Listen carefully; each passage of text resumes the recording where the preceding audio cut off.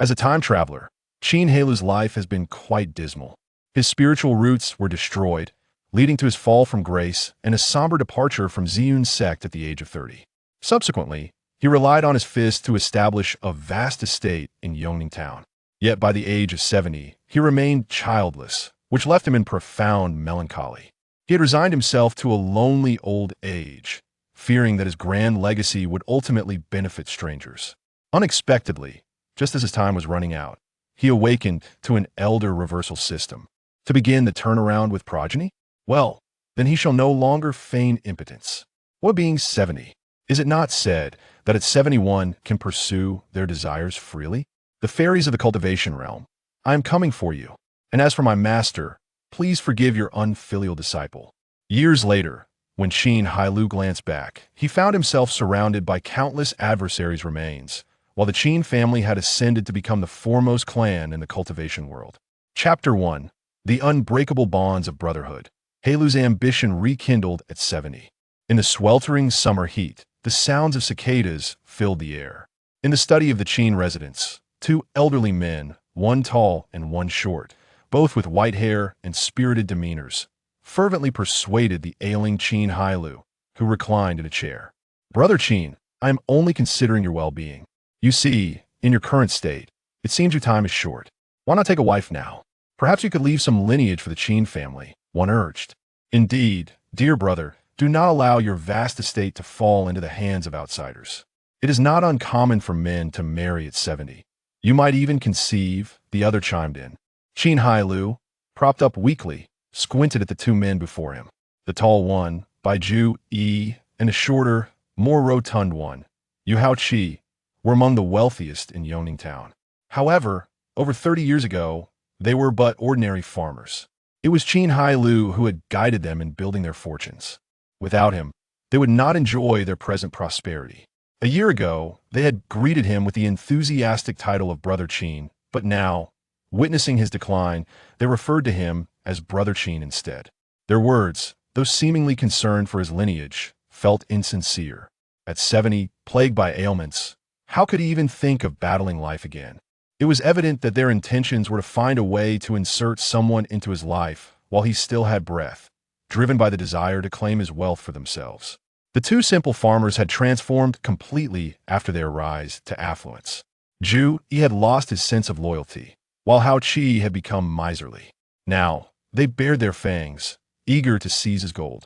Qin Hailou lay back down, bitterness overwhelming him. As a time traveler, he felt he had utterly failed. After graduating at 22, a trip to Mount Tai led to his fall from a cliff, and he found himself in this realm of cultivation. With dreams of immortality, he joined Ziyun's sect, where he was recognized for possessing a high-quality spiritual root. In this world, spiritual roots ranked from 9 to 1, with 1 being the highest. It was said there were even celestial-grade roots above that. Those with such roots could ascend to immortality as long as they cultivated diligently. As an overweight university graduate, possessing a 4th-grade spiritual root was extraordinary. Surely, if others in his place were to have such roots, they would easily surpass the 2nd grade. Qin Hailou had once envisioned a bright future, but during a sect competition, his roots were deliberately shattered, causing his cultivation to plummet from the 9th layer of qi refinement to the 9th layer of body refinement. At 30, he left Ziyun's sect in despair, settling in Yongning Town, where he built his vast estate, but remained without offspring due to hidden injuries. Now, at 70, his wives had departed, leaving him alone and desolate. To add insult to injury, he was now being manipulated by former subordinates. At that moment, the resentment he had harbored for years reached its zenith. Host resentment has reached the required threshold. The offspring continuation system is now loading. What? Upon hearing the mechanical voice in his mind, Qin Hailou was momentarily stunned, then overwhelmed with joy. Am I coming back to life? Yet soon, a sense of melancholy washed over him. The notion of continuing his lineage sounded like a call to father children, but at 70, he felt powerless. Why did you take so long to arrive? Host, please do not blame me. Only after a great fall can one rise again. It has been years since I've been active in that regard. How can you expect me to conceive? Qin Hailou replied, exasperated. System loading complete. A pregnancy fortune gift package has been provided. Detected that the host has no offspring. The first task is marry/take concubines, lifespan 5. Qin Hailou was overjoyed and quickly examined the contents. The so-called gift package included a cultivation technique and 3 pills. The technique, known as chaos cultivation method, was a dual cultivation practice that enhanced both parties' spiritual roots and cultivation levels. The 3 pills consisted of a longevity pill, a marrow cleansing pill, and a vitality pill. The longevity pill extended life by 5 years. The marrow cleansing pill healed his hidden injuries, and the vitality pill invigorated his vitality. It was as if these pills were tailor-made for him. Content. Qin Hailou nodded and began to study the system further. The instructions stated that for each child he fathered, he would gain 5 additional years of life, and if the child possessed spiritual roots, he would receive an extra 5 years. As his spiritual roots were restored and enhanced, he would also receive rewards such as spirit stones. Moreover, to assist the host in producing more offspring with spiritual roots, the system included a feature to assess pregnancy potential. This was based on the woman's appearance, figure, spiritual roots, and cultivation level, yielding a score. In simpler terms, using a 100-point scale, the higher the pregnancy potential score, the greater the chance of bearing children with spiritual roots. Upon reading this, a surge of ambition ignited within Qin Hailou, dispelling the aura of despair that had enveloped him. What being 70? It was the perfect age to take concubines. Seeing Qin Hailou's sudden flush of color, Baiju E, who sat across from him, mistook it for a revival of spirit and hurriedly steered the conversation back to the matter at hand. Brother Qin, I genuinely care for you. To ensure the Qin family legacy continues, I would sacrifice my pride. I have a beloved granddaughter of prime age. With your approval, she could become the future matriarch of the Qin family. Yu Hao Qi chimed in, for the sake of Brother Qin, I too have a granddaughter. She is not only beautiful, but also adept at managing a household, making her the perfect match for the Qin family. Qin Hailou's wandering thoughts were abruptly pulled back by their words, and he couldn't help but express his feelings. You two truly embody the essence of brotherhood. Here I am at 70, and you're still trying to offer your granddaughters to me, fearing my family's fortune will fall to outsiders. His sarcasm made the sensitive Yu Hao Qi momentarily uncomfortable, but he quickly regained his composure, rationalizing to himself. After all, he has no heirs, and the family fortune cannot be taken with him. It is better for it to benefit a brother than a stranger. Besides, I will be gaining a lovely granddaughter in the process. It is a win-win for Qin Hailou. Baiju E remained unfazed, continuing with his unabashed flattery. Brothers like us, these are trivial matters. Qin Laudi has no one to attend to him, and both you Laudi and I cannot bear to see it. What do you think, brother? Please give us a clear answer. I regard you as brothers, yet you wish to play the role of my grandfather? In the past, Qin Hailou would have directly scolded them for their shamelessness and driven them out, choosing instead to await his demise in solitude. However, with the advent of the system, he was troubled by the lack of subjects for experimentation, and here were 2 eager souls offering their assistance. In response, Qin Hailou could only exclaim, everyone should learn what it means to be brothers. This is what it truly means. Was it to risk one's life for a brother? This is brotherhood. One can even offer their granddaughter. The 2 men gazed at Qin Hailou with fervent anticipation, awaiting his reply. Qin Hailou felt a surge of joy inside, though his expression remained somewhat conflicted as he hesitated to say, how about I meet her first? The 2 men were elated and hastily instructed their attendants. Quickly return home and summon the young lady. Chapter 2. By Lu's Delayed Affection. In the study, silence enveloped the room. Qin Hailou reclined in his chair, resting his eyes while secretly continuing to delve into the system. Baiju E and Yu Hao Qi sipped tea, occasionally exchanging fierce glares, their tension palpable. Once brothers, they were now rivals. The fate of the Qin family estate would ultimately depend on whose granddaughter garnered Qin Hailou's favor.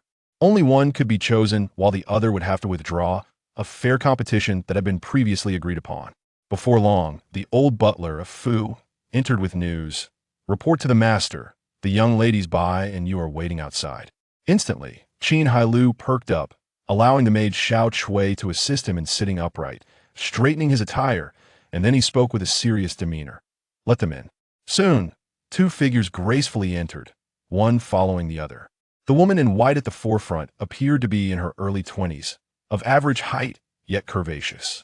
Adorned with a white flower, her complexion was fair, her oval face framed by delicate features, and her expressive, sorrowful eyes conveyed a hint of melancholy. Indeed, to be charming in mourning attire was no exaggeration. This woman exuded an aura of gentle maturity. Qin Hailou swallowed discreetly, as this brought to mind a realization he had only grasped after his arrival in this world. His gaze shifted to the young girl in red behind her. The girl in red, merely 17 or 18, radiated youthful freshness. With a heart-shaped face, a prominent nose, and a sculpted jawline, she possessed an exotic allure. Tall and statuesque, her height suggested that her legs were no less than a meter long. Her hair was styled in a high ponytail, embodying the essence of youth. Yet at this moment, she frowned and pouted, her face betraying her displeasure. After a moment of observation, Qin Hailou utilized the system to assess the potential of the two women. The woman in white had a potential value of 35, and he rated her beauty at 82. The girl in red had a potential value of 30, and he rated her beauty at 80.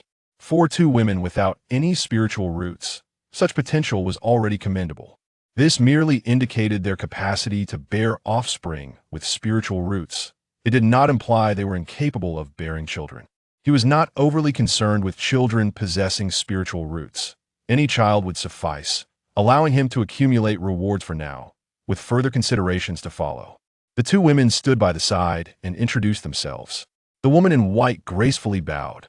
"I am Bai Lu, honored to meet you, Qin." "Qin Laoi." The girl in red reluctantly added, "Yu Qi, greetings, Qin grandfather." Bai Ju cast a glance at Bai Lu, his brow furrowing as he stepped forward to remove the white flower from her hair, discarding it to the ground with a heavy stomp. "Nonsense. Who allowed you to wear this?" The white flower was traditionally worn by a woman in mourning for her husband. Qin Hailou, previously puzzled, then inquired, "By brother, has this woman already been promised to someone?" Bai Ju smiled awkwardly and explained, "Do not blame me. Laudi, Luer was indeed betrothed to a family, but the man passed away before they were wed. I swear she has remained chaste in her boudoir, so please do not take offense." Beside him, Yu Haoqi, true to his nature as a good comrade, seized the opportunity to interject. "Is that so? I have heard it was not one engagement, but 3. She has outlived 3 men. By brother, you are being somewhat unfair to Qin Laudi." Bai Ju shot him a furious glare, immediately retorting, and the two erupted into a quarrel. As the tragic past was laid bare, Bai Lu's expression grew increasingly sorrowful. Only then did Qin Hailou realize that the Bai family had a girl who had been promised to 3 men, and it turned out to be Bai Lu standing before him. This girl had indeed endured a tragic fate. Promised to 3 men, none had lived to claim her. This left Bai Lu with a tarnished reputation. Despite her striking appearance, no one dared to marry her, fearing for their lives. Now, summoned by Bai Ju for a match with him, it seemed as though they wished for him to perish sooner. Nevertheless, Qin Hailou held no reservations. Regardless of the circumstances, he intended to choose both women. Qin Hailou declared, "There is no need for you two to argue. I will take both of them." With his objective achieved, the 2 men first felt joy, followed by confusion. Which one does Laudi want? Qin Hailou's wrinkled face contorted into a smile. Who else could it be? Naturally, I want both. Upon hearing this, Bai Ju and Yu Haoqi were left dumbfounded. This was not what they had anticipated. Seeing Qin Hailou in his weakened state, how could he speak with such bravado? The 2 women also appeared bewildered, anxiously glancing at their elders, their faces filled with hope. Bai Ju, being the eldest brother, was the first to regain his composure, his mouth twitching. Qin Laudi is certainly jesting. There can only be one matriarch. Who says I am marrying? Qin Hailou's face turned somber as he reminisced. My beloved wife has passed. I vowed never to remarry. Bai and you ladies, I can only offer you the position of concubines. What? Bai Ju and Yu Haoqi simultaneously rose, exclaiming in disbelief, "Impossible. Please do not rush. Allow me to finish." Qin Hailou reassured them. "I am aware my time is limited, and seeing your earnest intentions, I cannot bear to refuse. Furthermore, with no heirs to the Qin family, It would be better for my substantial estate to remain within your hands rather than fall into the hands of outsiders. Regarding the two ladies, I shall draft a will, ensuring that upon my passing, the entirety of the Qin family's assets will be divided equally between you. This shall serve as my form of compensation. Qin Hailou's words left them in stunned silence, their brows furrowed, hesitance creeping in. Initially, upon hearing of the proposal to make the two women concubines, they had been resolutely opposed. Yet now, realizing that they would each inherit half of the Qin family's estate, upon reflection, it appeared to be a viable option. Sacrificing a woman's reputation in exchange for half of the Qin family's wealth seemed undeniably advantageous. As for the whispers behind their backs, apologies, but they heard nothing. Both men sighed inwardly. Let the girls endure a little hardship for now. Baiju Yi, having made a decision, glanced at Yu Haoqi, who nodded in agreement, and then spoke. Very well, we accept, but the will must be written immediately. Deal. Qin Hailou beamed with joy. Bai Lu's countenance instantly fell, her head bowed, her heart lamenting. My life is so miserable. Yu Qi, filled with indignation, exclaimed, I would rather die than marry. She then fled the study in tears. Yu Hao, unfazed by her outburst, cheerfully approached to observe Qin Hailou drafting his will. Qin Hailou composed 3 identical wills in one breath. Upon witnessing this, the two reached out to take them, but were halted by Qin Hailou. Do not be hasty. Once they officially enter the household, the wills will be delivered to you. Reluctantly, they withdrew their hands, and Baiju inquired, when do you intend for them to enter the household? That depends on you. I have no preference, Qin Hailou replied nonchalantly, for his days were numbered, and it was not his urgency at stake. Indeed, the two exchanged glances and quietly retreated to a corner to confer. After a short while, Baiju returned with a beaming smile, exclaiming, Then it shall be in 3 days. Chapter 3. The 70-year-old man encounters joyous events and indulges in unrestrained revelry initially, according to the notions of Baiju and Yu Haoqi. They planned to quietly escort the granddaughter to the Qin residence in 3 days, as it was not a particularly honorable affair and discretion was deemed best. However, Qin Hailou stubbornly insisted on hosting a grand banquet to celebrate. Reluctant to argue with a dying man and motivated by the impending inheritance of the Qin family's fortune, they begrudgingly acquiesced. Qin Hailou further instructed the steward to distribute invitations far and wide, preparing for an extravagant celebration. He intended to proclaim to all, I am 70 years old, yet still capable of battle. After 3 days of anticipation, the entire Yongning town was abuzz with excitement. Breaking news. The Qin, Bai, and Yu families unite powerfully. Old Master Qin, at 70, rejoices in acquiring 2 beautiful brides. This sensational announcement rippled through the town like a stone thrown into still waters, creating countless waves of gossip.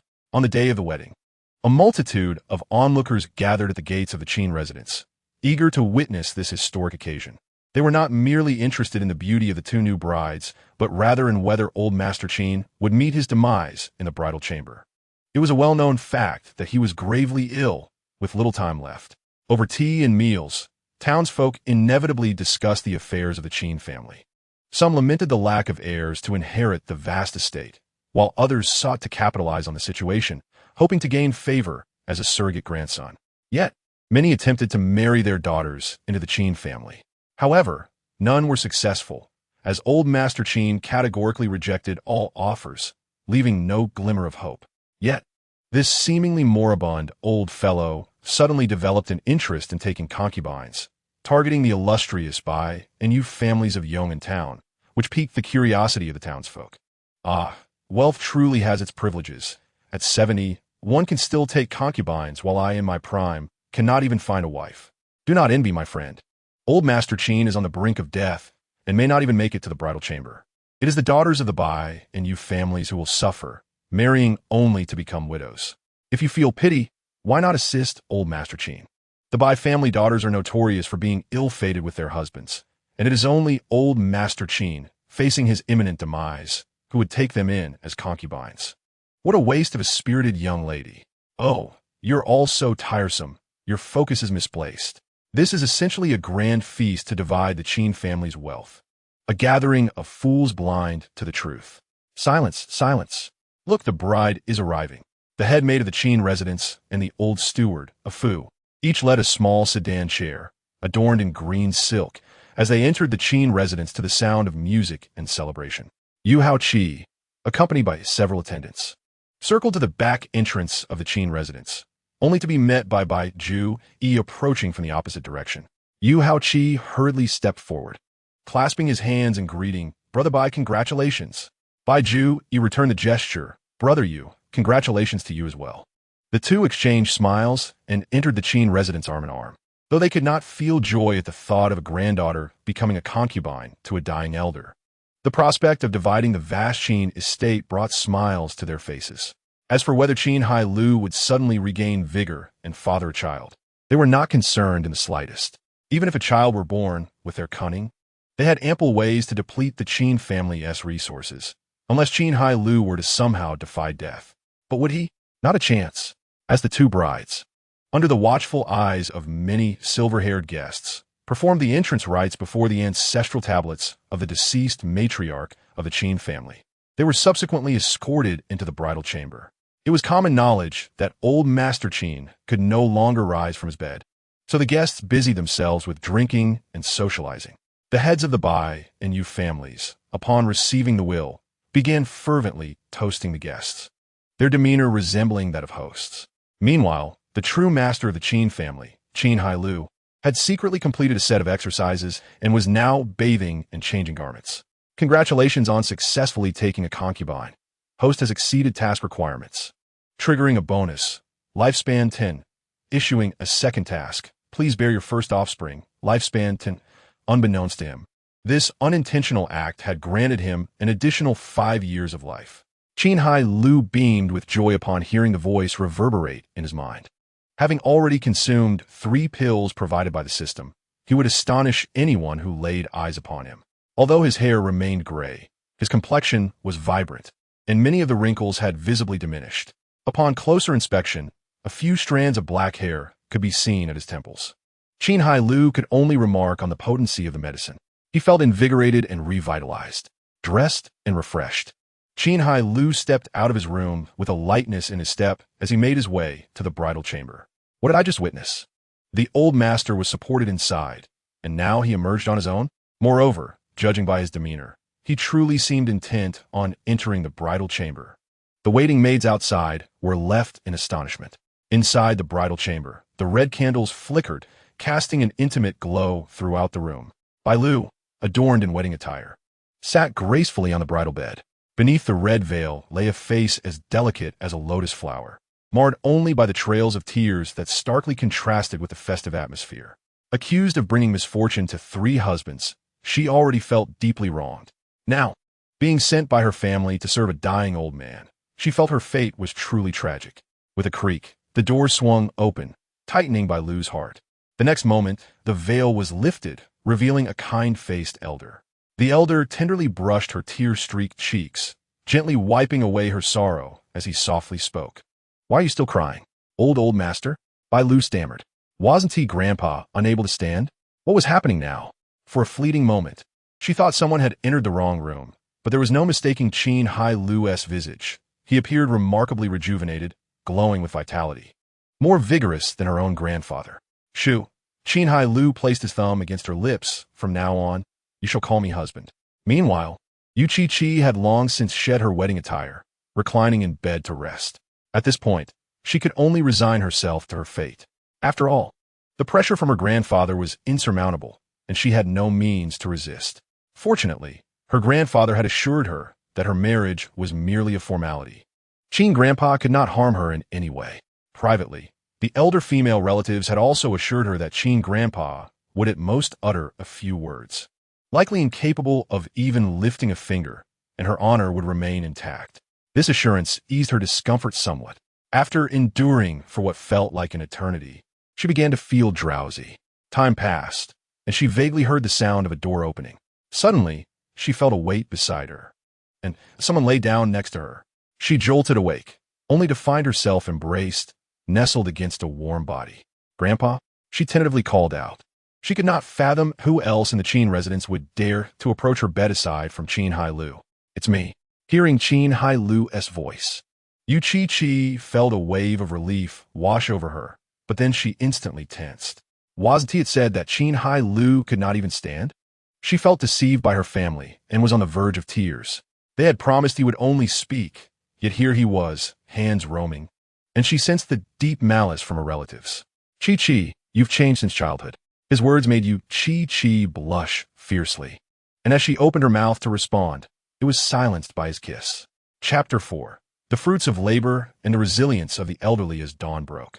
Upon returning to his study, Qin Hailou commanded his steward, a Fu, "From this day forth, the Qin residence shall remain closed to visitors. No one is to enter." "Understood." A Fu replied with an exuberant countenance, buoyed by the improvement in his master's health and the renewed hope for a better life. Qin Hailou remained steadfast in his mission, resolute in his determination to father his son. Various tonics flowed into his system as if they were free, replenishing his depleting vitality.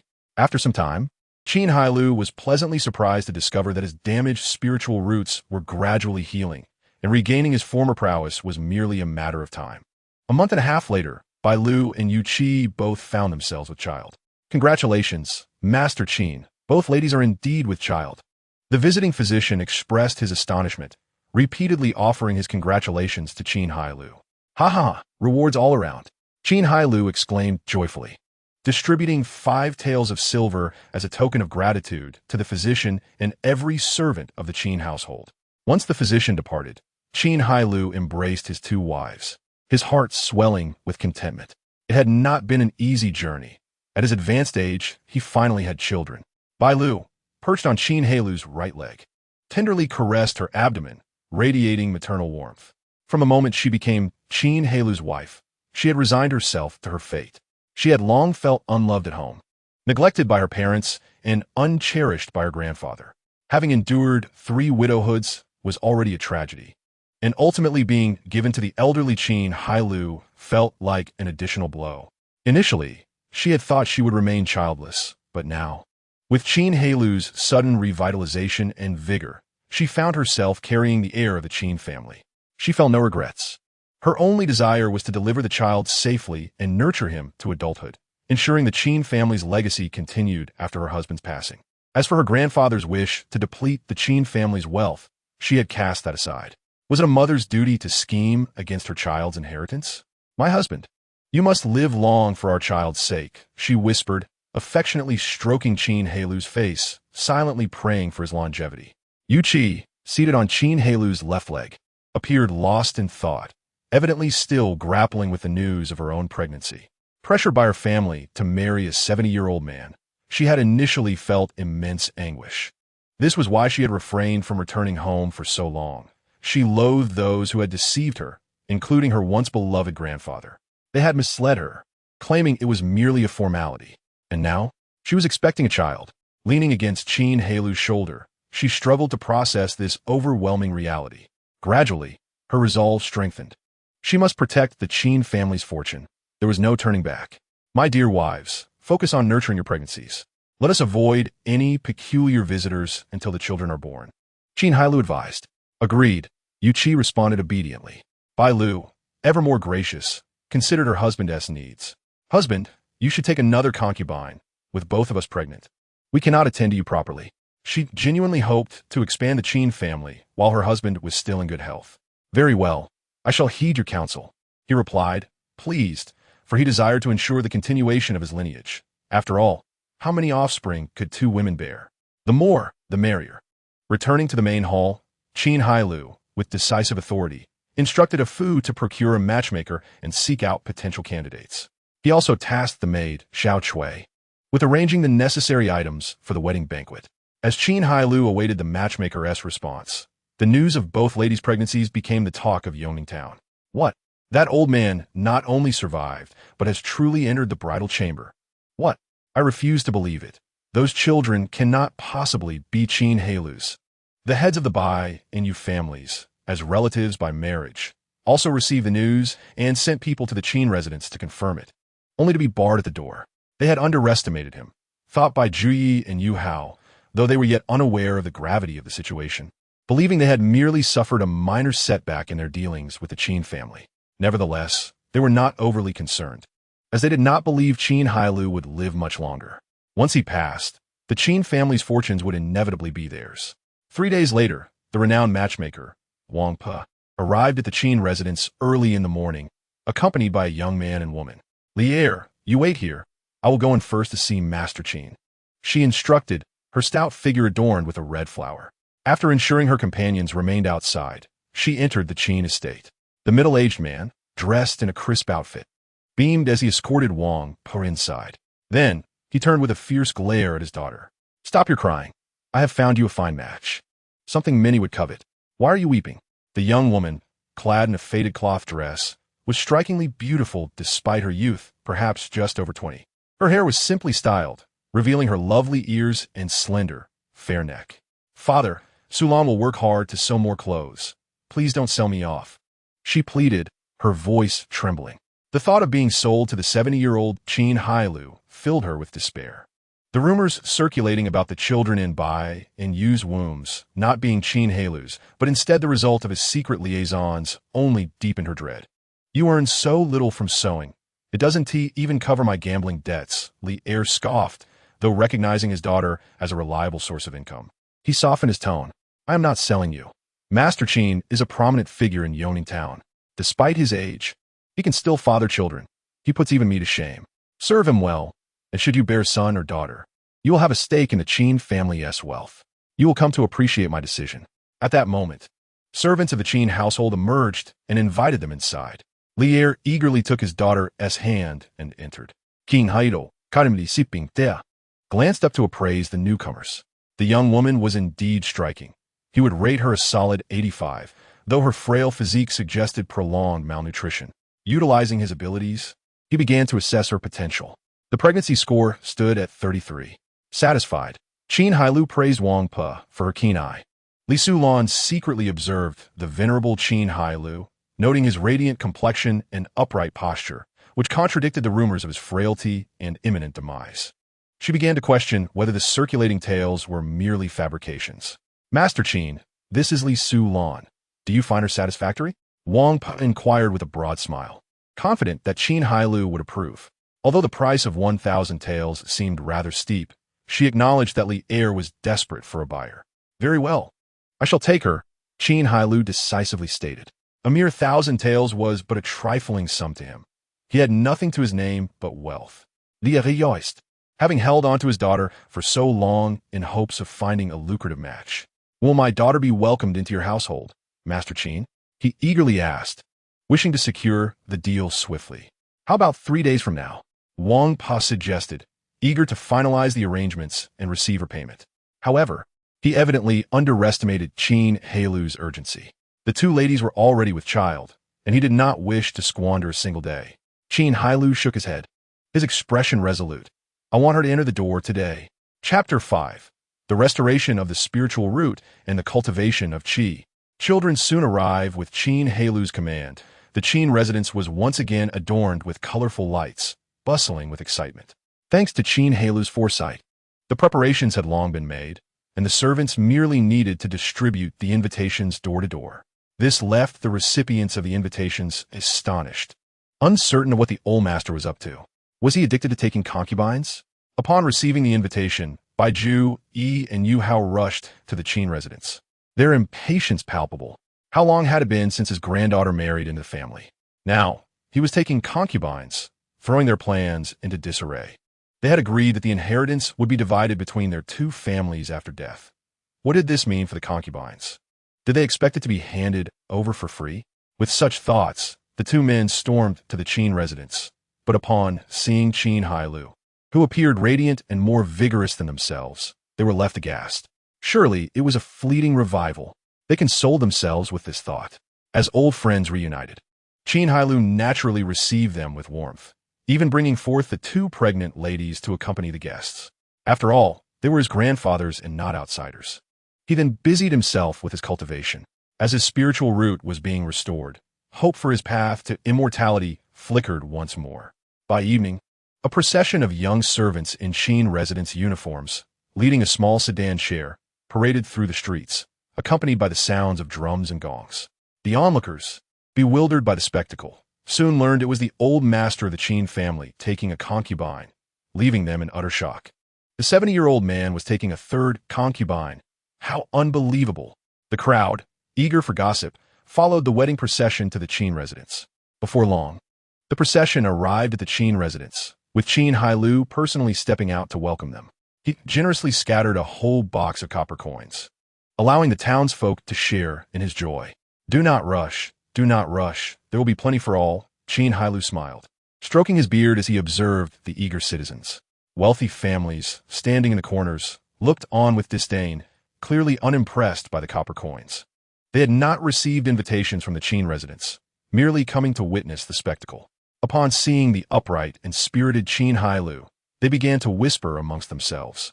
If anyone dares tell me that the old master is gravely ill and nearing death, I shall not hesitate to silence them. Look at him, aside from his silver hair. He appears younger than I. Some voiced contrary opinions. No, the old master has been bedridden for nearly a year. This is common knowledge. I suspect this is merely a fleeting revival. At this moment, a skeptic chimed in. Come now, your grandfather is also over 70 and requires assistance even to relieve himself. Where is his revival? Another jested. I believe the old master is taking a concubine to revitalize himself. Why not try it on your grandfather? Perhaps, if he is pleased, he might even share some of his inheritance with you. The man who had been mocked felt a twinge of temptation. He secretly arranged for a woman to visit his grandfather, only to find the old man had passed the next day, resulting in a severe beating and nearly being cast out. Qin Hailou bid farewell to his guests, his steps light as he made his way to the bridal chamber under the envious gazes of the elderly. Upon entering, he dismissed the attending maids and approached Li Solan. Lifting her red veil, in the glow of the red candles, her face appeared increasingly radiant. Her lips, adorned with rouge, resembled ripe cherries, evoking a desire to take a bite. Yet, this beauty was marred by the tear streaks on her face. Why must every woman who marries me shed tears first? Qin Hailou mused, reaching out to wipe away her tears. In the time that followed, Qin Hailou remained by Li Solan's side. A month later, it was no surprise when Li Solan became pregnant. The news spread once more, leaving the people of Yong'an town in disbelief, no longer subscribing to the notion of a fleeting revival. Those who had seen the old master in his current state dismissed the rumors circulating that he was incapable, and that another man had entered the bridal chamber. In less than 3 months, she was carrying 3 children. Who else possessed such vigor? Bai and Yu, the 2 family heads, sighed in despair, often clutching the will that seemed perpetually out of reach. Qin Hailou, filled with joy, reassured his 3 concubines, brimming with anticipation for the impending children. He then devoted himself wholeheartedly to cultivation. Congratulations, host. The spiritual root has been restored to the 9th rank, low tier, reward of 500 low tier spiritual stones. The 9th rank, low tier, had preliminarily met the minimum requirements for cultivating immortality. The cultivation of Qi was now within reach. To break through to Qi cultivation, the most crucial step was to sense the flow of Qi and draw it into the body. Previously, the destruction of his spiritual root had stymied him at this very step. Qin Hailou secluded himself in the specially designated cultivation chamber, remaining there except for eating, drinking, and other necessities. With previous experience, this time, in merely half a month, Qin Hailou sensed the elemental energy of heaven and earth, completing the first step of his cultivation. The next phase was drawing the energy into his body, a lengthy process. Even when he possessed a commendable spiritual root and extraordinary talent, it had taken him over 3 months previously. This time, however, it took even longer.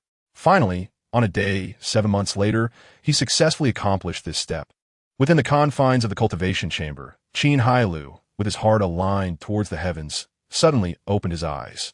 A fierce wind swept through the enclosed space, causing his hair and beard to flutter and the furniture within to topple. After some time, calmness returned. Qin Hailou, have returned. As he felt the nascent spiritual energy within him, a complex array of emotions washed over him.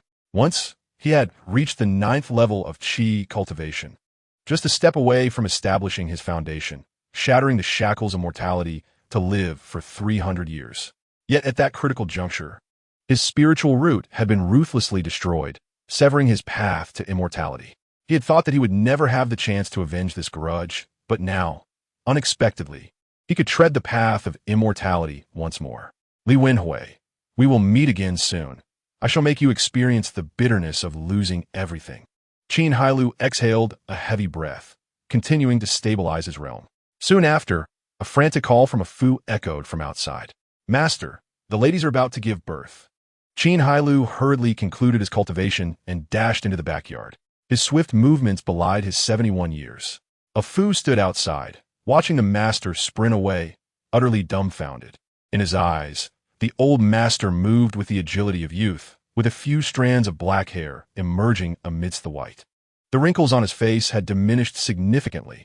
He could easily pass for 40. Has the master attained immortality? Unaware of a Fu's thoughts, Qin Hailou pressed on. For the first time in his 71 years, experiencing the joy of fatherhood. This emotion was both exhilarating and somewhat daunting. At that moment, he felt like a child about to receive a beloved toy, filled with immense excitement. Of course, this was his initial experience, making it understandable to feel this way. However, in the future, he would likely not even bat an eyelash. Chapter 6. The Qin family has a daughter named Qin Xian, aspiring for a dragon among sons. Push. My lady, push with all your might. My lady, hold on, it will be over soon. My lady, give it one last effort. The head is already emerging. Listening to the midwife's urging and the desperate cries of the two women, Qin Hailou anxiously paced back and forth in the corridor outside. He rubbed his hands and clenched his fists, wishing he could enter and offer encouragement. To his surprise, both women were in labor on the same day, an occurrence he had not anticipated. He had thought they would at least be staggered by a few days, but they had coincidentally given birth at the same time, leaving him feeling overwhelmed. Fortunately, this torment did not last long, as a wail soon emanated from Bailu's room. She had given birth. Qin Hailou celebrated with a triumphant fist. Moments later, the door swung open, and the midwife emerged, beaming. Congratulations, Lord Qin. Madame Bailu has given birth to a precious daughter. Qin Hailou was filled with joy and rushed into the room. Bailu leaned against the headboard, cradling the child in her arms, radiating maternal warmth. Upon seeing Qin Hailou, she smiled. My lord, come and see our child. Qin Hailou wiped away non-existent sweat from his hands and carefully took the baby, playfully teasing her. Sorry. My husband. I could not bear a son for the Qin family. Bailu's face revealed a hint of disappointment. She had been convinced it would be a boy, especially since she craved sour foods during her pregnancy. Qin Hailou, however, was indifferent to the child's gender. After all, she was still his child, and he was in good health, not worried about having a son in the future. My dear, do not fret. Who says we can only have one? Just ensure you do not fear childbirth in the future, Qin Hailou joked. Although Bailu blushed deeply, she resolutely replied, My husband's bloodline is thin. I am willing to bear as many children as needed to help your lineage flourish. At this moment, she noticed a change in Qin Hailou, staring at him in surprise. My husband, you seem to have grown younger? Qin Hailou smiled faintly, not responding, but instead used the system to check if their daughter possessed a spiritual root. In the next instant, he was bombarded with a series of notifications from the system. Ding! Congratulations, host, on the birth of your first offspring. Task completed. Lifespan increased by 10 years. Ding! Detected that the host's offspring possesses a low-grade, 9th-tier spiritual root. Lifespan increased by 10 years. Ding! Host has completed the task of giving birth to the first offspring with a spiritual root ahead of schedule. Lifespan increased by an additional 20 years. Ding! Host has given birth to an offspring. The basic system shop is now open. Ding! Task issued. Host's offspring count reaches 10. Lifespan increased by 50 years. Ding! Task issued. Host's offspring with spiritual roots reaches 5. Lifespan increased by 100 years. Please, host, do not forget your original intention. Continue to make efforts and expand your lineage to enjoy a life of triumph. Qin Hailou stood in stunned silence, momentarily dazed by the generous rewards. In a brief span, his lifespan had been replenished by 40 years. The system shop piqued his curiosity, but he was interrupted by Bailu. My husband, please name our child. Seeing that Qin Hailou did not mind having a daughter, Bailu felt elated. Qin Hailou had initially considered naming her Qin Lan, but now, given her spiritual root, he felt it was no longer suitable. After pondering for a moment, he declared, Let her be called Qin Xian. Bailu repeated the name softly. Hesitating, my husband, is this name a bit too sharp? I fear our child may not be able to bear it. Qin Hailou smiled and explained, my dear, our child possesses a spiritual root. She may one day embark on the path of immortality. Really? Bailu's face was filled with disbelief. Why would I deceive you? Seeing Qin Hailou's earnestness, Bailu finally believed him and eagerly took their daughter, cradling her while murmuring her name. At that moment, a louder cry resonated from the neighboring room. Soon after, the midwife who had assisted Yuchichi arrived, delivering congratulations. Congratulations, Lord Qin. Madam, you has given birth to a healthy boy. Qin Hailou couldn't contain his delight. Stroking his beard and laughing heartily, Bailu urged him, my husband, go and see Sister Yu. I'm fine here. The two women, both married to Qin Hailou and living next door, had always shared a strong bond. Knowing that their daughter possessed a spiritual root, Bailu's earlier disappointment at not having a son had vanished. Qin Hailou stepped out and turned into Yuchichi's room. Being younger, Yuchichi struggled to calm her crying child, no matter how she tried, and was on the verge of tears herself. Upon seeing Qin Hailou, she quickly sought his help. My husband, the child stop crying. Please help. Strangely enough, as soon as the child was placed in Qin Hailou's arms, he ceased crying, gazing up with big, curious eyes, as if examining the elderly man before him. Qin Hailou eagerly checked the child, but regrettably discovered that the son did not possess a spiritual root. It was to be expected. Given Yuchichi's lower vitality during her pregnancy, the odds were not in their favor. Ding! Host has given birth to an offspring. Lifespan increased by 5 years. 5 years were added to his lifespan, a modest consolation. Seeing the child quiet down, Yuchichi sighed in relief and examined the unusual pairing of father and son, unable to suppress a chuckle. Why are you laughing, my dear? Qin Hailou asked, puzzled. Oh, it's nothing, Yuchichi replied shyly, changing the subject. My husband, please name our child.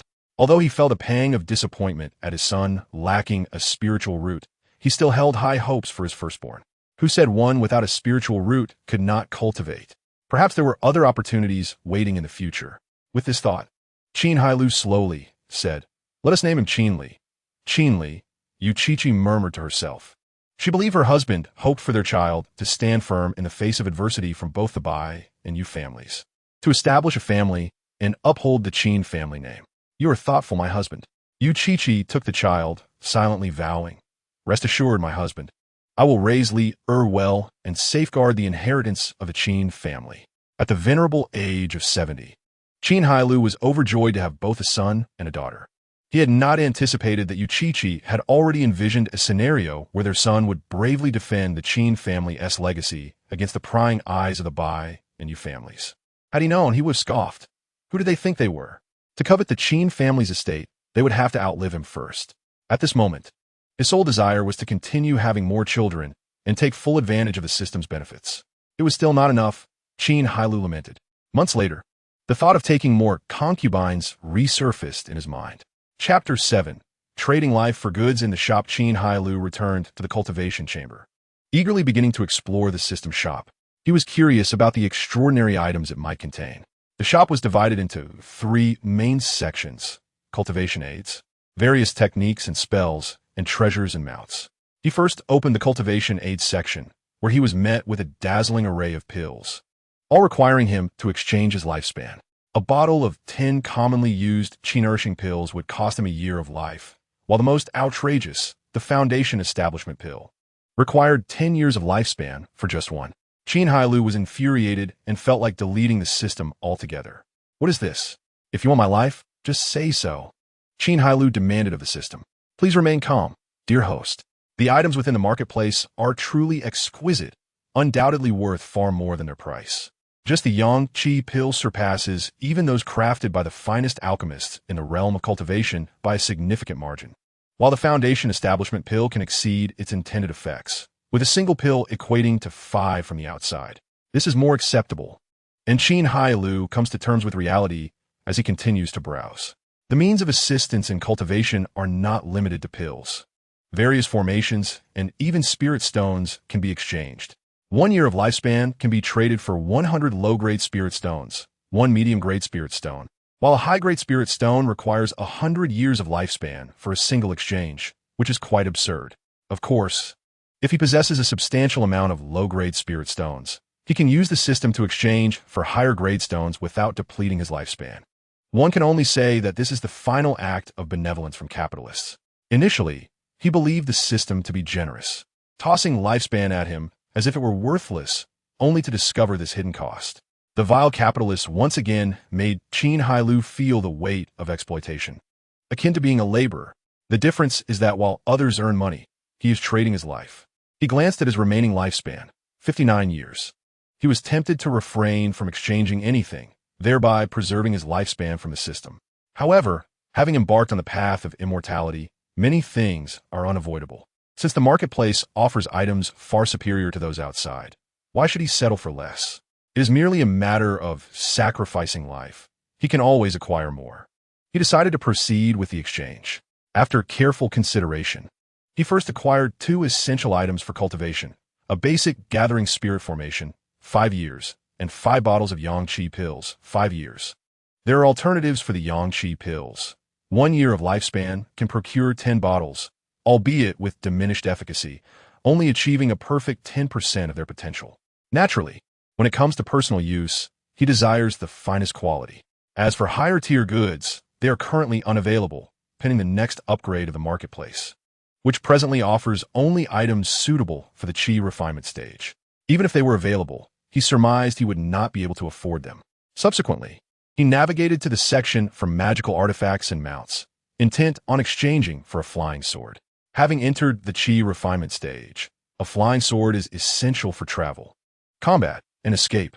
Magical artifacts are categorized into 4 grades: heaven, earth, mysterious, and yellow, with each grade further divided into upper, middle, lower, and supreme tiers.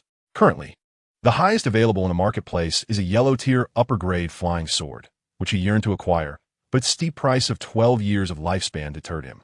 Ridiculous. Would I give up my life? Ultimately, he spent 3 years of lifespan to obtain a lower-grade yellow-tier flying sword. As for mounts, he glanced at the options, none of which he could afford at this moment. Fortunately, the mounts feature a summoning function, allowing him to summon one for battle at the cost of half the required lifespan for a single hour. For instance, a permanent exchange for a mount suitable for early foundation establishment would necessitate 60 years of lifespan, but he could summon it for a single battle at the cost of 25 years. However, this seemed like a substantial loss. At this point, Qin Hailou had essentially acquired all the necessary items, leaving only cultivation techniques and secret arts.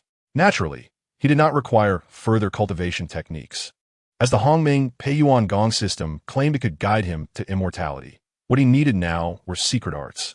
Previously, he had learned some at Ziyun sect, but upon leaving his sect, those memories were erased as per protocol. Even as a disciple of the Yinu Peak Master, he could not violate the rules. Qin Hailou opened the cultivation techniques and secret art section, examining it closely. It was not until he reached the last page that he was captivated by a beam of golden light. Upon closer inspection, he discovered a secret art named Killing Life to Slash the Heavens. Moreover, it was a top-tier Earth-grade secret art. Why would a top-tier Earth-grade secret art appear in a yellow-tier marketplace? Qin Hailou found himself momentarily perplexed and clicked to view the details. Killing Life to Slash the Heavens. I entered the Tao through slaughter, creating this technique to unleash a strike capable of slaying gods by overextending my life. I traversed the realm of cultivation with this technique, unmatched by any foe, yet this also leads to the depletion of life, resulting in a regretful demise. Thus, I urge future generations to heed this warning and tread carefully. Evaluation. I am formidable, but you must possess sufficient lifespan. Qin Hailou finally grasped the reason this secret art was available in the yellow-tier marketplace. Not everyone has the luxury of lifespan to utilize such a technique. But does this not seem tailor-made for him? He relishes such a straightforward yet powerful skill. After a single strike, there would be no need for further action. Either his enemy would perish, or he would strike again. As for the cost of life, he mused, I may not have long to live, but I can still procreate. Qin Hailou held an optimistic view regarding the future of his offspring. He examined the price, 30 years of lifespan. Gritting his teeth, he decided to proceed with the exchange. Upon completion, a wave of weakness suddenly washed over him. and he checked his life bar, which was now in the red. Remaining lifespan, 16 years. The 4 items had nearly depleted his lifespan, leaving him with only 16 years to live. Despite this, Qin Hailou felt it was worth it. The killing life to slash the heavens was exceedingly powerful. He feared that if he delayed further, it might no longer be available. At this moment, Qin Hailou distinctly felt his vitality return to the invigorating state he had experienced after consuming the 3 pills gifted by the system. A stark contrast to his state after breaking through to the Qi refinement stage. He now held but one thought: to strive relentlessly, for his time is running short. However, his wives were either pregnant or just recently gave birth. In his frustration, Qin Hailou could only immerse himself fully in cultivation, refining his magical artifacts and mastering the basics of killing life to slash the heavens. With the aid of pills, spirit stones, and the gathering spirit formation, Qin Hailou clearly felt his cultivation speed accelerate compared to before. A month later, he was anticipating the arrival of his 3rd child. Li Sulan was about to give birth. Chapter 8. Qin Hailou welcomes another son, and the midwife returns once again. On this day, Qin Hailou waited outside Li Sulan's door early, but this time he felt no sense of urgency. His heart was quite tranquil, filled with anticipation for whether the child would possess spiritual roots and how much lifespan he might gain. After all, he truly found his lifespan to be insufficient. With a resounding cry, the child finally entered the world. As customary, Qin Hailou rewarded the midwife and entered the room to visit Li Sulan and their child. Thanks to various supplements and Qin Hailou's continuous care, Li Sulan had long since shed her initial frail appearance. She had become considerably plump, yet curiously, her waist remained as slender as before, with flesh having filled out appropriately. "Husband, I have given you a son," Li Sulan beamed upon seeing Qin Hailou, her face radiant with joy. In that moment, every smile and gesture of hers radiated an irresistible charm. "Thank you for your hard work, my dear." Qin Hailou took the child and began to assess him. Ding! Detected host's offspring possesses low-grade, 9th-tier spiritual roots, lifespan, 10 years. Much like Bai Lu's child, he too bore low-grade, 9th-tier spiritual roots. It seems probability truly is a wondrous thing. Qin Hailou nodded in satisfaction and began to name the child. "My dear, our child possesses spiritual roots and can cultivate in the future. Let us name him Qin." "Really?" Li Sulan exclaimed in delight, joyfully cradling the child and softly cooing, "You're." Earlier, upon learning that Bai Lu's daughter possessed spiritual roots, she had been filled with envy. Now, with her own son able to cultivate, she felt a profound sense of belonging, knowing she would be the mother of an immortal.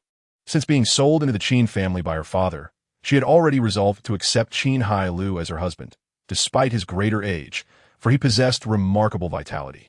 This allowed her heart to finally let go, as the external rumors were merely that, rumors. Qin Hailou joyfully accompanied the recently delivered Li Sulan, spending her time either cultivating or keeping company with Bai and Yu. Fortunately, heaven does not forsake those who are diligent. After a month, Bai fell pregnant first, and half a month later, Yu also conceived.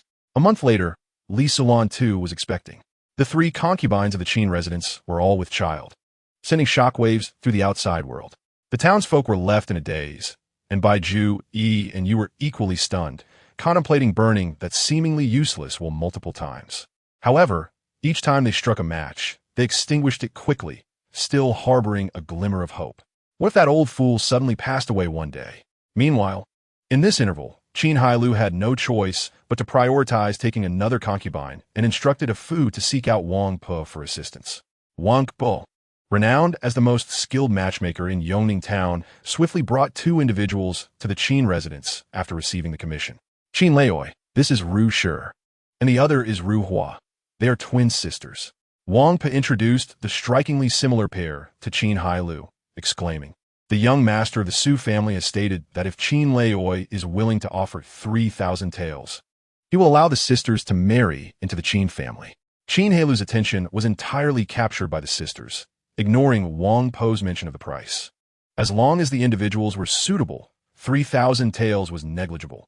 He had worked hard all his life to build this estate for such a moment. Both sisters were of similar height, standing over 1.65 meters, appearing no older than 17 or 18, youthful enough to seem as though they could be squeezed for water.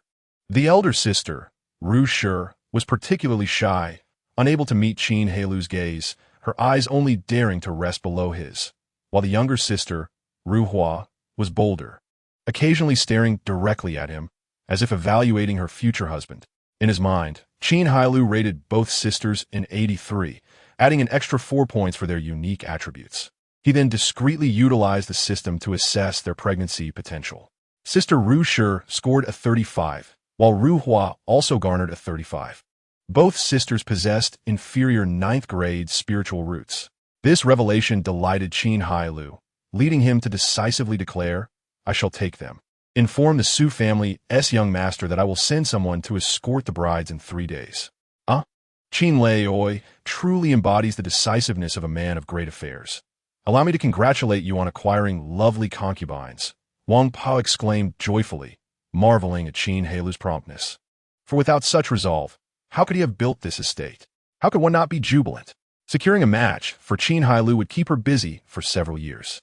Upon hearing this, the bolder Ru Hua shyly lowered her head, unwilling to look at Qin Hailou any longer. The sisters bore little resentment towards being indirectly sold to Qin Hailou by their father. They would eventually marry, and being wed to the esteemed Qin Hailou was a privilege in their eyes. Being a concubine of Qin Hailou was certainly more enjoyable than being a wife to an ordinary man. The tales of Qin Hailou's 3 concubines enjoying life had already spread throughout Yongning town, enticing many young women to aspire to join the Qin family. Observing the sisters' shyness, Qin Hailou suddenly felt inclined to jest. "Would you two be willing to become a concubine to a man over 70? Upon hearing this, the sisters lowered their heads even further, and after a moment, they murmured softly, "Of course, we are willing." Qin Hailou laughed heartily, stroking his beard. Chapter 9. Ru Shi and Ru Hua enter the Qin residence. Brothers in spirit return home, the news of Qin Hailou taking 2 more concubines, especially the Su sisters, once again sparked fervent discussions in the marketplace. This time, no one dared to declare that Qin Hailou was nearing death. Those with sense understood that Qin Hailou was in good health. How could one in poor health father 3 children and then have 3 concubines pregnant in such a short span? It had only been a little over a year since Qin Hailou first took a concubine, a feat that even a youthful man might find challenging to replicate. Was it Qin Hailou's prowess or the fertility of his concubines? Particularly, the Su sisters were coveted by many. Countless suitors had been rejected. Yet the over 70-year-old Qin Hailou had outmaneuvered them, leaving the young men of Yongning town despairing. The single youths in the marketplace harbored a desire to eliminate Qin Hailou to seize his position. The married men whispered behind their wives' backs, lamenting that Qin Hailou was unworthy of being a son. Some even resorted to secretly crafting effigies to curse him with a sudden demise. Bian Yu, upon receiving the invitation, sequestered themselves for 3 days, locked in the study, silently weeping over the now crumpled will. "Damn you, Qin Hailou, will you ever die?" Unbeknownst to Qin Hailou, who was preoccupied with cultivation, all matters were delegated to his steward A Fu and personal maid Xiao Chui as he awaited the arrival of his brides. 3 days later, the Qin residence once again erupted in a cacophony of firecrackers and drums. Servants bustled about preparing the banquet, hanging festive red lanterns. Amidst the flurry of joyous events, even the elderly steward A Fu felt rejuvenated. He stood at the entrance, welcoming guests, overwhelmed by the gifts pouring in. Perhaps the previous quietude of the Qin residence had stifled him. A Fu even wished to witness Qin Hailou marry 10 or 8 more wives in his lifetime, envisioning the resulting merriment. At this moment, Yu and Bai arrived at the Qin residence in quick succession. A Fu hurriedly approached to greet them. "Oh, Yu Laoi has come with Bai Laoi. Please come inside." Hearing this, Yu turned to glance at Bai Ju Yi's horse-like visage, flaring with indignation as he waved his sleeve dismissively and stepped aside. Who the hell came with him? Bai Ju Yi shot him a glance, snorted, and directly circumvented to the left side door. A Fu, scratching his head in confusion, was at a loss. These two had always been inseparable. What had caused this rift? It was no fault of a Fu's misunderstanding, for only the two of them truly understood the reason. Initially, it was Bai Ju Yi who proposed coming to deliver gifts to Qin Hailou. Attracted by the wealth of the Qin family, Yu saw profit in this alliance, and thus they came together to the Qin residence. However, over a year had passed, marriages had occurred, children had been born, yet the Qin family's wealth remained elusive. Qin Hailou stood like a sturdy pine tree, seemingly unyielding, tormenting them for no reason. You had lost his previous enthusiasm, redirecting his ire entirely towards Bai Ju Yi. This left Bai Ju Yi feeling wronged, thinking, I'm not even satisfied. Why are you blaming me? Who else should I blame? Consequently, during their next encounter, both men, filled with pent-up frustration, erupted into a quarrel, leading to a physical altercation where they exchanged several slaps. After that, they ceased all communication, treating each other as strangers. Today, encountering misfortune at the gates of the Qin residence, many vowed to return and leap over a fire pit for good luck. Soon after, servants from the Qin family arrived, bearing 2 small sedan chairs, accompanied by the sound of gongs and drums, entering through the side gate. Following the Lord's orders, a Fu began distributing money to the gathered crowd, elevating the festive atmosphere of the Qin residence. After paying homage to the tablet of the legitimate wife in a scene reminiscent of poetry and painting, he was guided into the bridal chamber by the maidservants, allowing Qin Hailou to emerge and entertain the guests. Noticing the considerable distance between Bai and Yu's seats, he promptly approached and pulled Yu Haoqi over, firmly seating him beside Bai Ju Yi. Dear friends, why do you appear so estranged? After all these years as brothers, there is no need for any discord. Today is my day of great joy. Let's raise a toast together. Both men, filled with inner turmoil, gazed at the increasingly youthful Qin Hailou and could only choke down their drinks, wishing that the cups contained not wine, but the blood of Qin Hailou.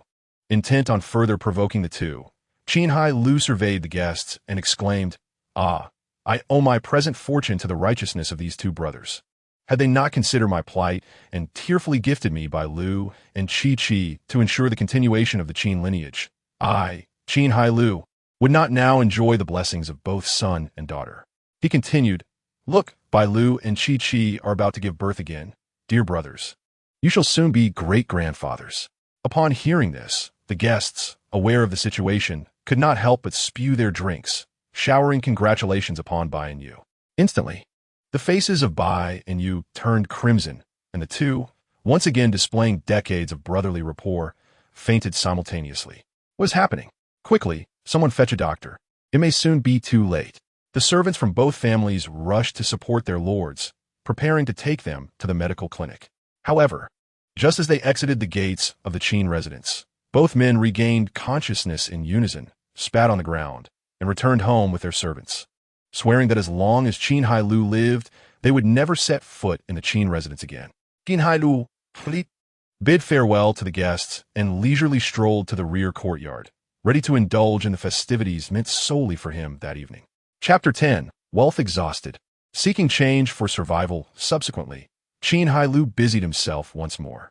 By day, he practiced diligently, and by night, he continued his training, albeit with company. The Hunyuan Peiyuan Gong, it appeared, was remarkably effective for enhancing his root and success rate. However, in terms of cultivation improvement, it was somewhat disappointing. Qin Hailou deduced that the lack of cultivation among his concubines might be the reason. Particularly, Bai Lu and Li Sulan, due to his favored treatment, had already reached the 3rd stage of body refinement, though they remained unaware of this fact. Yu Qi lagged behind slightly, but had attained the 2nd stage of body refinement. Given this, Qin Hailou contemplated whether to seek a cultivated fairy to experiment with dual cultivation. Thus, this simple life continued for 2 months, during which both Bai Lu and Ru Shi became pregnant. Qin Hailou's cultivation also smoothly progressed to the 2nd level of qi refinement. Now, he was intimately familiar with the Keping Zhan Tianju, yet without an opponent, he had yet to showcase his prowess. For it required the sacrifice of lifespan. Who would use such a technique carelessly? All 5 of his concubines had become pregnant, leaving Qin Hailou with no choice but to immerse himself entirely in cultivation. Once he entered a state of selfless training, it was nearly impossible to stop. Before he knew it, 7 months had passed, and Qin Hailou had successfully advanced to the 3rd level of qi refinement. During this time, Bai Lu and Yu Qi each gave birth to a son and a daughter, yet neither possessed spiritual roots, merely adding 10 years to his lifespan. Bai Lu was unfazed, as she felt reassured by having Qin Xian as a foundation. However, Yu Qi was quite frustrated, having competed with herself for a long time, vowing not to relent until she bore a child with spiritual roots. Thus, as soon as her confinement ended, She would daily visit Qin Hailou's training room until she became pregnant again, feeling satisfied and ready to nurture her child. Li Sulan also successfully birthed a daughter, still without spiritual roots. Qin Hailou could only marvel at the intricacies of probability. Mr. Ruhua also failed to bear a child with spiritual roots, whereas Ru Shi gifted him a daughter with a low-grade, 9th-tier spiritual root, bringing Qin Hailou considerable joy. Calculating carefully, he found that his offspring had reached 8, 3 of whom possessed spiritual roots. The probability was no longer low. The next task set by the system awaited completion. Qin Hailou was brimming with energy. He temporarily set aside his cultivation, as Yu Qi was now pregnant, allowing him to focus on the other 4 women. Fortunately, the Hunyuan Peiyuan Gong proved its worth. After a month, all 4 women were once again pregnant, much to Qin Hailou's delight. He contemplated taking in more concubines, but a Fu extinguished that thought. A Fu informed him that the family's current silver had been exhausted, and the Qin family's expenses were now sustained solely by the profits from various enterprises each month. If he were to take in more concubines, he would have to sell off some properties. This revelation left Qin Hailou, who had not managed the household for over 2 years, somewhat astounded. Upon reflection, he understood. Due to the 5 concubines he had taken, the number of servants in the Qin household had multiplied several times. The courtyard had expanded significantly, constructed from the finest timber. Moreover, as a man capable of fathering children, his wives were either nurturing or in confinement. Various tonics were sent to the rear courtyard, as if they were free, significantly increasing expenses. With all this commotion, he had nearly depleted the silver he had accumulated in his early years, but fortunately, the Qin family had ample assets. The monthly profits were still sufficient to cover household expenses. Otherwise, he would have long faced bankruptcy. Outsiders envied his abundance of blessings. Yet few understood the challenges of being the head of the family. This left Qin Hailou quite speechless. How could his rise be obstructed by mere, trivial matters? The pressing concern was to acquire silver, yet selling properties was out of the question, as they were all profitable shops. How could he casually part with them?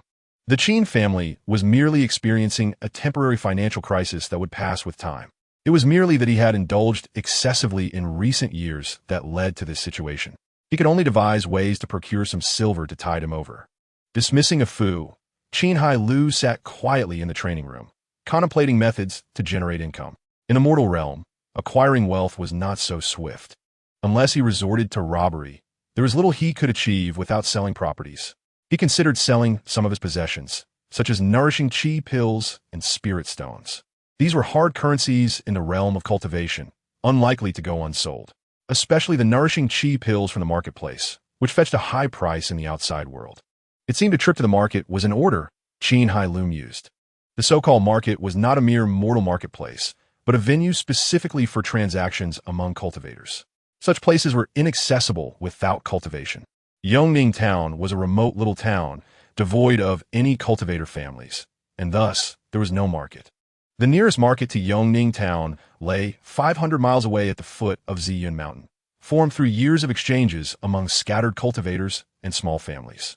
Ziyun Mountain was home to one of the 4 great sects of Yin country, the Ziyun sect, housing numerous disciples. Eventually, this market evolved into a place catering specifically to the disciples of the Ziyun sect. Certainly, as long as you possess the necessary cultivation and are not on the expulsion list of Ziyun Zone, there is no reason to exclude you. Moreover, as this area falls directly under the jurisdiction of Ziyun Zone, its safety is considerably higher than that of the smaller markets outside, where incidents of robbery and extortion are not uncommon.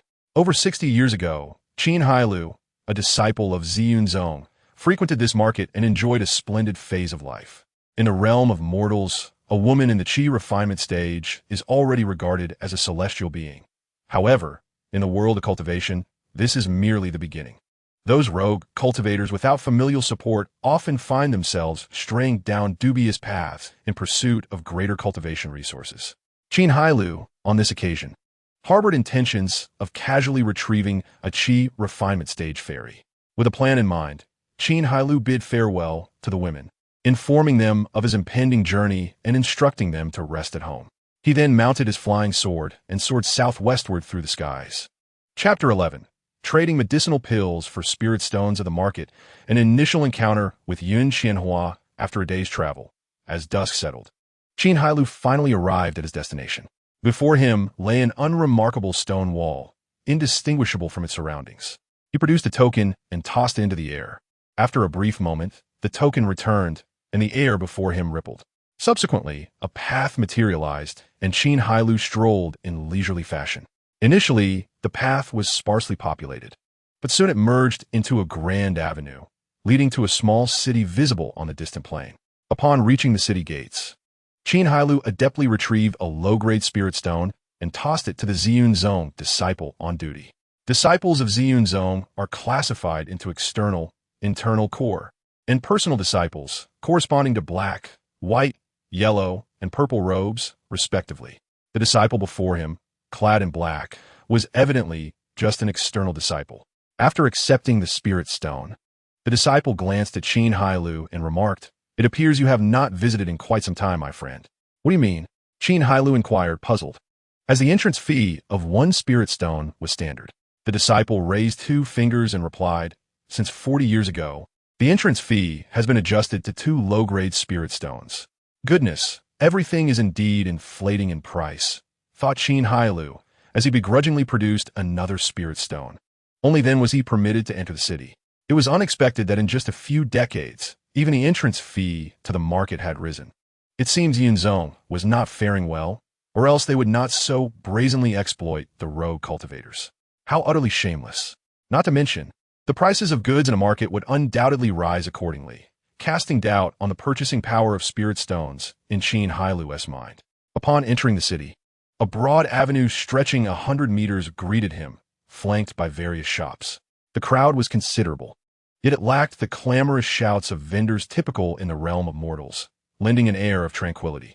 After walking for a while, Qin Hailou entered a shop named Wan Dangu, reputed to be the most reliable establishment for purchasing medicinal pills, while also accepting them for sale. A strikingly beautiful shop assistant promptly approached him, greeting him warmly. "Welcome. May I inquire whether you are here to buy or sell?" "To sell," he replied. "Please follow me," she said, leading the way while Qin Hailou instinctively utilized his system for appraisal. Pregnancy Qi value, 38, medium-grade spiritual root of the 9th rank, 2nd layer of Qi refinement. Goodness, even an ordinary shop assistant possesses a pregnancy Qi value surpassing that of his carefully selected concubines. Indeed, she is a cultivator. The young woman guided Qin Hailou to the back room and addressed an elderly man reviewing account books. "Manager, this guest wishes to sell medicinal pills." The elder nodded, and the woman bowed before retreating. "What type of medicinal pills does the guest wish to sell?" the elder inquired. Qin Hailou presented a vial containing some lesser-quality, nourishing Qi pills and asked, "May I know the price at which your esteemed establishment buys nourishing Qi pills?" The elder's brow slightly furrowed. Nourishing Qi pills are basic medicinal pills, and they typically do not accept those of inferior efficacy. "Let me first assess the quality of your nourishing Qi pills," he said. The elder took the pill, examining it closely. After a prolonged inspection, he inquired, "Would you mind if I test its efficacy?" Qin Hailou had no objections. The elder consumed 1 pill and began to channel his cultivation method to discern its effects. Nourishing Qi pills serve as auxiliary pills for cultivators at the Qi refinement stage, enhancing the efficiency of spirit energy absorption to a certain extent. Generally speaking, an increase of 70% efficiency is already considered exceptional. Only core disciples of Ziyun Zong can enjoy the full efficacy of the pills. Naturally, Wan Dangu also sells such pills, albeit in limited quantities, often in high demand. During his previous examination, the elder had surmised that the efficacy exceeded 70%. Though he was uncertain, one must experience it to truly know. However, after consuming the pill, he found that his efficiency in absorbing spirit energy had doubled. This delighted him, as the shop had been out of stock of such premium, nourishing Qi pills for some time, and Master Liu, their supplier, had been inexplicably delaying delivery. Finally, he had found an alternative source, but the merchant's instinct compelled him to negotiate for a lower price. "My friend, I am willing to offer 800 spirit stones for this exquisite vial of nourishing Qi pills. How does that sound to you?" Qin Hailou, seasoned in the ways of trade, had never experienced such premium nourishing Qi pills even during his tenure as a core disciple of Yunu Peak, and thus fully understood their worth. He would not acquiesce immediately. There were plenty of shops on this street willing to buy medicinal pills, and he was not averse to exploring further. With this in mind, he shook his head. I think I shall explore other options first. Additionally, manager, since you just consumed one of my pills, I will sell it to you for 80 spirit stones. The elder's smile faltered, and he appeared somewhat embarrassed. Please do not rush, my friend. The price is negotiable. May I ask how many of these pills you possess? Should you have a substantial quantity, I am willing to increase my offer. 10 vials. If the price is right, I am willing to sell them all. The elder's eyes brightened, yet he still appeared slightly troubled. In that case, one Dangu is willing to offer 1,000 spirit stones per vial. How does that sound? This price was already quite generous. Qin Hailou remained unsatisfied. These pills were acquired at the cost of his life, and settling for anything less than the highest price would be a significant loss. Never mind, I will take my pills elsewhere. Seeing Qin Hailou preparing to leave with his nourishing qi pills, the elder hurriedly emerged from behind the counter and grasped Qin Hailou's arm. Please wait, my friend. This price is truly the best I can offer. May I ask you a question? Would you be able to supply one Dangu with goods regularly? If the price is appropriate, I have no objections, Qin Hailou replied calmly. The elder pondered for a moment and said, Then let us discuss the details. I will have the owner come to speak with you. Qin Hailou followed him to an elegantly appointed room on the second floor. The elder hurriedly exited and, after a while, returned with a stately woman. Why do I refer to her as a woman? It is simply because she possesses an alluring maturity. Clad in a flowing crimson silk skirt, it was cut high on her left thigh, revealing her fair skin in a dizzying display. Adorning her hair was a golden phoenix hairpin, and her visage bore none of the youthful innocence typical of younger women. Her enchanting peach blossom eyes sparkled with silent allure. With slightly thin lips, pursed just so, they seemed to beckon one to taste the rouge upon them. Qin Hailou rated her an 88 for beauty, and with her enticing maturity, he added another 5 points. Eagerly, he activated his system for appraisal. Pregnancy Qi value, 60, upper-grade spiritual root of the 6th rank. Late-stage foundation, establishment, cultivation. This woman is truly my perfect match. Qin Hailou silently swallowed, the infatuation in his eyes lingering for just a moment before he quickly averted his gaze. His cultivation was far too advanced for him to provoke at this moment. I am Qian Huaiyun, pleased to meet you, fellow Taoist. Chapter 12. A partnership established, profitable harvest. With a graceful bow, Qian Huaiyun began to scrutinize Qin Hailou. The man before her appeared to be in his early 40s, yet inexplicably, half of his hair had turned white, and he had grown a beard akin to that of an elder, giving him an air of maturity. Upon hearing the shopkeeper Fong Bo mention the possibility of a consistent supply of extraordinary qi-nurturing pills, she had set aside her tasks and hurried over. To her dismay, she discovered he was merely a low-tier cultivator at the 3rd level of qi training, which left her feeling somewhat disappointed. However, considering the possibility that he might be backed by a master alchemist, she maintained a courteous demeanor. After all, as a late-stage foundation establishment cultivator, she had no need to demean herself. The blame lay with that lecherous man, Lu Xian, who had not only cut off the supply of high-quality qi-nurturing pills from the Wandan Pavilion, but had also ceased the provision of superior foundation establishment pills capable of delivering 70% efficacy. Qian Huaiyun was well aware of Lu Xian's motives. He sought to exploit her vulnerability following the recent death of her husband. With no one to rely on and no children to support her, his gaze had always been lecherous, but after her husband's demise, his intentions had become brazen. Relying on his peak foundation establishment cultivation and status as a master alchemist, he aimed to coerce her into submission by withholding the supply of pills.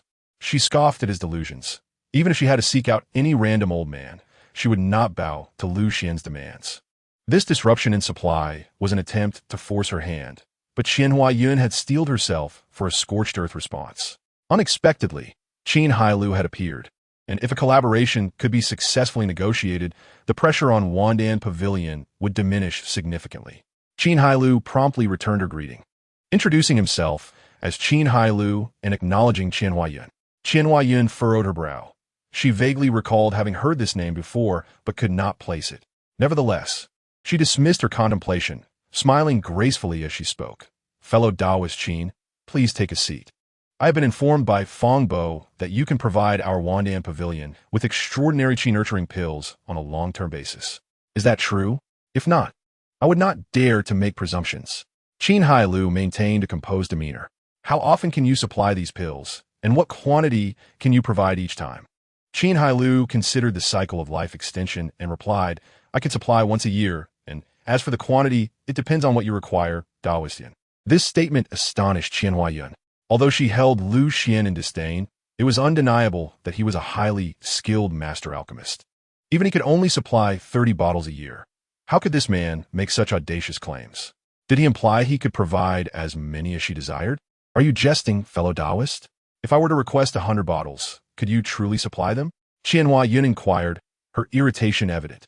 Calculating in his mind, Qin Hailou responded confidently, that would pose no problem. Qian Huaiyun was momentarily speechless. The next moment, she watched as Qin Hailou waved his sleeve, revealing 50 small bottles on the table. Here are 50 bottles of extraordinary qi nurturing pills. The remaining 50 will be delivered punctually in 6 months. Qin Hailou smiled at her. My sincerity is laid bare. The next step rests with you, Daoist Yun. After some consideration, Qin Hailou opted not to produce all 100 bottles at once. Having taken a liking to her, he recognized the value of fostering a relationship and creating opportunities for future interactions. Moreover, producing such a large quantity at once seemed exaggerated, and he feared that Qian Huaiyun might take drastic action against him. Seeing the qi-nurturing pills on the table, even Qian Huaiyun could not suppress her racing heart. At that moment, she became increasingly convinced that Qin Hailou had a master alchemist behind him who surpassed Lu Xian in skill. Regaining her composure, Qian Huaiyun realized it was time for her to demonstrate her sincerity. If you can indeed supply 100 bottles annually, Wandan Pavilion is willing to purchase them at a price of 1,500 low-grade spirit stones per bottle. 1,500. Qin Hailou mentally nodded. This price was indeed quite reasonable, as the market value for extraordinary qi-nurturing pills hovered around 2,000 spirit stones per bottle. He could not sell them himself without drawing unwanted attention, making Wandan Pavilion a preferable option. Satisfied with the price, Qin Hailou did not linger further. It's a deal. Once the transaction was finalized, Qian Huaiyun finally exhaled in relief, her face adorned with a satisfied smile. The shop had been out of stock for nearly half a year, and the absence of such exceptional pills had significantly dampened business. With a new supply established, she believed that trade would flourish once more. As for the foundation establishment pills, she would have to find another solution. Then, an idea struck her, and she cautiously asked, might you also provide foundation establishment pills, in addition to the extraordinary qi-nurturing ones? I have them, but I cannot offer them right now. Qin Hailou replied ambiguously, we are only beginning our partnership. Perhaps in the future, I will be able to. Qian Huaiyun was elated. She discerned the implication in Qin Hailou's words. For now, he did not trust her enough to offer them, but his statement suggested he would eventually have them. To stumble upon such a solution effortlessly is a stroke of fortune, Qian Huaiyun thought, eager to strengthen their relationship. She warmly proposed, fellow Taoist Qin, having traveled so far, let me host a celebration for our collaboration today and extend the hospitality of my position. Qin Hailou, well-versed in the art of negotiation, politely declined, I appreciate your kindness, Daoist Yun, but I have pressing matters to attend to and must defer until next time. Though Qian Huaiyun felt a twinge of disappointment, she did not insist further, smiling as she acknowledged, welcoming Qin Hailou to visit Wandan Pavilion at any time, where she would always be at his service. She then personally delivered to Qin Hailou the spirit stones, having thoughtfully exchanged them for medium-grade spirit stones. Following his request, she converted part of the spirit stones into silver notes from the mortal realm and generously gifted him a storage pouch as well. 1 low-grade spirit stone could be exchanged for 100 taels of silver, and Qin Hailou had her exchange 5,000 low-grade spirit stones, totaling 500,000 taels in silver notes. With 700 medium-grade spirit stones and 500,000 taels of silver notes in hand, Qin Hailou left Wandan Pavilion with a spring in his step. This transaction had proven immensely profitable. 500,000 taels would cover his household expenses for several years, ensuring that his quest for a concubine would not be hindered. Reflecting on the experience, he was grateful he had not directly traded his lifespan for spirit stones, for that would have been foolish. He had traded merely 5 years of his life for 50 bottles of qi-nurturing pills, yielding 75,000 low-grade spirit stones. Had he exchanged his lifespan directly, it would have cost him 75 years. Whoever claimed this system was flawed was sorely mistaken. It was incredibly advantageous. Qin Hailou continued on his path, a smile gracing his face as the evening lights began to twinkle, the streets bustling with pedestrians. He made his way to the end of the main road, where his most significant objective awaited, to find a female cultivator to bring home. Gazing at the sign overhead bearing the words Yu Shui Ju, Qin Hailou felt a wave of nostalgia. He remembered completing his transformation into a man over 50 years ago at this very place. He had thought he would never return, yet here he was, ready to choose freely from among the offerings, a surge of boldness swelling within him. "Fair maidens, I have returned," he exclaimed with a beaming smile as he stepped into Yu Shui Ju, his spirit buoyant. Chapter 13. Yu Shui Ju, 3 types of female cultivators. Disciples of Ziyun's sect, after traversing to this world for the first time, Qin Hailou couldn't help but marvel at the directness of its inhabitants. Such a lack of elegance was truly disheartening. Names like Yahongyuan, Kunfang, and Baihuaguan seemed far more refined than Yu Shui Ju, did they not? However, he later came to understand that this was, after all, a place of leisure for cultivators. Who are cultivators? They are individuals with lofty aspirations, always striving toward the heart of the Tao. Yu Shui Ju aligns perfectly with the essence of the Tao. Indeed, it is a hallmark of those who practice cultivation to possess such clarity of thought. Upon entering, Qin Hailou was immediately greeted by a fragrant breeze. It was not the scent of cosmetics, for female cultivators do not adorn themselves with makeup, as it is unnecessary. Who among them, with skin as flawless as jade, brimming with collagen and devoid of any blemish, would need to apply makeup? That would be a sign of profound insecurity. Of course, this observation pertains primarily to younger female cultivators of lower cultivation levels. Those of greater age and lesser ability would unlikely frequent such establishments. Taking a few deep breaths, Qin Hailou discerned the scent to be that of an unknown flower. A woman in a green dress, clearly of advanced years, approached him with a beaming smile. Fellow Taoist, you appear unfamiliar here. Is this your first visit to Yu Shui Ju?" Her greeting lacked finesse, but it was forgivable given her lack of expertise. Speaking of expertise, it is essential to delineate the nature of the female cultivators within Yu Shui Ju.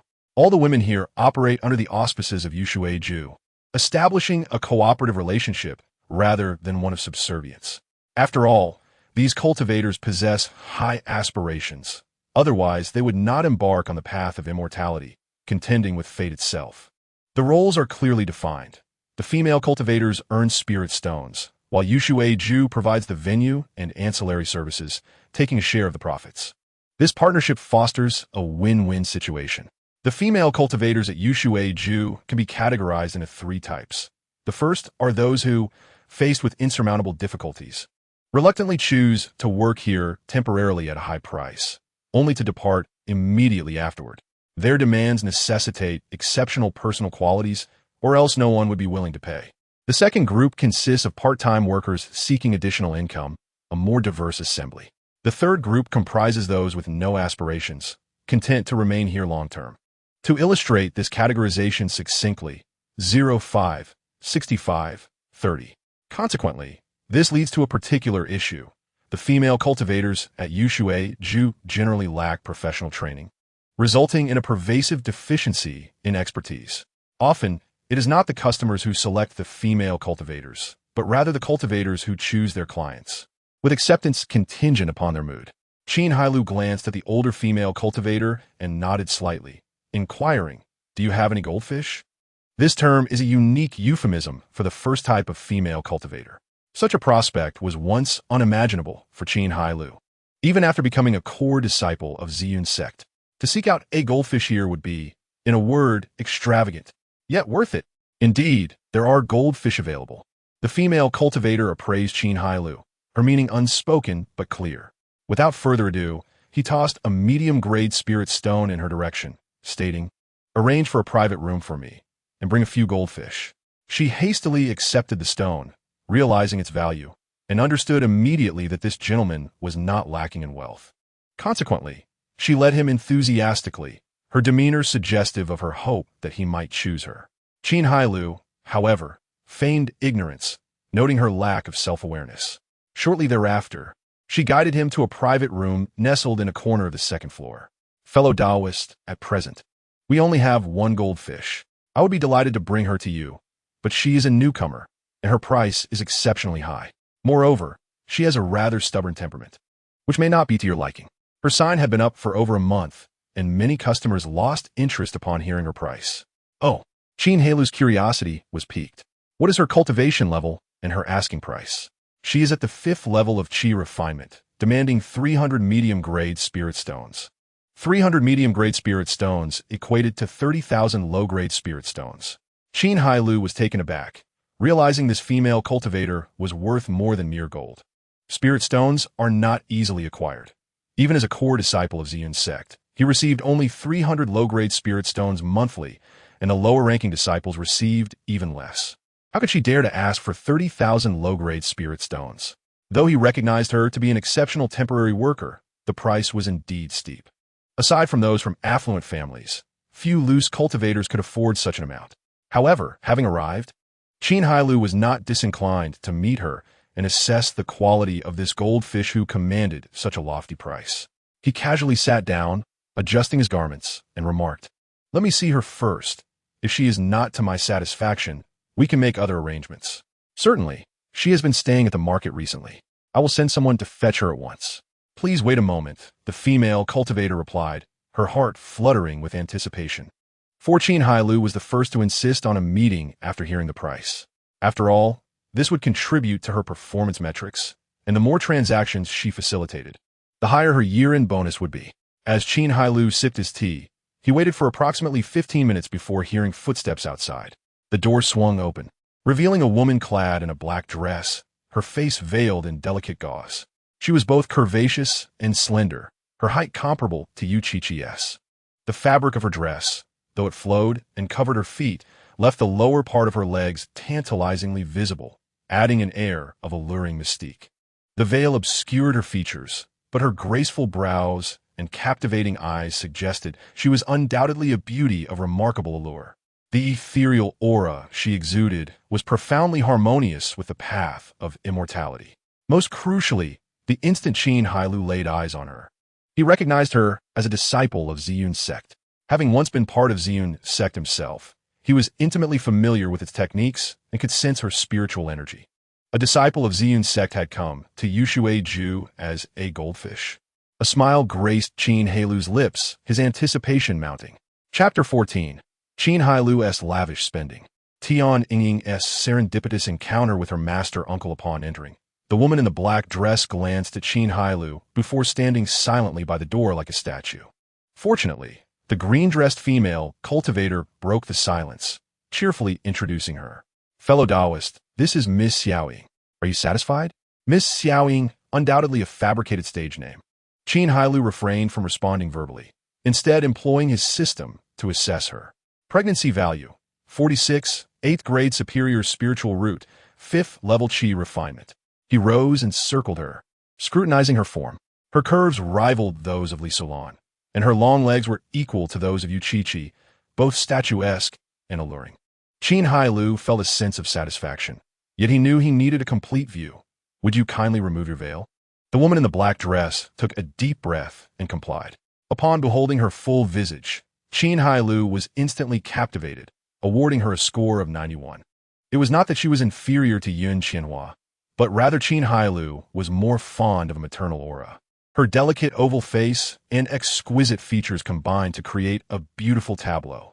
Her slightly furrowed brows and the gentle pressing of her rosy lips reflected her last vestiges of defiance. Clearly, being appraised like merchandise was something she could not accept. Content with his assessment, Qin Hailou waved his sleeve, and 90 medium-quality spirit stones appeared on the ground. The customs of Yushui residents dictated that a 30 deposit be made up front, with the remaining balance payable later. This was quite humane and considerate of the guests. The woman in the green dress, upon seeing this, brightened and quickly looked at the black-dressed woman named Xiaoying, hoping she would agree promptly. The black-dressed woman cast a complex glance at Qin Hailou and then at the spirit stones on the ground. Finally, she closed her eyes and nodded. Although she could have refused, once she agreed, there was no turning back. While Yushui residents would not force female cultivators, once they accepted the guest's spirit stones, they would unhesitatingly side with the guest. Thus, the options were either for the guest to forfeit the 30 deposit or to complete the transaction. Otherwise, She would not be leaving Yushui residence. The woman in the green dress rejoiced, quickly collecting the spirit stones into her storage bag. Then, with a flick of her finger, the black-dressed woman's cultivation was temporarily sealed with a muffled grunt. This was a protective measure for guests of lower cultivation, a fundamental practice. Congratulations on being the first. I shall take my leave now. The green-dressed woman exited, ensuring the door was closed securely. She was not concerned that Qin Hailou would fail to produce the remaining spirit stones, for those who had previously failed to do so had met dire fates. There had indeed been instances of individuals relying on their cultivation, attempting to pay only 20 in hopes of a bargain. Yet those individuals either surrendered their spirit stones on the spot or were sent to mine spirit stones, endangering their families and bearing the imprint of servitude, never to rise again. Since then, no one dared to attempt such a scheme in Yushui residence, especially considering the formidable cultivator of the Jidan stage backing it. As Qin Hailou was aware of the golden fish, he must have understood the background of Yushui residence. With the departure of the green-dressed woman, the room fell silent. The black-dressed woman remained in a daze, lacking the initiative to serve her esteemed patron properly. Come, have a seat. We may find we have much in common. Qin Hailou broke the silence. The black-dressed woman looked at him in confusion, uncertain of his intent, but obediently approached and sat opposite him. Qin Hailou poured her a cup of tea and handed it to her. If I am not mistaken, you hail from Ziyun sect, correct? Upon hearing this, the black-dressed woman, Tian Yingying, froze as if struck by lightning. Indeed, she was from Ziyun sect, and an inner disciple at that. She had come to Yushui residence to assume the guise of a goldfish due to unspoken hardships. Initially, she intended to conceal her identity and leave after completing one transaction. But now her secret had been unveiled by Qin Hailou, leaving her feeling as if she were naked, exposed. The pride of being an inner disciple of Ziyun sect left her at a loss in such a humiliating situation. However, a surge of embarrassment and anger welled up in her heart, and she resented Qin Hailou deeply. Why must you expose my identity? Does revealing that I am a disciple of Ziyun sect bring you some perverse satisfaction? Her blood boiled, and her face flushed crimson. Qin Hailou, unaware of such perverse inclinations, initially felt perplexed, but upon seeing Tian Yingying's mortified expression, he quickly understood. After all, she was a celestial being in public, now having to shed her pride and adopt a false identity for such business, only to have her identity revealed. It was only natural she would feel humiliated. Wishing to alleviate the unintended distress caused to her, Qin Hailou cleared his throat and explained, "Please do not misunderstand. I harbor no ulterior motives. To be candid, I was once a disciple of Ziyun sect as well. After many years, encountering a fellow sect member again, I wished to inquire about some matters, and thus sought to confirm your identity." Hearing his explanation, Tian Yingying's shame receded slightly, though she remained skeptical, questioning, "Which peak do you hail from? Who is your master?" Ziyun sect comprised 5 peaks: Yinu, Shunjian, Lianhua, Yuyang, and Ziyun. Tian Yingying belonged to Lianhua Peak. I am Qin Hailou, disciple of Qingyao Xianzi from Yuna Peak. It is a pleasure to meet you. Qin Hailou rose and performed a courtesy of his sect. What proof do you have? Upon hearing Qin Hailou claim to be a disciple of Qingyao Xianzi, Tian Yingying's disbelief only deepened. Qingyao Xianzi was the peak master of Yunu Peak. If true, Qin Hailou would be her senior uncle. Given that he was older, why was his cultivation lower? This should suffice to verify my identity. Qin Hailou produced a disciple's token, the only item he retained upon leaving the sect. Upon seeing the token representing the core disciple of Ziyun sect, Tian Yingying's doubts vanished. Such an item could not be forged by outsiders. Relieved of her lingering doubts, she hurriedly stood and bowed. Tian Yingying, disciple of Lianhua Peak, pays her respects to my senior uncle. Where she had felt shame and anger a moment ago, she now felt a deep sense of embarrassment. She had come to play the role of a goldfish, only for her buyer to turn out to be her senior uncle. She wished she could find a hole to hide in. Qin Hailou, upon hearing her address him as senior uncle, donned a benevolent smile and adopted the demeanor of an elder. You need not be overly formal. Sit down and speak freely. Tian Yingying sat awkwardly, unable to meet Qin Hailou's gaze, fidgeting restlessly. I imagine you have encountered some insurmountable troubles here. Do not hesitate to share. Perhaps I can offer some assistance. Thank you, senior uncle, but it is merely a trivial matter. I would not dare to trouble you. Tian Yingying felt immensely uncomfortable at that moment, All she wished for was for Qin Hailou to save face and voluntarily rescind the contract, allowing her to escape quickly. Otherwise, she truly did not know how to serve her senior uncle that evening. Yet Qin Hailou was not one to let money go to waste. He was intent on transforming a single transaction into many. He shook his head, adopting an inquisitive demeanor. Do share, if it is a minor issue. There is no need for such formality. Seeing Qin Hailou's persistent inquiries, Tian Yingying resigned herself to the truth, detailing her circumstances over the course of half an hour. Chapter 15. Tian Yingying's troubles and Qin Hailou's ambitions. The situation unfolded as follows. The Tian family was a relatively small cultivation family near Ziyun sect, with several practitioners at the initial stage of Qi refinement. With Tian Yingying's ascension to an inner disciple of Ziyun sect, the family's influence grew, fostering an atmosphere of prosperity. Consequently, some of the family's elders began to swell with pride, willing to incur debts to purchase medicinal pills for accelerated cultivation. At first, she was rather timid, hesitant to borrow excessively. Each month, she managed to cover the interest with the spirit stones sent back by Tian Yingying from her clan. However, once they tasted the sweetness of borrowing, they found it impossible to stop. Consequently, they grew bolder, borrowing increasingly larger sums, even dragging Tian Yingying's younger brother into the fray, encouraging him to partake in their debts. Eventually, the situation snowballed to a point where they could no longer afford the interest. Ultimately, the creditor dispatched a cultivator at the 9th level of Qi refinement to demand repayment, insisting that the Tian family settle their debt of 20,000 lower-grade spirit stones at once. Naturally, the Tian family could not produce such an amount, and thus beseeched the creditor for an extension. The creditor then proposed that if Tian Yingying agreed to become a concubine for his young master, the debt could be deferred for 20 years. Should she refuse, the deadline would arrive in 2 months, and the family would face immediate confiscation of their property, with all members, regardless of gender, sent to mine for repayment. Seeing a glimmer of hope, the family bombarded Tian's father with pleas, whose feeble character crumbled under the pressure. Reluctantly, he approached his daughter, hoping she would sacrifice herself to save not only the family, but also her brother. Tian Yingying was taken aback, setting aside her devotion to her family. She had diligently earned spirit stones through arduous tasks at Ziyun sect. Now, they expected her to offer herself up to rescue the family from their predicament. She outright rejected her father's request, but unable to resist his desperate pleas, she begrudgingly agreed to seek a solution. However, the notion of becoming a concubine to some young master was utterly unacceptable. Yet, 20,000 lower-grade spirit stones were not something that could be procured quickly.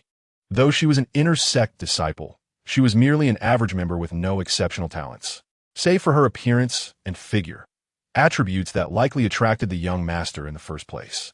In a state of desperation, Tian Yingying resolved to venture into the world of transaction. It was the only swift means she could conceive of for generating funds. However, over a month had passed, and as the debt repayment deadline loomed, no one was willing to pay for her services. Just as despair threatened to engulf her, Qin Hailou appeared. After hearing Tian Yingying's account, he couldn't help but exclaim, "What a dramatic tale of familial strife! An inept father, a scoundrel brother, parasitic uncles, and an arrogant young master. It's a pity this young lady isn't the protagonist of her own story." It was evident that the young master had likely set his sights on Tian Yingying long before, for it was improbable that he would lend such a substantial sum to a small family without ulterior motives. He was probably holding back due to her status as an inner sect disciple of Ziyun sect. Otherwise, outright coercion would not have been ruled out. "Do you know who wishes to take you as a concubine?" Qin Hailou inquired, feeling it prudent to ascertain the potential adversary's identity. "I have learned it is Lu Wujin, the young master of the Lu family." Tian Yingying, concerned that Qin Hailou might be unaware of the Lu family's substantial influence, elaborated. The Lu family is a prominent clan of cultivators. The family elder, Lu Xian, is at the pinnacle of foundation establishment and a master alchemist. Lu Wujin, despite his youth, has already attained the 9th level of Qi refinement and is thus favored by Lu Xian. At the pinnacle of foundation establishment, you say? Qin Hailou pondered for a moment, deeming the situation manageable. Within a marketplace, he could summon mounts of initial core formation strength, albeit at an exorbitant cost. However, if necessary, He could risk everything to summon a mount at the pinnacle of Foundation establishment. As for Lu Wujin, apologies, but in terms of his peer group, I am invincible. Since Lu Wujin is determined to compel Tian Yingying into concubinage, it stands to reason that he is resolute in his intentions. Even if she repays the loan, there is no guarantee he won't devise other schemes. Qin Hailou felt it essential for Tian Yingying to grasp the gravity of her situation. Otherwise, his assistance would be futile. Disciple, it seems Lu Wujin is insistent on possessing you. Even if you repay the debt, he is likely to continue troubling you. Tian Yingying was aware of this. However, she believed that as an inter-sect disciple of Ziyun's sect, the Lu family would think twice before taking action against her. With a bitter expression, she acknowledged the reality of the situation. Once she realized the creditor was from the Lu family, she understood that repaying the debt was merely the tip of the iceberg. Yet what could she do? He may indeed hesitate, but he will persist in targeting your family, using them to coerce you into submission. Qin Hailou continued, applying further pressure. This was precisely what Tian Yingying feared. She had considered the implications, but circumstances dictated a cautious approach. Uncle Master, please don't frighten Yingying. I merely wish to navigate through the current crisis. The rest can be addressed later. Uncle Master is not attempting to frighten you, but to convey that if you seek a lasting solution, there is but one path. What path? Tian Yingying's curiosity piqued, her eyes wide with anticipation. Marriage, Qin Hailou asserted with conviction. Once you are married, Lu Wujin will surely abandon his pursuit. Tian Yingying initially believed he would propose a clever plan, only to be dismayed by the suggestion of marriage. She deflated like a punctured balloon, her spirits dampened. Uncle Master, you may not be aware, but Lu Wujin has already made it known that he is determined to take me as a concubine. Anyone who dares to marry me would be opposing the Lu family. Having laid the groundwork, Qin Hailou smiled gently, grasping Tian Yingying's right hand with sincerity. Yingying, allow your Uncle Master to provide you with a home. Tian Yingying gasped, her eyes wide in disbelief. Upon learning of the Qin family's influence, she was taken aback that Qin Hailou would harbor such intentions. He was merely at the third level of Qi refinement. What audacity did he possess? Uncle Master, are you not afraid of offending the Lu family? Qin Hailou scoffed, rising to face Tian Yingying with unwavering resolve. As long as you are willing, I, Qin Hailou, will bear the brunt of the Lu family's vengeance. At that moment, an inexplicable sense of security washed over Tian Yingying. For days, she had silently endured pressure alone, feeling as if she might explode. The fact that Qin Hailou, having just met her, was willing to confront the Lu family on her behalf stirred her emotions, nearly bringing her to tears. She wiped her eyes and shook her head firmly. Thank you for your kindness, Uncle Master. For now, let me serve you well. As for the matter of marriage, let's not speak of it. I do not wish to burden you. How can I not marry you? I wish for you to bear my children. The goodness of her heart reassured Qin Hailou, who realized it was time to demonstrate his capabilities. Though Yingying was an inter-sect disciple, her monthly allowance of spirit stones and elixirs was likely quite limited. I, your Uncle Master, upon leaving Ziyun's sect, devoted myself to alchemy and can now produce top-tier, nourishing elixirs. Thus, you may place your trust in the power of a master alchemist. Even in the face of Lu Xian at the peak of Foundation establishment, I hold no fear. To substantiate his claims, he waved his sleeve, and 50 bottles of premium, nourishing elixirs appeared on the table. Tian Yingying was stunned, staring at the bottles in disbelief. Upon opening one, a rich aroma flooded the room. She glanced at Qin Hailou, took a pill, and began to circulate her energy. In the next moment, her belief was solidified. These were indeed premium, nourishing elixirs. She recognized that the Lu family's fortune was built upon Lu Xian's prowess as an alchemist. At that moment, she felt a twinge of doubt. Observing Tian Yingying lost in contemplation, Qin Hailou continued to entice her. Yingying, if you marry me, you will enjoy these elixirs daily, and you shall never lack for spirit stones to cultivate. Tell me, will you marry me? Chapter 16, Contentment and Beauty Return. The fairy descends to astound Yongning. Had it been earlier, Tian Yingying might have feared implicating Qin Hailou, but upon learning of his ability to concoct superior qi, nourishing pills, her concerns dissipated. Upon discovering that she could freely indulge in these exceptional pills and an endless supply of spiritual stones, she resolved not to struggle any further. Who would wish to toil when one could recline in ease? As a delicate flower of a minor family, how could she bear the heavy expectations of her kin? Within the vast expanse of Ziyun's sect, she was merely an unremarkable member with only beauty to boast. The idea that someone would go to such lengths to court her filled her with a profound sense of delight. The coercion from Lu Wuji incited her deep resentment, robbing her of any joy in being pursued. Just as she found herself in peril, Qin Hailou appeared, openly declaring his desire to marry her. Though it was their first meeting, his sincerity was palpable.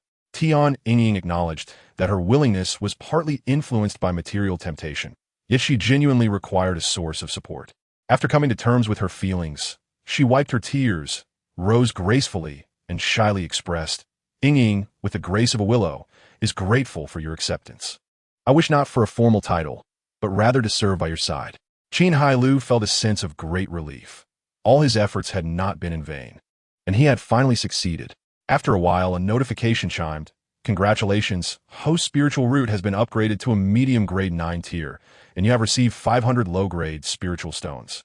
Qin Hailou embraced Tian Yingying, inwardly deriding the stinginess of the system. Yet, he also realized that cultivating alongside a fairy could significantly enhance the efficiency of spiritual root restoration and cultivation growth, filling him with immense joy. It seemed prudent to attract more fairies to maximize the benefits. At this moment, Tian Yingying began to regain her composure, gazing up at her future husband with tender strokes on his face, voicing a lingering question. "Husband, as a disciple of the Qingyao Peak Master, why are you only at the 3rd level of Qi refinement now?" Qin Hailou's smile was tinged with bitterness as he recounted his experiences. Upon hearing his tale, Tian Yingying's heart swelled with compassion. "My husband has endured much hardship, yet it is fortunate that you have another celestial fate. Your trials have now turned to blessings." She then, filled with righteous indignation, demanded, "Who is responsible for your plight? You must have heard of Li Wenwei." "Ah!" Tian Yingying gasped, her eyes wide with astonishment. Not only did she know of Li Wenwei, but his name resonated like thunder. Possessing a top-tier spiritual root of the 4th grade and being the favored disciple of the sect leader, he completed his foundation establishment at the age of 25 and is now at the peak of the foundation establishment stage. Moreover, hailing from the Li family, known for its late golden core stage cultivators, he was indeed surrounded by an aura of greatness. This individual was a figure of renown within Ziyun's sect, universally acknowledged. Tian Yingying could scarcely believe that it was Li Wenwei who had caused her husband such ruin. How could they harbor enmity? It was merely a sect competition. Why would Li Wenwei be so ruthless? She pressed further. Qin Hailou shook his head, explaining that this matter involved the privacy of his master, Qingyao Fairy, and he could not elaborate, suggesting they discuss it later. The following morning, Qin Hailou took Tian Yingying downstairs, intending to settle the outstanding balance to alleviate her current troubles. However, Tian Yingying stopped him, saying, "Husband, there is no need for that. The Fishwater residence only takes 30. The rest is to be given to me." She felt awkward discussing finances, fidgeting slightly. It was no wonder they only charged 30. It was to secure their own interests. Qin Hailou scoffed, then took her hand and departed with determination. Tian Yingying first reported her departure to Ziyun's sect, after which she was required to return only once every 2 years. Subsequently, she handed the prepared spiritual stones to her father, who was still awaiting her at Ziyun's sect, informing him of her plans for a few years of travel and advising him not to seek her out. She then met up with Qin Hailou at the foot of the mountain, and together they returned to Yongning Town.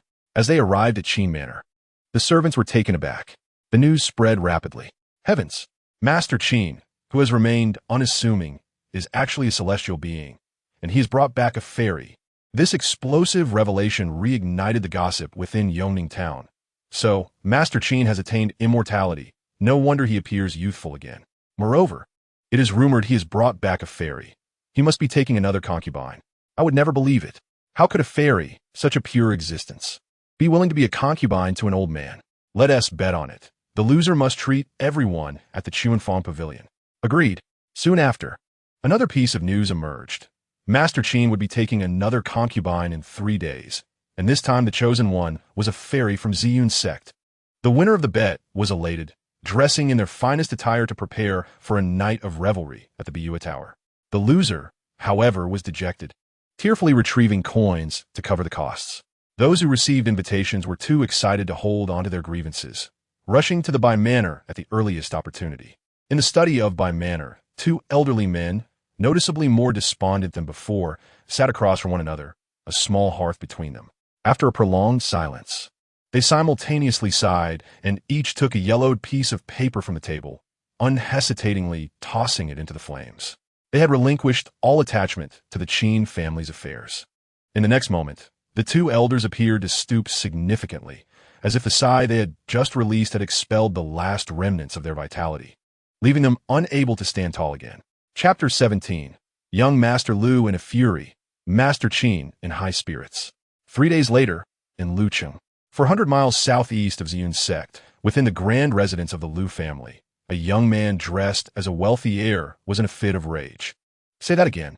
What do you mean the debt was repaid and then the person vanished?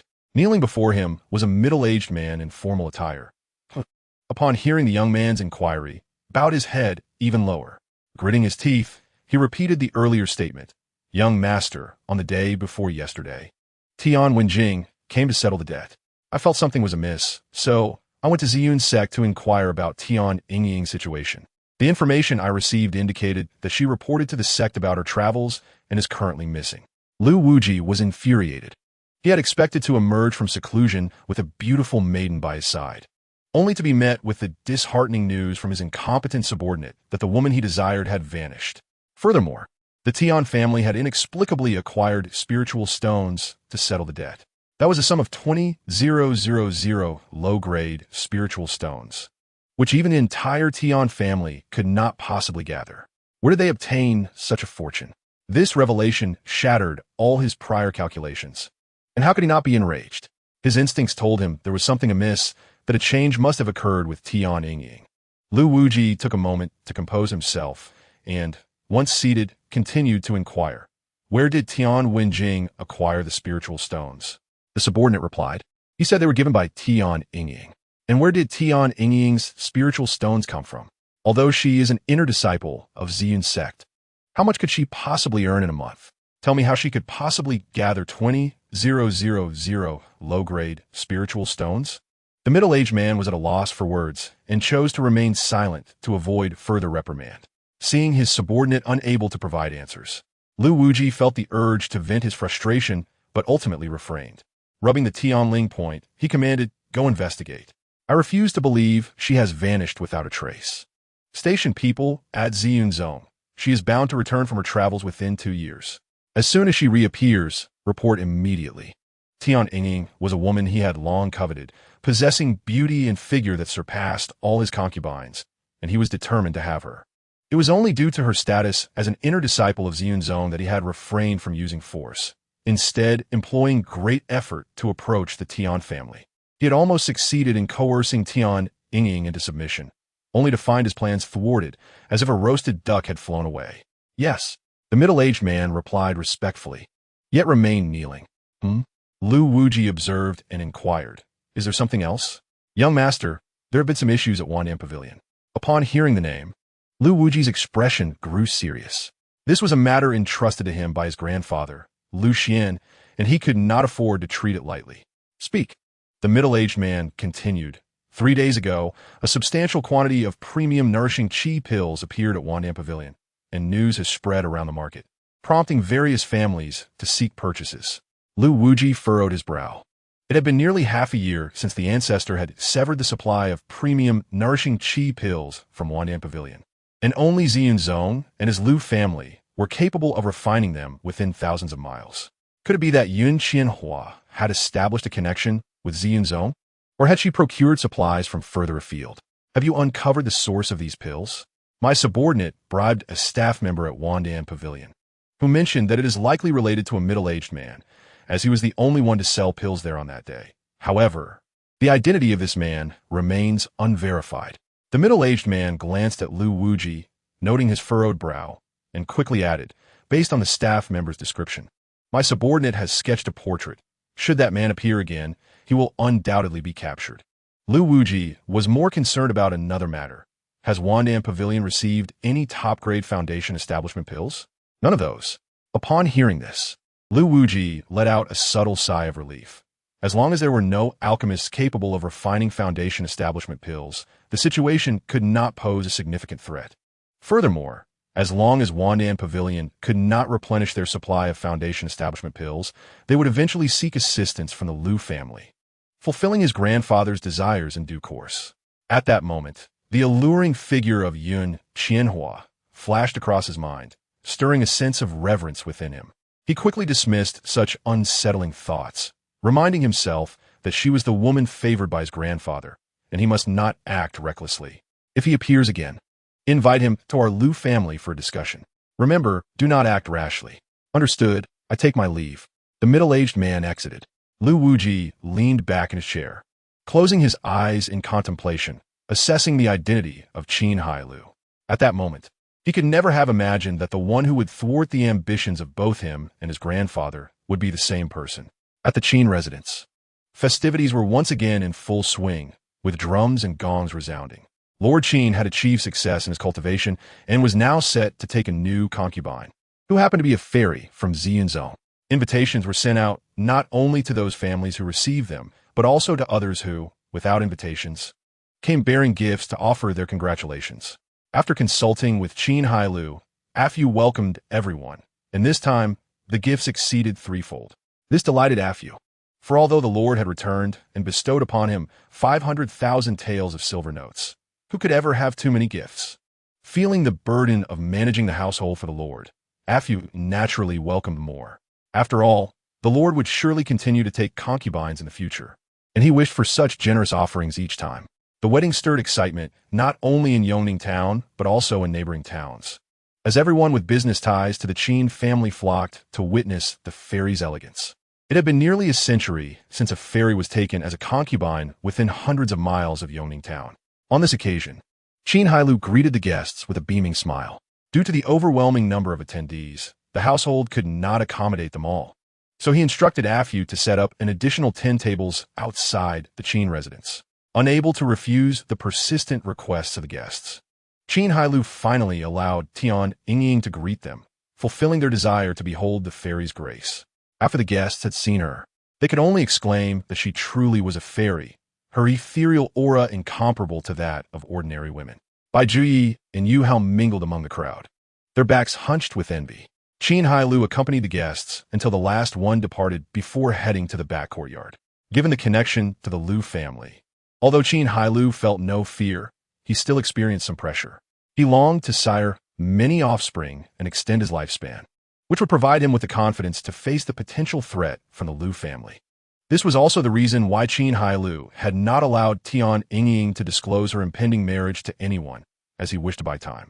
Entering the bridal chamber, the night was filled with revelry. In the following days, Qin Hailou primarily resided in Tian Yingying's room. He also enlisted Wang Po once again to assist him in seeking out beautiful women.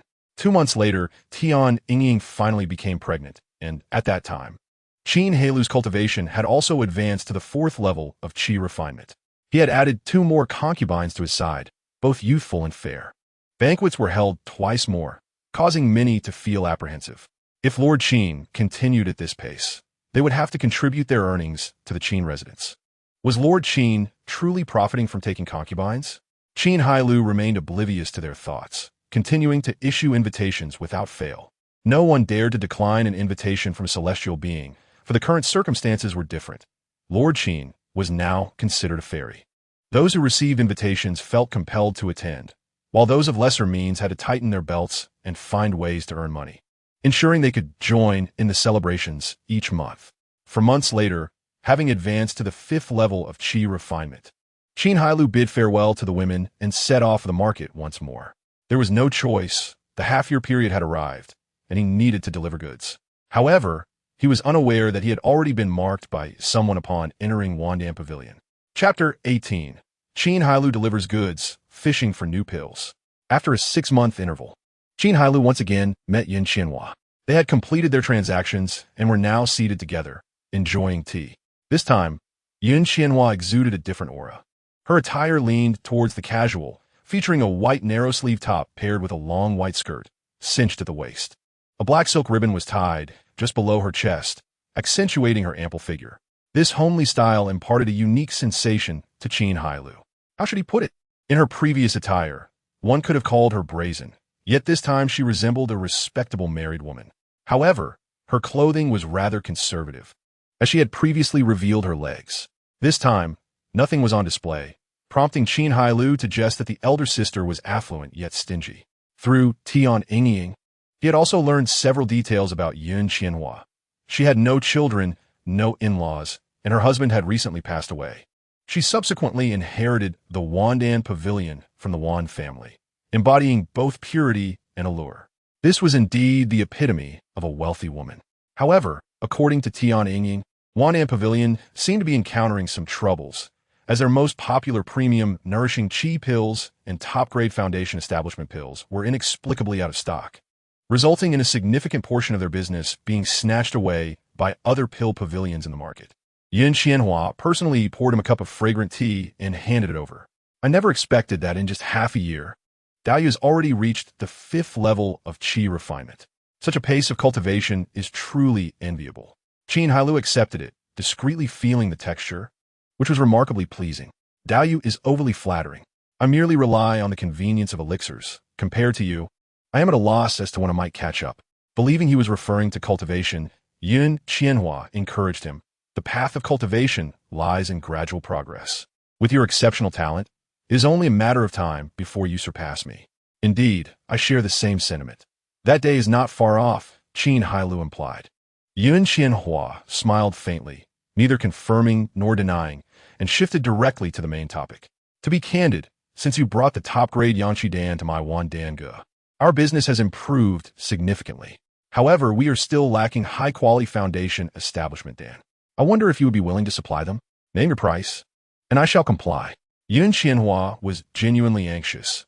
For a shop primarily dealing in qi refinement elixirs, foundation establishment Dan was indispensable. Yet, the ordinary foundation establishment Dan lacked allure, attracting only those without spirit stones. Those with any power looked down upon it. And high-quality foundation establishment Dan had been out of stock for over a year, causing many loyal customers to turn to other shops. Fortunately, with the superb Yanqi Dan provided by Qin Hailou, Wandangu regained a modicum of popularity. Otherwise, closure would have been inevitable. In this vast region, only Lu Xian could concoct the premium Yanqi Dan. The alchemists they had on hand could only produce ordinary ones, which were hardly worth mentioning. This was precisely why Lu Xian dared to openly threaten her with the stock shortage. Qin Hailou slightly curled his lips. He was not motivated by spirit stones. Moreover, he had no high-quality foundation establishment Dan. The system only provided him with premium foundation establishment Dan that could exert full efficacy, and he could not afford to squander his life force so recklessly. Besides, good things were rarely easy to come by. Observing Yun Qianhua's demeanor, it was clear she was in urgent need, although he was puzzled as to how such a large store had run out of high-quality foundation establishment Dan supplies. He sensed there was more to the story. Qin Hailou did not mind waiting a little longer. When Yun Qianhua became truly desperate, he would reveal his hand to significantly enhance their rapport. Yet, he could not let her lose hope. It was prudent to offer her a taste of sweetness first. To be frank, I currently cannot provide high-quality foundation establishment Dan, but I am close. I can offer another type of Yanqi Dan instead. Another type of Yanqi Dan? Yun Qianhua was somewhat perplexed. If the premium was already the best, what could Qin Hailou possibly offer as a substitute? In her bewildered gaze, Qin Hailou produced a vial and introduced, "This is the result of my master's diligent research. This vial of Yanqi Dan can enhance cultivation speed by 15 times. I call it super premium. Such an elixir exists." Yun Qianhua was skeptical, but seeing the seriousness on Qin Hailou's face, she cautiously accepted it. Upon uncorking the vial, an aroma even richer than that of the premium Yanqi Dan instantly filled the room. The pills inside were slightly smaller than Longyan, their color translucent, clearly not mundane products. "Dao, may I have a try?" Qin Hailou smiled gently, "Of course. I only hope that Dao does not regret it afterward." Yun Qianhua summoned the shopkeeper Feng Bo, who was at the 9th level of qi refinement. She had already reached the late stage of foundation establishment, making Yanqi Dan ineffective for her. The adept Feng Bo swallowed the pill and activated his cultivation technique. In the next moment, he distinctly felt the absorption of spiritual energy was much faster than when consuming the premium Yanqi Dan. "Boss, indeed, it is 50% faster than the premium Yanqi Dan." Fang Bo was incredibly excited, his face flushed. Yun Qianhua lightly covered her alluring lips, her eyes filled with disbelief. There truly exists such a miraculous elixir? She snatched the vial, gripping it tightly, and exclaimed to Qin Hailou, "Dao Yu, I will take this elixir. Name your price, and I will pay any amount." Such a pill would sell like hotcakes, belonging to the category of priceless commodities. Once this elixir was available, one Danji's status in the market would be unassailable. Qin Hailou shook his head. "Dao Yu, I currently have only 3 vials of this elixir. Selling them outright would be too much of a loss." Yun Qianhua assumed Qin Hailou was about to make another request, and her excitement quickly subsided, her brows slightly furrowing. "If Dao Yu has any requests, please speak plainly." Did Qin Dao Yu harbor intentions similar to that old ghost from the Liu family? If he thought he could threaten her with just this super premium Yanqi Dan, he was sorely underestimating her. Unbeknownst to Qin Hailou, he was merely seeking to avoid a hasty loss on the sale. The price should be determined by the market, not by him. He simply wished to propose a suggestion for mutual benefit. "My suggestion, Dao Yu, is that you might consider utilizing my 3 vials of super premium Yanqi Dan to host an auction. For the proceeds, I would share 20% with you." Upon hearing this, Yun Qianhua first exhaled in relief, then her eyes sparkled with interest. As the owner of one Dange, she naturally understood what an auction could signify. It was a significant opportunity to elevate the shop's reputation. However, an auction could not be casually organized. Without unique and enticing treasures, few would be inclined to attend. Relying solely on the super premium Yanqi Dan would not suffice. "Dao Yu, while the super premium Yanqi Dan is indeed precious, it alone is insufficient to host an auction." Yun Qianhua lamented. After all, Yanqi Dan primarily attracted qi refinement practitioners, and the auction prices would inevitably be limited, potentially leading to disappointment. "What difficulty is there? If the weight is insufficient, I shall add more," Qin Hailou declared, waving his sleeve, producing another vial on the table. "This is Shiyuan Dan. There are 2 pills within, capable of resolving issues caused by forcibly establishing a foundation, such as reversed true essence and chaotic meridians. Is this sufficient weight?" Chapter 19. Yun Qianhua enthusiastically invites. Qin Hailou impressively boost rapport. Shiyuan Dan was exchanged for 2 years of Qin Hailou's life force. This pill lies between qi refinement and foundation establishment and is available in the basic marketplace. Yun Qianhua was overjoyed. Who exactly was Qin Hailou, that he could produce such exceptional elixirs? She had merely heard of Shiyuan Dan before, never having seen it. Yet today, Qin Hailou presented 2 vials at once. This was undoubtedly enough to host an auction, especially with the Shiyuan Dan serving as a highlight. Qi refinement practitioners were merely the foundation. Every family had plenty of them, but foundation establishment practitioners were different. These individuals were core members of their respective families, and due to the high difficulty of establishing a foundation, not every qi refinement practitioner could easily achieve it. Who among them did not aspire to succeed in foundation establishment? Consequently, many took risks, attempting to forcefully establish a foundation despite lacking talent. Only a fortunate few, or those with exceptional gifts, succeeded in breaking through. Others, less fortunate, attempted to break through and found themselves suffering from reversed true essence and chaotic meridians, struggling to survive. Yun Qianhua knew of several such individuals. At this moment, Yun Qianhua felt as if she had stumbled upon a treasure, for this Taoist Qin never failed to surprise her. Determined, she resolved to cultivate a strong rapport with this gem of a young man. With him by her side, not only would one Dan Ge be able to break through Lu Xian's alchemical blockade, but would also thrive and prosper in the future. A mist of emotion welled up in her eyes as she unconsciously adopted a beguiling demeanor. "I wonder if you would be inclined to join Wan Danga. In addition to acquiring your elixirs at a premium price, we shall ensure that your treatment here is nothing short of satisfactory." Yun Qianhua had no intention of sacrificing her allure to win over Qin Hailou. After all, he was merely at the 5th level of qi refining, which hardly qualified him. If these elixirs were indeed crafted by him, she might reconsider. Regardless, he was far superior to the lecherous Lu Xian. The seductive manner she unconsciously displayed was simply a reflex. As a mature woman, she adeptly utilized her advantages to achieve her goals. Her invitation for Qin Hailou to join Wan Dango was strategically aimed at binding him to the master alchemist behind him. This way, Wan Dango would never lack high-quality elixirs in the future. Qin Hailou cleared his throat, his expression revealing a hint of discomfort. Thank you for your kindness, Daoist Yin. It is not that I am unwilling, but I must decline. My master has instructed me not to ally with any faction. It was absurd. How could he maintain an air of mystery if he joined Wan Dange? He desired a subtle distance, crafting an illusion that Yun Qianhua could not fully grasp, while leaving open the possibility of collaborating with others. Occasionally, he would surprise her, compelling her to invest more in their relationship, until she would inevitably feel regret over his absence. Yun Qianhua's expression turned to one of disappointment, tinged with reluctance. Qin Hailou swiftly redirected the conversation. Daoist Yun, let us return to the matter at hand. There should be no issues regarding the auction. Certainly, not to mention the superior Qi nourishing pill, coupled with the Shi Yuan Dan, will undoubtedly astonish many. With these elixirs, I am confident in hosting a grand auction. However, Daoist Qin, given the contributions of Wan Dange, would a 20% profit share be a bit too low? In matters of commerce, since Qin Hailou was unwilling to become a member of Wan Dange, she naturally sought to secure her own interests. This was anticipated by Qin Hailou, who smiled and asked, what would Daoist Yin propose? Yin Qianhua pondered for a moment before decisively stating, at least 30%. Very well, as you wish, Daoist Yin. Qin Hailou appeared unfazed, as if he cared little for relinquishing the spirit stones. Yin Qianhua was momentarily taken aback. Her initial intention of proposing 30% was merely to negotiate. She had prepared herself for a lengthy bargaining session, hoping to secure a psychological expectation of 25%. She did not expect Qin Hailou to acquiesce so readily, displaying an indifference to being at a disadvantage. What was his true motive? If he were oblivious to the profits involved, he certainly did not appear so, especially since he had been meticulous in their previous discussions.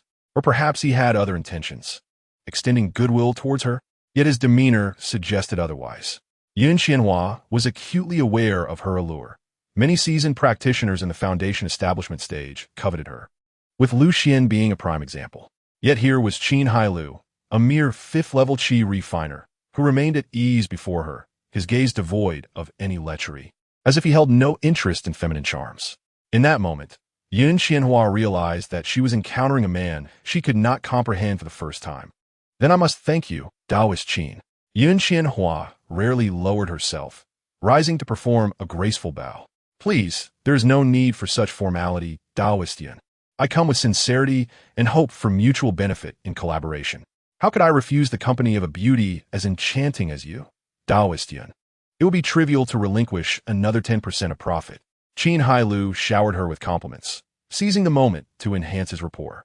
Even though Yun Qianhua had devoted many years to cultivation and believed she had encountered countless men in a serious manner, Qin Hailou's flattery stirred a wave of joy within her. No woman is immune to admiration, and Yun Qianhua was no exception. However, it depended on the speaker. If it were Lu Xian, she would find it repulsive.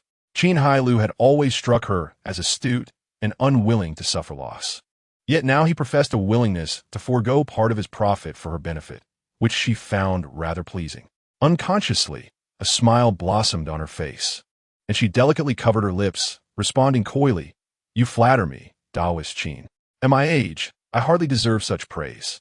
Her demeanor resembled that of a young wife playfully teasing her husband, a blend of feigned displeasure and delight, imbued with an indescribable allure. Your ethereal beauty is evident to all. I merely state the truth, Qin Hailou replied, struggling to restrain the impulse to take her in his arms and indulge in his desires. What date do you plan to host this auction? Upon returning to the matter at hand, Yun Qianhua transformed, deep in thought before stating, Daoist Qin's elixirs should not be wasted. I plan to make it a grand affair, requiring time to arrange. Let's set it for a month from now. Does that sound agreeable? Qin Hailou saw no objection and, feeling it was time to take his leave, stood to bid farewell. Then I shall leave the elixirs in your care, Daoist Yun. I will return in a month. As Qin Hailou prepared to depart, Yun Qianhua instinctively halted him. Wait, you have greatly assisted Wan Dange. Allow me to prepare a modest feast in gratitude. Qin Hailou remained composed, slightly bowing. There is no need, Daoist Yun. Your kindness is appreciated, but our collaboration is mutually beneficial. It is not a matter of assistance. A Sigma man is always so decisive, never lingering unnecessarily. Chapter 20. Rejecting the beauty sparks resentment. A sword of elegance captivates the heart, having been turned down twice in her invitation. Yun Qianhua felt a sense of grievance. She, Yun Qianhua, was a renowned figure within a radius of several thousand miles. Since her husband's passing, countless practitioners had sought her presence in vain. Yet here she was, lowering herself to invite a man for a drink, only to be declined twice. This dissonance made her question if her allure had faded. Unconsciously, her eyes glistened with unshed tears as she bit her lip, her expression a mixture of reproach and longing. Taoist, are you truly so unwilling to spend time with me? You misunderstand, Taoist Yun. To share a drink with you is an honor I would never refuse. However, I have pressing matters to attend to. Perhaps we could postpone the banquet until after the auction? We can raise our glasses in celebration then. Yun Qianhua's disappointment transformed into joy in an instant. Then it is settled. You must not use business as an excuse to evade me then. I promise, Qin Hailou replied, hastily taking his leave. The longer he lingered, the more he feared revealing his true self, which would undo all his efforts. Seeing the rare fluster on Qin Hailou's face made Yun Qianhua chuckle. In her eyes, he had finally appeared as a normal man. Previously, he had seemed overly cunning. She had felt like the weaker party in his presence. It turned out he was not unwilling, but rather afraid. This realization sparked a desire to tease Qin Hailou further. Witnessing him in such a state was simply too amusing. This also allowed her to realize anew that her charm had not faded. Even Qin Hailou could not resist it. Yun Qianhua's lips curled into a slight smile, reminiscent of a youthful maiden, as she raised her fist and muttered softly towards the door, her features scrunched in determination. Humph, I will show you my allure. After a while, Fong Bo approached once more, bowing at the door to report, Master, the Liu family members have accompanied Mr. Qin. Yun Qianhua had long since retracted her girlish demeanor. At this moment, she was the master of Wandan Hall, a cultivator at the later stage of foundation establishment. Notify Wu Gongfeng to make a personal visit and ensure Mr. Qin's safety. The room fell silent again as Yun Qianhua grasped the teacup, her brow furrowing in contemplation. Ever since Liu Xian severed the supply of elixirs from Wandan Pavilion, he had sent people to closely monitor her movements. After Wandan Pavilion resumed selling premium qi-nourishing pills, the Liu family had dispatched even more personnel to covertly investigate the source of these pills. She had inadvertently overlooked the staff member serving customers in the shop, leading to the leakage of information regarding Qin Hailou. Fortunately, that staff member knew little, but it was sufficient for the Liu family to discern whom to target. When Qin Hailou arrived, she had already stationed people waiting outside the market, fearing the Liu family might act recklessly. She dared not divulge the details to Qin Hailou, fearing that he might sever ties with Wandan Pavilion out of concern for the Liu family's influence, which would spell disaster for her. Thus, she opted to send someone to protect him in the shadows, ensuring that no harm befell Qin Hailou. Wu Gongfeng, a cultivator at the initial stage of foundation establishment, could safeguard Qin Hailou as long as the Liu family's higher-ups did not intervene. Old ghost, push me too far, and I will make sure the Liu family suffers. Yun Qianhua slammed her right hand forcefully on the table, her teeth clenched in anger. She vowed that if the Liu family dared to act recklessly, she would go all out to teach them a lesson. As Qin Hailou exited the market, he sensed that someone was following him. Although his spiritual awareness was not strong at present, it was evident that the pursuers had no intention of concealing their presence, blatantly trailing him. Qin Hailou pondered who they might be and what their intentions were. It could not possibly be Yun Qianhua. She had too much to gain from him. Could it be the Liu family? Yet, that seemed unlikely, as Tian Yingying had not yet returned to the sect and should not have exposed anything. After careful consideration, Qin Hailou surmised that it might relate to his provision of elixirs to Wandan Pavilion. He recalled Tian Yingying mentioning that the supply of premium elixirs had suddenly ceased. Perhaps his supplying to Wandan Pavilion had offended some powerful faction. Upon exiting the maze, Qin Hailou discreetly reached a concealed location and stopped, declaring aloud, "Gentlemen, what is your intent in so brazenly following me?" The next moment, 3 men clad in identical green uniforms approached on flying swords, forming a triangle as they hovered before Qin Hailou. Utilizing his system to assess, he found that the leading middle-aged man was at the 9th level of Qi practice, while the other 2 were at the 6th level. With a sense of reassurance, Qin Hailou maintained a calm demeanor. The middle-aged man slightly cupped his hands, introducing himself. "I am Lu Xiang of the Lu family, sent by my young master to invite you to our residence for a discussion." Upon hearing that it was someone from the Lu family, Qin Hailou felt an inexplicable discomfort, wondering if they had discovered that he had taken the woman Lu Wujin coveted. However, he quickly realized that if they were aware of that, they would not be so polite. "I am not acquainted with your young master. What business do you have with me?" Are you genuinely unaware or merely pretending to be so?" "The premium qi nourishing pills from Wandan Pavilion have always been supplied by my Lu family. Why have you intruded?" Lu Xiang looked down upon Qin Hailou when he discovered that he was merely at the 5th level of qi practice. Sending a 5th-level practitioner to deliver premium elixirs was hardly indicative of a powerful faction. Yet, due to Lu Wujin's orders, he had to maintain a semblance of politeness. Now witnessing Qin Hailou's incessant questions, Lu Xiang's dwindling patience was all but exhausted.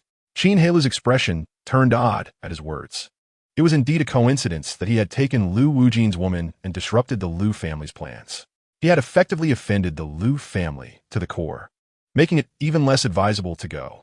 Not going. That is not for you to decide. Take him away." Lu Xiang ordered his subordinates with a fierce glare. "Let me practice my moves on you," Qin Hailou muttered as he grasped his flying sword, activating the Kaming Zhan Tianju. "Let's test the waters for 10 years.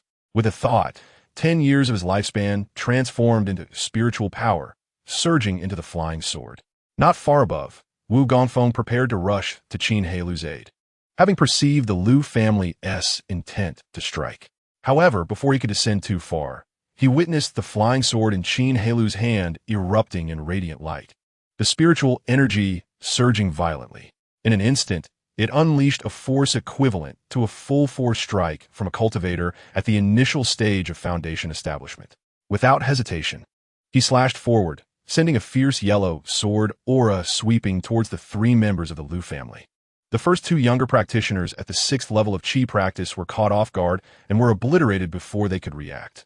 The sword aura continued its relentless advance towards the middle-aged man at the 9th level. Lu Xiang realized what had transpired the moment his subordinates fell, attempting to evade. But the sword aura was far too swift. He could only hastily employ a magical artifact for protection, but it lasted merely a fleeting moment. Witnessing the barrier, which should have been able to withstand an attack from a cultivator at the initial stage of foundation establishment, being pierced through as though it were made of paper, Lu Xiang had only time to utter a panicked roar. "This is impossible." Then, like his 2 subordinates, he too met the same fate, leaving no trace behind. Rarely seen, but not so surprising. You haven't witnessed the transformation of fighting spirit into a horse. "I still have a long way to go," Qin Hailou remarked. Though internally he felt satisfied, grateful for the 10 years of his life spent wisely, as the Kaming Zhan Tianju proved to be exceptionally effective. However, he sensed that he might have overextended his lifespan. Shaking his head, Qin Hailou wasted no time, stepping onto his flying sword and soaring away. Wu Gongfeng remained suspended in the air for quite some time, and after regaining his composure, he took a deep breath, suppressing his astonishment, and returned to the market to report. Before long, Wu Gongfeng arrived back at Wandan Pavilion, ascending to the 3rd floor to meet Yun Xianhua. Reporting to the master, Mr. Qin has safely departed. Yun Xianhua nodded slightly. This was anticipated. How many members of the Lu family were dispatched? 1 at the 9th level of qi practice and 2 at the 6th level. All this just to deal with a 5th level practitioner. How shameless, Yun Xianhua scoffed, glancing at Wu Gongfeng. Using a sledgehammer to crack a nut. You have worked hard, Wu Gongfeng. Wu Gongfeng felt a bead of sweat trickle down his brow. I dare not claim credit. To be honest, I did not even make a move. Yun Xianhua looked perplexed. What do you mean? Was Mr. Qin protected by someone? Wu Gongfeng shook his head, his expression dazed, as if still entranced by that astonishing strike. Mr. Qin resolved the matter himself, and it only took 1 sword. Yun Xianhua stood in stunned silence for a moment, then sighed softly. It appears I have underestimated Mr. Qin. Chapter 21. Lu Dasha's Generous Bounty. Qin Laoi's fortuitous encounter with an old friend, Lu family. Bang! As Lu Wujin slammed his palm down heavily, the nearby tea table shattered in response. Damn it! Who is this overbearing dragon that dares to kill my Lu family members? The death of his capable subordinate left Lu Wujin gritting his teeth in fury. Hearing this, an elder standing beside him stroked his beard and said, The details of that person remain unclear. I initially thought he was merely a 5th-level Qi practitioner, and with Lu Xiong taking action, it should have been a simple task, yet unexpectedly, he ended up defeated. The elder was named Li Shiyuan.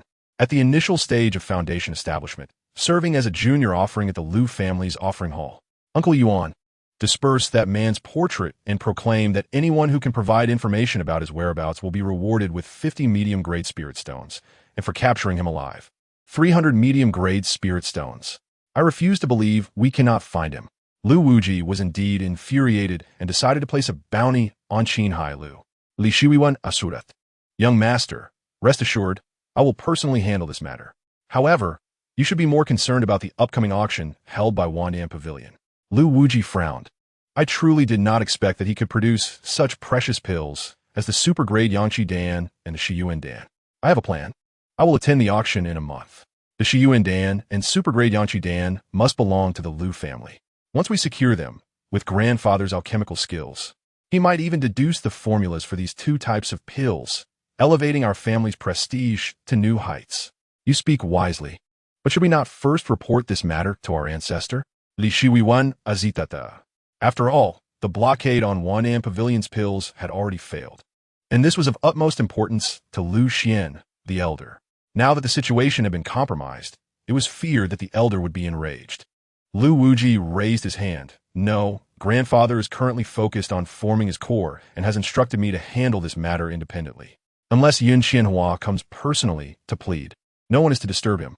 I will report to the elder after securing the Shiyuan Dan. Li Shiyuan nodded, aware that Lu Wuji was correct. Forcing Yun Qianhua to bow was evidently unfeasible at this moment, and if no achievements were made elsewhere, Lu Wuji would find it difficult to provide an account.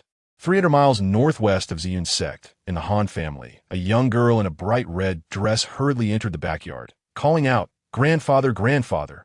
Inside, an elderly man with a haggard appearance lay on a recliner, his face pale and alarming, occasionally coughing violently, staining a white handkerchief with crimson blood. This elder was Han Yin, the current head of the Han family, known for cultivating immortality.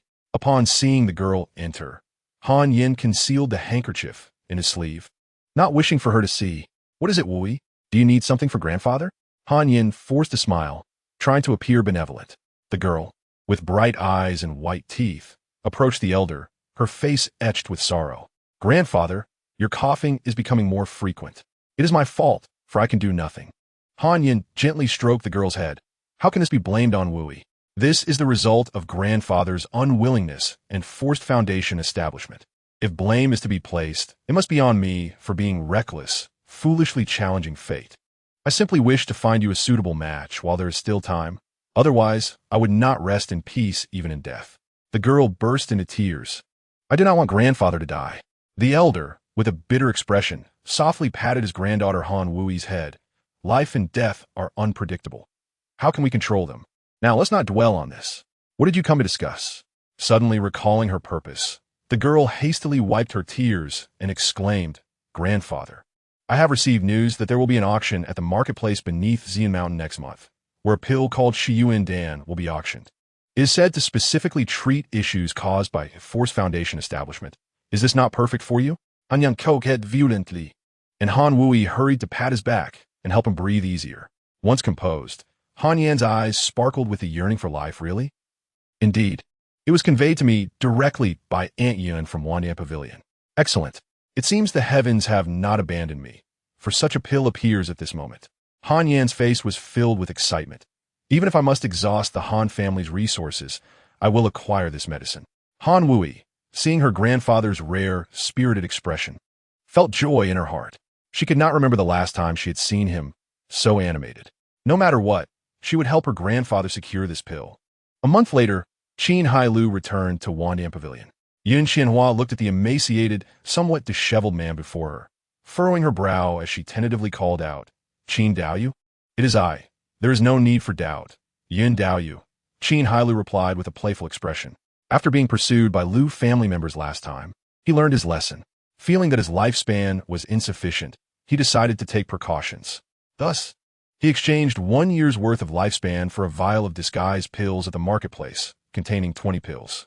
Upon consuming this pill and following the accompanying spiritual energy manipulation method, one could alter their facial structure effectively. Importantly, even Foundation establishment cultivators could not detect any anomalies with their spiritual senses.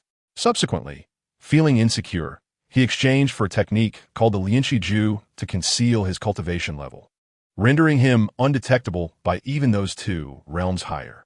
Your voice is unmistakable, Yun Qianhua sighed in relief, although she still found it somewhat difficult to adapt to Qin Hailou's current appearance. His exaggerated expressions seemed rather amusing.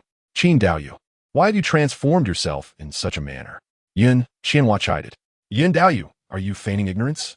You should know the reason I disguised myself. Qin Hailou feigned surprise. Yun Qianhua, her cheeks reddening, gracefully bowed and expressed her apologies. It was my oversight. I should have informed you of the Liu family's matter sooner. Qin Hailou casually waved his hand. It is understandable. After all, we are not yet familiar with each other. You likely feared that I would hesitate to cooperate with Wandan Pavilion upon learning the truth about the Liu family's influence. Empathetic to her situation, Qin Hailou recognized that, in her eyes, he might appear as a lifeline, making her reluctant to share the complete truth.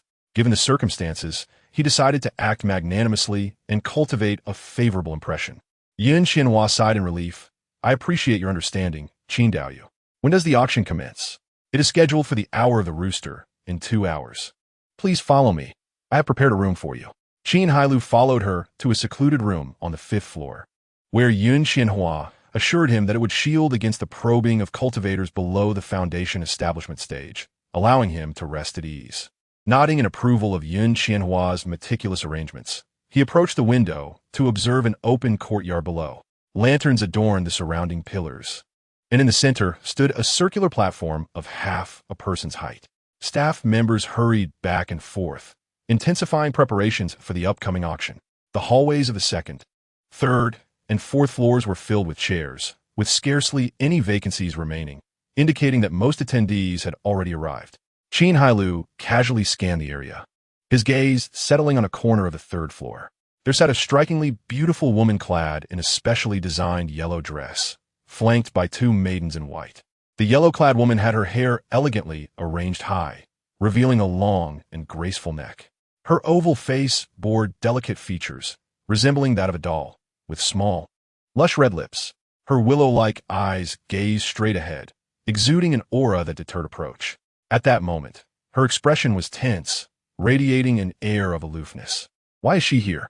Chapter 22. Yun Qianhua was overjoyed while Gu Yan was irate.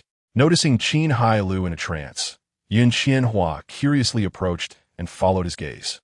Upon recognizing the individual, she teased, "Is she not beautiful?" The individual in question is a disciple of Qin Yao Peak, renowned for her icy beauty. I advise you to refrain from harboring any thoughts. She appears to have little interest in men.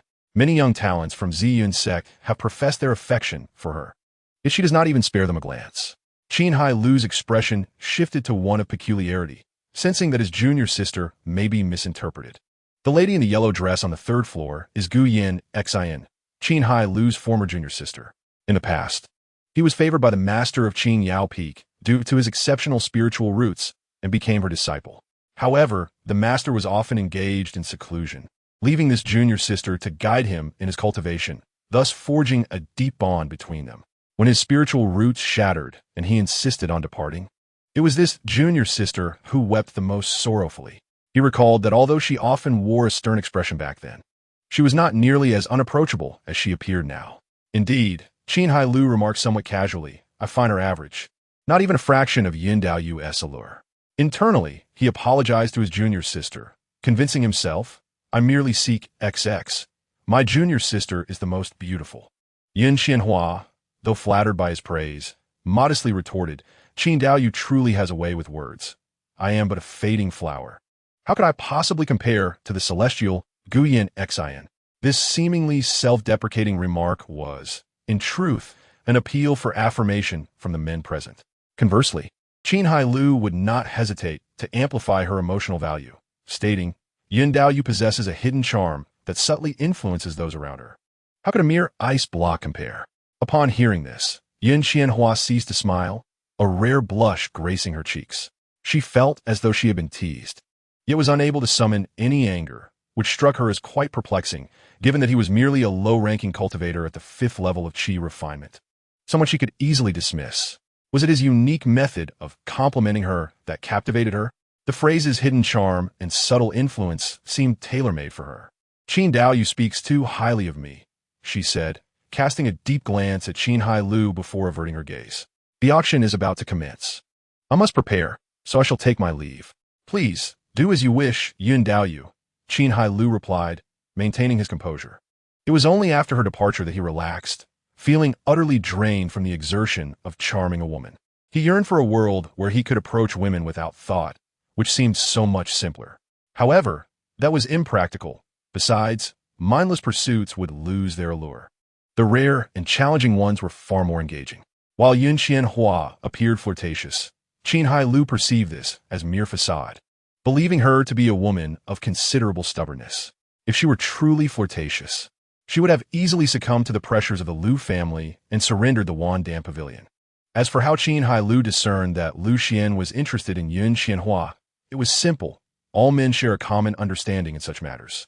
In his eyes, outside of Yun Qianhua, the Wandan Pavilion held little significance. Liu Xian, in his misguided arrogance, believed that strength alone could grant him unrestrained power. In dealing with such a woman, one ought to win her heart rather than resorting to mere force, which would only backfire. As the hour of the auction approached, it commenced promptly. Yun Qianhua donned a resplendent red phoenix tail gown, rendering her the most radiant presence in the room. The two types of elixirs provided by Qin Hailou were the piece de resistance, with the earlier items being rare elixirs collected by Yun Qianhua herself. It was not until an hour had passed that the superlative Qi nourishing pill made its entrance. A staff member ascended the stage, bearing a wooden tray covered in red cloth. "Ladies and gentlemen, I understand your purpose for attending today. The elixir before you is the superlative Qi nourishing pill. Its efficacy enhances the absorption of spiritual energy by an additional 50% compared to the top-tier Qi nourishing pill. My Wandan Pavilion has painstakingly gathered only 3 bottles, totaling 29 pills. Miss this opportunity and it will be lost forever." The starting bid was set at 100 mid-grade spirit stones, with increments of no less than 10. As her words fell, bids began to roll in. 120, 130, 150. The auction erupted into a flurry of activity, ultimately reaching 240 mid-grade spirit stones. Just as it seemed to conclude, a voice interjected, 250 mid-grade spirit stones. I, Liu family, shall take it. Qin Hailou's gaze shifted to the slender youth on the 4th floor, clad in brocade and fanning himself, who bore no resemblance to a young master of a cultivation family, but rather to a wealthy scion. The room fell silent upon hearing the Liu family name. No one dared to challenge them. In the vicinity of several thousand miles, aside from Xian's sect, the Liu family wielded the most power, and no one wished to offend them over a few bottles of Qi nourishing pill, even if they were exceptionally rare. Unsurprisingly, the superlative Qi nourishing pill was acquired by Liu Wuji. The auction then transitioned to the main event. And Qin Hailou glanced at Guyan Xin on the 3rd floor. She had not placed a bid, indicating her interest was in the Shi Yuandan. Pondering this, Qin Hailou employed his system to investigate. The results revealed a pregnancy value of 66, superior mid-grade spiritual roots, and mid-stage foundation establishment. With her foundation already established, she would not suffer any adverse effects from forced foundation establishment. Why then did she seek the Shi Yuandan? Next, the Shi Yuandan was introduced, and its effects were well known to the attendees. The starting bid was 200 mid-grade spirit stones, with increments of no less than 10. As Yun Qianhua's voice rang out, the foundation cultivators perked up. While most could not utilize it, this elixir could prove life-saving in critical moments. Even if they could not use it themselves, it might be vital for their family's younger generation in times of breakthrough. The principle of being prepared was universally understood. The most excited among them were Han Yin and his granddaughter Han Wu Yi, seated in a corner on the 2nd floor.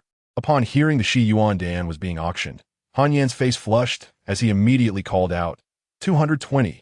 Beside him, Han Wu Yi gently patted his back. Her ears perked to catch the bids. The Han family had but a single initial stage foundation cultivator, and their strength was limited. Han Wu worried that too many competitors would make it difficult for them to contend. 230.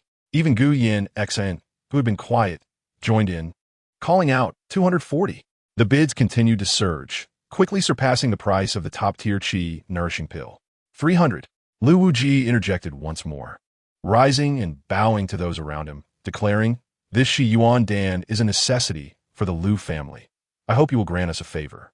The crowd fell silent, the previously lively atmosphere abruptly subdued. Although Yun Xianhua felt helpless, she recognized the Lu family's overwhelming dominance in this small town of Liangzhou. Your Lu family's influence is excessive.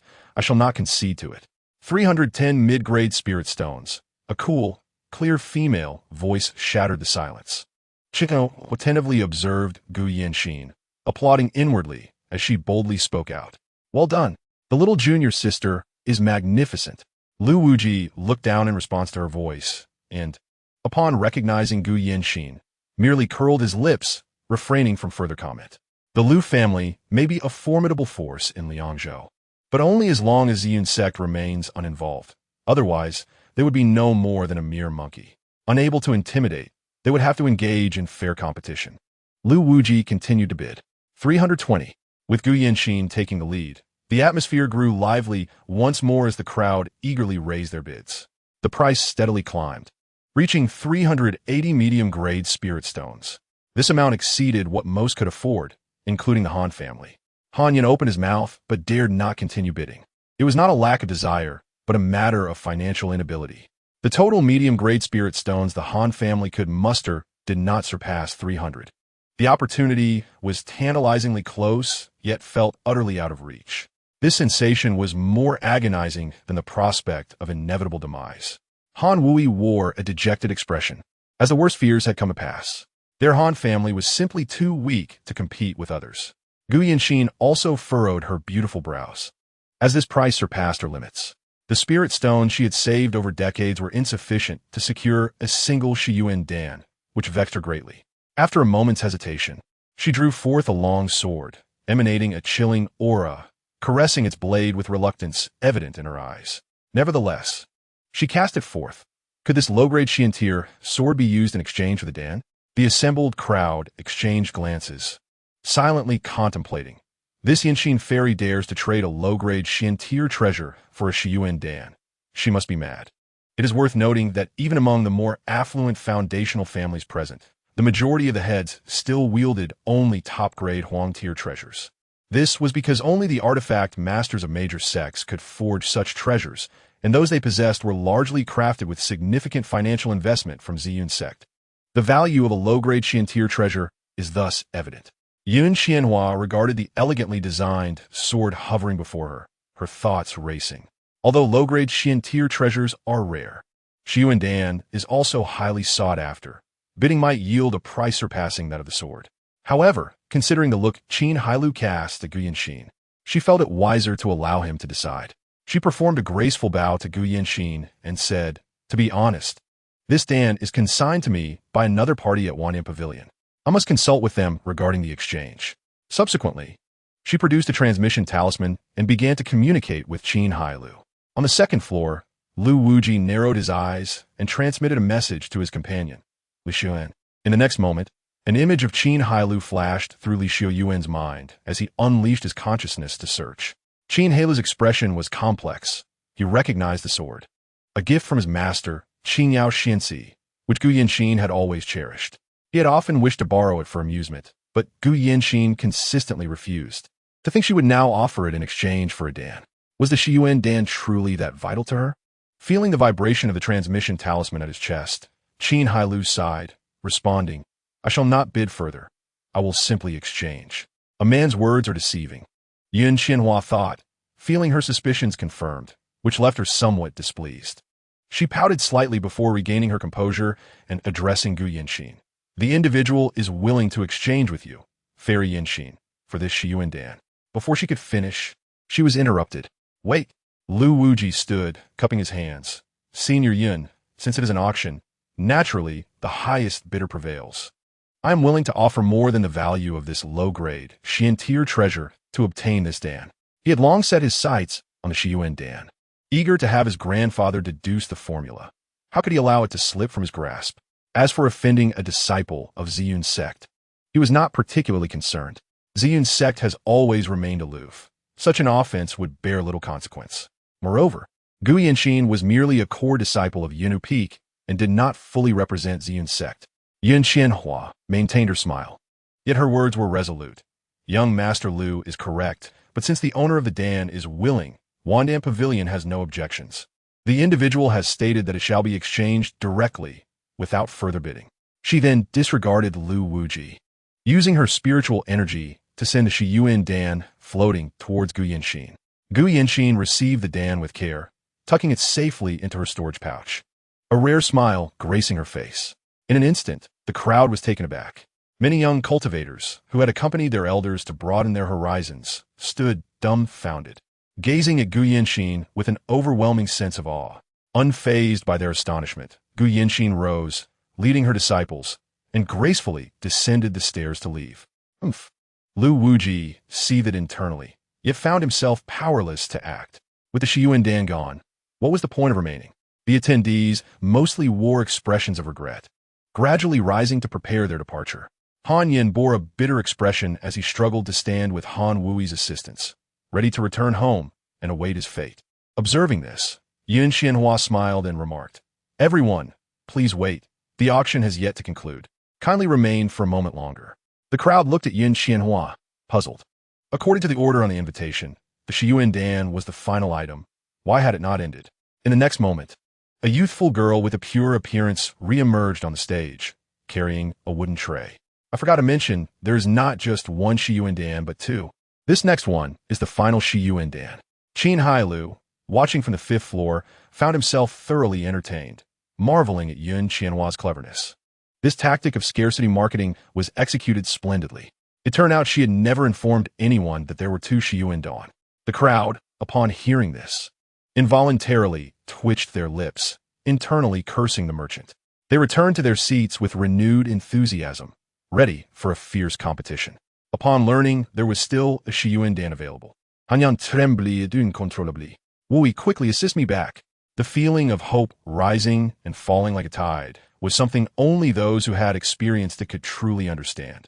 To describe it, it was akin to a beautiful maiden trembling in a corner on the verge of being bullied by a tyrant. Fortunately, fate was not so cruel. She saw someone passing by and hurriedly called for help, only to find that person merely glanced and continued on their way, causing hope to vanish once more. Thankfully, another passerby came, and she cried out for help again, reigniting her hope. As for the maiden's fate, it could only unfold in 3 potential scenarios, which those interested may imagine. Lu Wuji had already reached the 1st floor, having just walked past the high platform.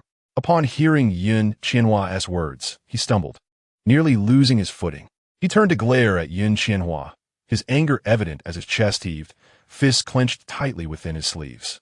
Yet, he gritted his teeth and quietly instructed his subordinate, "Return." Yun Qianhua glanced at him, a slight smile gracing her lips. She relished in the small annoyance she had caused the Lu family. Chapter 24. Difficult Delays. Qianhua assists, rescuing grandfather. Wui sacrifices herself. The subsequent auction was nothing short of a fierce competition. Faced with the last Shiyuan Dan, none were willing to concede defeat easily. After someone stood firm against Lu Wuji's coercion and made a bid, many followed suit with their offers. Ultimately, it was no surprise that the financially robust Lu Wuji secured the elixir, albeit at the exorbitant cost of 580 mid-grade spirit stones, a sum that left him rather displeased. Nevertheless, the coveted Dan was finally in his possession, enabling him to report back to his grandfather. Lu Wuji descended the stairs with his entourage, preparing to depart. Li Xuan trailed behind, conveying through thought, "Young master, we have not located that individual. Let us return for now and assign someone to keep a close watch on Wandan Pavilion. That person will undoubtedly reappear sooner or later." The group swiftly exited Wandan Pavilion, heading straight for the Lu residence. Most of the auction attendees had already dispersed, having left empty-handed, as neither of the 2 exquisite elixirs had been won by them. Both had fallen into the hands of the Lu family. This left them feeling rather unlucky, and they vowed never to attend another auction involving the Lu family. Remaining at the scene were only the Han family on the 2nd floor. Han Yin leaned back in his chair, his expression one of profound despair. Twice had hope been within reach, only to slip away again, leaving him in a state of utter desolation. Before arriving, he had managed to maintain a mindset of taking each day as it comes. But after enduring 2 emotional torments, his previously serene disposition had disintegrated completely. Now, a deep-seated fear of death had taken root within him, and the notion of waiting for death had become utterly unattainable. Unbeknownst to him, thoughts of seeking death began to surface. Beside him, Han Wui observed her grandfather's despondency, filled with regret. The hope that was sought yet unfulfilled seemed better left unpursued. Witnessing her grandfather's mental anguish caused her heart to ache. She pondered, if that individual could consign 2 Shiyuan Dawn, why not simply sell a few more? Perhaps the Han family might have a chance to acquire one. As she thought this, a sudden spark of realization ignited within her. Indeed, if that person could produce 2 Shiyuan Dawn, he might possess more that he simply did not bring to sell. In that case, finding him and requesting to purchase one would suffice. Han Wui followed this line of reasoning and recalled the moment when Yun Qianhua had communicated with that individual. An idea began to take shape in her mind. She approached Han Yin, assisting him to rise. "Grandfather, let us seek out Aunt Yin." However, Han Yin wished only to leave this sorrowful place as soon as possible. "What purpose does that serve? Let us return. Grandfather longs for home." Han Wui endeavored to infuse her tone with cheerfulness. "Grandfather, Aunt Yin knows the person who consigns the Shiyuan Dawn. We could ask her for an introduction. Perhaps we could procure one through her." Upon hearing this, Han Yin paused, and then a wave of elation washed over him. "Yes, yes. Wui, you are clever. I was muddled. That person may indeed have more Shiyuan Dawn. Come, let us find Aunt Yin." With renewed hope for survival, the old man felt his fatigue dissipate. His legs regained their vigor as he grasped his granddaughter's hand and led her downstairs.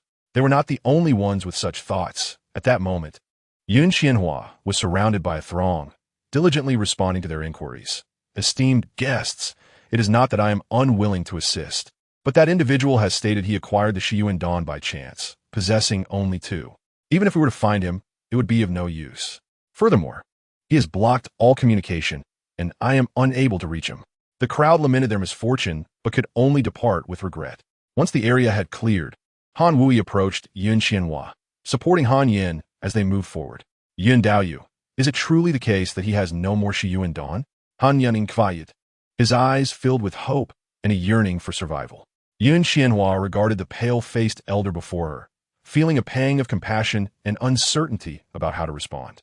The Han family had been loyal patrons of Wandan Pavilion for many years, having spent considerable spirit stones there, which placed Yun Qianhua in a difficult position.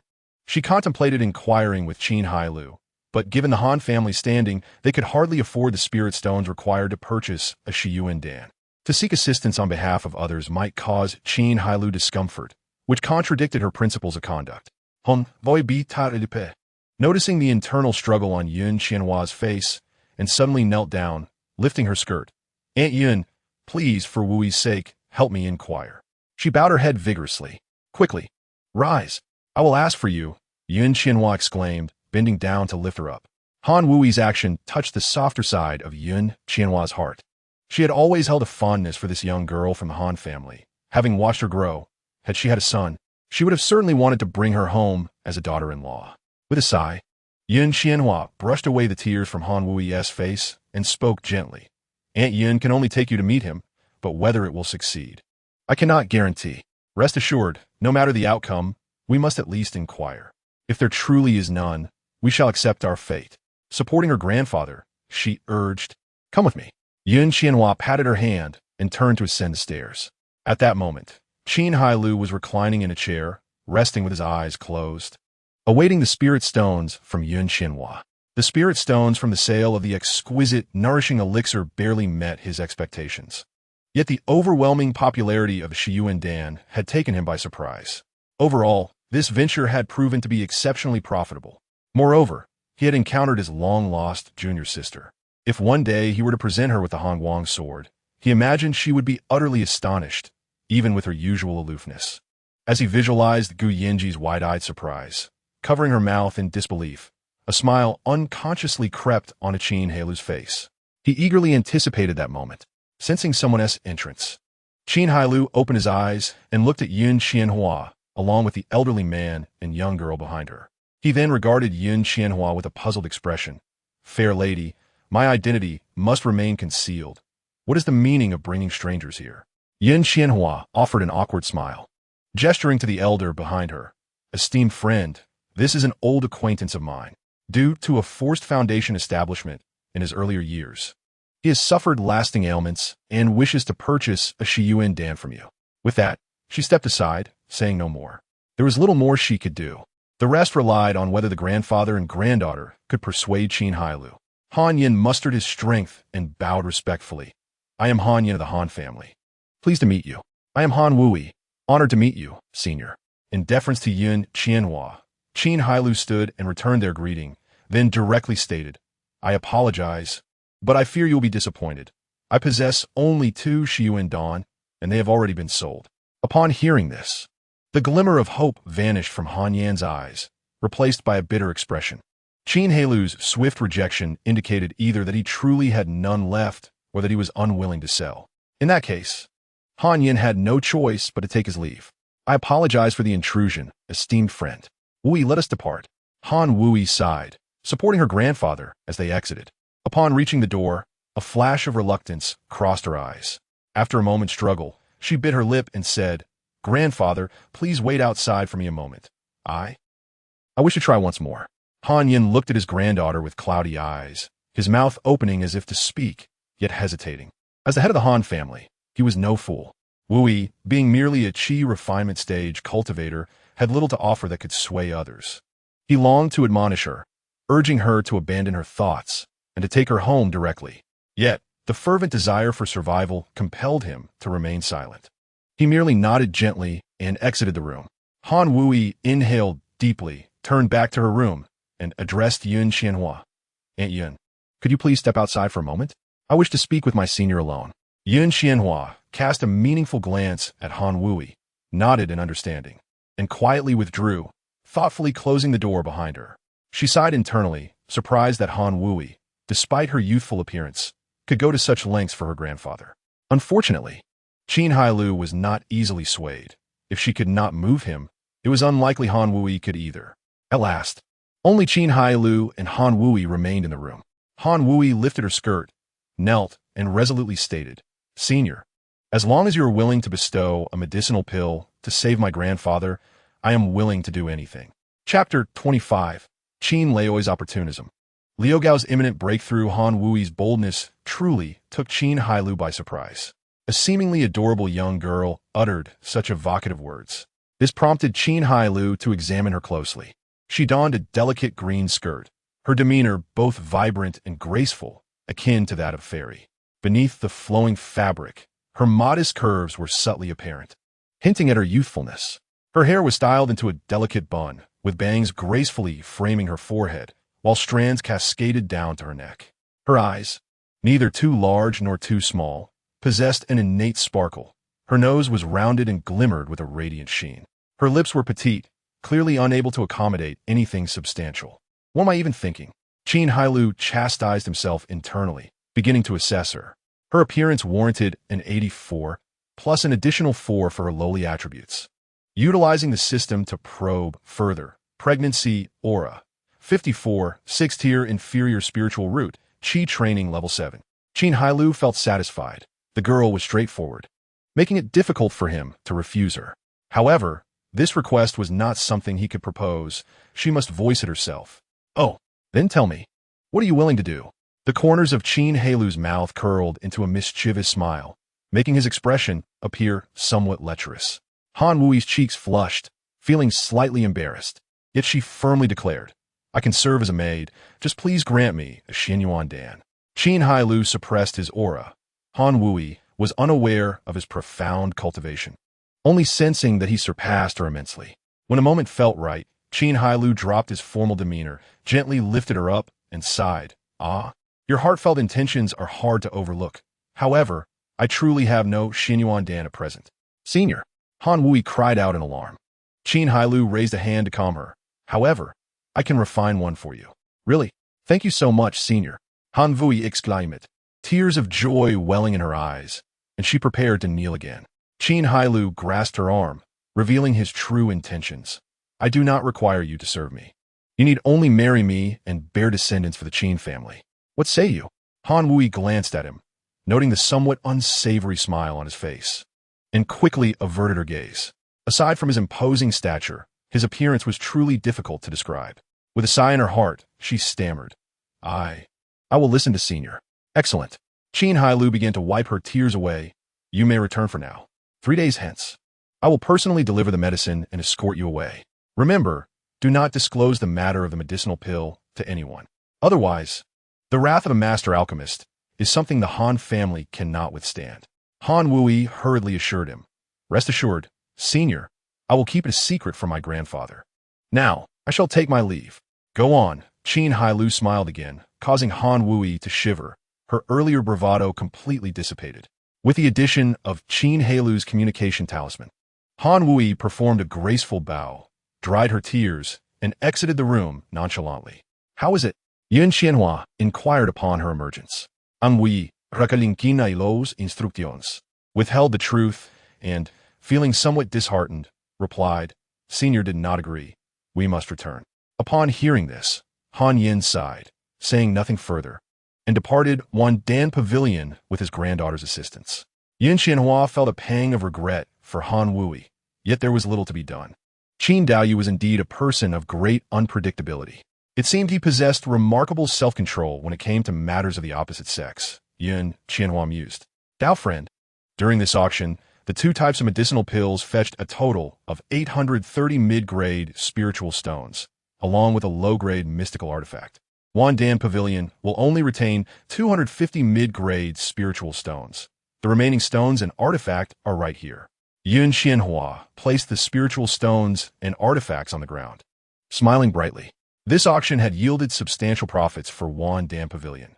The costs of hosting the event had already been recouped through the sale of other medicinal pills, and the commission from Qin Hailou was pure profit. The 250 mid-grade spiritual stones would typically require her to sell 50 bottles of premium nourishing pills to earn, if she had amassed such wealth in just a few hours. This led her to believe that hosting an auction was indeed a splendid way to acquire spiritual stones. However, given Wan Dan Pavilion's limited strength and lack of rare medicinal pills, such auctions could not be held without the support of valuable items. Thus, the significance of Qin Hailou became abundantly clear. Unbeknownst to her, her gaze towards Qin Hailou brimmed with a newfound intensity. In that case, I must thank you, Dao friend. Qin Hailou, oblivious to the shift in Yun Qianhua's sentiments, joyfully collected the spiritual stones into his system space and picked up the Han Guang sword, examining it closely. Previously, he could only admire the sword from afar due to his junior sister's vigilant protection, never having the opportunity to wield it. Ironically, this cherished sword was now exchanged for Xianyuan Dan.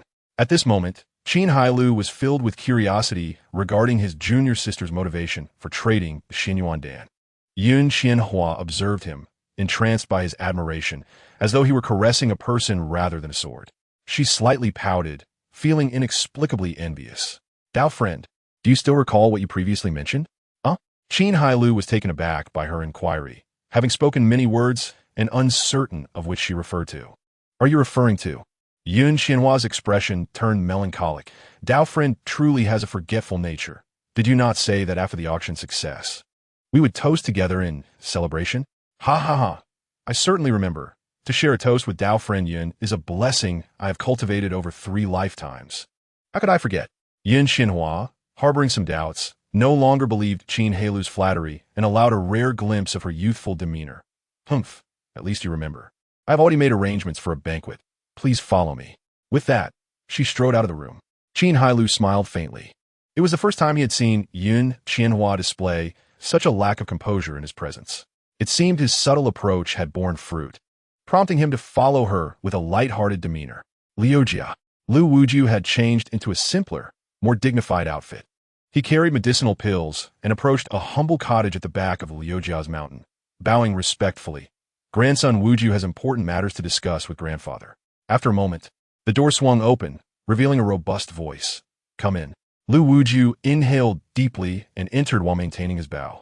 Each encounter with Lu Xian filled him with trepidation. fearing that any misstep could displease the elder. Upon entering, he glanced at the elderly man seated on a mat, clad in a simple robe, his hair white yet youthful, then lifted his garments and knelt. The elderly man slowly opened his eyes and lifted his eyelids, inquiring, "What brings you here?" Immediately, Lu Wuji recounted the events surrounding the assistance received from the mysterious alchemist at Wandangu, narrating the tale in vivid detail. "You have performed admirably. This matter does not rest upon your shoulders. First, withdraw the watchers. As for the rest, I shall make my calculations once I emerge from seclusion." Upon hearing Lu Xian's words, Lu Wuji expressed his surprise, asking, "Grandfather, are you about to form your dan?" He recalled his grandfather's previous words. This time, "I shall not leave seclusion until I have formed my dan." A faint smile appeared on the old man's face as he stroked his beard and replied, "I have some confidence, yet time is still required." "Excellent," Lu Wuji exclaimed, his spirit uplifted. "Then I shall await your emergence outside." He then produced a vial of elixirs, presenting it to Lu Xian. "Grandfather, this is what I just acquired." Remarkably, the individual possesses some skill. Both the superlative qi nourishing pill and the cleansing yuan pill can be considered treasures. Without sufficient skill, one would not dare to oppose the Lu family. "Set the pills down. I shall examine them when time allows. Moreover, arrange for the clan to keep a close watch on Yun Qianhua. Should she escape prematurely, I will hold you accountable." "Understood." Lu Wuji bowed, feeling a chill in his heart, wary not to act carelessly. Once he stepped outside the thatched cottage, the door closed automatically behind him. Lu Xian waved his sleeve, gathering the pills from the ground, his hand curling into a claw as he murmured, "Humph, Yun Qianhua, you shall not evade my grasp." He closed his eyes, focusing his thoughts upwards, and re-entered a state of cultivation. Chapter 26. The influence of intoxication and uncontrollable affection at Wandangu. In Yun Qianhua's chamber, the two engaged in a spirited exchange of cups, indulging in hearty drinks. A full pot of intoxicating wine had already been consumed, and they were now on the second. Despite Qin Hailou's confidence in his drinking capacity, he found himself feeling overwhelmed, his head growing noticeably heavy. With each breath, he could feel the warmth rising within him. Had it not been for his ability to maintain composure while drinking, his face would have turned crimson by now. In contrast, Yun Qianhua appeared unfazed, frequently pouring herself more wine as if it were merely water. "This woman must be attempting to intoxicate me," Qin Hailou thought, dismissing the absurd notion. Yun Qianhua's efforts were unnecessary. He was not easily susceptible to such tactics. Just a simple loosening of the ribbon at her chest would prompt him to demonstrate what a modern wolf of Zhongshan truly is. In truth, Yun Qianhua had deliberated for quite some time before deciding to entertain Qin Hailou in her chamber. After all, no man had entered this sacred space since her late husband.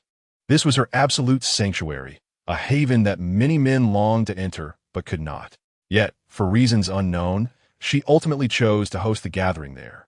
Perhaps it was because she sensed that Qin Hailou was unlike other men. After all, throughout their interactions, his gaze had never betrayed the lewdness exhibited by other men. He was seasoned and profound, yet charming, reserved but not devoid of humor. And remarkably, despite his dominant position, he never sought to impose his will upon others. Yun Qianhua perceived Qin Hailou as such a complex man. Perhaps truly intoxicated, Yun Qianhua felt her vision blur considerably, rendering Qin Hailou's features somewhat indistinct. Yet she suddenly realized that this ambiguity aligned perfectly with the impression Qin Hailou had consistently given her. He seemed perpetually shrouded in a veil of mystery, eluding her understanding, yet simultaneously drawing her in to explore further. The more she sought to uncover, the deeper she became ensnared in his allure. Yun Qianhua lifted the wine jug, intending to pour more, but ultimately restrained herself. Her tolerance for alcohol was not particularly high. She simply maintained a facade of composure. If she continued, true inebriation would ensue. Setting the jug down, she shook her head, striving to regain clarity. Qin Hailou's somewhat disheveled appearance re-emerged in her line of sight. "Qin Daoyu, could you revert to your original appearance?" Unbeknownst to her, a playful tone had crept into her voice, soft and teasing. This request was one Qin Hailou could not refuse. He immediately bowed his head, channeling his spiritual energy through his face. When he lifted his gaze again, he had returned to his true form. Yun Qianhua's eyes sparkled. Before her stood a middle-aged man with a fair complexion, dark, thick hair, and a resolute visage. His prominent brows only accentuated his masculine aura. After admiring him for a while, she met Qin Hailou's teasing gaze, which sparked a feeling of guilt akin to being caught peeking. She blushed and averted her gaze.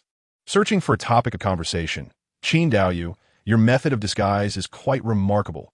Even my late-stage foundation establishment perception detected no anomalies. What is so remarkable about it? It was exchanged for my life, Qin Hailou replied with a smile, humbly adding, it is merely a type of transformation pill. It hardly qualifies as a special technique. Upon hearing the mention of pills, Yun Qianhua's eyes lit up. Her expression filled with hope as she looked at Qin Hailou. Might this pill be available for sale at one dango? Qin Hailou chuckled softly, amused by her enthusiasm for alchemical products, a true testament to her background. Perhaps we should keep such things for our own use. If word spreads, we might find ourselves at a loss. Indeed, Yun Qianhua pouted slightly, then realized something was amiss in Qin Hailou's words. When you say we, who do you mean? Qin Hailou blinked, a playful smile gracing his features as he gazed at her. While selling them is not feasible, I would be more than willing to gift you some if you desire. Yun Qianhua evaded his gaze, her words contradicting her intentions. I wouldn't want them. Ah, the nature of women. Their words often bear a hardened edge, only to soften in moments like these. Qin Hailou paid her little mind, retrieving the transformation pills and pouring 10 into an empty vial before handing it to her. Yun Qianhua eagerly accepted, her earlier defiance forgotten. Qin Hailou chuckled at her excitement and stepped forward to teach her the incantation for channeling spiritual energy. In that moment, Yun Qianhua resembled a child who had just received a new toy, promptly consuming one of the pills to experiment. Gone was the dignified demeanor expected of a late-stage foundation establishment cultivator. Though Qin Hailou wore a broad smile, his heart bled. This spendthrift woman just cost me 18 days of lifespan. One day, she shall bear me 100 children. After a brief trial, Yun Qianhua exclaimed, Qin Hailou, this pill is truly remarkable. Can it be detected during the dam formation stage? Not at all. Wow. Yun Qianhua held the vial with glee, her joy palpable. After her jubilation subsided, she carefully stored the vial and offered a graceful bow. Thank you, Qin Hailou, for your generous gift.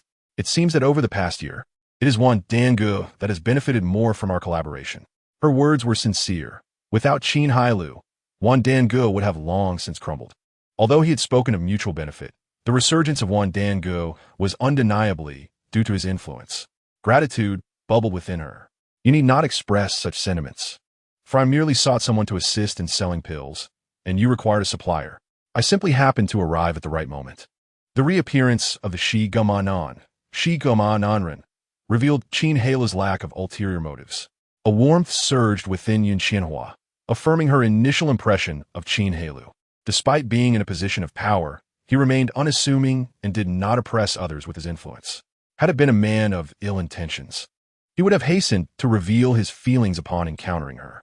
Although Yun Qianhua harbored prejudices against men in general, she could not help but exclaim, this man is truly a sincere gentleman. Yet, the more he exhibited such virtue, the more Yun Qianhua felt compelled to tease him, wishing to see the reactions that other men would display in her presence. Surely, such behavior seemed more natural. Otherwise, how could she showcase her allure? Although Qin Hailou expresses such sentiments, I cannot refrain from making my intentions known. With her words, Qin Hailou felt a fragrant breeze brush against him. And in the next moment, he felt a soft touch upon his lips, instinctively yearning to embrace the enchanting lady. However, with a peal of melodious laughter, she had already vanished from his arms. Qin Hailou, this is my token of gratitude, but do not overthink it. Tonight, my chamber is yours. Remember to return with the elixir in a year. Qin Hailou savored the taste lingering on his lips, feeling a sense of loss. Yet, he soon let go. If today she could be kissed, perhaps next time he could touch her, and eventually, he chuckled to himself, believing she would yield willingly in time. He shed his garments and covered himself with a bedding imbued with Yun Qianhua's mature fragrance. Taking a deep breath, he cleared his thoughts and gradually succumbed to slumber under the influence of the wine. Meanwhile, in another chamber, Yun Qianhua sat upon her bed, attempting to bury her head between her legs, shaking it back and forth. It seemed she sought to erase the memory of her audacious act. What have I done? Why did I act so recklessly? I must have had too much to drink. In her heart, Yin Qianhua rationalized her impulsive behavior as a consequence of intoxication. How could I, a distinguished cultivator in the late foundation establishment stage, stoop to kissing a mere man at the 5th level of qi refinement? Where's my pride gone? How shall I face him in the future? What if he misunderstands? What if he wishes to kiss me again upon our next meeting? Must I refuse? She resolved that she must reject him, for union between them was impossible. However, she pondered, would he be hurt by her refusal? What if he never returned to see her again? Yun Xianhua, the esteemed matriarch of Wandanga, a widow and a late-stage cultivator, found herself ensnared in a web of self-recrimination due to a single kiss. If Qin Hailou were to witness this scene, he would likely describe it with a succinct phrase, inexperienced yet playful. The following day, Qin Hailou, mindful of Yin Qianhua's potential embarrassment, left early. After all, he had concubines awaiting him at home, and soon he needed to visit the Han family to retrieve someone. He was exceedingly busy. Upon returning home, he devoted quality time to his concubines, gathering them to chat, sip tea, admire flowers, and discuss the town's gossip. He interjected with occasional affirmations, fostering deeper bonds among them. Observing the gathering of concubines, some heavily pregnant and others newly expecting, a sense of accomplishment welled within Qin Hailou. The one closest to her due date was Yue Qi, who would likely give birth within half a month. Yet, for Qin Hailou at this moment, the earlier excitement of fatherhood had long since faded. When a number of children reached a certain point, they became mere figures in his life. What truly moved him was the longevity bestowed upon him with each birth. Longevity was the foundation of his existence. He did not rely on children for security in his old age. Those with spiritual roots would cultivate, while those without would manage the family business. As long as he lived, the Qin family would grow stronger. As for what would happen after his death, who would care? With a single command from Qin Hailou, the entire Qin residence once again entered a state of readiness. The master was preparing to take another concubine. The servants had long ceased to react, diligently attending to their tasks, due to the master's considerable demand for concubines. Afyu had learned to keep a stock of items necessary for banquets, ensuring they could be prepared promptly, to avoid last-minute arrangements.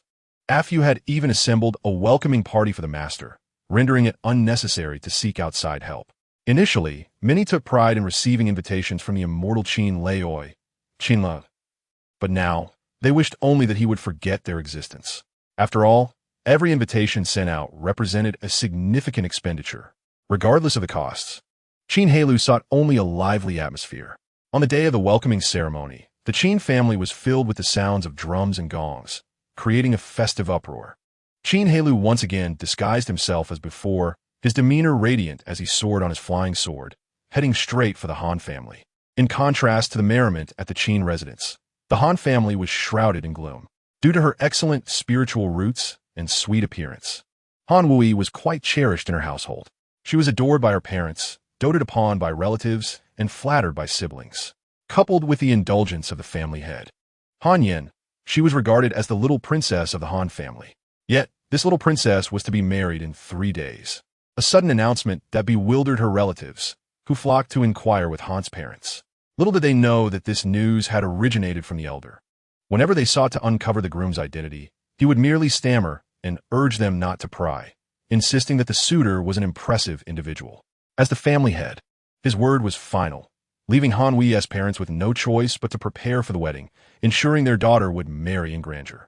However, even this seemingly straightforward affair was thwarted by the elder, who claimed that the groom preferred simplicity and would come personally to escort the bride 3 days hence, instructing them to concern themselves with nothing. For Han Wei's parents, the good news was that their daughter was to be wed. The bad news was that they did not even know who she would marry.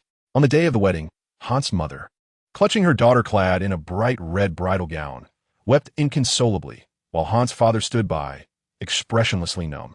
Numerous relatives in the room shook their heads and sighed. Children crowded at the door, stretching their necks to peer inside. Han Yin sat in a chair, leaning on his cane, his face as grim as the weather. "Father, I beseech you, please tell me who Wui is marrying. Why can you not reveal this?" After weeping, Han's mother could no longer suppress her emotions. Kneeling before Han, Yin in despair. "Indeed, father, I dare not oppose your decision, but at least please tell us who the groom is." Han Yin sighed, his face etched with complexity. His granddaughter had sacrificed herself to procure the Shi Yuan Dan, for him. Upon learning this, he had immediately sought information about the young man from Yanqinhua, who only mentioned that her interactions with him were minimal, limited to a cooperative relationship, leaving her not well acquainted with him.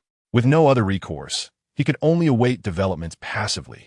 When he inquired about the details from his granddaughter, she could only reveal that the groom's surname was Qin, and beyond that, she was entirely uninformed. Faced with this predicament, Han Yin had considered the possibility of reneging on the agreement once the elixir was in hand, as it was not a commitment he had made. He could forfeit his reputation, but he could not sacrifice his granddaughter's lifelong happiness.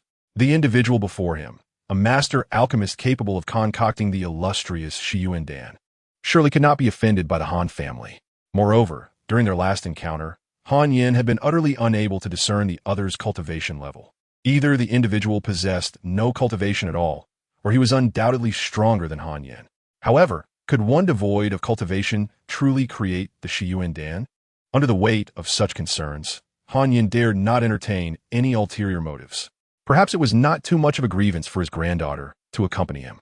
Indeed, Han Yin had never considered that he would refuse his granddaughter the opportunity for marriage, even if it meant relinquishing the precious elixir. After all, who in their right mind would choose death over life? Following numerous episodes of hope that were subsequently dashed, Han Yin had long since lost his usual composure. The hope for survival lay before him, and he had no intention of letting it slip away. He could only wish that the master would treat his granddaughter kindly in the future. No further words were necessary. The old man would not harm Wu, for the individual was a master alchemist. Surely, they understood the implications of this. Upon hearing this, the many members of the Han family present felt a shiver run through them. They exchanged glances, recalling the recent appearance of the Shi Yuan Dan in the Wandan Pavilion. Could it be that this individual was indeed the creator of the Shi Yuan Dan? The old master was saved.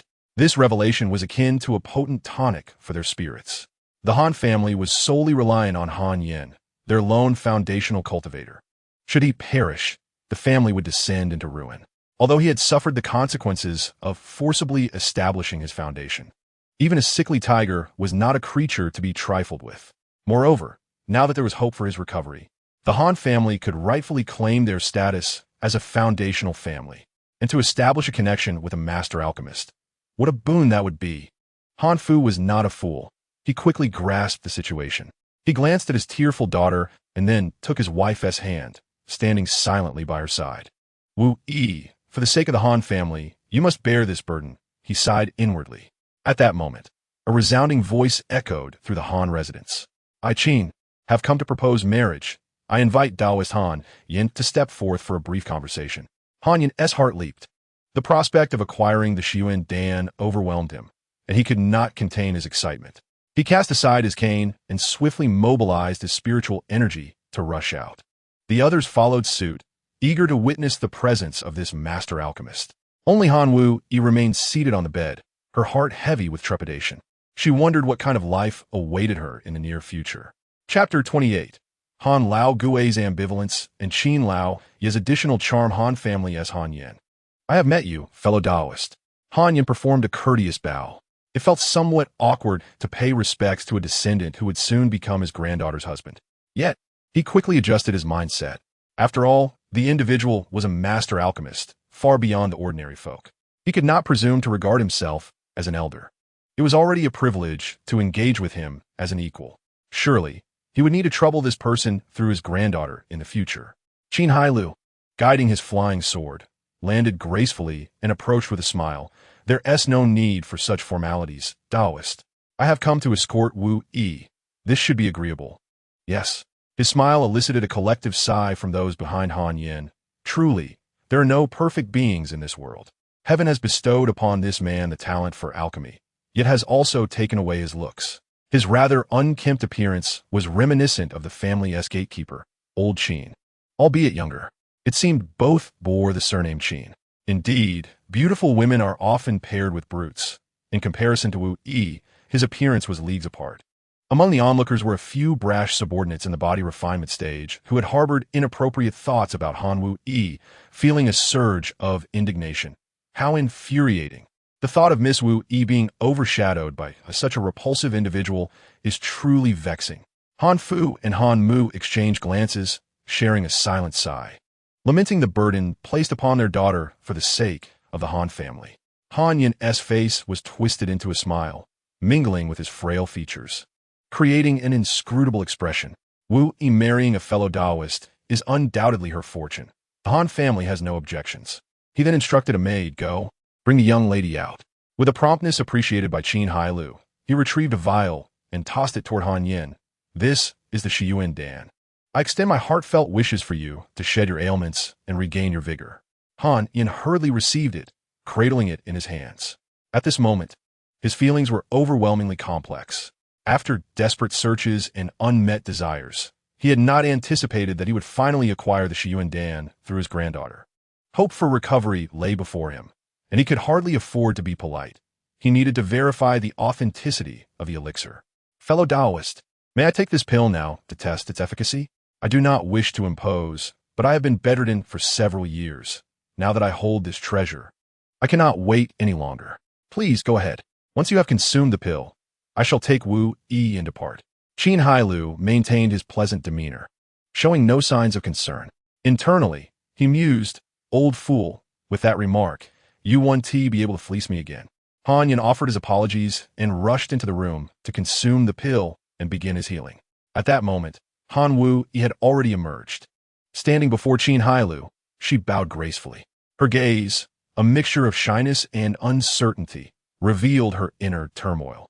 She felt like a frightened little rabbit, unsure of how to conduct herself, though she had willingly chosen to sacrifice for her grandfather. The reality of the situation made her realize she was not as courageous as she had imagined. Perhaps it was his appearance that instilled some fear within her, she mused. Dressed in a bright red bridal gown, Han Wu Yi presented a striking contrast to Qin Hailou, whose presence evoked an unusual sensation. Her bright eyes and peach blossom-like smile were tinged with a hint of apprehension, making one feel an irresistible urge to tease her. Qin Hailou gently took her delicate hand, offering reassurance. "Do not fear, I shall treat you well." Han Wu Yi responded with a soft affirmation, then turned to her parents, bowing deeply. "Please take care, for I shall no longer be able to serve you." Han Fu could only sigh silently, his face a mask of bitterness. Han Mu, unable to contain herself, rushed forward to embrace her daughter, weeping uncontrollably. Suddenly, a terrifying surge of spiritual energy erupted from behind, as an elder with disheveled hair burst through the roof, laughing heartily. "Ha ha ha! It is done. I have succeeded. The head of the family has recovered." The members of the Han family looked up at the elder on the roof, their spirits soaring. Han Yin had not merely recovered. With the aid of the Shiyuan Dan, he had not only dispelled his ailments, but had also directly advanced to the mid-stage of foundation establishment. In his excitement, he momentarily forgot to uphold the dignity of the family head and let loose in his jubilation. Wu Yi gazed at her grandfather with a soft murmur. Seeing him restored to health and free of illness brought her joy. Her sacrifices had not been in vain. After his exuberance, Han Yin calmed himself, raising his eyes to Qin Hailou. At this moment, his gaze could hardly be described as friendly. Qin Hailou remained unfazed, still wearing his charming smile. Yet he was mentally prepared to engage the system, ready to summon digital companions using his lifespan. "Old rascal, do not push me." But Han Yin's scrutinizing gaze lingered only for a fleeting moment before he again donned a broad smile. Addressing Qin Hailou, "Fellow Taoist, please forgive me. Having just recovered from illness and breaking through to mid-foundation establishment, I may have momentarily lost my decorum, unable to comprehend the true depth of Qin Hailou's cultivation." Han Yin found himself at a loss, despite having advanced to the mid-stage of foundation establishment. Coupled with the latter's status as a master alchemist, this only heightened his apprehension, prompting him to adopt a more amicable demeanor. The news of the family head's recovery and subsequent breakthrough filled the Han clan with elation, signaling a promising elevation in their fortunes. "Since my esteemed friend has regained health, I shall take my leave with Wu Yi. Lingering serves no purpose," Qin Hailou declared, preparing to depart. "May we not escort Wu Yi? En fou inquired. Given the inconvenience of my residence, I shall invite all of you to visit another time." Qin Hailou firmly declined, taking Han Wu Yi by the hand and ascending on his flying sword. Han Yin remained silent, watching their departure, while Han Mu could no longer contain her thoughts. "Father, is it customary for a bride not to be sent off? Let's follow them."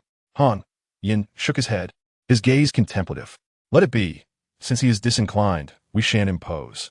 The Han family will have many occasions to seek his favor in the future, so we shall acquiesce to his wishes." Numerous relatives stepped forward to offer their comforting words, asserting that Wu Yi was marrying into a good family. Han Mu felt a sense of helplessness, sensing that Qin Hailou was a relative not easily approached. Upon returning to the Qin residence, it was nearly dusk. Qin Hailou had largely ceased entertaining guests, opting instead to take Han Wu Yi for a brief outing. He then instructed her to join the maidservants for the welcoming ceremony while he retreated to the bridal chamber, awaiting his beloved. Before long, Han Wu Yi was escorted into the chamber by the maidservants, and Qin Hailou gently lifted her veil. Chapter 29. Yuan Qingyao reflects on the past. Gu Yanxin seeks her destiny at the Yunnu peak of the Ziyun sect within a spacious and well-lit cave dwelling. A strikingly handsome young man clad in the purple robes of the Ziyun sect stood at the center, bowing respectfully. Disciple Li Wenhui pays his respects to Peak Master Qingyao. A melodious female voice resonated through the chamber. "What brings you here?" The voice was warm and enchanting, reminiscent of a lark song, captivating to the ears. Li Wenhui raised his gaze towards the white-clad woman seated upon a cushion, her back turned to him. Behind her hung a curtain of beads, obscuring her form. However, as the curtain swayed, her graceful silhouette became faintly discernible, her long, flowing hair cascading down to her waist, enhancing her allure. In the presence of the late-stage Jidan Peak Master, Li Wenhui dared not linger his gaze, composing himself as he respectfully stated, "By the order of the sect leader, I have come to inform you that the sect's grand competition, scheduled for 3 years hence, will be held at Yunnu Peak. The grand competition of the Ziyun sect occurs once every decade, rotating among the 5 peaks. This year was originally meant for Lianhua Peak, with Yunnu Peak next in line. Why the sudden change? Recently, the demonic sect has been stirring around the Bingyun Valley. The Peak Master of Lianhua, along with her disciples, will be heading there for support, with an uncertain return date. Thus, Yunnu Peak has been asked to host the event earlier." After a moment of silence, Qingyao slowly replied, "I understand. You may leave." Disciple takes his leave. Li Wenhui turned to exit the cave, only to encounter a striking woman in a white dress approaching. He halted, smiling as he greeted, "Junior sister Yanxin." Gu Yanxin, however, remained aloof, not sparing him a glance as she entered the cave. Feeling somewhat awkward, Li Wenhui scratched his nose and chose not to pursue further conversation, taking flight on his sword and vanishing into the air. As Gu Yanxin approached, she furrowed her brow and inquired, "Master, what was the purpose of Li Wenhui's visit?" Qingyao had risen, parting the beaded curtain as she stepped out. Her exquisite oval face, with a smooth and radiant forehead, exuded a gentle charm that invited closeness. Yet, her figure possessed a deadly allure, standing a head taller than Gu Yanxin, with a well-proportioned physique that combined both grace and seduction.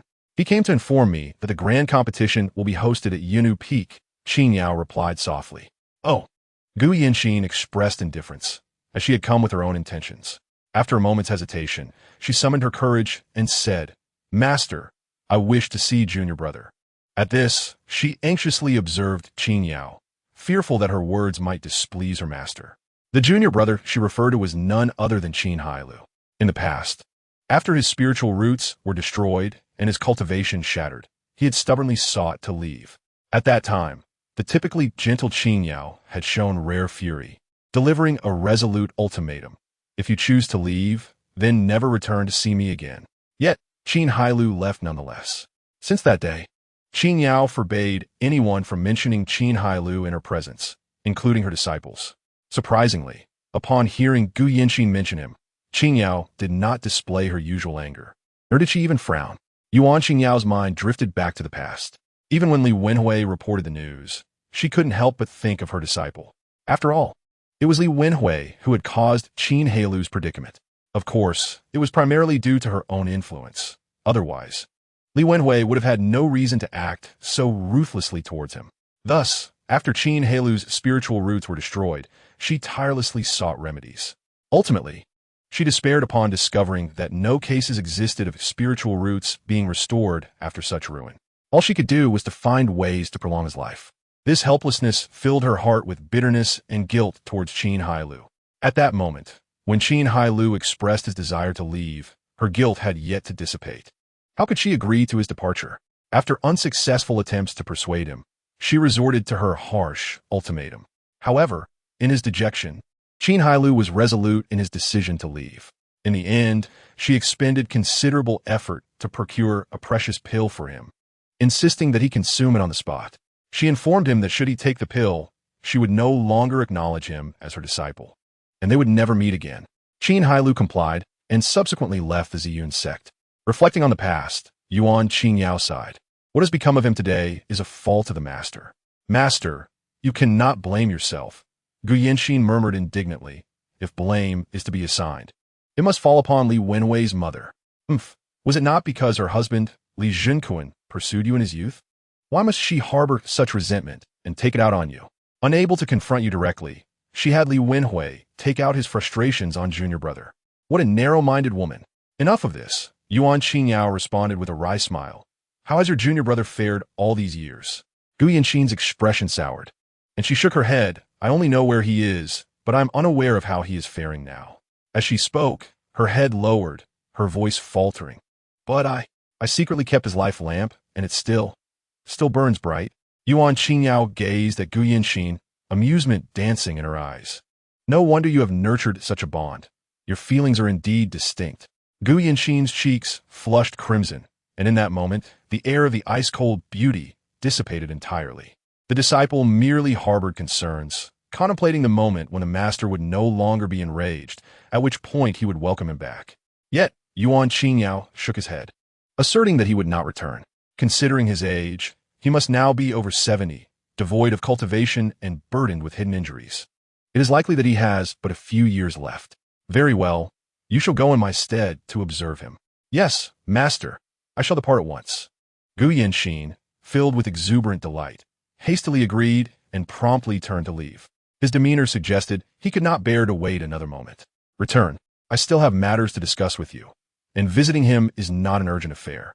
Yuan Qingyao felt a tinge of exasperation. His disciple, who often appeared cold and composed, transformed entirely at the mention of Qin Hailou.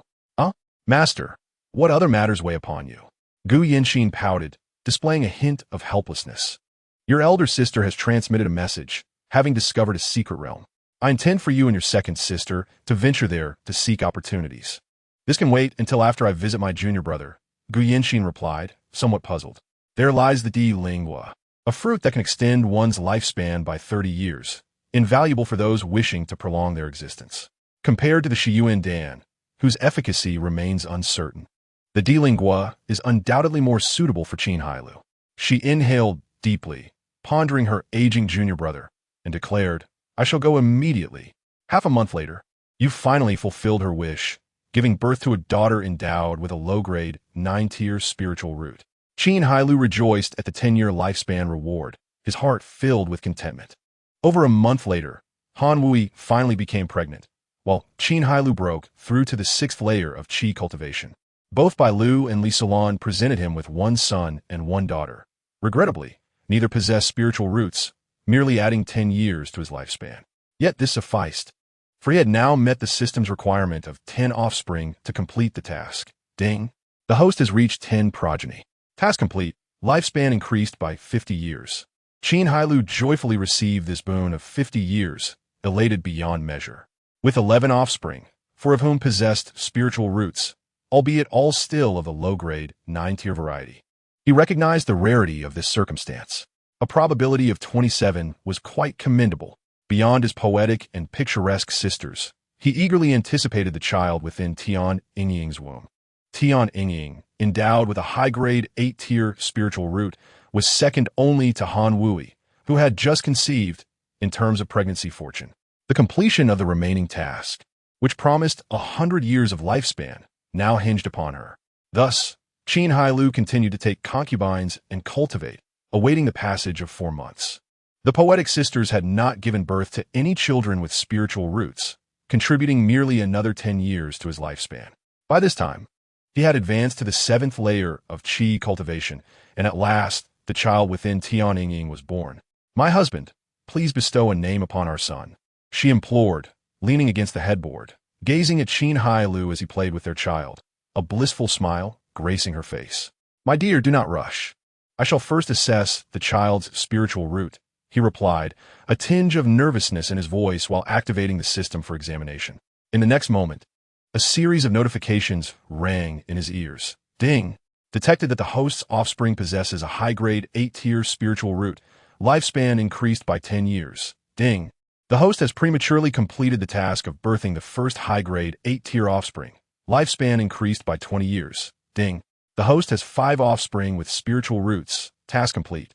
Lifespan increased by 100 years. Ding! New task issued.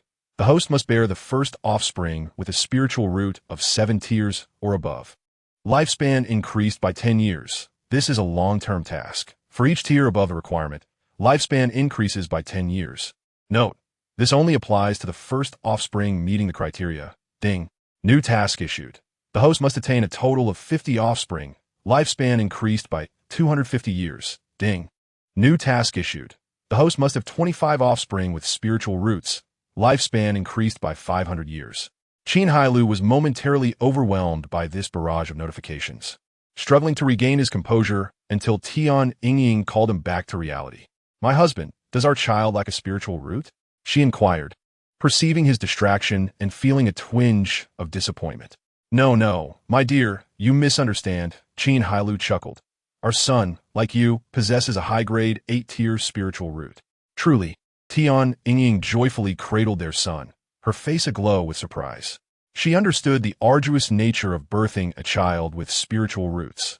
In her original expectations, she would have been satisfied with a low-grade 8-tier offspring.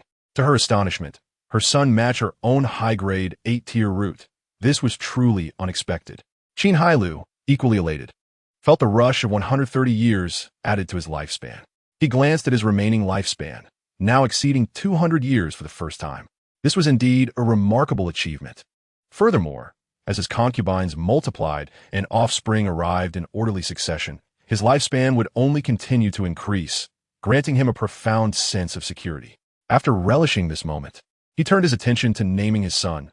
"My dear, I observe our child's eyebrows resemble mine, bold and sharp.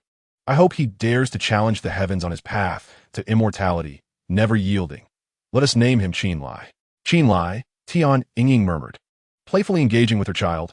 "Liar, you now have a name." At this moment, Tian Yingying felt a profound sense of fulfillment in life. Not only did she have a loving husband, but she had also given birth to a son endowed with a high-grade 8-tier spiritual root. Reflecting on the previous year, when she had been consumed by anxiety over her family's debts, she could hardly imagine the present reality of an abundance of precious elixirs and the free use of spirit stones. All of this was bestowed upon her by Qin Hailou, and she felt an overwhelming gratitude. Secretly, she vowed to bear him 1 or 2 more children. After all, seeing him take concubines so frequently and now blessed with so many children, she recalled how her sisters had mentioned that her husband had only had his first child at the age of 71.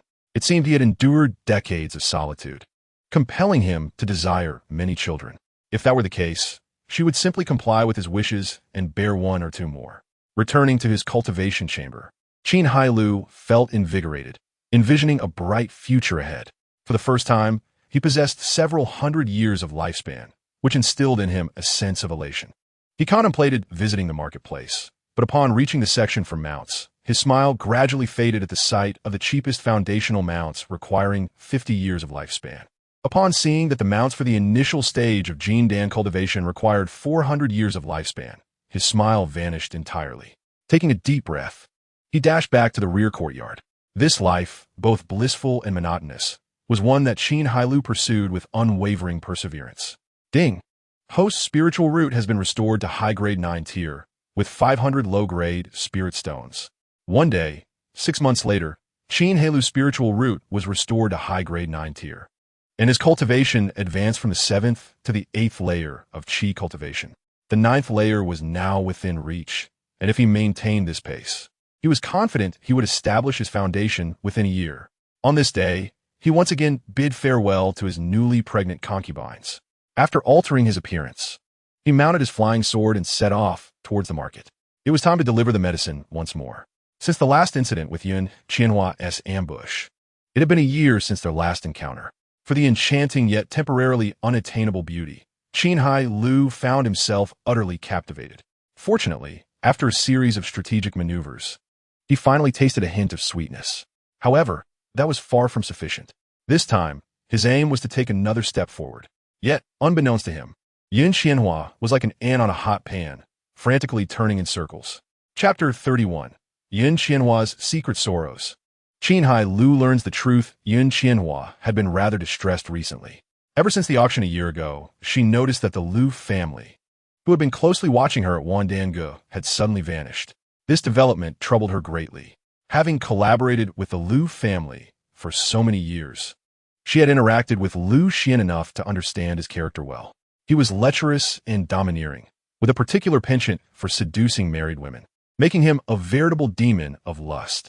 Over the years, numerous families have been ruined because of him, leaving surrounding clans in dread of the Liu name. However, no one dared confront the Liu family, for Liu Xian was not only formidable in strength, but also a master alchemist. His good relations with Zi Yunzong ensured that, as long as he did not foolishly provoke them, no one could challenge him in this territory. Yet, how could such a tyrant show leniency towards her, Yun Qianhua? She considered herself somewhat powerful, yet she fell significantly short compared to Liu Xian. She had refrained from cornering him out of fear that he might act out of desperation. This was why she had hoped to pressure him into submission by cutting off the supply of top-tier elixirs. Thankfully, with Qin Hailou's unexpected arrival, the Liu family's blockade of elixirs was shattered, and Wandange regained its life. However, it had been quite some time, and the Liu family, after initially dispatching a few subordinates to target Qin Hailou, had shown no further action. Now, they had even withdrawn all their surveillance, which struck Yun Qianhua as highly unusual. To investigate the Liu family's movements, she dispatched numerous agents, yet yielded no fruitful results. Recently, however, rumors began circulating from the Liu family. Liu Xian was on the verge of forming his golden core. Upon hearing this news, surrounding families were filled with terror. A late-stage foundation establishment, Liu Xian already exerted tremendous pressure. If he were to break through again, it was feared that the surrounding area would be forced to cower under the Liu family's oppressive might. Similarly, upon learning this news, Yun Qianhua felt as though the sky was collapsing. A peak foundation establishment, Liu Xian had already left her struggling. If he succeeded in forming his golden core, her strength would render her powerless even to act out of desperation. In light of such a vast disparity in cultivation levels, Yun Qianhua found herself utterly helpless before Liu Xian. As a result, she had been in a state of unrest, unable to sit still. She sought a solution, but after much contemplation, realized there was little she could do. It seemed her only option was to leave this place while Liu Xian was still in seclusion. Yet, how could she abandon the foundation her late husband had built?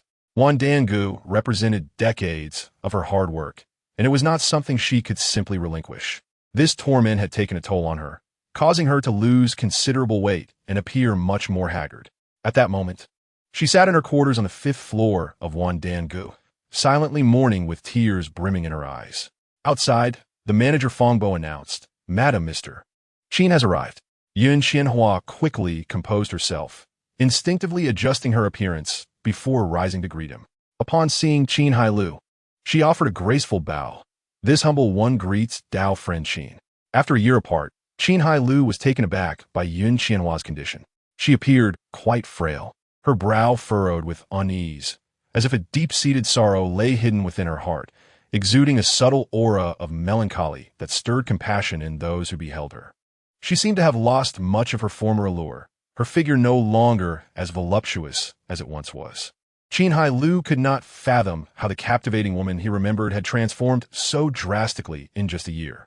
She seemed a far cry from the confident, poised beauty he had known. This left him bewildered, prompting him to inquire, "It has only been a year, yet what has befallen you, Dao friend Yun?" Yun Qianhua did not respond immediately. After inviting him to sit, she managed a faint smile. "I am quite well, I believe. You have come to deliver elixirs, have you not? The spirit stones are ready. Please take a look." As she spoke, she produced the prepared spirit stones and piled them on the floor. Qin Hailou did not even glance at them, his gaze fixed solely on Yun Qianhua. If he had merely come to deliver elixirs, he would not have needed to come himself. Her evasive remarks suggested she harbored some unspoken troubles. Moreover, the sense of unfamiliarity emanating from her made him uncomfortable. Sister, a year ago, you were the one who kissed me. Why now this distance? Are you toying with my emotions? Not wishing to rush, he continued, let us discuss your affairs, for I am most curious about what has caused the ever-confident Dao friend Yun to adopt this current demeanor. With a gentle sigh, Yun Qianhua spoke with a hint of sorrow. I am not fated to thrive. Even now, as a late-stage foundation establishment cultivator, I live in a state of discomfort. I believe Dao friend Qin is somewhat aware of the Liu family's actions in severing one Danji supply of elixirs. But do you know why they have cut off our resources? This question had not occurred to Qin Hailou before. He had assumed the Liu family was merely attempting to raise prices due to their exclusive elixirs. However, Yun Qianhua's refusal to comply had led to this conflict. Now, with him stepping in to supply one Dangu with elixirs of superior quality, one would think Yun Qianhua should no longer be troubled. Yet, it appeared there were deeper issues at play. If the Liu family's actions were not motivated by greed for monetary gain, then their intentions must lie elsewhere. To Qin Hailou, it seemed that one Dangu held little value for the Liu family, unless he pondered a possibility. His expression turning peculiar as he tentatively asked, could it be because of you, Dao friend? Yun Qianhua's bitter expression confirmed his suspicion. You have not erred in your conjecture. She slowly rose and walked to the window, gazing down at the bustling pedestrians below before continuing. Due to our shared status as Peak Foundation establishment practitioners and our long-standing collaboration, Liu Xian, the Liu family's ancestor, maintained a close relationship with my late husband, even entering into family ties. From that point onward, I sensed his lecherous gaze, and given Liu Xian's notorious reputation, I advised my husband to limit their interactions. However, he persisted, believing it prudent to strengthen their ties, not only due to Liu Xian's cultivation, but also because of his status as a master alchemist, which would ultimately benefit Wan Dangu. Fortunately, my husband was of comparable strength to Liu Xian, allowing them to coexist peacefully. But after my husband's untimely death 5 years ago in a secret realm, everything changed. Liu Xian began to harass me repeatedly. Fearing his formidable power and needing his elixirs, I resorted to feigned politeness. Initially, he kept his intentions subtle, merely suggesting he wished to take care of me, which I pretended not to understand. Eventually, his patience waned, and he explicitly stated his desire to take me as a concubine. Naturally, I rejected him outright, leading to a complete fallout. Since then, he has severed one Danji supply of elixirs, plunging the establishment into despair until your arrival brought us back into the light. Upon hearing this, Qin Hailou was struck by a singular thought. How astonishing it is that the women favored by the 2 generations of the Liu family have all been claimed by me. In Chapter 32, hoisting the tiger skin to raise the banner, the beautiful woman transforms her worries into joy. Of course, such an assertion may seem somewhat presumptuous. It is true that Tian Yingying has fallen into his grasp, yet Yun Qianhua remains unclaimed. However, should this development continue, it is merely a matter of time before he succeeds. After all, they have already shared intimacy, and he believes Yun Qianhua is not one to be trifled with. With this initial step taken, the rest would naturally follow. It is simply a matter of time spent in further exploration. Yet, this is not the crux of the matter. The real question is why it is so fortuitous that the Liu family, both old and young, are inherently at odds with me, Qin Hailou. The women I desire seem inexplicably linked to the Liu family. For this, Qin Hailou could only lament that the old lecher's discerning eye is indeed remarkable. Setting aside Tian Yingying, Yun Qianhua is a rare gem, overflowing with various attributes, not to mention her innate allure.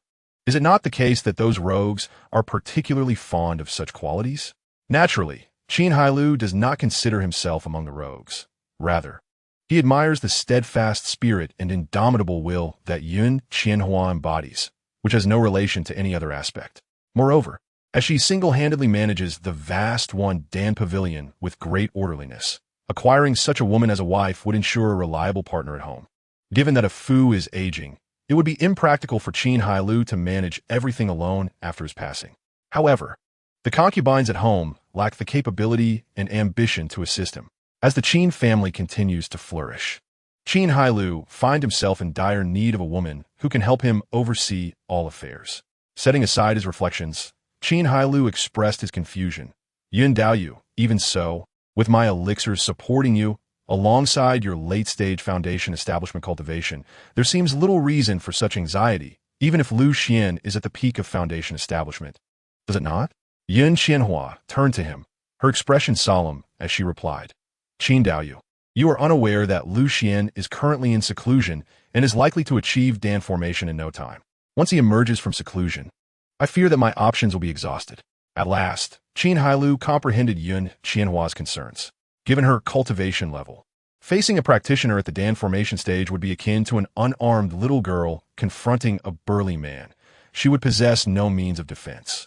To put it dramatically, should Lu Xian successfully form his Dan, Yun Qianhua would find it exceedingly difficult to consider self-termination in his presence.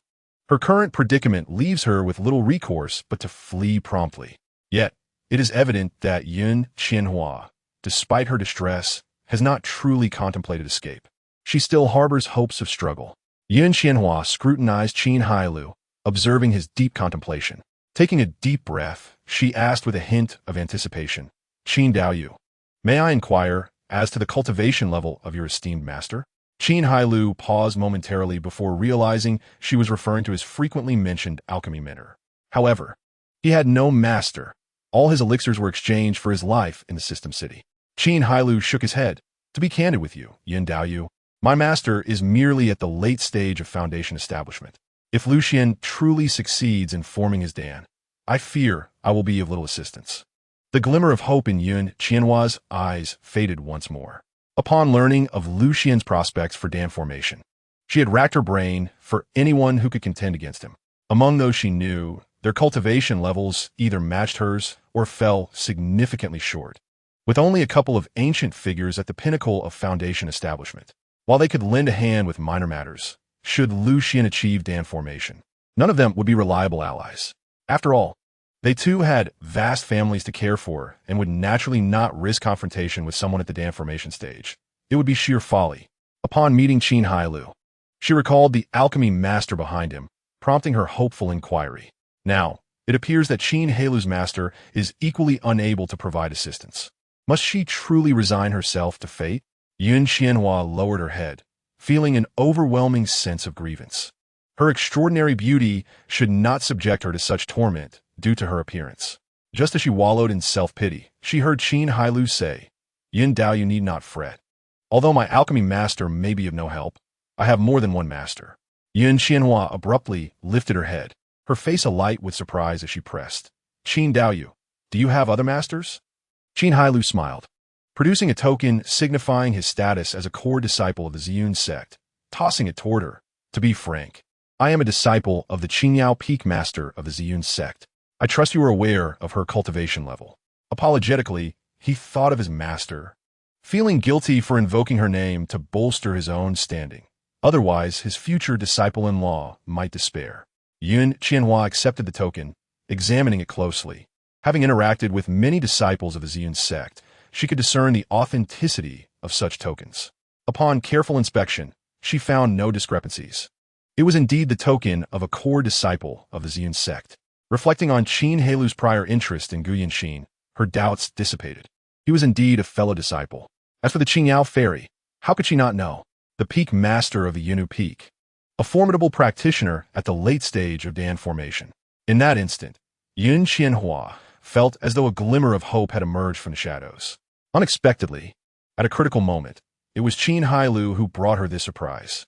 Could it be that this man was truly sent by heaven to rescue her? Yet soon, her confusion returned.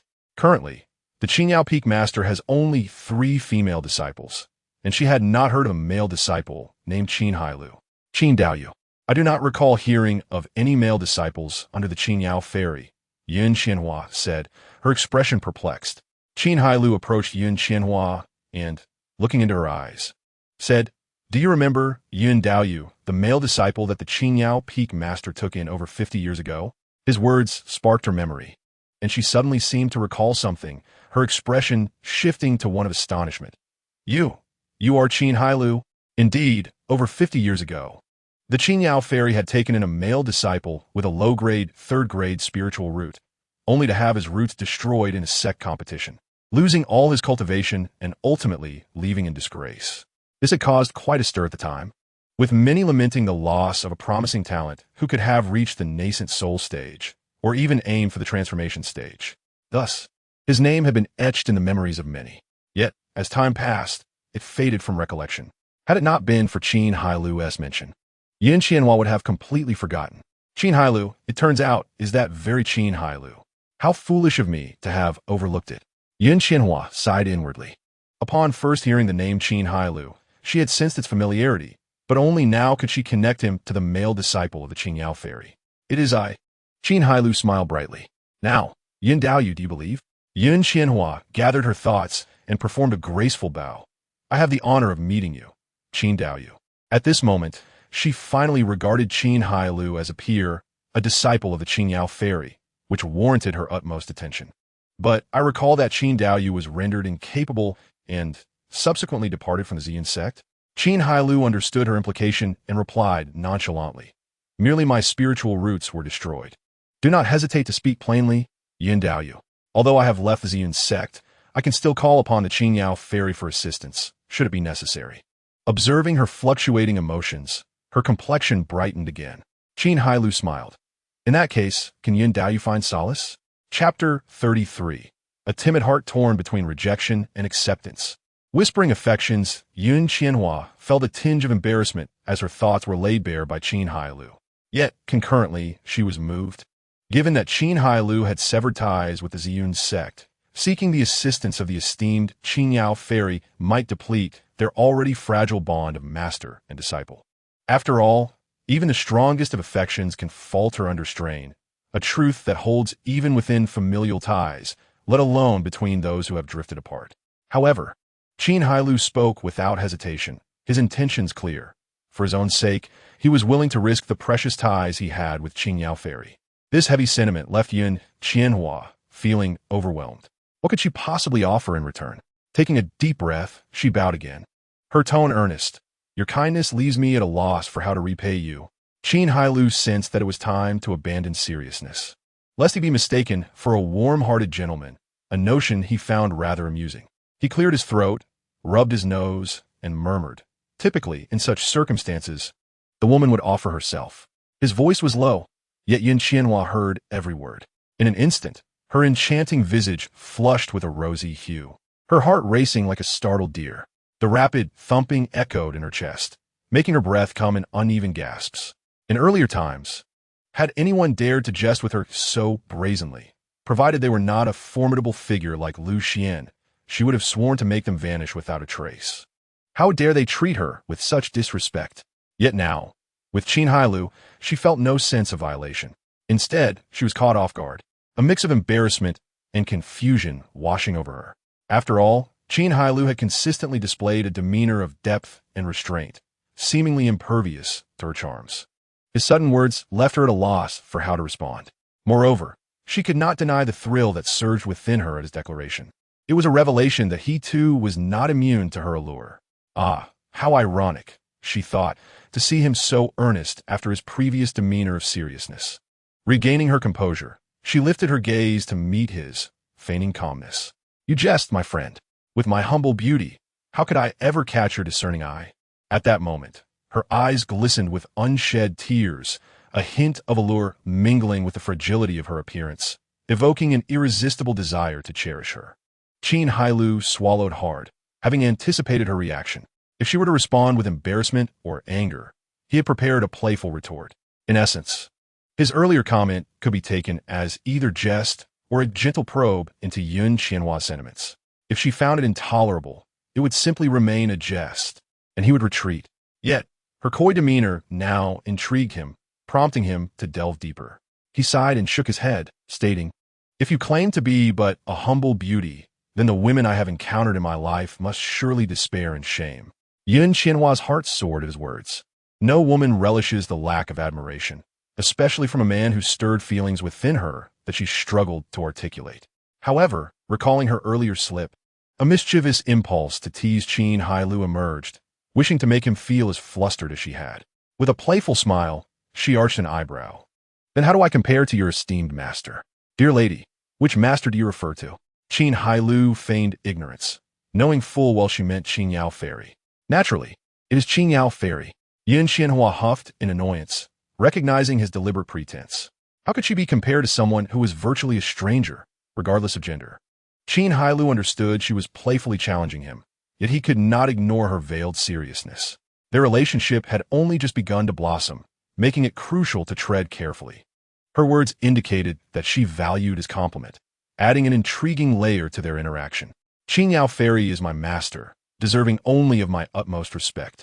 I dare not critique her, yet I consider you a confidant, so I humbly ask you not to put me in such a predicament, he replied with a wry smile. Confidant? Yin Xianhua's lips curled into a slight grin. She felt no disappointment at his avoidance of the question. After all, she had intended to tease him. It was delightful to see him squirm. Very well, since you have been so sincere, I shall not press you further. However, when complimenting others in the future, do refrain from such grandiose claims, as they can lead to misunderstandings. Is that so? Then I shall try complimenting others, Qin Hailou murmured softly. What did you say? Yin Xianhua's brows furrowed in mock outrage. Nothing at all. Qin Hailou stepped closer, lowering his gaze to her delicately curled lashes, continuing his playful pursuit. So, what are your thoughts on my earlier remark? Wow, what remark? Yin Xianhua feigned ignorance, unable to withstand the intensity of his gaze. She turned her head away, her heart racing anew, the earlier calm shattered. In that moment, she forgot she was a seasoned practitioner at the foundation stage, feeling more like a bashful girl caught in the sights of a charming suitor. Qin Hailou wore a mischievous smile, leaning closer to her ear, his intentions unmistakable. You. Yin Xianhua turned back in indignation, ready to chastise him, only to be silenced by his lips, which had seized the opportunity. After what felt like an eternity, she pushed him away, rolling her eyes in exasperation. How foolish I was not to see your ulterior motives from the beginning. Qin Hailou wiped his lips, drawing her into his embrace. I cannot explain why, but initially, everything felt fine, yet as time passed, I found myself unable to contain my feelings. He paused, then added, and let us not forget, you were the one who initiated that kiss. I merely returned the favor. Do not mention it. The memory of that embarrassing incident ignited her indignation, and she playfully swatted his back. Heaven knows, she had regretted that night, tossing and turning in her bed, unable to sleep. Now, she felt herself sinking deeper into an inescapable situation. With a sigh, she leaned against Qin Hailou's shoulder, wrapping her arms around his waist, wistfully murmuring, how I wish I had met you sooner. I fear I may not have even come into this world yet. Qin Hailou could only reassure her. It is not too late. They stood embraced in silence for what felt like an eternity. Chapter 34. Tian Ying returns to the sect. Qin Hailou remains unchanged. Qin Hailou hurried back to Yoning Town overnight. There was no choice. Yin Xianhua adamantly refused to let him enter her room, declaring, if you come in, I will leave. Naturally, Qin Hailou would not concede. If you leave, what purpose is there for me to stay? Witnessing the unwavering attitude of Yin Xianhua, Qin Hailou, with no other recourse, reluctantly returned home. With nothing else to accomplish there, it seemed far more prudent to retreat and devote himself to cultivation. After all, there was still the ever-watchful Lu Xian lurking in the shadows. Previously, when Qin Hailou invoked the name of his master, the leader of Qingyao Peak, it was merely to console Yin Xianhua, alleviating her worries. Only after her mood had relaxed did he seize the opportunity to make his move. Otherwise, had he dared to reveal even the slightest ill intent while she was in such a state of anxiety, his standing would have plummeted instantly. His earlier actions had already been a waste, and any subsequent attempts to engage her would be rendered futile. It can only be said that the reputation of Master Qingyao was indeed advantageous, far superior to any claims he could make about summoning a mount at the Jidan stage at will. Moreover, it was pertinent to note that he could not afford such a luxury at present. A lifespan of 400 years was beyond his current capabilities, unless he were willing to expend 200 years for a single summoning, which would be an exorbitant price to pay. With merely a little over 200 years remaining, he felt a sense of urgency. He could only hope that Lu Xian would take longer to reach the Jidan stage, allowing him time to break through to the Foundation establishment stage. which would offer greater security. Though he might still be outmatched, he would be able to afford the loss of 200 years of life. After all, if he could not defeat Lu Xian, surely he could summon digital beasts. In truth, Qin Hailou had grown weary of his financial constraints and yearned only to engage in prosperous battles. Upon returning home, he immersed himself in cultivation, striving to reach the 9th layer of qi refinement within 6 months, and then to achieve foundation establishment in one sweeping effort. Presently, he had several concubines at home who were nearing their time of delivery, but he held little expectation that they would bear children with spiritual roots. Their pregnancy energies did not even compare to the lowest standards, as they were merely brought in to fulfill numbers. However, Qin Hailou understood that longevity comes from accumulation. Even the smallest mosquito is still a source of nourishment. Through this gradual accumulation, he would still receive a considerable extension to his lifespan. Qin Hailou returned to the monotonous routine of taking in a concubine each month, dedicating most of his time to cultivation, while occasionally sneaking off to the market to meet with Yun Xianhua. After 5 months, Qin Hailou's spiritual root had been restored to the lower 8th grade, and he had successfully broken through to the 9th layer of qi refinement. On this day, Tian Yingying, who had been pregnant for over 6 months, sought him out. At that moment, under the continual supply of pills and spiritual stones from Qin Hailou, her cultivation had also reached the 9th layer of qi refinement. "Husband, I must return to the sect," Tian Yingying said, resting her head on Qin Hailou's shoulder while gently caressing her rounded belly. It was then that Qin Hailou realized that the 2-year deadline for her to report to the sect had arrived, and she would have to return to renew her status. To this, Qin Hailou could only agree, for he could not bear to let a pregnant woman travel alone. "I shall accompany you," he offered tenderly. "That would be wonderful," Tian Yingying replied, nuzzling closer to him. With her husband by her side, she felt no fear. What was there to fear? Naturally, it was the possibility of encountering Lu Wuji. Who could tell if, after 2 years, that relentless pursuer had truly given up? In the absence of Lu Wuji, it was possible he had sent someone to lie in wait at Ziyun's sect. This was another reason why Qin Hailou insisted on accompanying her. Before long, they arrived at the foot of Ziyun Mountain. The market and the entrance to Ziyun's sect were situated in completely opposite directions. The market lay at the southwestern foot of Ziyun Mountain, while the sect's entrance was located at the southeastern foot. However, outsiders could enter the market using a token issued by Ziyun's sect, whereas only true disciples of the sect were permitted to pass through the mountain gate, which was protected by a formidable array. In simpler terms, it was strictly forbidden for others to enter without permission. At the entrance of Ziyun's sect, Qin Hailou began to instruct Tian Yingying. "My dear, I shall wait for you here.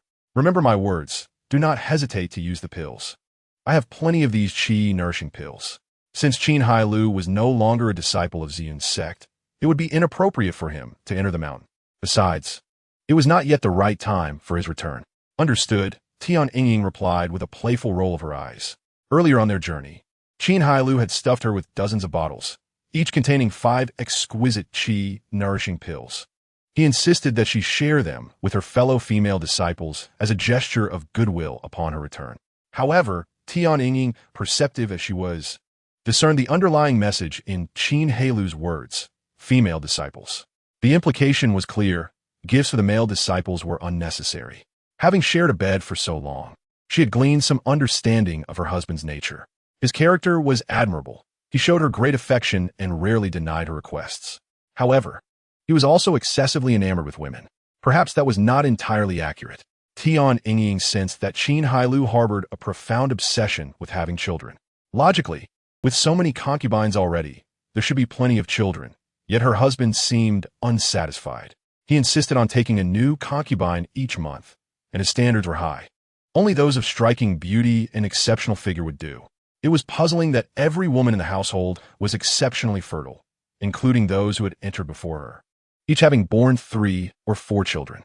Now, with such instructions, it seemed he had designs on her fellow disciples. Nevertheless, Tian Yingying felt no aversion to this. In fact, she found acceptable. After all, she would be returning to the sect heavily pregnant, and it was inevitable that some would gossip. Among them would undoubtedly be her fellow disciples. At this moment, it would be wise to use her husband's pills to silence their tongues. After all, not everyone could enjoy qi-nourishing pills. Even core disciples were not entitled, let alone her fellow disciples who were merely inner disciples. upon receiving her husband's pills. They would only extol her fortune in finding a good husband, consumed by envy and admiration. With these thoughts in mind, Tian Yingying bid farewell to Qin Hailou and approached the disciples guarding the mountain, presenting her disciple token. The two black-clad disciples at the entrance inspected the token, then glanced at the heavily pregnant Tian Yingying before casting a bemused look at Qin Hailou in the distance. Although Ziyun's sect had not explicitly prohibited disciples from marrying outside, such occurrences had been rare over the years. Even when they did happen, they were typically conducted discreetly and covertly. Never before had a pregnant woman so boldly returned to the sect. The green attire and the lotus insignia on her chest indicated that she was an inner disciple of Lianhua Peak. Were the inner disciples of Lianhua Peak so audacious now? The two disciples exchanged glances, each reflecting their bewilderment. Subsequently, they both clasped their hands in respect. The token is valid. Please proceed, senior sister. Thank you for your hard work, my junior brothers, Tian Yingying replied with a sweet smile, stepping onto her flying sword towards Lianhua Peak. Once she had gone out of sight, the two disciples began to whisper among themselves. Senior brother, has the atmosphere within our sect loosened to the extent that female cultivators can roam about heavily pregnant? Junior brother, I am uncertain. Senior brother, could it be that the senior sisters of Lianhua Peak are simply braver? Junior brother, I am also unsure. Senior brother, I too wish to know. Junior brother, do not entertain such thoughts. You are merely an outer disciple. Chapter 35. The unexpected appearance of Ziyun and Mingshue's frustration. The Ziyun sect is comprised of 5 peaks, each governed by its own disciple hall responsible for managing the disciples of that peak. In the absence of special directives from the sect leader, each peak operates independently without interference from one another. Notably, there is little distinction between core disciples and direct disciples. Core disciples refer to those who are the direct disciples of the peak masters of the peaks other than Ziyun Peak, of which Qin Hailou was originally a part. Conversely, individuals like Li Wenhui stand out as they are the direct disciples of the sect leader, enjoying slightly better privileges than core disciples. However, the position of the sect leader is not exclusive to the master of Ziyun Peak. Other peak masters also have the opportunity to ascend to this role. Should the master of Qingyao Peak assume the position of sect leader, Qin Hailou would naturally return to the sect as a direct disciple, representing the highest status among Ziyun sect disciples. Above them are the elders of the peaks, who no longer belong to the disciple category. But such a status requires cultivation at the dam formation stage. Inner disciples like Tian Yingying are positioned beneath the disciples of each peak master. The master of Lianhua Peak, the master of Longyue, is akin to other peak masters, often in seclusion for extended periods, delegating all affairs to her direct disciples. Inner disciples like Tian Yingying are typically instructed and guided by the various disciples of Longyue Peak's master. The status of such disciples is somewhat tenuous, as they are often referred to as teacher and student. However, the emotional connection remains somewhat distant. Among the inner disciples of Lianhua Peak, Tian Yingying's spiritual roots and talents are merely average, and describing her as unremarkable would not be an exaggeration. This explains why, during her initial struggles, aside from a few close sisters, she could not seek support from the elders of the sect. After a 2-year absence, upon her return to the sect, Tian Yingying was overwhelmed by nostalgia as she surveyed the familiar surroundings.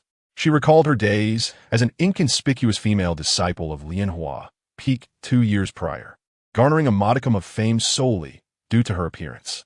Occasionally, during her travels, she would be affectionately dubbed a fairy by others. Little did she expect that in just 2 years, she would become a mother of 2, a realization that left her in a state of disorientation. Unbeknownst to her, since aligning herself with Qin Hailou, her life's trajectory had undergone a monumental transformation. Not only had her cultivation rapidly ascended to the 9th level of qi refinement, but she now found herself navigating the sect with a prominent baby bump. This unusual sight drew the attention of many, prompting several onlookers to halt and stare, while some fellow disciples instinctively altered their paths to follow closely behind her, displaying expressions of astonishment. Furthermore, many congregated to engage in animated discussions, their voices carrying no semblance of discretion. What am I witnessing? How could a pregnant woman appear in Ziyun's sect? This junior sister seems to be from Lianhua Peak. How audacious! She dares to return to the sect while pregnant, unafraid of the law enforcement hall's scrutiny. He, the master of Lianhua Peak, has never shied away from societal judgment. I thought her frequent mentions of her preferences for women were enough to mark her as unconventional. Yet her disciple surpasses her in audacity, flaunting her pregnancy within the sect. Hush, do you wish to invite trouble? How can we discuss the immortal Longhua? Nevertheless, this junior sister is undeniably bold. Despite Tian Yingying's transformation in mindset and her exposure to Qin Hailou's shameless demeanor, she found herself unable to withstand the scrutiny of their discussions. Unconsciously, her cheeks flushed with a faint hue, not from shyness, but from a sense of social embarrassment. After all, it was undeniably challenging to avoid drawing attention while traversing the sect with such a noticeable figure. As Lianhua Peak came into view, Tian Yingying took a deep breath, channeling her spiritual energy into her flying sword, and with a swift sound, left behind a dazzling trail for the onlookers. Upon entering Lianhua Peak, she made a beeline for the disciple hall.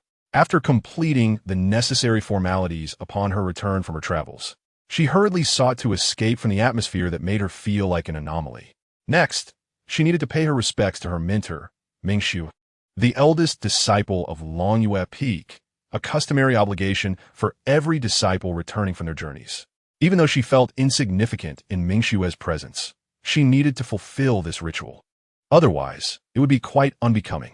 Arriving before a cave dwelling adorned with various blossoms near the mountain's peak, Tian Yingying clasped her hands and announced, "Disciple Tian Yingying has returned from her travels and seeks an audience with my master."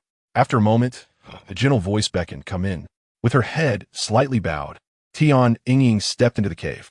Mingxue had concluded her meditative state and sat upon a mat, awaiting Tian Yingying's report on her travels. This was a customary practice. Every disciple returning from their journeys was required to report to their master, who would then offer guidance on their cultivation. After exchanging pleasantries and expressing filial respect, the ritual would be deemed fulfilled. Mingxue anticipated casually evaluating this somewhat unfamiliar disciple and providing a few cultivation suggestions to dismiss her. Having reached the pinnacle of foundation establishment, she was on the verge of Dan formation and had not departed for Ice Cloud Valley with her master, Longhua, and the other disciples. However, upon Tian Yingying's entrance and the sight of her rounded abdomen, Mingxue's gaze sharpened. "Is this the outcome of your travels? When did our Lianhua Peak disciples become so reckless?" Mingxue instinctively felt a surge of anger, deeming it utterly unacceptable. Over the years, such occurrences had never transpired at Lianhua Peak, and she resolved to interrogate Tian Yingying about how she had secretly conceived a child, tarnishing the image of their peak. Yet, she soon found herself in a dilemma. While there was no precedent for such cases within the sect, there was also no explicit rule forbidding pregnant women from returning to the sect. Throughout Tian Yingying's report on her travel experiences, Mingxue maintained a furrowed brow. Once Tian Yingying finished her account, Mingxue coldly remarked, "I fear your most significant gain from this journey is the child within your womb." Tian Yingying's face flushed with embarrassment. Her gaze cast downward in silence, unwilling to reveal that this was her second pregnancy, lest she provoke an unknown reaction from Mingxue. Seeing her silence, Mingxue sighed, reluctant to press the matter further. After all, she was not a particularly notable disciple. If she chose to abandon her standards, so be it. Take care of yourself. You may leave now, and in the future, there is no need to report back upon your return from travels. Yes, Tian Yingying responded, feeling a sense of relief akin to being granted amnesty. She bowed and exited the cave. Mingxue's indifference did not bother her. She had never been a particularly gifted or favored disciple. Having accomplished what many women would eventually do, she reasoned, what was the fuss about? Descending the mountain, Tian Yingying landed in a courtyard that had once been her abode for cultivation. Gazing upon the familiar surroundings, she finally exhaled in relief, free from the judgmental stares of strangers. To the courtyard, she called cheerfully, "Sisters, I'm back." Shortly thereafter, 3 young female cultivators donned in green skirts emerged through the archway. Upon seeing the prominent bump on Tian Yingying's abdomen, their eyes widened in disbelief, hands covering their mouths, followed by a collective gasp. "Yingying, who made your belly so big?" Chapter 36. Success Through Dan as Bait. The ladies gather at the Qin residence. Upon arriving at the Qin residence, Tian Yingying's eyes sparkled with joy as she encountered familiar faces. She approached 2 tall young women and greeted them with respect, saying greetings Shiji Zian and Shiji Lianyue. Then, she turned her attention to the shorter, cherubic-faced girl and playfully pinched her cheeks, exclaiming, and Shimi Lianyue, why do you seem to have gained a bit of weight again? The three before her were her close sisters who shared the same courtyard, all disciples under Mingshua's tutelage, and they were her dearest friends at Lianhua Peak. When faced with her family's overwhelming debts, they had pooled together some spirit stones to assist her. Though their contributions were modest, the sentiment was invaluable.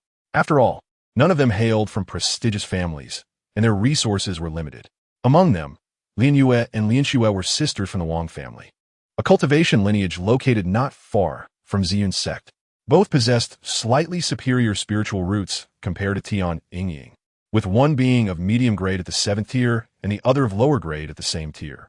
However, Ziyun boasted the best spiritual root among the four, possessing a medium-grade 6th tier root, which was quite commendable even amongst the inner disciples of Lianhua Peak. Thus, she received considerable attention from Mingxue, who diligently nurtured her development. Consequently, Ziyun received a larger share of elixirs and spirit stones, which often made the others envious. The four ladies filled the courtyard with laughter and joy, adding a refreshing vibrancy to the otherwise quiet space. It is often said that like-minded individuals gather together, and this holds true. All four women were strikingly beautiful, with Ziyun being the tallest at nearly 175 meters. Her figure was graceful and alluring, with an oval face and large expressive eyes, particularly highlighted by a beauty mole at the corner of her left eye, adding to her charm. Lianyue was slightly shorter than Ziyun, with a face shaped like a diamond that gave her a distinctive three-dimensional quality. She was also the most well-off among the group. Despite Tian Yingying having given birth, Lianyue still seemed to possess a figure that Tian Yingying could hardly match. Lianxue, on the other hand, resembled a little doll, with her round face exuding an aura of cuteness. After some playful banter, the four ladies made their way to Tian Yingying's room. Ziyun pointed at Tian Yingying's prominent belly and teased, "Aren't you going to explain the situation?"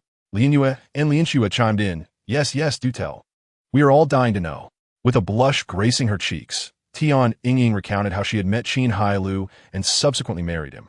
Now that time had passed, and they were all good friends. She felt no need for concealment and shared her experience at Yushui residence, where she had been a goldfish. Though she omitted the detail of Qin Hailou being a core disciple of Ziyun's sect, upon hearing her story, the others were filled with amazement. At that moment, the most accomplished among them, Ziyun, noticed Tian Yingying's cultivation level and exclaimed, "Yingying, you have reached the 9th level of qi refinement." "What?" Lianyue and Lianxue stared at Ziyun, thinking she was jesting. Just 2 years ago, Tian Yingying had only been at the 5th level of qi refinement. How could she have ascended to the 9th level in such a short time? It seemed impossible. With a blissful smile, Tian Yingying explained, "It is all thanks to my husband." As she spoke, she produced a set of exquisite qi nourishing pills and handed each of them 4 bottles. "These are the top-tier qi nourishing pills my husband concocted. I consume these daily for my cultivation, combined with an ample supply of spirit stones, which is why I have reached the 9th level in just 2 years." The way she spoke was akin to a young woman proudly showcasing luxury handbags gifted by her affluent boyfriend. Top-tier qi nourishing pills. The 3 ladies exchanged incredulous glances, their eyes wide with disbelief. Such elixirs were unattainable even for the core disciples of Ziyun's sect, and here was Tian Yingying claiming to consume them daily for cultivation, generously gifting each of them 4 bottles without a hint of concern. Ziyun inhaled deeply and opened a bottle. An intense fragrance wafted out, instantly invigorating her senses. With a heart full of curiosity, she consumed one, and, after savoring its effects, her eyes widened in astonishment. The sisters, Lianyue and Lianxue, nodded in affirmation, confirming the elixir's potency. With Ziyun's confirmation, the sisters hurriedly embraced their 4 bottles, as if fearing Tian Yingying might change her mind. Tian Yingying chuckled at this point. She had grown somewhat indifferent to such top-tier qi nourishing pills. She had heard that her husband also possessed a superior qi nourishing pill that could enhance the efficacy of the top-tier ones by an additional 50%. She pondered whether she should sweetly ask her husband for some. With this thought in mind, she felt increasingly motivated to accomplish the tasks he had hinted at. "My husband has plenty of these elixirs. If you ever run out, you're always welcome to visit our home," where I can provide you with more. Even if you wish to stay and cultivate, you will never lack for elixirs." Upon hearing this, the three were momentarily stunned. Not only had she given them 4 bottles, but there was an offer for a continual supply at her home. Did that mean top-tier qi nourishing pills were so inexpensive for her husband? Ying Shimi truly has found a good match, Xian mused. She felt grateful that her dear sister had married well, yet it seemed almost too good to be true, to the point of sparking a tinge of envy within her. Indeed, Lin Yue remarked, observing Tian Ying closely. She felt they each possessed their unique allure, yet questioned why Tian Ying, lacking her own advantages, had been fortunate enough to encounter such a remarkable partner. "Wow, I want to visit your husband's home too. I'll go with you, Ying Shiji. Wait for me. I need to report my outing to the disciples' hall right now." The innocent Lin Yue, upon realizing she could continuously enjoy top-tier qi nourishing pills at Tian Ying's husband's residence, immediately prepared to embark on her adventure. "Of course, I'll welcome you with open arms," Tian Ying replied with a beaming smile. "Shimi, would it be convenient for me to join you as well?" Lin Yue expressed her interest. "Of course, you are most welcome. Your presence would surely illuminate our home," Tian Ying replied, eager for the company. She then turned to Xian and suggested, "What about you? Shiji Xian? Would you care to join us?" Xian smiled and shook her head. "No, I have an injury that makes it inconvenient for me to go out." "What happened?" Tian Ying inquired anxiously, noticing Xian's pained expression. As Xian remained silent with a bitter smile, Tian Ying shifted her gaze to Lin Yue. Sighing, Lin Yue explained a year ago, Shiji Xian was unprepared when attempting to refine a foundation-building pill, and she suffered a backlash from the spiritual energy. She has yet to recover fully. Xian's face reflected her bitterness as she added, "No one expected that despite receiving 2 upper-grade foundation-building pills from my master and 1 from my family, I would still be unable to break through. If I wish to try again, I fear I will need at least 5 upper-grade foundation-building pills. But such pills are incredibly precious, and I have no means to acquire that many." Understanding the situation, Tian Ying smiled and said, "In that case, Shiji Xian, you should definitely join us." "Why is that?" Xian asked, perplexed. "To be honest, my husband not only can refine top-tier qi nourishing pills, but also superior foundation-building pills," Tian Ying declared proudly. "Really?" Xian's eyes lit up with excitement. Gathering upper-grade foundation-building pills had already proven to be quite challenging for her. Had it not been for her family's assistance and Ming Shua's support, she might not have been able to obtain even one. Now, hearing that Tian Ying's husband could refine superior foundation-building pills filled her with astonishment. "Of course, why would I deceive you, Shiji? Forgive my intrusion," senior sister Ziyuan said, feeling somewhat awkward. "Not at all. My husband absolutely revels in lively gatherings, and we eagerly welcome your return," Tian Ying expressed, voicing the sentiments of Qin Hailou. Subsequently, Ziyuan and her companions proceeded to the disciples' hall to report their excursion. Meanwhile, Tian Ying began to distribute elixirs throughout the courtyard, leaving behind the same message. "This exquisite qi nourishing pill was concocted by my husband. Once consumed, all fellow sisters are warmly invited to visit our home, where further elixirs await." By the time Ziyuan and her companions returned, Tian Ying had successfully distributed all the pills. The trio then surrounded Tian Ying, their laughter and chatter echoing as they made their way toward the mountain gate. Chapter 37. Young Master Lu receives a grand title. Lord Qin returns with his daughter to Lu family at this moment. Lu Wuji sat in the hall, his face aglow with joy, as if he had just taken a beautiful concubine. "Congratulations, young master. You've successfully established your foundation." With Li Shuyuan's heartfelt congratulations, everyone in the room hurried to offer their well wishes. "Ha ha, please rise, everyone. After nearly 2 years, I have finally succeeded in establishing my foundation. My arduous meditation has not been in vain." Having just completed this crucial stage, Lu Wuji felt a sense of fulfillment. At just under 40, bolstered by the Lu family's substantial resources and a continuous supply of elixirs, he had made significant progress, completing the first transformation on his path of cultivation, which filled him with aspirations for the future. However, amid his elation, he was reminded of 2 individuals who weighed heavily on his mind. One was Qin Hailou, the one who had thwarted his grandfather Lu Xin's plans. Oddly enough, he still did not know Qin Hailou's true name. The other was Tian Ying, the woman he had painstakingly pursued, only to see slip through his fingers. Yet, at this juncture, he had grown somewhat disdainful of a woman in the Qi refinement stage. Now he aspired to something greater, believing that a woman like Yun Qianhua, who embodied both strength and beauty, was more worthy of him, Lu Wuji. Nevertheless, it irked him that while he could dismiss Tian Yingying, a woman in the Qi refinement stage had left him feeling defeated, which was a source of great frustration for Lu Wuji. He perceived this as a significant blemish on his otherwise perfect life. Thus, if he could not attain Tian Yingying, his thoughts remained unsettled. He turned to his most capable subordinate, the Lu family's esteemed elder, Li Shuyuan, and inquired, "Li, have there been any updates regarding those two individuals?" Before Lu Wuji established his foundation, he had addressed Li Shuyuan as Uncle Li, but now, with his newfound status, the formality had shifted.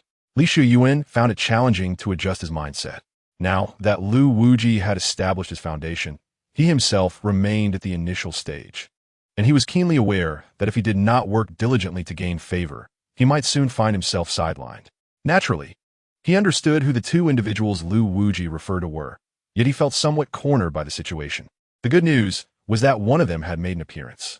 The bad news was that the woman had arrived, but she was pregnant. Lu Wuji would surely go mad if he heard this news. However, he could not avoid answering the inquiry. "Young master, the alchemist has been elusive, and the bounty issued has yielded no leads, so we currently lack any information." Upon hearing this, Lu Wuji furrowed his brow, feeling some discontent toward Li Shuyuan.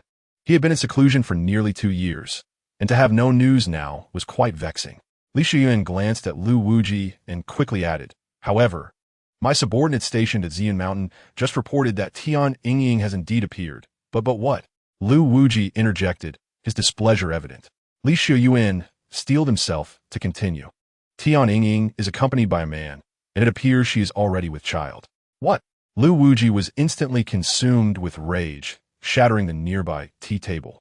Though Tian Yingying's affairs were no longer of concern to him, she had been the woman he desired, and now she returned with another man, pregnant no less. In that moment, he felt a sense of betrayal, as if he had been publicly humiliated. It was a sensation without reason. In his view, he could forego Tian Yingying, but she should not be with someone else. Indeed, he believed he had the privilege to be unreasonable, as the Lu family possessed the capital to do so within thousands of miles surrounding Ziyun sect. At this moment, Lu Wuji's face turned a shade of fury, veins standing out on his forehead as he nearly ground his teeth in anger. Was that man's cultivation level? Lu Wuji hadn't yet lost his composure. His teeth gritted as he questioned. Li Shuyuan hesitated. The subordinates' dispatch reported that they could not ascertain the man's cultivation level. After a moment of contemplation, Lu Wuji spoke in a low voice, "Fetch Elder Chun." Li Shuyuan felt a chill run down his spine. Elder Chun was the Lu family's only high-ranking elder, possessing late-stage foundation establishment prowess, on par with Lu Wuji's father, Lu Tanyuan. Such trivial matters should not trouble the elder. Yet Lu Wuji's request indicated his extreme agitation. Lu Wuji rose and stepped out of the hall, his expression grim. "I intend to discover who that man is. Daring to vie with me, Lu Wuji, for a woman. Why isn't he here yet?" Qin Hailou murmured to himself, standing not far from the mountain gate of Ziyun sect. He had been waiting for nearly an hour, pondering how women could be so slow in their affairs. Fortunately, in this world, there was no need for makeup. Otherwise, a group of women exchanging pleasantries could take an eternity. As he contemplated, he noticed 4 figures in green gradually approaching, soon crossing through the mountain gate and soaring toward him. Leading them was his concubine, Tian Yingying, easily recognizable by her prominent belly. Accompanying her were 3 other young women, each with their unique charm, all considered beauties in their own right. It seemed Tian Yingying shared a close bond with these sisters, as they had come together to escort her out of the sect. At this moment, Qin Hailou remained unaware that the 3 women were not merely sending Tian Yingying off, but were, in fact, returning home with him. "Darling," as they drew near, Tian Yingying leaped into Qin Hailou's embrace like a fledgling returning to its nest. Qin Hailou gently patted her shoulder and said, "Shouldn't you introduce me to your sisters?" Tian Yingying then released him and introduced her companions one by one, before wrapping her arm around Qin Hailou's, her face glowing with pride. "This is my husband, Qin Hailou." Zuin and Wang Linyue were rather reserved, performing a graceful bow. Greetings, Taoist Qin. Nice to meet you, brother-in-law. The playful Lingxue, unreserved, immediately addressed him as brother-in-law. Greetings. Ladies, Qin Hailou replied with a smile.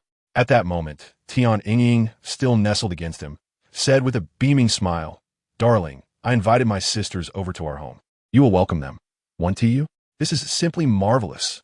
Qin Hailou had never anticipated that Tian Yingying would be so proactive. His initial intent in having her distribute elixirs to her sisters was merely to lay the groundwork for future visits.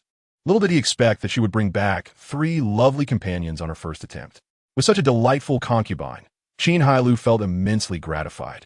Before Qin Hailou could express his thoughts, Zuin and Wang Linyue exchanged awkward glances and said, We apologize for the disturbance, Taoist. Realizing the situation, Qin Hailou burst into laughter, exclaiming, How delightful to have several fairies gracing us with their presence. Yingying, let us go. Take your sisters. We shall return home at once. The group of 5 set off immediately, with Qin Hailou leading the way, his face radiant with joy. The 4 women chattered incessantly behind him. He paid them little heed, thus remaining unaware of their conversation. However, the occasional tinkling laughter that floated back was undeniably uplifting. The journey of over 500 miles suddenly felt far less lengthy. Chapter 38. Lu Wuji's menacing approach, Qin Hailou in grave peril? For a foundation establishment cultivator, a distance of several hundred miles was but a matter of hours, especially considering the time it took for the esteemed Elder Chun to arrive. There was no choice. His strength was formidable, and he held significant influence. Even though Lu Wuji was the young master of the Lu family, he had to maintain a courteous demeanor. By the time the entourage reached the foot of Ziyun Mountain, Qin Hailou was nearly back in Yongning Town with his companions. Where are they? Lu Wuji demanded of Li Shuyuan, who stood beside him, his fury reaching a boiling point. After all his effort, he was informed that they had departed. What use were you worthless fools? Li Shuyuan felt somewhat embarrassed. His subordinates had yet to relay any news, leaving him unaware of their whereabouts. Please wait a moment, young master. I believe we shall receive a message shortly. Li Shuyuan raplia cautiously. Lu Wuji snorted, his expression icy as he stood there.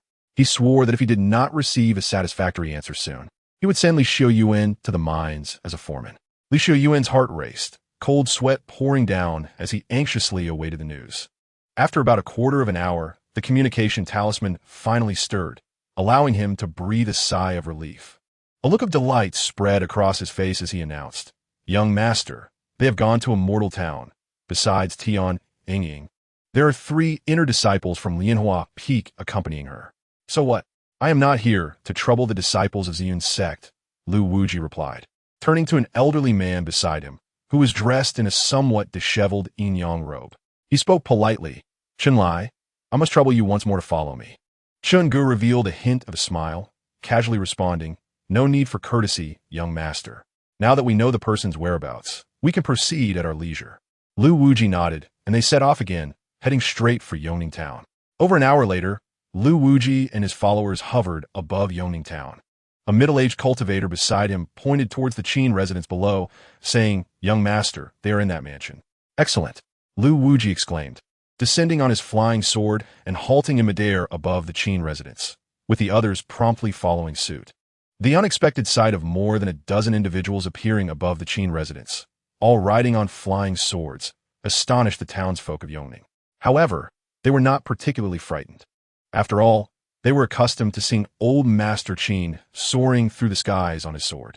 Many residents, young and old alike, rushed to the entrance of the Qin residence, eager to catch a glimpse of the celestial visitors, assuming they were friends of old Master Qin. Such an unabashed intrusion did not escape Qin Hailou's notice. He immediately dashed out from the sitting room, with Tian Yingying and the others closely trailing behind. Looking up, they beheld Lu Wuji and his entourage arrogantly surveying them from above on their flying swords. After the previous auction, Qin Hailou recognized Lu Wuji at once. However, despite having reached the 9th level of Qi refinement, he could not discern Lu Wuji's cultivation level, suspecting he had already established his foundation. The old man in the Taoist robe beside Lu Wuji exuded an even more dangerous aura, indicating a deeper level of cultivation. It seemed that today would indeed bring about significant expense for Qin Hailou. Steeling himself, he resolved that, since the adversary had come to confront him, there was no need to consider the consequences. Today, it would be either their demise or his.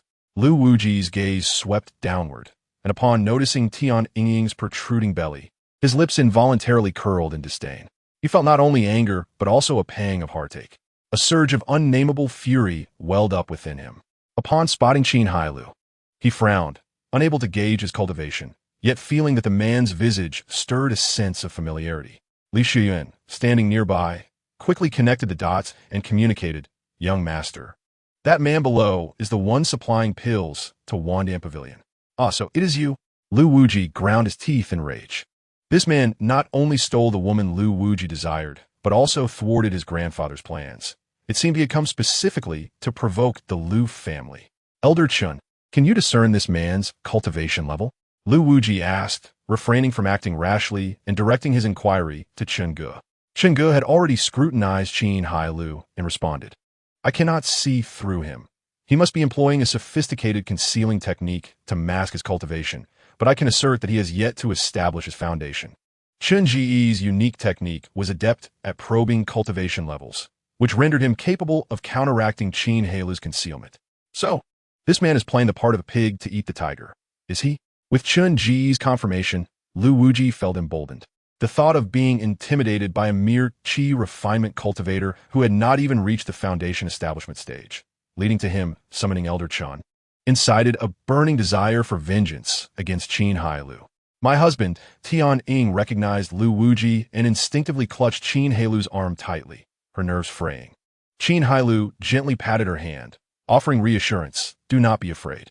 Behind them, the sisters Lin Yue and Lin Xue stepped forward to comfort Tian Ying. Qin Hailou ascended on his flying sword, approaching Ziyang's side.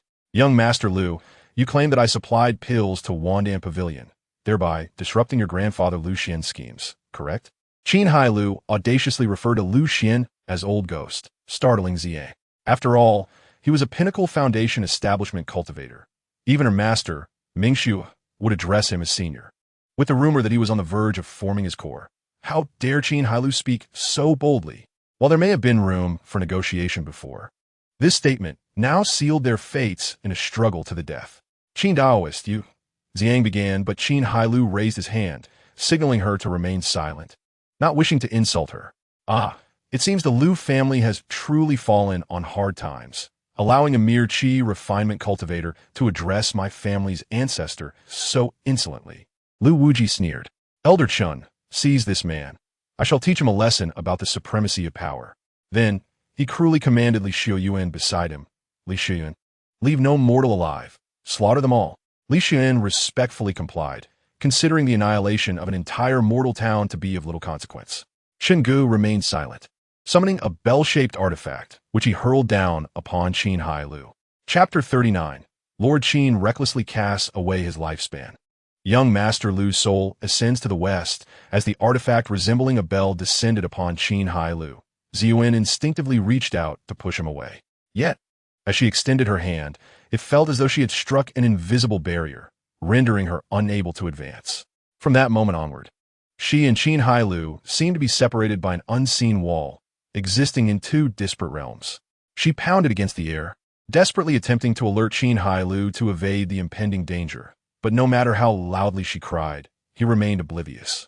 At that moment, Qin Hailou stood transfixed, as if ensnared by a paralysis spell, staring blankly ahead, indifferent to the artifact looming above. Chen Ge cast a calm glance at Ziyuan and remarked indifferently, "Futile, young girl. Once my Hunyuan bell has locked onto his aura, even if he is a mid-stage foundation establishment cultivator, he cannot escape." His words were soon validated, as the Hunyuan bell enveloped Qin Hailou entirely. Below, Tian Yingying gasped in despair, crying out, "Husband!" Just as she felt faint, her sisters Lin Yue and Lin Xue swiftly supported her, their hearts racing with worry. Ziyuan, surrendering her hope, turned to Lu Wuji and shouted angrily, "Lu Wuji, release Daoist Qin at once, or I will report to my master and have her come to the Lu family to confront you." Her arrival at the Qin family was solely to seek Qin Hailou's expertise in crafting premium foundation establishment pills, which was crucial for her own advancement. Now, encountering Lu Wuji's intention to seize him upon their arrival, her hopes of breaking through seemed dashed, and she could hardly accept it. Lu Wuji cast a dismissive glance in her direction, unfazed. He was well aware of Ming Xue's status and would not be swayed to confront the Lu family over someone so inconsequential. The higher-ups of Ziyun's sect were not so idle. With Qin Hailou already captured, he had no desire to remain and witness the slaughter. "Old Chun, let's take our leave," he commanded. Tian Yi nodded, forming a hand seal and pointing at the Hunyuan bell, commanding, "Withdraw." However, the bell remained motionless, standing silently in place. "Withdraw," I said. He repeated the command multiple times, but to no avail, causing him considerable distress. "What is happening?" Lu Wuji inquired, noticing the anomaly. "The Hunyuan bell is unresponsive," Qinggu replied anxiously. The Hunyuan bell was a treasure of dual cultivation, enabling him to trap and slay numerous Foundation establishment cultivators, including those of the late stage. Now, with the artifact refusing to obey, his anxiety deepened. If something were to happen to the bell, he, too, would suffer significant repercussions. The onlookers were perplexed, their eyes inadvertently drawn to the Hunyuan bell. Suddenly, they observed the bell beginning to sway violently, emitting a low hum. Subsequently, its body began to expand, growing larger and larger.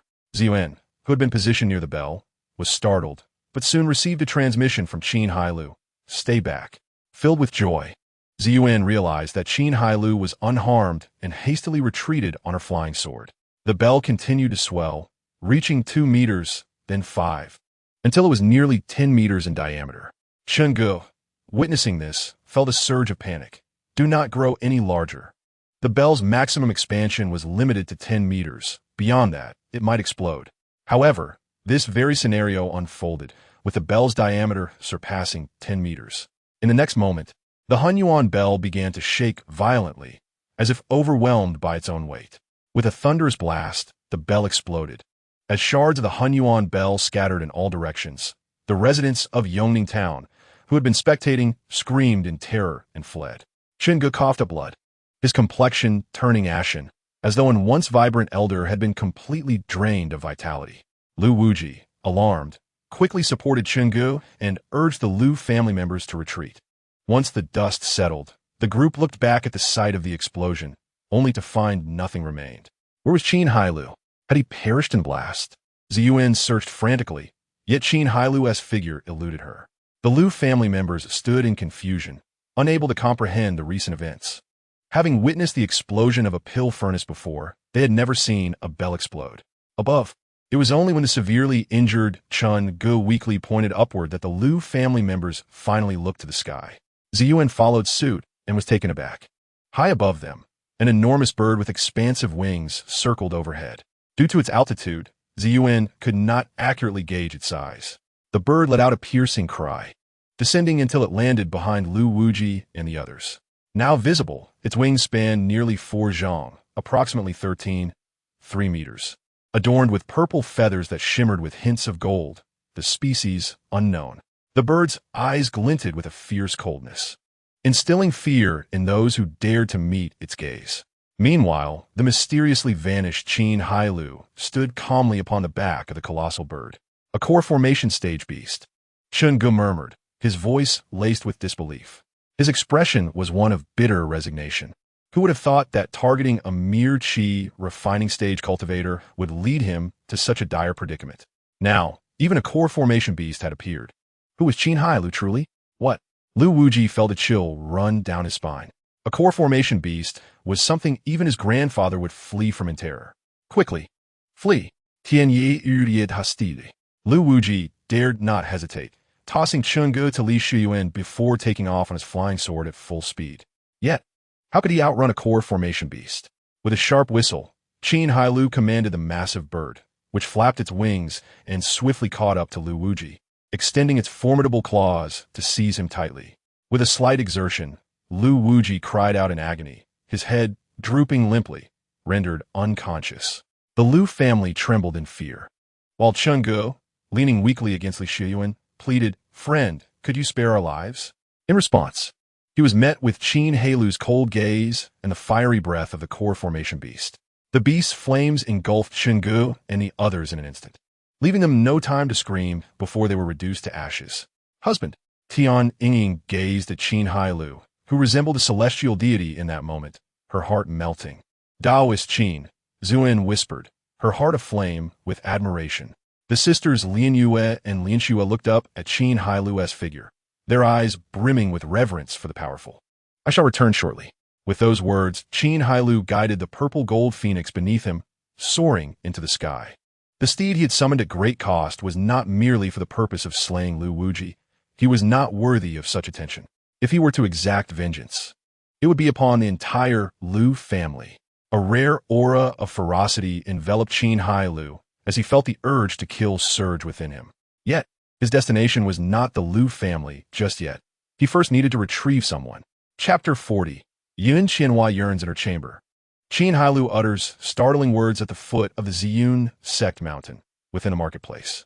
Yun Qianhua leaned against the window of her chamber, gazing at the bustling shop attendants in the courtyard, her heart brimming with joy. Thanks to the support of Qin Hailou's elixirs, the business of Wandan Pavilion was thriving remarkably. Due to the overwhelming demand, she doubled the number of shop attendants. Yet, even with this expansion, they still found themselves stretched thin. Logically, even with the exceptional Yanqi Dan provided by Qin Hailou, the business should not be flourishing to such an extent. However, Yun Qianhua truly embodied the essence of a mature woman. Several months prior, when Qin Hailou returned, she adeptly leveraged her physical allure, ultimately compelling him to produce Foundation Establishment Dan. To her astonishment, he presented not merely a fine Foundation Establishment Dan, but an exquisite one with maximum potency. This revelation filled her with exhilaration. At that moment, the lascivious Qin Hailou sought to take advantage of the situation, hoping to stay overnight in Yun Qianhua's private quarters. But she did not acquiesce. It was not that she was playing hard to get. Rather, she believed that allowing Qin Hailou to succeed too easily would diminish his appreciation. Yun Qianhua was no naive young female cultivator easily swayed by mere elixirs or spirit stones. Having been married once, she approached the selection of a husband with careful consideration. Yet, Qin Hailou was a man who would not let opportunities slip away. Having provided an exquisite Foundation Establishment Dan, he would naturally seek to gain some benefits in return. After some negotiation, Yun Qianhua reluctantly yielded to one of his many demands. Subsequently, Qin Hailou left satisfied with the acquisition of the exquisite Foundation Establishment Dan. Wandan Pavilion not only recovered from its previous decline, but also surpassed its former glory. Having managed Wandan Pavilion for many years, Yun Qianhua understood the principle that rarity confers value. She instinctively grasped the concept of hunger marketing. After selling a few exquisite Foundation Establishment Dan to gain notoriety, she publicly declared that their supply was currently unstable, suggesting that future availability was uncertain. Consequently, numerous cultivators flocked to Wandan Pavilion in the hopes of purchasing an exquisite Foundation Establishment Dan. The nearby Qi refining and Foundation Establishment families sent representatives daily to stake out the shop, ready to bid high prices the moment an exquisite Foundation Establishment Dan appeared. This frenzy significantly contributed to the current popularity of Wandan Pavilion. Amidst the bustling business, Yun Qianhua found herself increasingly occupied. Her previous concerns regarding Lu Xian's foundation had dissipated in the whirlwind of customer interactions. At this moment, she radiated renewed confidence and an irresistible allure. Madam, the last exquisite Foundation Establishment Dan has been sold. It is time to urge Mr. Qin for more. A sudden voice from Feng Bo interrupted her thoughts. A few months prior, Qin Hailou had only provided her with 10 exquisite Foundation Establishment Dan. Initially, she sold 3, and the remaining 7 had been sold over the past few months. To maintain the allure of exclusivity, she needed to occasionally release more exquisite Foundation Establishment Dan. Otherwise, the growing disappointment among patrons would deter them from returning. While she was adept at hunger marketing, she could not allow her customers to starve. Striking the right balance was a challenge. Understood. I will send him a message. Yun Qianhua responded casually. Feng Bo hurried down the stairs, his face alight with enthusiasm, his body brimming with energy. The revival of Wandan Pavilion brought her immense pride as its proprietor. She could hardly complain about the flourishing business. She could only sigh, Mr. Qin is truly our Wandan Pavilion's great savior. Yun Qianhua closed the window and sat beside her bed. Memories of the man who had not visited for nearly 3 months washed over her, evoking a twinge of melancholy. It was strange, previously. A year apart would not have affected her, yet now, merely 3 months felt unbearable. When he was present, Qin Hailou often sought her company, and she found it bothersome at times. Yet now, after this prolonged absence, she found herself longing for him. In modern terms, this was undoubtedly a case of falling in love, an inescapable sentiment. Yet in her current context, it could be described as a lovesickness. Longing for you feels deeper than the sea, and my affections grow stronger with each tide. Yun Qianhua unconsciously recited the poem Qin Hailou had taught her. He once remarked that if she missed him, she should recite this line, as perhaps he would hear her. At that moment, she had scorned his sentiment, insisting she would not miss him. Yet now, she found herself uttering those very words without realizing it. Qin Hailou had explained the meaning of the poem. Yet what she wished to convey now was, you, Qin Hailou, come when you wish and stay away when you do not. At least the tides have their predictable rhythms. This sentiment was steeped in a woman's grievance, and before she knew it, Yun Qianhua had transformed into a resentful wife in seclusion. Touching her crimson lips, she could not help but recall the last time she had done something for Qin Hailou. In retrospect, she felt utterly insane for having acted so for a man. She had never even considered such intimate matters with her late husband. As the memories flooded back, her cheeks flushed with embarrassment, a wave of shame washing over her. This was followed by a profound sense of resentment as she twisted her fingers, murmuring, "You, scoundrel, if you do not come soon, do not expect to lay a finger on me." No sooner had her words escaped than a terrifying pressure enveloped the surroundings. The intensity of the aura was unmistakably beyond that of a mere foundation establishment cultivator. It could only belong to a core formation cultivator. Yun Qianhua's heart tightened, fearing it might be Lu Xian, the old ghost, emerging from seclusion. Considering this possibility, she swiftly opened the window, bracing herself, and leaped down. In the next moment, a flying sword appeared beneath her feet, gently lowering her to the ground. She dashed towards the entrance, where a throng of guests had gathered, marveling at something unknown. "Please make way." Yun Qianhua instructed Feng Bo to disperse the crowd, taking a deep breath as she slowly stepped outside, praying it was not Lu Xian. However, what awaited her was far from Lu Xian. Before her stood a colossal, unidentified avian beast, one she had never encountered in reality or literature. Yet the aura emanating from the beast was undoubtedly characteristic of a core formation beast. How could such a creature appear in the marketplace? Was it the mount of some esteemed individual? But why was this beast blocking the entrance of my Wandan pavilion? It was quite terrifying. She continued to gaze at the creature's back, where a man stood with his hands clasped behind him. His garments flowed gracefully, and his demeanor exuded tranquility, giving off an inexplicable air of a transcendent being. However, he bore an uncanny resemblance to the man she had just been thinking of. In that moment, Yun Qianhua felt a sense of bewilderment, uncertain if the man before her, who appeared indistinguishable from Qin Hailou, truly was him. As she stood there in a daze, the beast slowly approached, lowering itself before her and pressing its massive head to the ground. Qin Hailou extended his right hand toward the somewhat dazed Yun Qianhua, smiling as he said, "Come, let me take you somewhere." It truly was him. In that moment, despite the multitude of questions swirling in her mind, she complied with his request, carefully stepping onto the beast's head and approaching Qin Hailou. "Where are we going?" Yun Qianhua asked, entranced.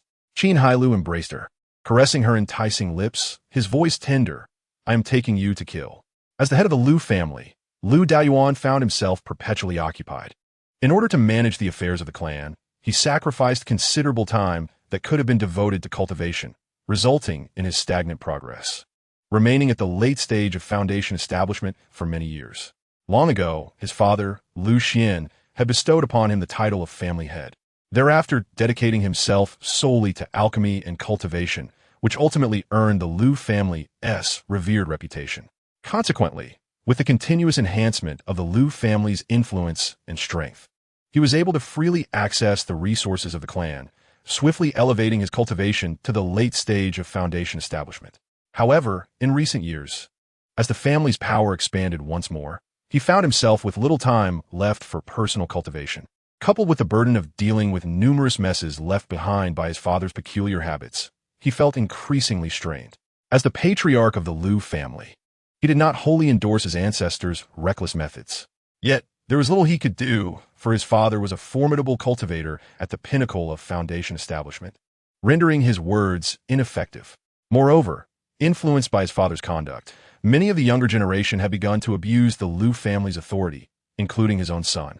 It seemed that Liu Wuji had intentionally emulated his grandfather's ways, as his conduct increasingly mirrored that of Liu Xian. Liu Daoyuan had admonished Liu Wuji on numerous occasions to temper his behavior, but to no avail. Fortunately, Liu Wuji was not reckless. He acted with his own considerations in mind. Although there were murmurs of discontent from the outside, he had managed to avoid leaving any incriminating evidence. Thus, Liu Daoyuan felt hesitant to criticize him too harshly, especially since Liu Xian held a deep fondness for this grandson, and, as a father, he could not bear to be overly severe. Furthermore, despite Liu Wuji's infatuation with women, he had not neglected his cultivation. With commendable spiritual roots, he had successfully reached foundation establishment, much to Liu Daoyuan's relief. His indulgence in pleasures was merely a trivial matter. Presently, Liu Xian had entered a profound state of seclusion, on the verge of forming his core. Should he succeed in this endeavor, the Liu family would become the only clan within a 2,000-mile radius of Ziyun sect to possess a cultivator at the core formation stage. The resultant prestige would be unparalleled, and Liu Daoyuan's status as the family head would naturally rise accordingly. At this moment, Liu Daoyuan was in his study managing family affairs when a servant rushed in, flustered and trembling as if seized by terror. "What is the matter?" Liu Daoyuan inquired, frowning, as such a display was rare among his subordinates. The servant knelt before him, pressing his forehead to the ground, stammering, "Master, the young master's life lamp has extinguished." "What?" Liu Daoyuan sprang to his feet as if pricked by a thorn, shocked by the news. The extinguishing of a life lamp signified death. Who among the thousands of miles would dare to harm the young master of the Liu family? How could this calamity have occurred so suddenly? The servant, glancing up at Liu Daoyuan, continued, "Elder Chun and elderly, their life lamps have also gone out."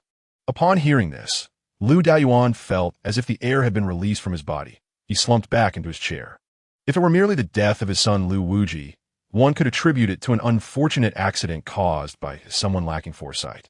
However, the deaths of both Elder Chun, a cultivator at the late stage of foundation establishment, and Liu Wuji could only imply that his son had provoked a formidable opponent, one whose cultivation level was at least on par with his father, Liu Xian. Previously, when the servant reported that Liu Wuji had invited Elder Chun, he had thought little of it, assuming it was merely a request to maintain order, as such occurrences were not uncommon. For Liu Wuji, this was a common tactic employed to pressure others into submission through sheer cultivation superiority. Liu Daoyuan had not been particularly concerned due to Liu Wuji's cautious nature. Yet now, the grim reality struck him. They were all dead. "Alas, my son, what kind of person have you entangled yourself with?" At that moment, Liu Daoyuan was engulfed by profound regret, lamenting his failure to correct Liu Wuji's reckless behavior sooner. His father's indulgence had led him to turn a blind eye, resulting in an irreversible situation. Had he imposed stricter discipline on Liu Wuji, perhaps today's calamity could have been averted. But having served as the Liu family's patriarch for many years, such emotions dissipated quickly. He soon regained his composure. He produced a communication talisman and sent a message to all cultivators at the foundation establishment stage within the family, as well as the elders of the offering hall, urgently summoning them to his study.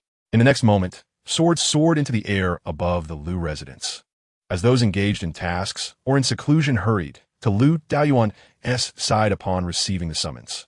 From the urgency of the message, they discerned that a grave situation had arisen. Soon, all of the Liu family's foundation establishment cultivators gathered in the study. Excluding the deceased Liu Wuji and the two elders, there remained 6 foundation establishment cultivators, 2 from the Liu family and 4 from the offering hall. Liu Daoyuan regarded the 6 individuals before him, the core strength of the Liu family, the foundation of their legacy. Yet, with Elder Chun now deceased, he questioned whether these individuals would suffice against their adversary. His gaze sharpened as he spoke gravely. "Wuji is dead. Elderly is dead. Elder Chun has perished." The room fell silent as the gathered individuals exchanged incredulous glances. questioning their own hearing. Who has died? One of the mid-stage foundation establishment elders asked. Master, how could Elder Chun, a cultivator at the late stage of foundation establishment, have met his end? Lu Daoyuan shook his head, his expression bitter. I do not know, but their life lamps have all extinguished. The assembly was forced to accept this grim truth. Their patriarch would not jest about such matters. However, if even Elder Chun had fallen, it indicated that their opponent was exceptionally formidable. One elder pondered for a moment before suggesting, Master, perhaps we should summon the ancestor from his seclusion. Yes, indeed. Only the ancestor can help us in this dire situation. The others echoed, their voices filled with urgency. Lu Daoyuan sighed deeply, responding, in light of this grave incident, how could I not wish for my father to emerge and stabilize the situation? However, he has isolated himself from the outside world and is fully focused on forming his core. I am unable to reach him. The group fell silent, anxiety gripping their hearts. Several elders were particularly unsettled, fearing that their adversaries might already be approaching. If they were merely facing someone at the pinnacle of foundation establishment, it would be manageable. But if it were cultivators at the core formation stage, Lu Daoyuan perceived the apprehension etched on their faces and sought to reassure them, saying, at this critical juncture of life and death, we must unite and support one another. I trust that the ancestor will emerge at the crucial moment. The group composed themselves, clasping their fists in acknowledgement. Rest assured, Master, we shall fight alongside you.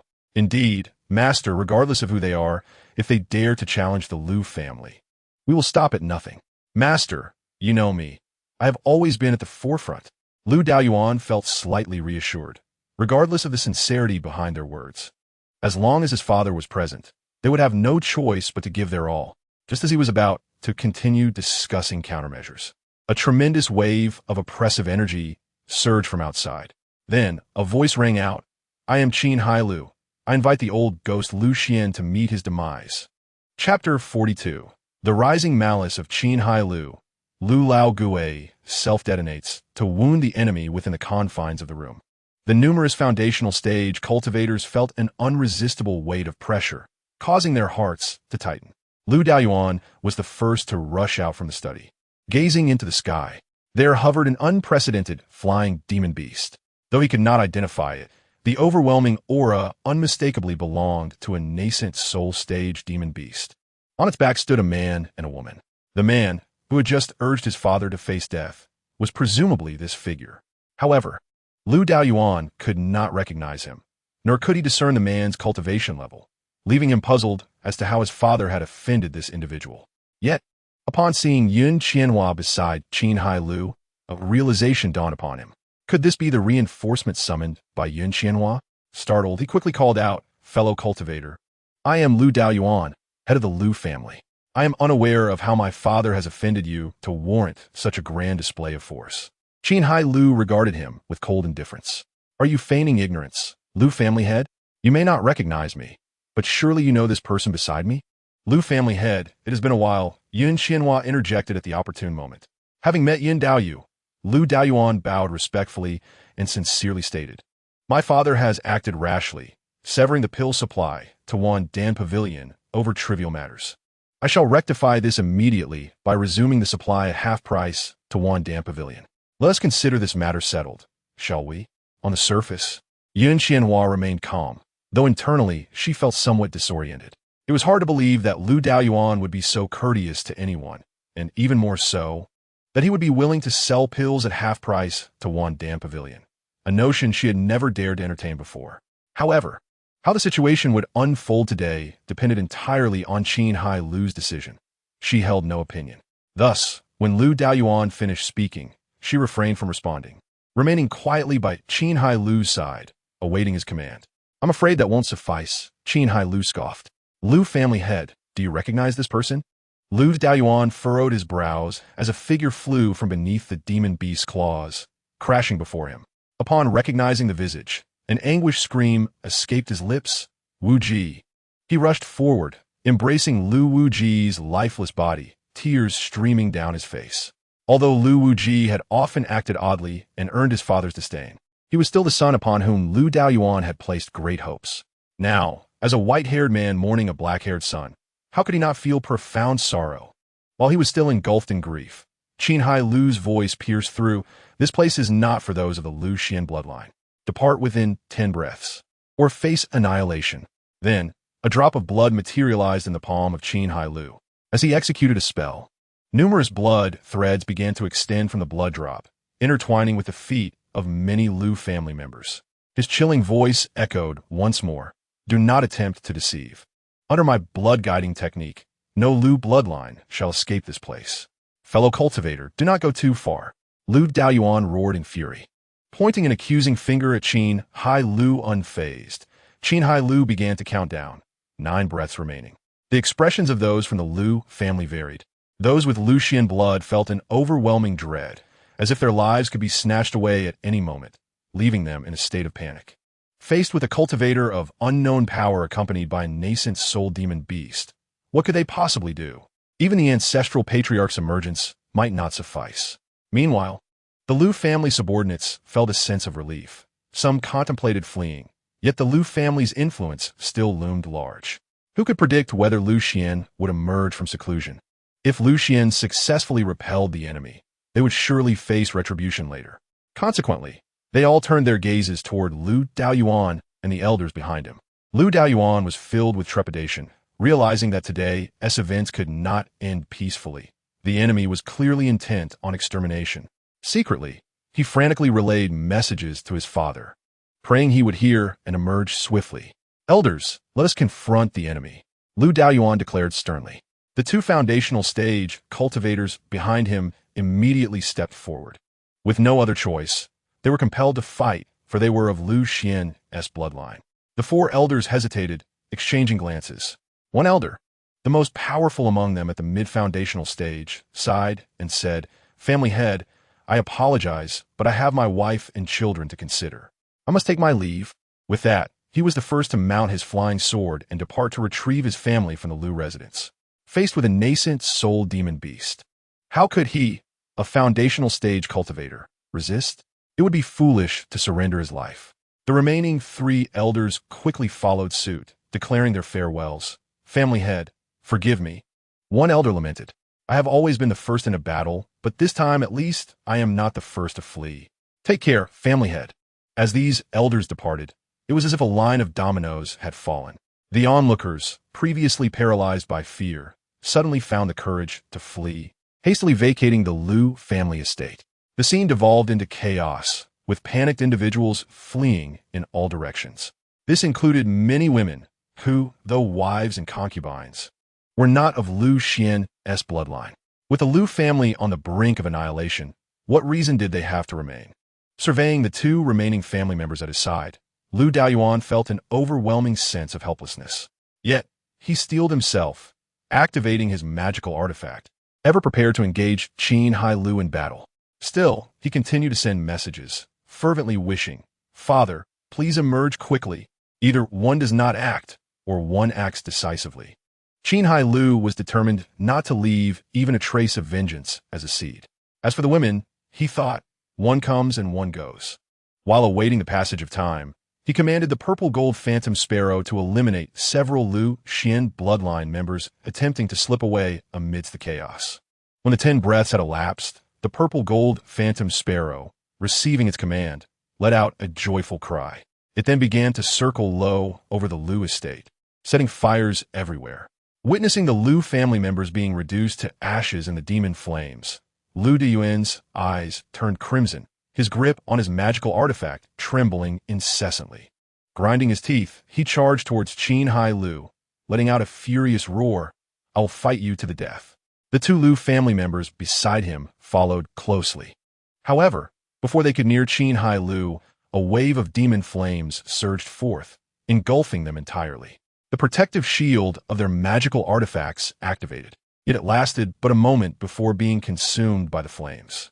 Subsequently, as the flames burned, agony overtook Luthen's expression as he let out a heart-wrenching cry, Father. In the next instant, on the Lu family's rear mountain, a powerful aura surged skyward as an elderly man clad in a Taoist robe, with white hair yet youthful features, rushed forward on a flying sword. Upon seeing Lu Daoyuan engulfed in demon flames, he emitted a piercing scream, No! But by that moment, Lu Daoyuan had already been reduced to ashes. The elderly man arrived where Lu Daoyuan had vanished, eyes ablaze with fury as he confronted Qin Hailou. At this moment, he remained oblivious to how the Lu family had offended Qin Hailou, and faced with a nascent soul demon beast, he could only bellow in rage. "What has my Lu family done to provoke you to treat us in this manner?"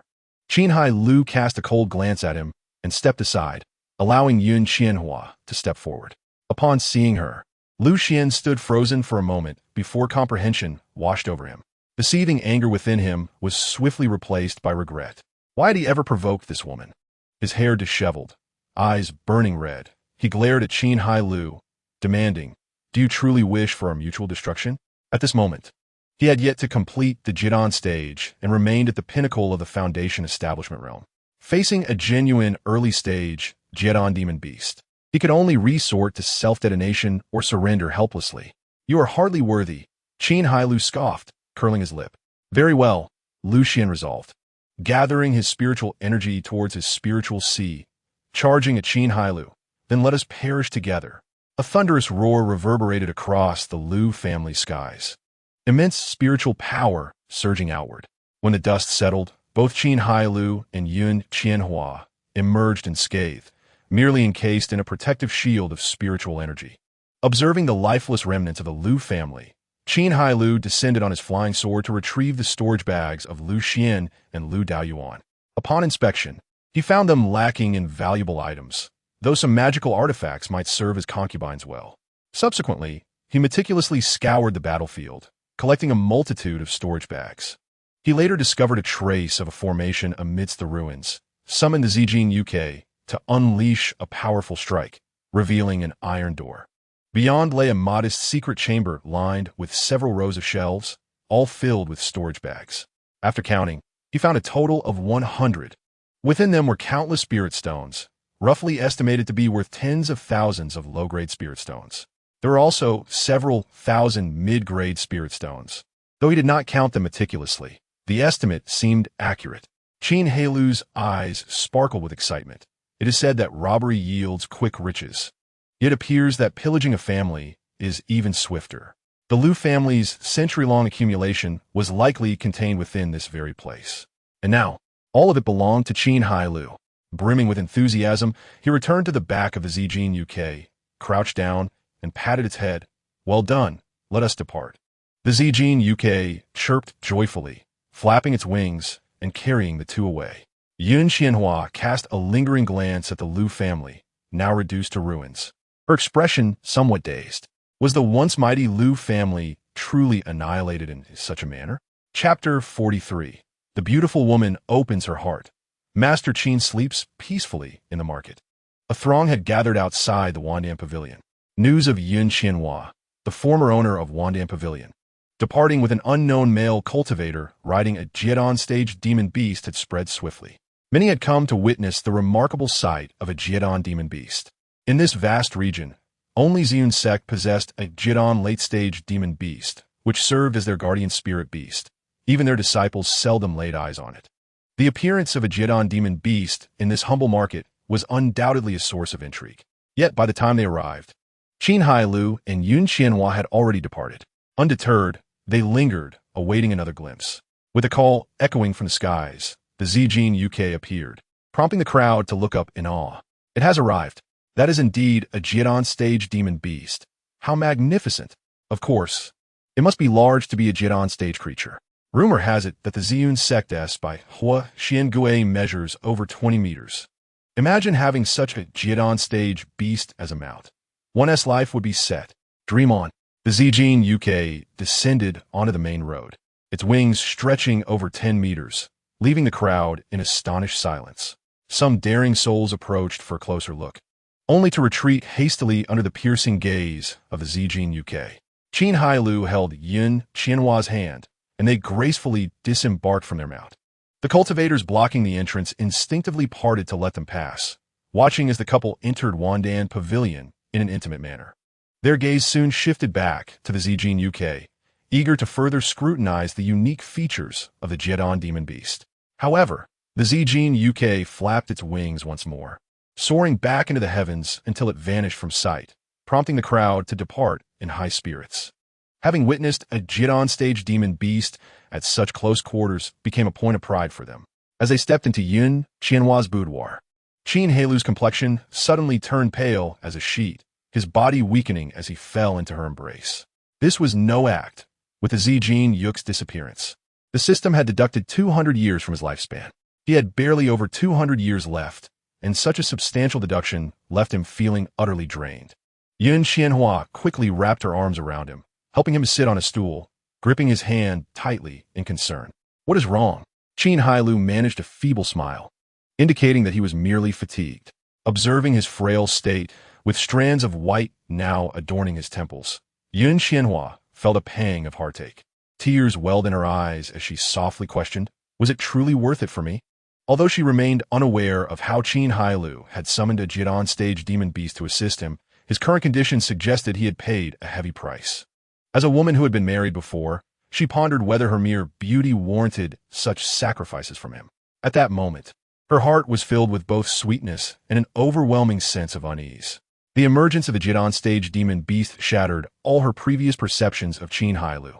Initially, she had regarded him as merely a talented alchemist with modest strength. Their collaboration had begun out of necessity for elixirs, but as she grew closer to him, she unearthed many secrets that fueled her curiosity, leading her to become inadvertently enmeshed in his world. Yet, she had managed to restrain her emotions. Given their age difference and the lurking presence of Lu Xian, who posed a constant threat, it was only when Qin Hailou revealed himself to be a disciple of the Qin Yao Peak Master that she recalled certain events from the past. It turned out that Qin Hailou was not a junior, but her equal, with the master of Qin Yao Peak in the picture.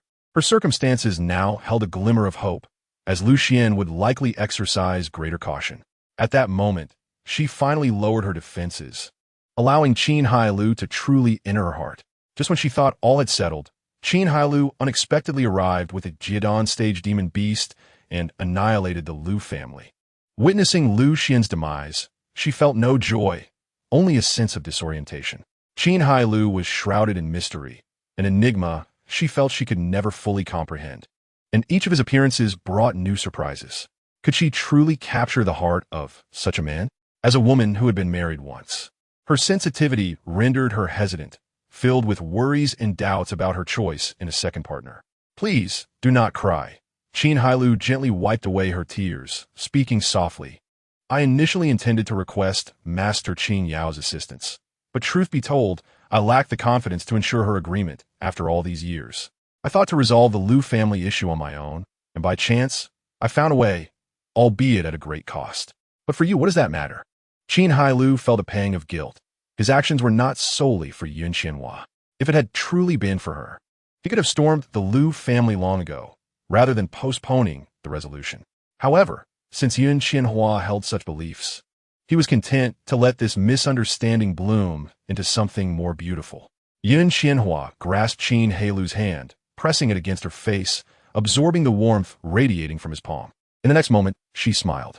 A smile tinged with tears, yet radiant as the blossoms of the peach tree.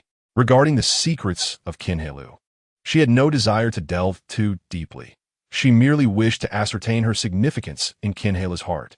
Although she felt she had long since grasped it, she still yearned to hear him articulate it himself. At this moment, she already knew. Yun Qianhua slowly rose, lifted her skirt, and twirled before him. With affectionate eyes and irresistible charm, she asked, "Hailou, will you marry me?" Faced with Yun Qianhua in this moment, even the seasoned Qin Hailou felt his heart quicken, remaining dazed for a while. Noticing his prolonged silence, Yun Qianhua grew somewhat flustered.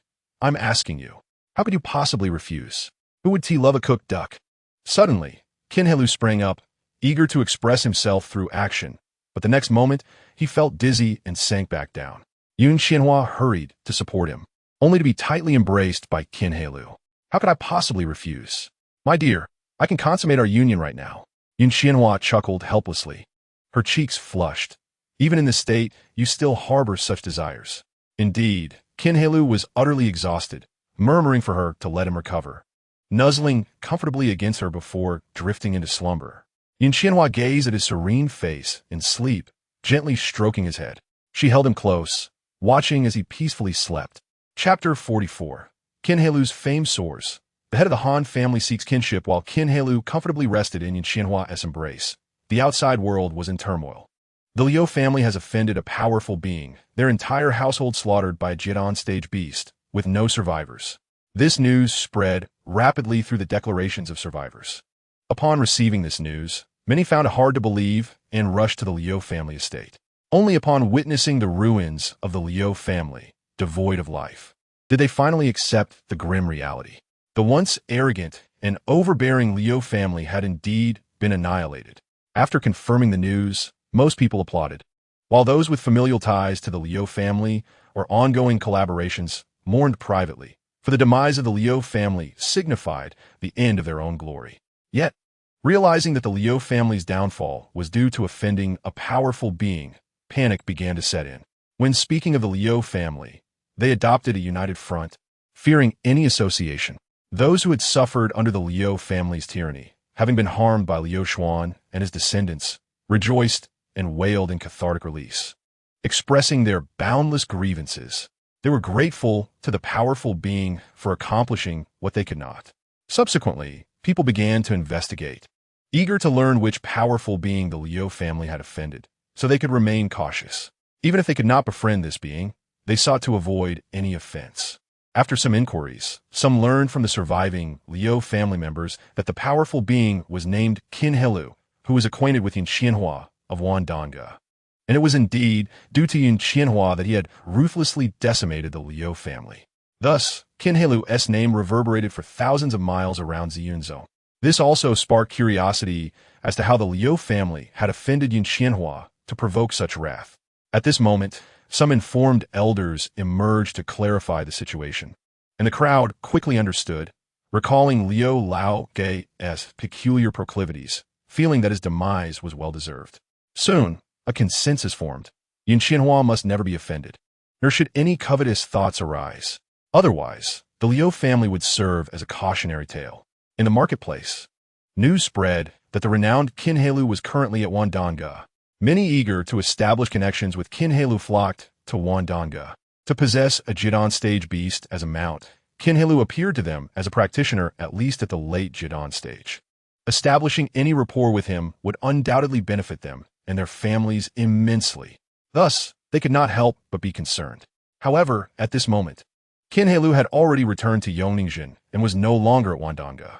Faced with the influx of various clan heads and high-ranking practitioners, Yin Qianhua had no choice but to entertain them personally.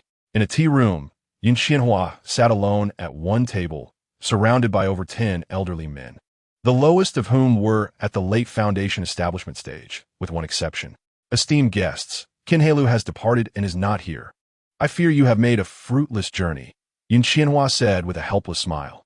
In her experience managing Wandanga for so many years, she had never encountered such a gathering of elders seeking merely to share a cup of tea. Yet now, due to Qin Hailou, these individuals nearly trampled the doors of Wandanga. While somewhat speechless, pride swelled within her, for he was the man she was soon to marry. Having already considered herself Qin Hailou's wife, Yin Qianhua felt a sense of honor. As soon as she finished speaking, one elder among the group addressed her. Yin Daoyou, my visit here to see Qin Hailou is not of great importance, but I wish to confirm something with you. Yin Qianhua turned to the speaker, smiling. I have yet to congratulate Han Daoyou. Not only have you recovered from your ailments, but your cultivation has also surged.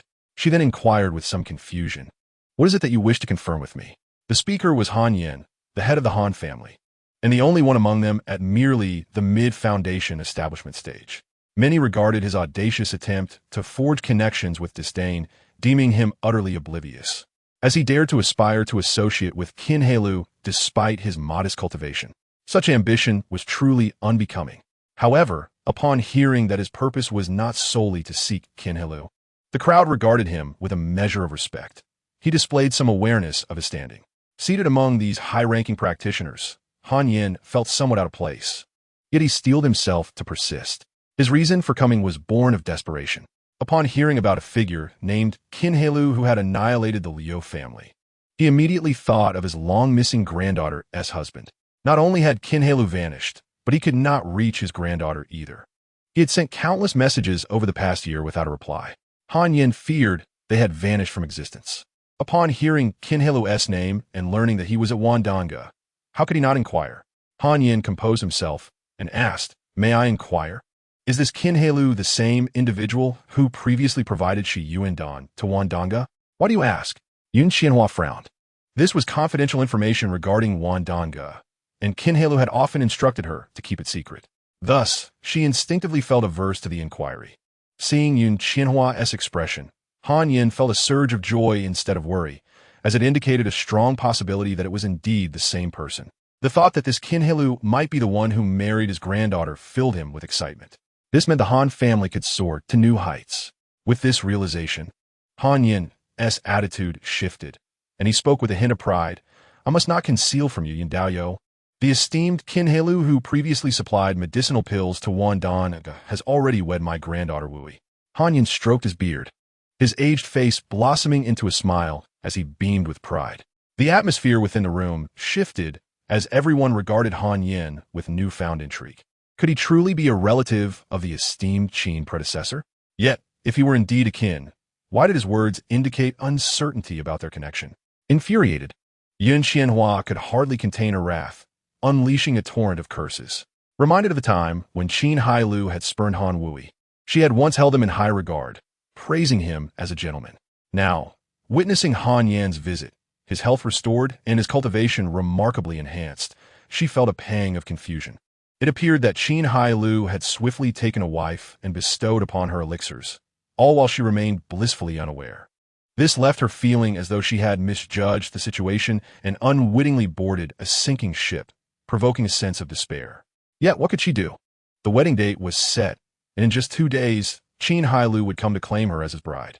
She had already instructed the steward to prepare for the occasion. How could she possibly change her course now? Moreover, she had already committed herself to Qin Hailou and benefited from their association. It would be foolish to abandon her resolve over such trivial matters. Nonetheless, the pent-up frustration within her needed an outlet. Everyone turned their gaze toward Yun Qianhua, eager to discern whether Han Yan's granddaughter was indeed the one responsible for the obliteration of the Liu clan, as attributed to the Qin predecessor. Han Yan's gaze was intensely fixed on Yun Qianhua, awaiting her confirmation. To the onlookers, her expression was a curious amalgamation of indignation, fury, and embarrassment, a rare sight for a practitioner at the peak of foundational cultivation. After a prolonged silence, Yun Qianhua finally replied in a nonchalant tone, "I believe it would be best for Daoist Han to inquire directly with the Qin predecessor you speak of." With a simple wave of her sleeve, she summoned invitations that fluttered before the guests. "In 2 days, we shall celebrate the joyous union between myself and my husband. You are all cordially invited to partake in the festivities." 12 invitations were issued, yet there were 13 attendees, leaving Han Yin as the sole individual without an invitation. Chapter 45. An endless stream of congratulations for the nuptials. Uninvited yet, present the news of Yun Qianhua, the renowned proprietress of Wandan Pavilion and a celebrated beauty. Preparing to wed swiftly spread like wildfire. Who was Yun Qianhua? The surrounding families were undoubtedly well aware of her identity. As a peak foundational practitioner and the owner of Wandan Pavilion, coupled with her stunning beauty, each of these attributes alone left an indelible impression. Together, they painted an unforgettable portrait, particularly given the notorious incident involving Liu Xian, whose covetousness led to his demise and the annihilation of his clan. In such a moment, the announcement of Yun Qianhua's marriage was bound to evoke astonishment. Many privately lamented, filled with envy for the fortunate man destined to wed her. Yet upon learning that her betrothed was none other than the Qin predecessor responsible for the destruction of the Liu clan, their astonishment transformed into a sense of inevitability. A beauty matched with a hero. What a tale to recount! It was only fitting that the illustrious Qin predecessor would engage in such grand undertakings and wed the most exquisite of women. Consequently, numerous families who had not received invitations due to their insufficient prowess resolved to attend the event, seeking to gain familiarity with Yun Qianhua. 2 days later, at the market, the once spacious thoroughfare before Wandan Pavilion was now teeming with people, leaving only a narrow path for passage. Guests bearing gifts continuously entered the pavilion, while the steward, Fangbo, stood at the entrance with a warm smile, welcoming all. 3 days prior, when the proprietress had suddenly announced her intention to marry Fang Bo had been taken aback. After all these years, Yun Qianhua had always been solitary, never revealing even the slightest inclination towards remarriage. Even in the face of Lu Xian's coercion, she had steadfastly refused. Could anyone truly penetrate the heart of such a virtuous woman? However, upon learning that her chosen partner was Qin Hailou, he found solace in the revelation. It could only be said that Mr. Qin was indeed exceptional. Not only had he salvaged Wandan Pavilion from ruin, but he had also captured the proprietress's heart. With this union, Wandan Pavilion would never again lack for elixirs, and the proprietress would gain a lifelong companion, much to Fang Bo's delight. Thus, upon receiving Yun Qianhua's directive, he hurriedly began preparations. Yet, the sheer volume of guests arriving unexpectedly left him astonished. He recalled that he had only sent invitations to families with whom Wandan Pavilion had regular dealings. Why were so many others now appearing? Had Wandan Pavilion's reputation truly soared to such heights? Fang Bo, typically confined to managing the accounts, had little knowledge of the events surrounding the Lu clan's demise, and thus remained oblivious to the reasons behind the uproar caused by Yun Qianhua's impending marriage, mistakenly attributing it to a newfound prominence of Wandan Pavilion. Regardless, every visitor was a guest, particularly those bearing gifts, and he saw no reason to turn anyone away. Amidst the throng, an elderly man, beaming yet slightly awkward, approached with a gift in hand. Fang Bo's smile deepened as he recognized him. "Master Han, please come in. Please come in."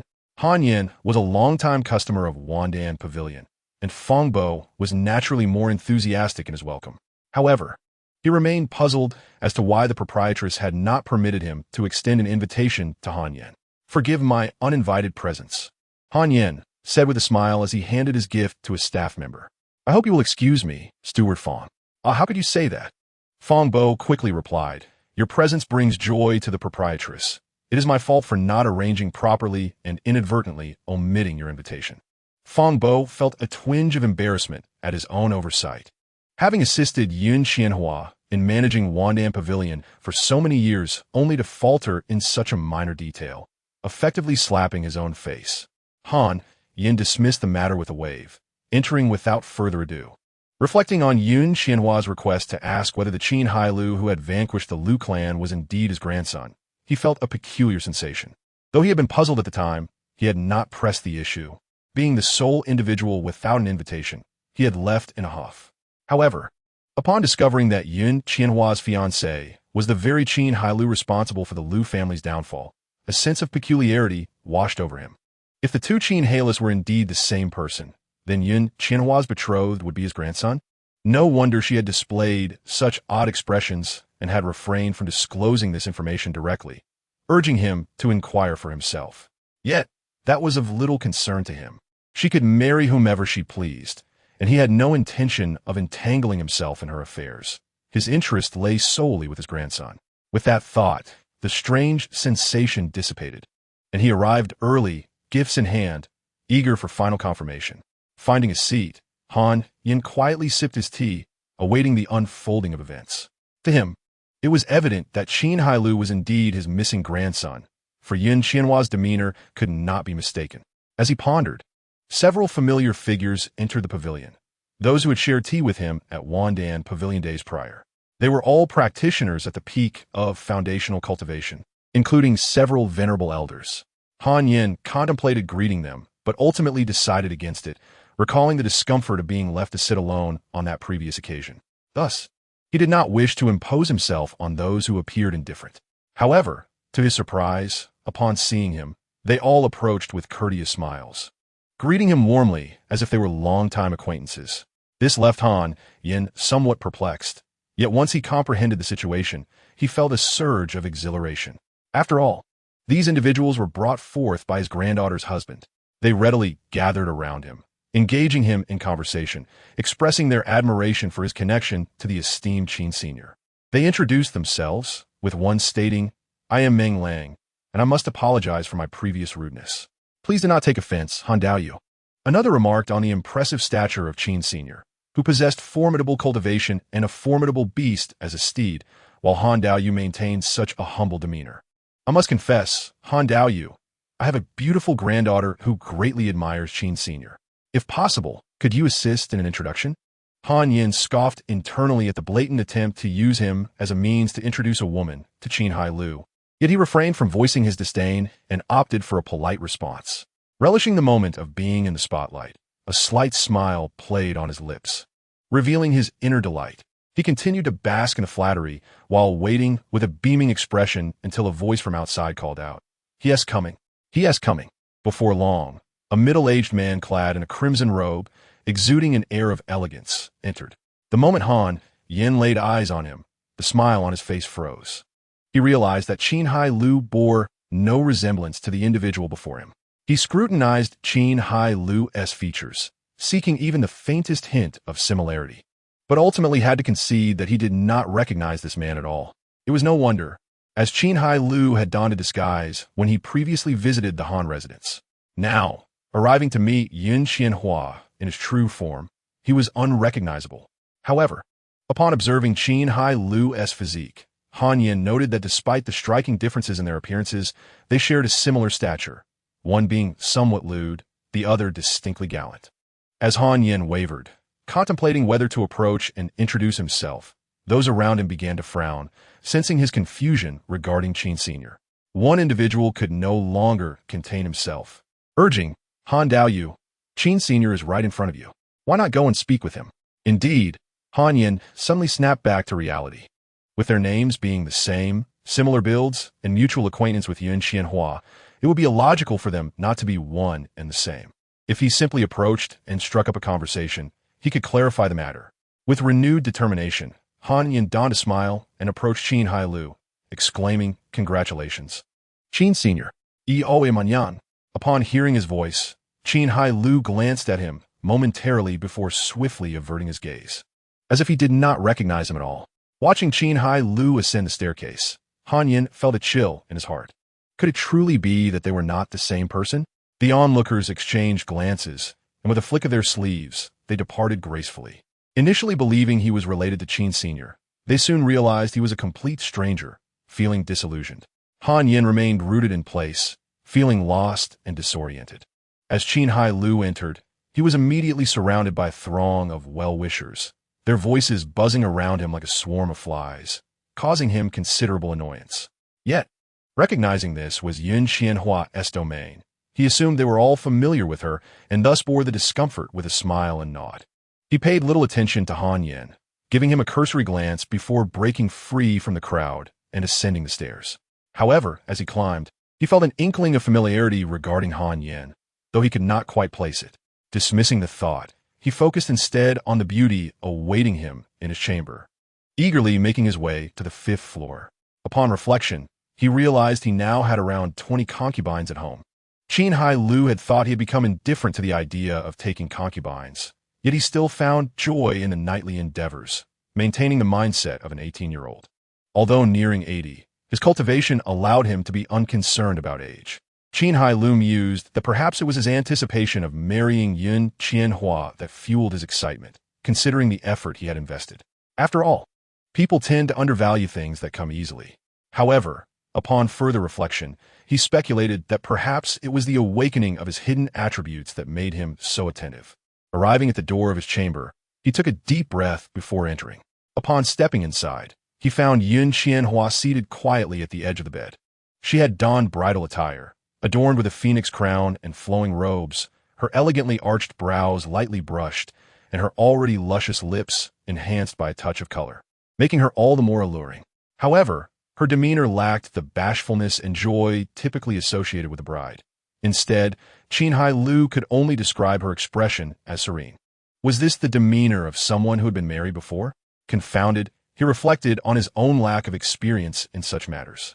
Regardless of his thoughts, he approached with a smile, embracing Yun Qianhua. "My dear, I have arrived." Although this was not their first embrace, each time he was captivated by her soft and inviting form. Among his many concubines, only Yun Qianhua evoked such sensations. Perhaps it was the vibrant red of her bridal attire that rendered her even more enchanting, stirring a primal urge within him. Yun Qianhua remained unfazed by Qin Hailou's wandering hands and calmly inquired, "Did you encounter Han Yin downstairs?" "HM," Qin Hailou replied, perplexed. Who is Han Yin? After a year, he had genuinely forgotten who Han Yin was. Yun Qianhua sighed softly. Your memory is rather poor, my husband. You have just married Wu Yi, yet you cannot even recall her grandfather's name. A wave of realization washed over Qin Hailou.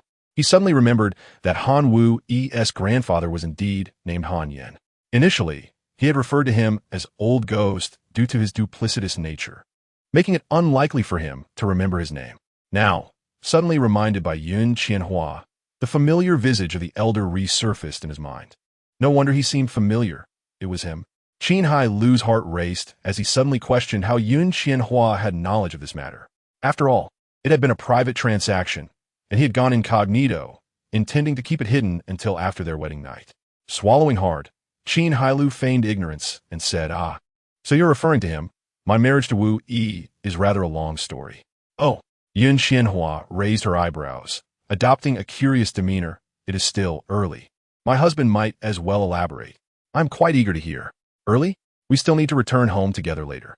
Let's depart first, and I shall recount the details afterward. Yun Qianhua remained silent, merely gazing at him with a gentle smile, feeling his face heat under her gaze. Qin Hailou knew that using elixirs to captivate a maiden was not a commendable act. Yet, the deed was done. There was no turning back. As he looked at Yun Qianhua at this moment, he understood that she did not blame her for this matter, but rather felt somewhat vexed at his secrecy. Since he had already dug himself into a hole, he could only play the rogue. Suddenly, he pushed Yun Qianhua onto the bed, wearing a mischievous grin. Since my lady is not in a hurry, let us take care of matters before we head back. With that, he leaned over, appearing intent on proceeding without further ado. Gone was Yun Qianhua's previous composure. Her face flushed crimson as she repeatedly patted Qin Hailou's back. The two began to frolic on the bed. It was not until she felt her waistband loosen that Yun Qianhua finally pleaded, Stop, stop. I shall not inquire further. With no choice, Qin Hailou reluctantly withdrew his hands. Pushing him away, Yun Qianhua rose to adjust her attire, grumbling, You scoundrel, I have truly fallen for your tricks. Qin Hailou, shameless, feigned ignorance. Once she was presentable, he hurriedly scooped her up and descended the stairs, placing her into the sedan chair, which was carried by several Foundation establishment disciples of Wan Dange. Qin Hailou soared through the air on his flying sword, while Feng Bo led the procession, personally beating the gong and drum, followed by a band of Qi refinement disciples. Trailing behind were numerous cultivators attending the wedding banquet. At Qin Hailou's command, this unique procession set forth on their flying swords towards Yong'an Town. Meanwhile, Han Yan remained behind, his expression forlorn as he watched the wedding party fade from view, lost in his thoughts. My granddaughter, where are you? Chapter 47. An unexpected encounter among sisters. The elders and unease Gu Yanxin had just exited the secret realm and was currently returning to the sect with her two senior sisters. Floating in midair, despite her weary visage, she brimmed with joy. This expedition into the secret realm had yielded considerable rewards. However, these gains were not the source of her elation. The most crucial treasure, the Di Yuan Gua, was now in her possession. With this, even if the Shi Yuan Dan could not aid her junior brother, it would extend his life by an additional 30 years. Lost in these thoughts, a smile involuntarily crept across Gu Yanxin's lips. The eldest sister, Yu Shuan, noticed and could not help but inquire, Little junior sister, what occupies your mind? You seem quite cheerful. True to her name, the eldest sister was gentle and graceful, her words always soft-spoken, making her the most beloved elder among the disciples of Unipeak. I suspect she is secretly thinking of the little junior brother, remarked the second sister, Li Yunping, who sported a high ponytail and an aura of boldness. However, she was dressed in the male disciples' yellow robes rather than the standard attire of the core female disciples. With her striking appearance and ancient-style long spear, she exuded a sense of gallantry. Caught off guard, Gu Yanxin felt a rare flush of embarrassment but defiantly replied, Indeed, I do. At least I am open about it. Unlike you, second sister, you think of the little junior brother, yet dare only to sigh over his worn clothes in the cave. That outfit has not been washed in years, has it? Li Yunping's face flushed with anger. That was her greatest secret, and Gu Yanxin had just revealed it in front of the eldest sister. You are quite bold, yet you sneak off to the market to buy Shi Yuan Dan, thinking it will cure the little junior brother? Remember, his ailment is not rooted in Foundation establishment, but rather from his destroyed spiritual roots. So what? At least I'm showing my goodwill. What have you done for the little junior brother? You. Li Yunping was momentarily silenced. Over the years, she had indeed done little for him. Yu Shuwan observed the sudden quarrel between her two younger sisters with a sense of helplessness. These two usually got along well, but they would bicker endlessly whenever the little junior brother was mentioned. All right, we are all pained by the little junior brother situation, but it has been many years. Must we still argue over this? Oomph. The two sisters fell silent, turning their heads away from each other. Yu Shuwan could only mediate, second sister. Do you not understand the little junior sister's feelings? She has suffered the most over these years. Do not provoke her. Then, turning to Gu Yinxin, she continued, Little junior sister, do not speak ill of your second sister. She has been diligently cultivating all these years, striving to confront Li Wenhui. She has just reached the peak of foundation establishment and, without our knowledge, signed up for the sect competition. Humph. Li Yunping's brows knitted in anger, her eyes glinting with venom. This time in the sect competition, I will ensure Li Wenhui has 1,000 transparent holes. Gu Yinxin sighed inwardly. She understood well that the second sister was merely expressing her thoughts in silence. For years, she had been searching for secret realms, aiming to catch up to Li Wenhui and make him pay. With this in mind, she lost the desire to argue. Sensing the two had softened their stances, Yu Shuwan breathed a sigh of relief. At this moment, they happened to be hovering above the entrance of the market, where the clamorous sound of gongs and drums resonated. Even in mid-air, they could faintly hear the commotion. Curious, Yu Shuwan leaned over to look down. Oh, is someone getting married in the market? It seems quite grand. Li Yunping glanced and remarked, it must be some prominent family nearby getting married. Given the grandeur, could it be the Liu family? Among the few families known for their cultivation, the Liu family was the only one that fit the description. Gu Yinxin felt a wave of melancholy wash over her and remained silent, her gaze listlessly scanning the wedding procession. However, upon spotting a particular young man, she involuntarily shuddered, her finger trembling as she pointed at Qin Hailou below.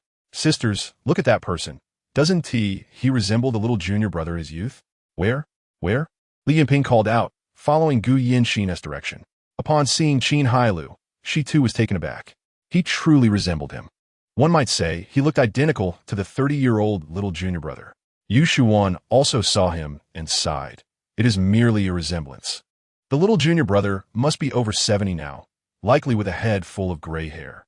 At her words, both sisters felt a wave of despondency. Li Yunping avertit hergaze, sigink inyardli. Yes, even if he bore a striking resemblance, it was merely that he could not be the little junior brother. Yet Gu Yinxin remained transfixed, gazing at the youthful figure of the little junior brother she had not seen in decades. Even knowing it was impossible, she could not tear her gaze away. A glimpse was better than none.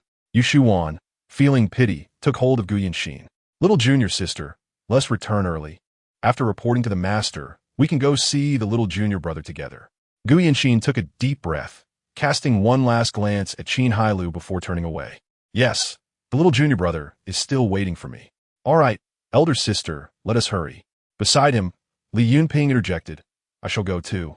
The trio ceased their chatter, channeling their spiritual energy into the magical artifacts beneath their feet, hastening towards the gates of Ziyun Zone.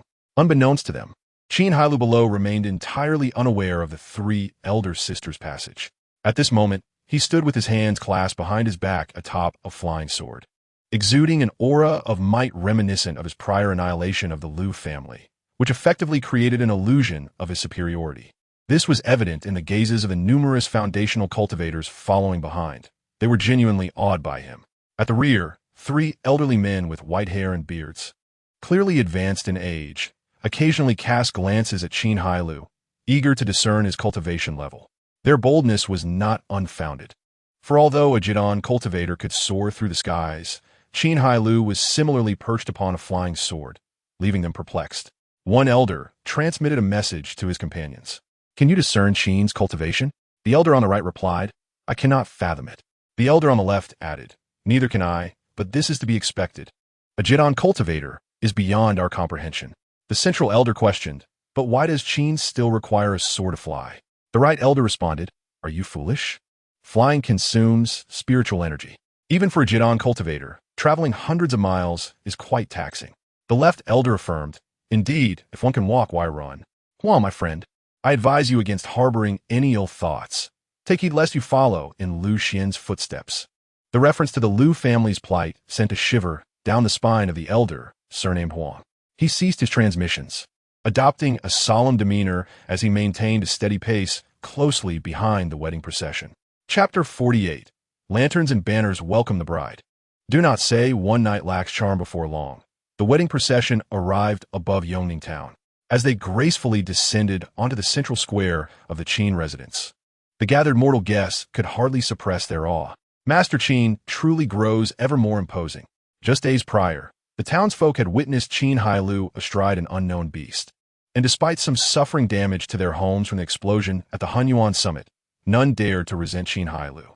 After all, it was Lu Wujin who had threatened to massacre the town. It was Qin Hailou who summoned the beast and vanquished those vile scoundrels, preserving the lives of the townspeople. Their gratitude was profound. They felt fortunate that such a remarkable individual hailed from Yongning town. Among the crowd, Baiju, Yi, and Yu Haoqi, who had not attended a wedding banquet in years, made a rare appearance. Now, their forms were bent and frail, supported by their families to stand. Observing the rejuvenated Qin Hailou, their cloudy gazes brimmed with envy. Yongning town had become a dominion of the Qin family. Over the years, the interests of their two families had been nearly swallowed whole by the Qin. They understood this was not a targeted act, but rather the townsfolk's choice.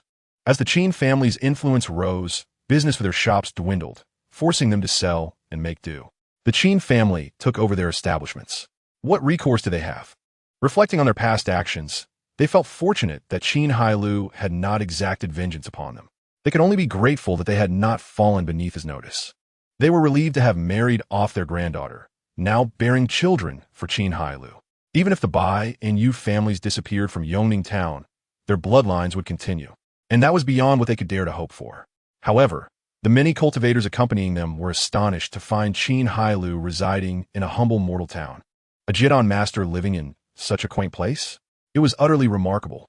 They instinctively expanded their spiritual senses to explore the Qin estate, seeking the legendary Jidon beast rumored to reside within. Unsurprisingly, they found nothing, but upon seeing a room full of women with rounded bellies cradling infants, they were left speechless. Among the guests were many heads of various families, including venerable ancestors akin to Lu Xian. Yet upon witnessing the Qin family's burgeoning household, they found themselves in a state of self-reflection. Such prolificacy in childbirth was no small feat, since Qin has so many women already. Perhaps he would not mind adding a few more? This thought crossed many minds as they exchanged glances and entered the banquet discreetly. After the formalities, Qin Hailou dismissed the maids and assisted the veiled Yun Qianhua towards their bridal chamber. As for the crowd outside, he had no desire to engage. Everything was entrusted to Fu Bo. Poor Fu Bo, a mere mortal, found himself trembling in the presence of those capable of flying on swords. Over the years, he had seen many things, but this was the first time so many immortals attended the master's wedding banquet.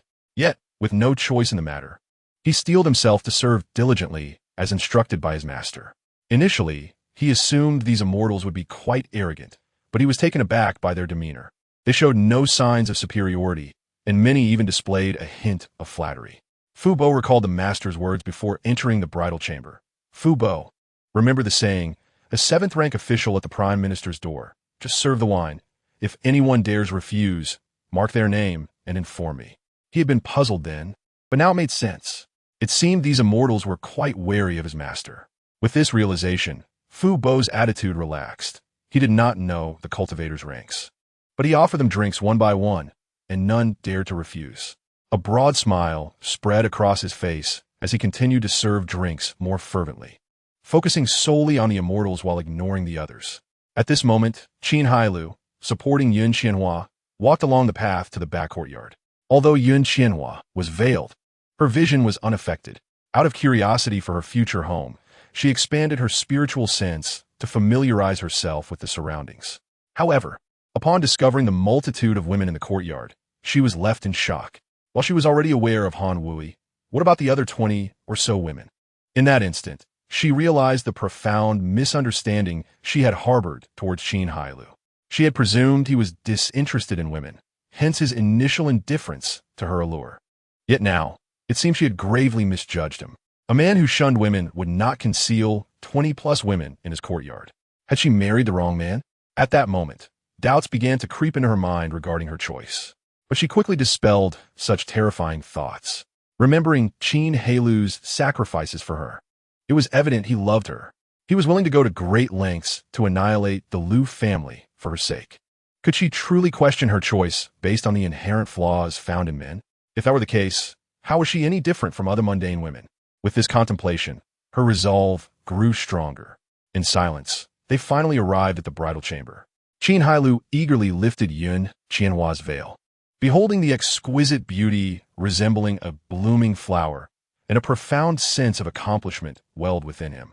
Yun Qianhua lifted her gaze to her future husband and jested, "Husband, with so many sisters in the household, it seems I shall not be lonely in the days to come." Despite being somewhat prepared for her words, they nonetheless left Qin Hailou feeling a touch awkward. He settled beside her, grasped her hand, and recounted the tribulations of his sorrowful existence with great emotion. Upon hearing him, Yun Qianhua sighed inwardly, her heart filled with compassion for Qin Hailou.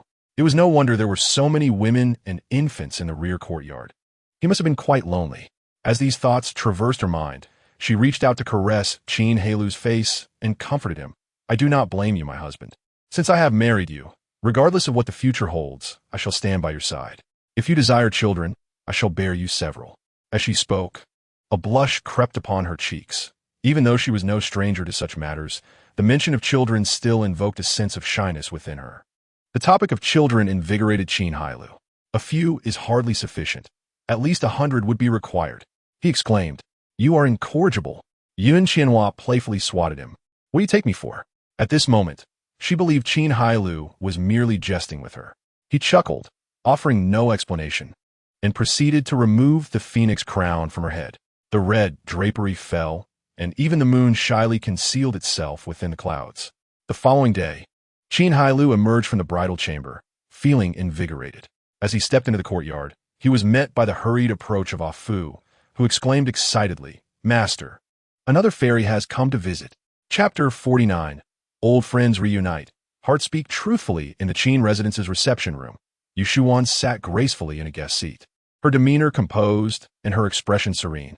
As the eldest disciple of Qin Yao Peak and the master of many disciples from Yuna Peak, she maintained a remarkable ability to control her emotions in any circumstance. Even in the presence of a long-lost junior brother, her heart may have been filled with joy, yet she remained remarkably calm. In contrast, the two individuals seated across from her appeared somewhat uneasy. Li Yunping, who typically donned male attire with boldness and flair, was today clad in a rare yellow dress. Though her hair was still tied in a ponytail, she had allowed some bangs to fall, lending her an uncommon femininity. At this moment, despite her unflinching gaze and tranquil expression, her hands occasionally fidgeted with her skirt, revealing her underlying tension. Gu Yanxin was even more affected. Her previous icy demeanor had vanished, and she was now visibly restless, frequently glancing toward the door. Observing her two junior sisters, Yu Shuan could not help but find it amusing. They had arrived at her humble abode at the crack of dawn, dragging her into this mundane town, seemingly unable to contain their excitement at the prospect of seeing Qin Hailou. Yet, upon arrival, their enthusiasm had dissipated, leaving only tension and anxiety in its wake. Just then, the sound of footsteps echoed, and the three women instinctively turned their gazes toward the door. Moments latte, a tall and robust man dressed in fine garments appeared at the entrance. As they recognized the figure before them, their eyes widened in disbelief and astonishment. "Junior brother," Gu Yanxin gasped, her eyes wide with incredulity. The resemblance was unmistakable. It was indeed their junior brother. But why did he appear so youthful? Yu Shuan and Li Yunping were equally puzzled. Without cultivation, he should have resembled a frail old man in his 70s. Qin Hailou, upon hearing Ah Fu mention the visit of female cultivators, found it curious. When he learned that they all wore yellow dresses, a sense of foreboding began to stir within him. However, witnessing his three senior sisters in person filled him with a sense of wonder. It had been over 40 years since he departed from the sect, and he never expected his senior sisters would not only remember him, but also come to visit. After calming himself, Qin Hailou bowed respectfully. "Junior brother Hailou, greetings to my esteemed senior sisters." Upon hearing him confirm his identity, they could no longer doubt his words. Yu Shuan rose and assisted Qin Hailou to his feet, her voice gentle as she said, "Junior brother, seeing you as you are now brings me great joy." Though she was unaware of the events that had transpired in his life, the opportunity to see him as he was in his youth was beyond their wildest imaginations, a truly fortuitous occasion. As Qin Hailou raised his gaze to meet the warm and gentle eyes of his eldest sister, he too found himself momentarily lost in the moment. Decades had passed, yet she had not changed. She remained as beautiful as ever. Yu Shuan, breaking her usual composure with a rare laugh, teased, "It seems that over the years, junior brother has changed quite a bit. In the past, you would never have dared to praise me in front of others." While her demeanor was indeed gentle, it was also firm when it came to her disciples, and Qin Hailou had once held a certain trepidation towards her. Offering an awkward smile, Qin Hailou refrained from elaborating and turned his attention to the other two seated figures, beaming with joy. "Second sister, junior sister, you have both not changed at all. It is I who has grown old." At this moment, Li Yunping had regained her composure and nodded slightly, her tone calm, as she remarked, "Junior brother appears to be well, though perhaps a bit older than during our time at the sect." Gu Yanxin bit her lip, rising to take a closer look at Qin Hailou's face, slightly dazed as she inquired, "Junior brother, how could this be?" The tale behind this was lengthy. Qin Hailou invited his senior sisters to sit once more, taking his place beside Yu Shuan, and recounted the serendipitous events that had led to the restoration of his spiritual roots. "Ah, I see," Yu Shuan responded, her expression one of wonder and relief that Qin Hailou had encountered such a remarkable stroke of fortune. The restoration of one's spiritual roots after they had been destroyed was an occurrence she had never even heard of before. "What is your current level of cultivation?" Gu Yanxin asked with furrowed brows, realizing she could not discern Qin Hailou's cultivation level. Could it be higher than hers? In the presence of his senior sisters, Qin Hailou revealed no secrets and released his concealed aura, revealing his 9th level of qi refinement. Such a remarkable technique, Li Yunping exclaimed, her eyes sparkling with envy at the mastery of cultivation Qin Hailou had displayed. "If you like it, I shall teach you when the time comes." Qin Hailou replied with a chuckle, finding it amusing how little she had changed. "How could I impose upon you so soon after our reunion?" Li Yunping, usually bold and free-spirited, felt a twinge of embarrassment. Without further ado, Qin Hailou promptly inscribed the technique into 3 jade slips, one for each of them. "Thank you, junior brother," Li Yunping said, her earlier shyness entirely forgotten as she accepted the slip with delight. Yu Shuan found it difficult to refuse and could only take the items. Turning to Gu Yanxin, "Little junior sister, are you not going to take out the items?" Gu Yanxin, feeling a bit shy, carefully tucked away the jade slip and then retrieved a jade box, placing on the tea table beside Qin Hailou. "Junior brother, this is the Duyuengua. Consuming it can extend your life by 30 years. Since you have yet to establish your foundation, it is most suitable for you." Having finally presented the gift, Gu Yanxin felt a sense of relief. However, she was not prepared to take out another item, the Shiyuan Dan, as now that her junior brother's spiritual roots had been restored, that particular pill, which she had never held much hope for, was rendered useless. Qin Hailou, filled with delight, lifted the jade box and opened it to reveal a fruit about the size of a fist, resembling a peach and glowing softly. A gentle whiff revealed its rich fragrance. He was well aware of the Duyuengua and recognized its timely arrival. Having just expended 200 years of lifespan, this fruit would certainly bring him peace of mind. Acquiring this Duyuengua required considerable effort and risk from her little senior sister, as she bravely retrieved it from the jaws of a demon beast. Yu Shuan remarked with a smile. Gu Yanxin felt a bit shy at the praise. Little junior brother Qin Hailou was touched. He had not anticipated that, even after all these years, his little senior sister still cared so deeply for him. There is no need for such gratitude. The second senior sister and the senior sister have also contributed significantly. Otherwise, I would not have obtained this Duyuengua. Gu Yanxin quickly deflected the praise, unable to bear the intensity of Qin Hailou's gaze. Li Yunping, who often bickered with her, seemed to find her discomfort insufficient and provocatively stated, "We may have assisted with the Duyuengua, but I cannot take credit for the Shiyuan Dan. Little junior sister, why not bring it out as well?" In an instant, Gu Yanxin's cheeks flushed crimson, akin to a ripe peach, radiant and alluring. "Second junior sister," Yu Shuan admonished, casting a stern glance at the troublemaker Li Yunping. Though Li Yunping pouted, she refrained from further comment. Gu Yinxin, feeling flustered, bit her lip and ultimately produced the Shiyuan Dawn. This Shiyuan Dawn can heal the disruptions caused by forcibly establishing a foundation. I initially thought to test it to see if it would benefit you, but now it appears unnecessary. However, do accept it. You have yet to establish your foundation, and it may prove useful in the future. As Qin Hailou received the Shiyuan Dawn, a weight settled in his heart. He had been curious about why Gu Yinxin had been so keen on acquiring the Shiyuan Dawn, even willing to trade cherished treasures for it. To discover it was all for him was both surprising and humbling. He wished to return the Hongguang Jian to Gu Yinxin, but thought better of it. If she were to learn that the pill she had exchanged for was originally his, it would likely cause her great embarrassment. Moreover, with the two senior sisters present, she would undoubtedly take flight, blushing furiously.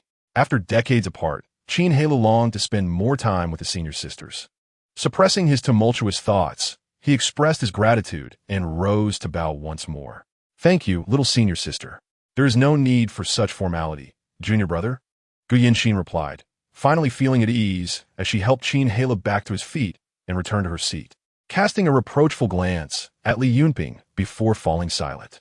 Yu Shuwen observed Qin Hailou, her expression conflicted, as if contemplating whether to speak. After a moment's struggle, she inquired, little junior brother, now that your spiritual roots have been restored, have you considered returning to the sect? Their master, Qingyao Peak's leader, had only a handful of disciples. Qin Hailou had left the sect due to an unfortunate incident, and Yu Shuwen felt equally pained. At that time, Qin Hailou was resolute in his departure, and she could not dissuade him. Now that his spiritual roots were restored and he was on the verge of establishing his foundation as the senior sister, she naturally hoped for his return to the sect, where they could reunite. Yu Shuwen articulated the unspoken hopes of Li Yunping and Gu Yinxin. Upon hearing this, both of them fixed their gazes on Qin Hailou, eager to learn his decision. Qin Hailou had indeed contemplated this question. If they did not seek him out 3 times, he would certainly go to find them after establishing his foundation, all in order to return to the sect and participate in the sect's grand competition. He could not allow Li Wenhui to escape the consequences of losing everything. After a moment of contemplation, he hesitantly remarked, is Master still angry with me? This was a concern for Qin Hailou, as he had left so abruptly, seemingly hurting Yuan Qingyao's feelings. Now, returning, he was unsure how to face her. Upon hearing this, the 3 women sighed in relief. It was evident that Qin Hailou wished to return to the sect, and with that intention, everything else would fall into place. Yu Shuwen smiled brightly and suggested, little junior brother, consider this. For so many years, our master has not allowed us to visit you. So why would we dare come now? The senior sister's words sparked a glimmer of hope in Qin Hailou's eyes as he gazed at the gentle and charming Yu Shuwen. Surprised, Master is no longer angry with me? Master has never been angry with you. She only blames herself for not being able to protect you at that time. Yu Shuwen sighed. Indeed, over the years, I have noticed that Master has been more self-reproachful. She even mentioned to me that if it weren't for her, you would not have. Gu Yinxin interjected. Li Yunping thumped the tea table with a sense of bravado, declaring, junior brother, you need only return to the sect. There is nothing else for you to worry about. The next sect competition is less than 2 years away.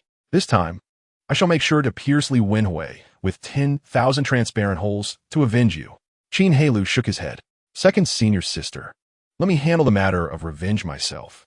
He turned to Yu Shuwen and said, senior sister, please convey to Master that once I establish my foundation, I will return to the sect to see her, and at that time, I shall participate in this sect competition. Upon hearing this, Gu Yinxin exclaimed, little junior brother, you must not. She was well aware of the motivations behind Qin Hailou's desire to compete, yet she worried that even if he established his foundation, he would still struggle to match Li Wenhui. Yu Shuwen furrowed her brow in concern, urging, little junior brother, Li Wenhui is already in the late stages of foundation establishment. In 2 years, he may well break through to the peak of foundation establishment. You must not act rashly. Li Yunping added with irritation, junior brother, though I hate to admit it, I'm not overly confident against Li Wenhui either. Though she had already reached the late stage of foundation establishment, Li Wenhui was a true foundation establishment cultivator, while she was merely a lesser human foundation establishment cultivator. In a confrontation, she knew she would be at a disadvantage. Yet, her frustration led her to speak more boldly than she intended. Even if I can't pierce 100,000 transparent holes, I will be satisfied to hit just one, she thought bitterly. In response to the three women's objections, Qin Hailou had no intention of over-explaining. He could not simply say, "Rest assured, I have a plan. Sisters, worry not. I did not arrive at this decision in haste. Regarding Li Wenhui, I have my own confidence, and in due time, you shall see." Seeing Qin Hailou's calm demeanor and composed expression, Yushuan felt a stirring in her heart.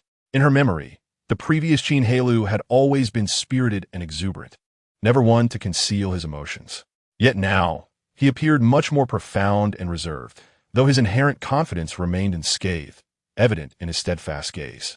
Though she could not ascertain the source of Qin Hailou's conviction, she trusted that he would not act recklessly.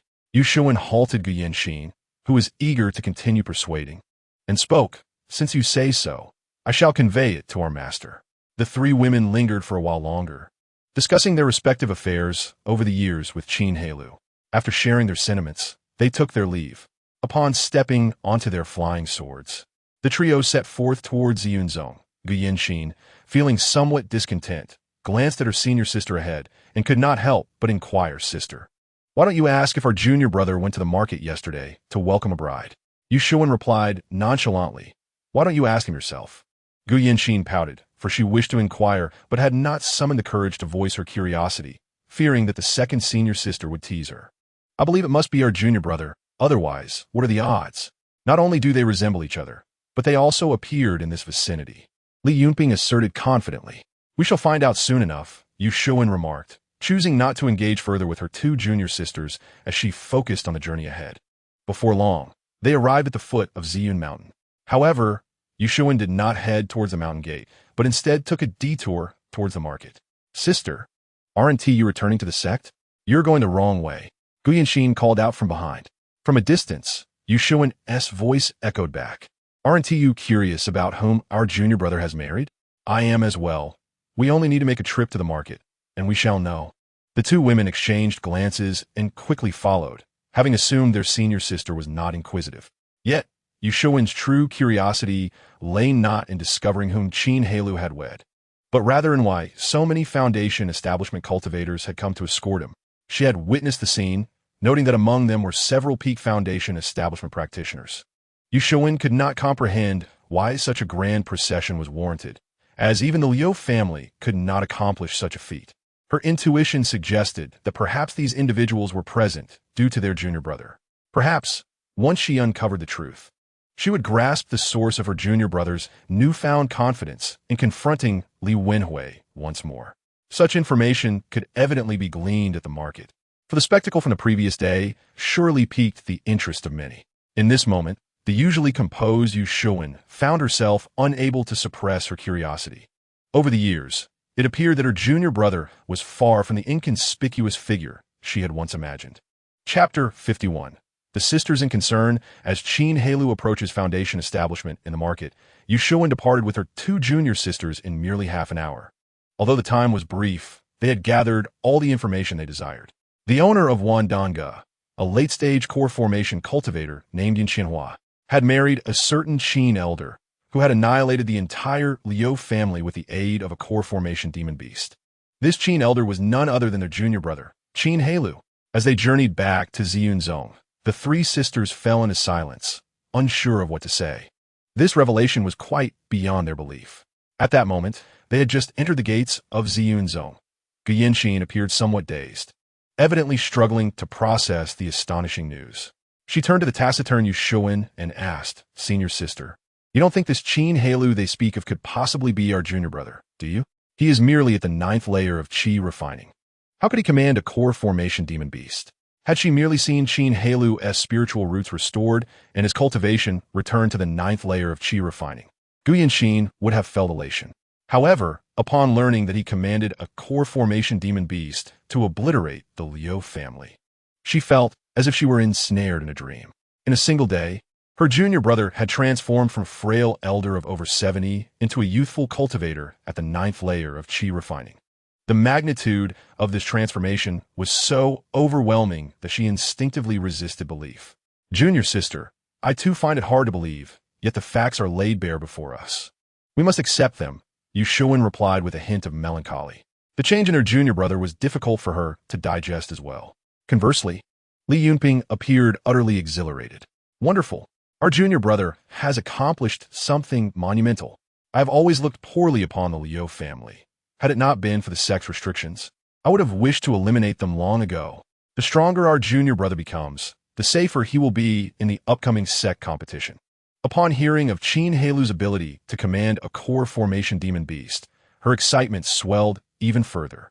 She began to envision a day when she would descend upon the sect, spear in hand, with a demon beast beneath her feet, radiating majesty. Guyan Qin sighed. Not that she did not wish for Qin Hailou's prosperity, but it seemed as if he no longer required her assistance. This realization left her feeling somewhat desolate, a sudden emptiness enveloping her heart.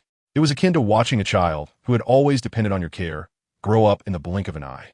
Indeed, while her junior brother had dealt with a menace, recalling the many misdeeds of the Liu family stirred feelings of indignation within her.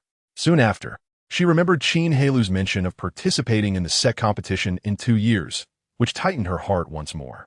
Even if her junior brother could command a core formation demon beast, the regulations of the sect competition forbade the use of anything other than magical artifacts.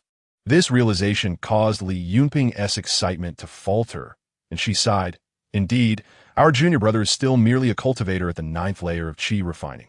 Yu Shuwen halted, feeling equally perplexed. No matter how powerful the core formation demon beast, it was still an external entity, and her junior brother could not bring such a beast to the sect competition. She had hoped to subtly uncover the source of her junior brother's confidence. Yet now she found herself even more bewildered. Turning to gaze beyond the mountain, she murmured, "Junior brother, if it is merely this, you will still be unable to defeat Li Wenhui." Ding! Congratulations, host's spiritual root has been restored to mid-grade 8th tier. Reward: 500 low-grade spirit stones. After 2 months of continuous refinement with Yin Qianhua, Qin Hailou's spiritual roots had improved at a pace of once a month. This clearly illustrated that the higher the cultivation of the woman, the greater the benefits she bestowed upon him. Of course, this was merely one delight. Another unexpected development had emerged. Merely 2 months in, Yin Qianhua was pregnant. When Qin Hailou learned of this, he was taken aback, for he had spent over 2 months with Tian Yingying and Han Wui before achieving success.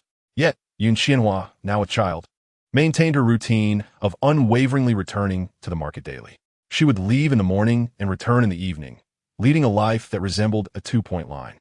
Following the annihilation of the Liu family, many of their former collaborators sought to partner with Wandanga, eager to procure goods. After all, aside from the Liu family, Wandanga was currently the only establishment capable of supplying high-quality qi nourishing pills.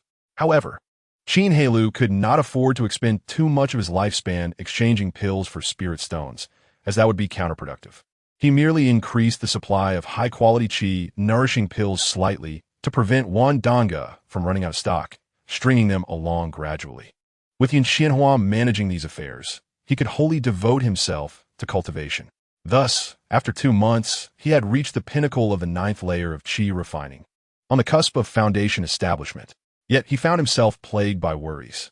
Foundation establishment could be divided into 4 types: Heavenly Path Foundation Establishment, Earthly Path Foundation Establishment, Human Path Foundation Establishment, and Ordinary Foundation Establishment. His senior sisters, as well as Yin Qianhua, were all of the Human Path Foundation Establishment, while his nemesis, Li Wenhui, was a rare Earthly Path Foundation Establishment practitioner. To put it plainly, if their cultivation levels were equal, Li Wenhui could easily defeat 3 Li Yunpings. The disparity within this realm is strikingly apparent. Thus, the higher the level of foundation building, the greater the strength one possesses.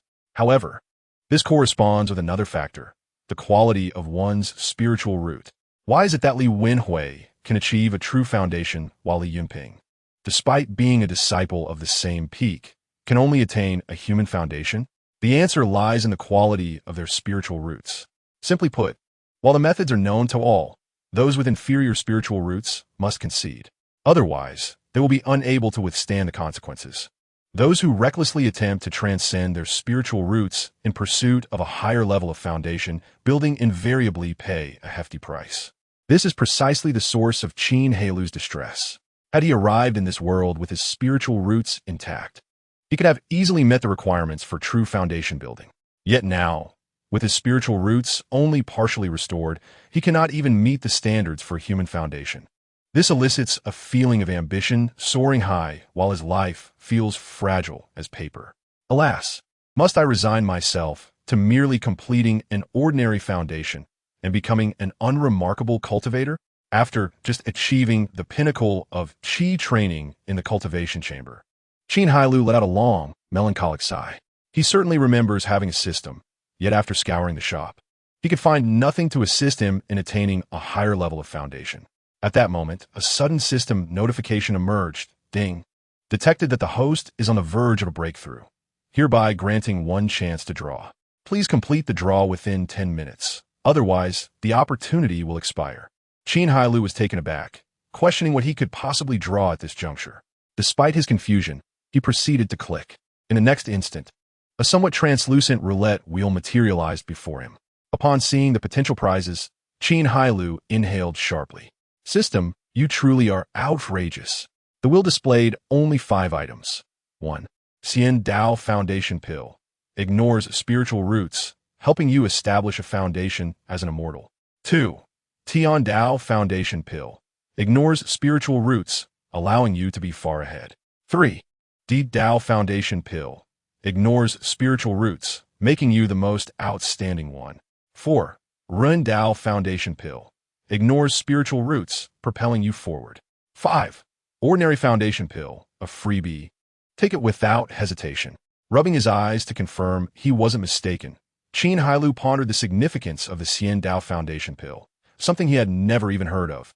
Yet it seemed incredibly impressive. It occupied a smaller segment of the wheel than the Tian Dao Foundation Pill, which indicated a low probability of winning. However, it is well known that rarer items are often more valuable. Qin Hailou's spirits lifted as he demanded of the system, display the specific probabilities. He was eager to understand the situation. Subsequently, the probabilities of winning each item were clearly displayed. 1. Xian Dao Foundation Pill, 0, 5-2. Tian Dao Foundation Pill, 3, 5-3. Di Dao Foundation Pill, 8-4. Run Dao Foundation Pill, 15-5. Ordinary Foundation Pill, 73. Qin Hailou felt an urge to curse. Damn it. The overwhelming proportion of ordinary foundation pills exceeded 70, and he had only one chance to draw.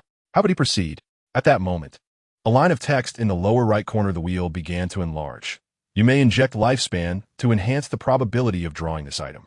Note, a maximum of 10 years can be injected per item, limited to 1. 1 year of lifespan equals 1 draw probability. Goodness, it could be played this way. Qin Hailou's eyes lit up as he gazed at the Xian Dao Foundation Pill with a mere 0. 5 chance, though he did not fully comprehend it. He sensed its immense significance.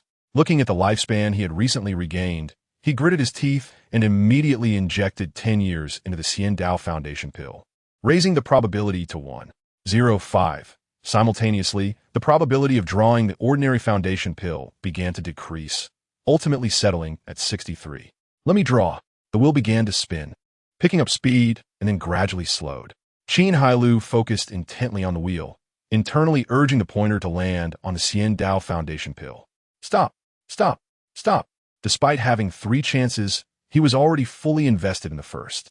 As the pointer swept past the area of the Xian Dao Foundation Pill, it finally settled on the ordinary foundation pill. Ding! You have drawn an ordinary foundation pill. Damn! Qin Hailou exclaimed, cursing in frustration. For while others spent their money, he had wagered his very life. Fortunately, the system was not a heartless merchant, providing timely consolation. Ding!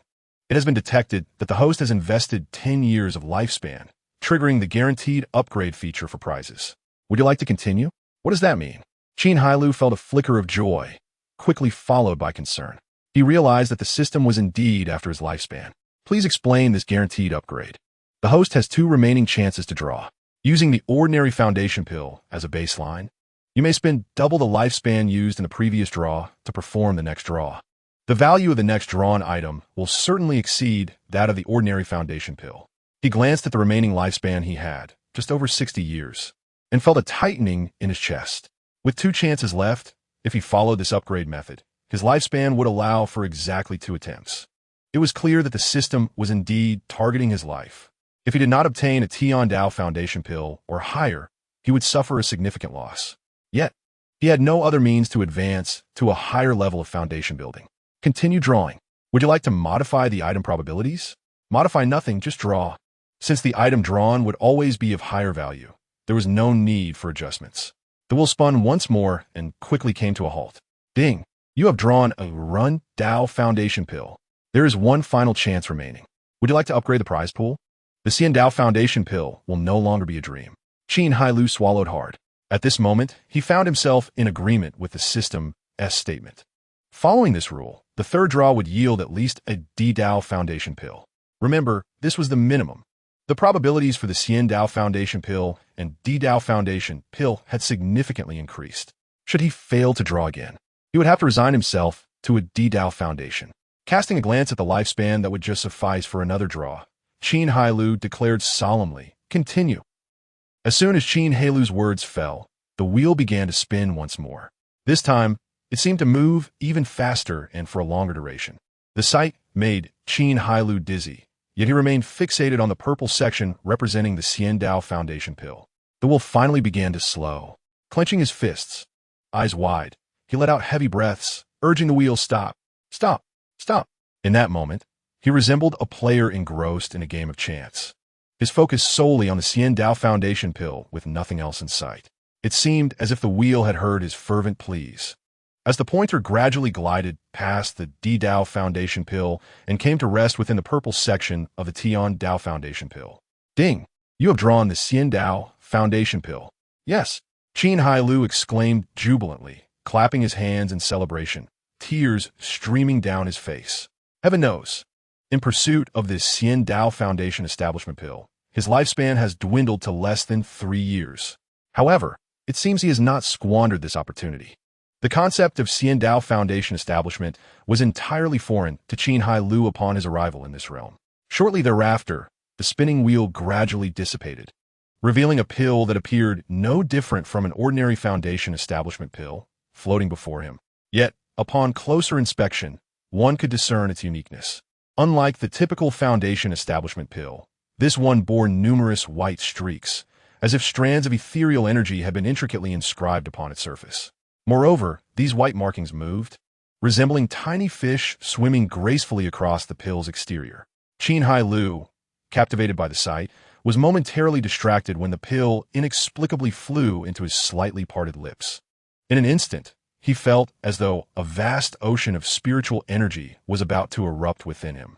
Alarmed, he quickly set up a formation and informed Yun Qianhua of his intent to break through to foundation establishment.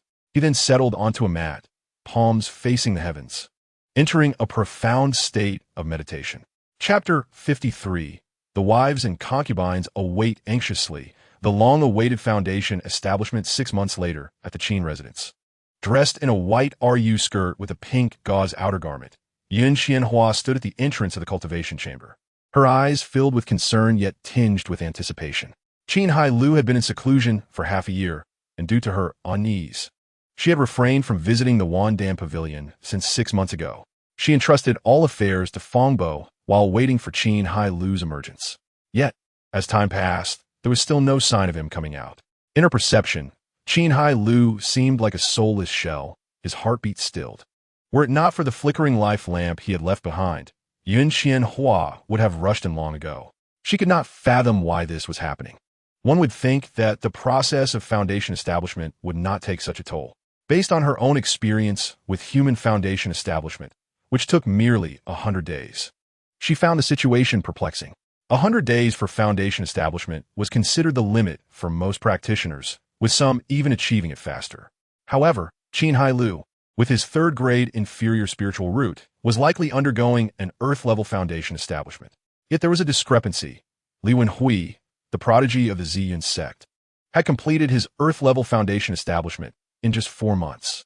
This did not align with Qin Hailou's current predicament. With no reference point, she could only wait in silence, her worries deepening as time continued to slip away without any indication of his emergence.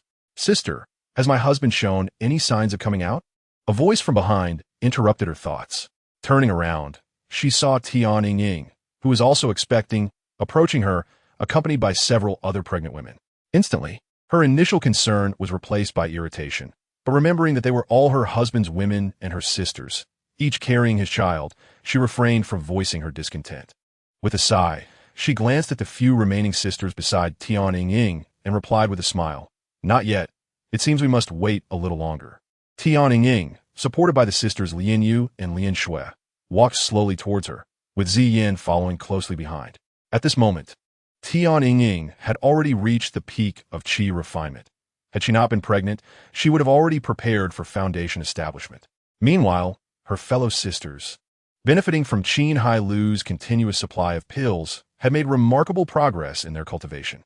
Lian Yu had reached the 9th layer of qi refinement, while Lian Shui had attained the 7th layer.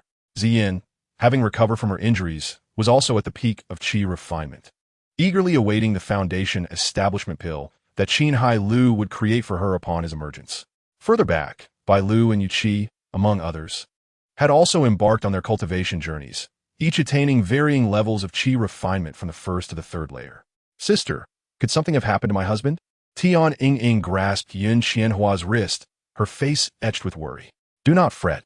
While it is unclear why my husband requires such an extended period for foundation establishment, it may not necessarily be a bad omen," Yun Qianhua reassured her. "I concur with elder sister Yun's sentiments," interjected Ziyin.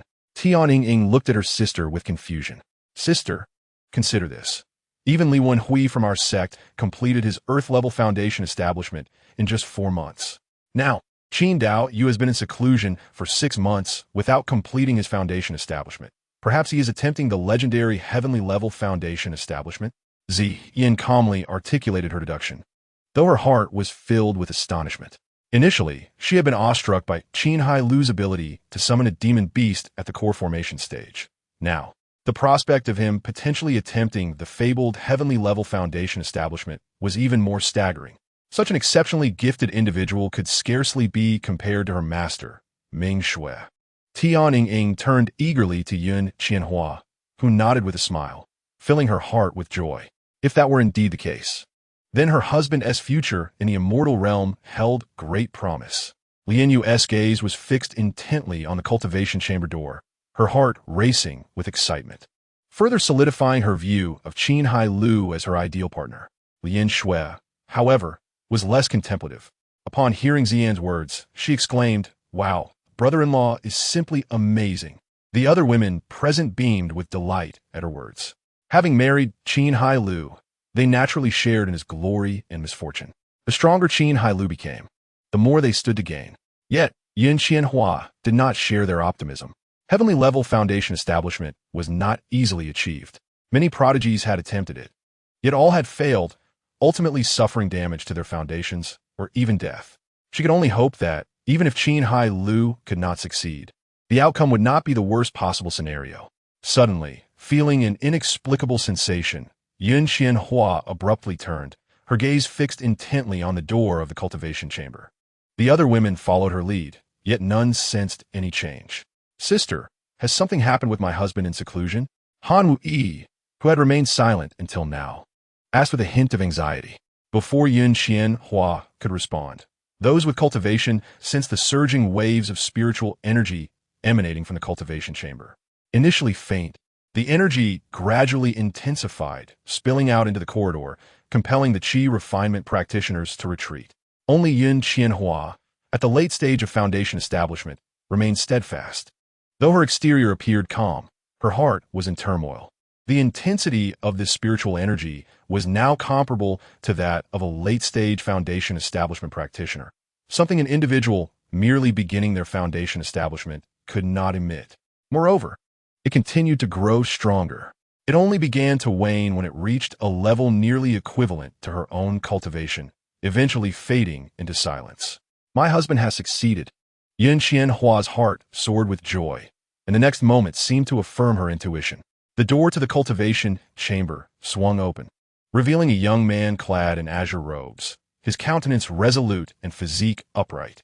His skin bore a bronze hue, with thick brows and large eyes, a confident smile playing on his lips. Who other than Qin Hailou could it be? Yet he appeared significantly younger, resembling someone merely in his 20s. "Husband!" Yun Qianhua exclaimed, her excitement propelling her into his embrace, tightly wrapping her arms around his waist. The other women, who had retreated some distance away, rushed forward, their expressions a mix of disbelief as they beheld the youthful figure embraced by Yuan Qianhua. How has my husband become so much younger? Ziyuan, who could break through at any moment, gazed at Qin Hailou with a face full of envy. She gently patted Yuan Qianhua's back, and, looking at the numerous concubines behind her, Qin Hailou softly said, "Ladies, please return for now. I shall solidify my cultivation first, and then we can converse further." Upon hearing this, the ladies could only suppress their joy and impatience, obediently bowing before departing. Yuan Qianhua also stepped away from Qin Hailou's embrace, caressing his resolute face before leaving with a sense of relief. Qin Hailou returned to the cultivation chamber, organizing his gains.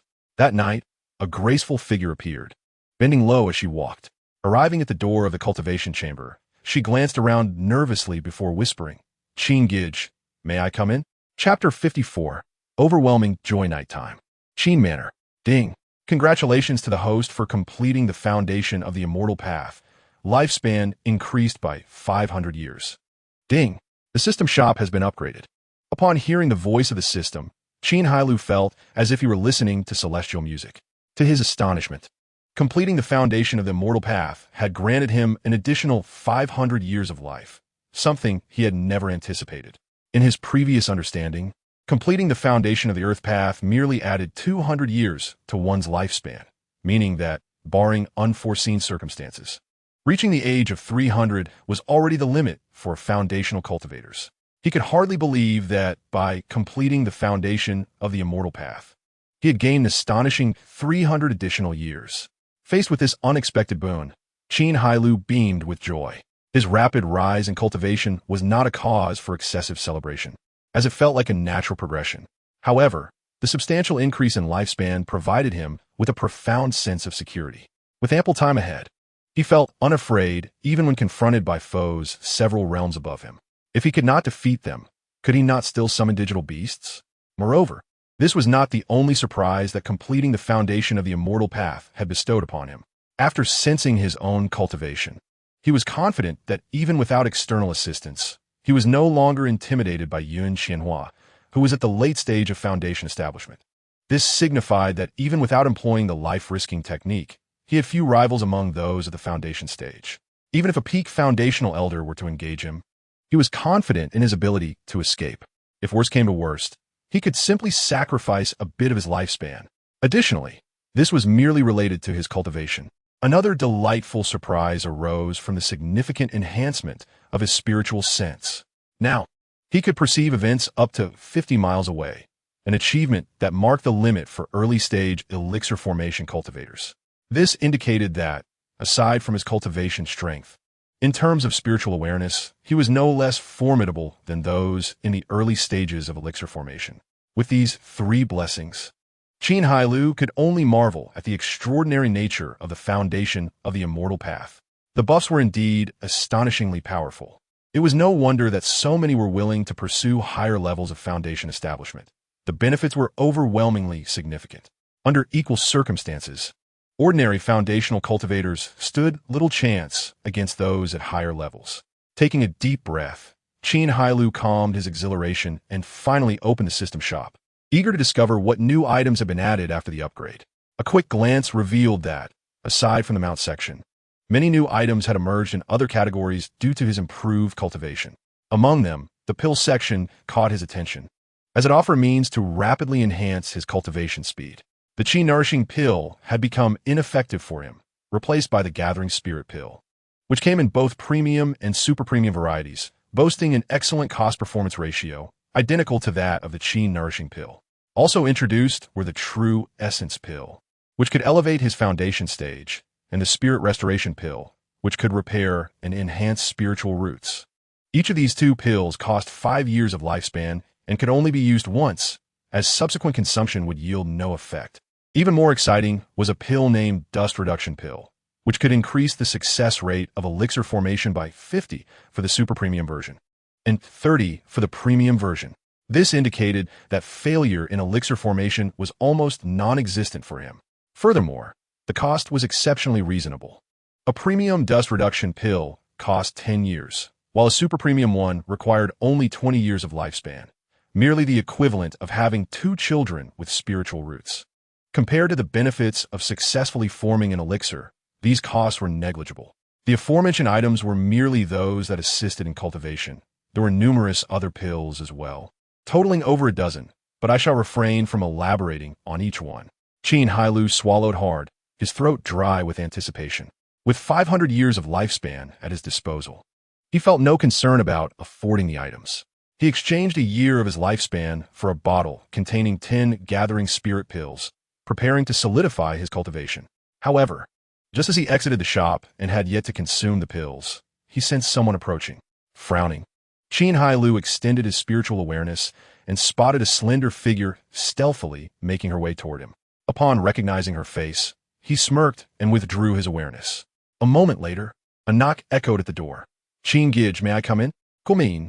The door to the cultivation chamber swung open, revealing a young woman dressed in a green skirt from Ziyun sect. After closing the door, she pressed her left hand against her slightly heaving chest, seemingly attempting to calm her inner turmoil. Qin Hailou regarded her with a playful smile. "Does Miss Linyue have business with me this late?" Linyue's fair face flushed, her earlier calmness now replaced by tension, her breathing quickening as her alluring figure subtly rose and fell. "And no, I just came to congratulate Qin Gij on completing the foundation. I hope I haven't disturbed you." Instead of responding, Qin Hailou stood up and moved closer. Linyue instinctively retreated a few steps, but soon halted, allowing Qin Hailou to approach. At this moment, he could distinctly feel the warmth of her breath and the rapid beat of her heart. Lowering his head so that their foreheads nearly touched, he gazed into her shimmering eyes and asked with a smile, "How would you like to congratulate me, Miss Linyue?" Linyue averted her gaze, stammering, "What Qin Gij wishes for my congratulations, I shall do as you say." Having prepared for this moment before arriving, she had come with the intention of taking a further step now that Qin Hailou was free. Otherwise, it would be quite challenging to find such an opportunity once he resumed his normal activities. With her intentions clear, Qin Hailou wasted no more words. He swept her into his arms and settled back onto the meditation mat. In the cultivation chamber, there were no beds, and the only available seating was the meditation mat. After a while, Linyue leaned against Qin Hailou's embrace, seeking rest. Just as she was about to speak, Qin Hailou interjected, "You should return. Someone else is coming." Linyue's heart raced as she hurriedly asked, "Who is it? Is it Senior Yin?"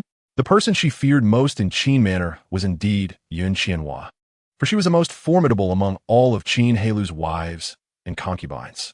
Qin Hailou retracted his spiritual awareness, looking at Linyue with a somewhat peculiar expression, and said, "It's your senior sister." Upon hearing this, Linyue quickly rose and rushed out.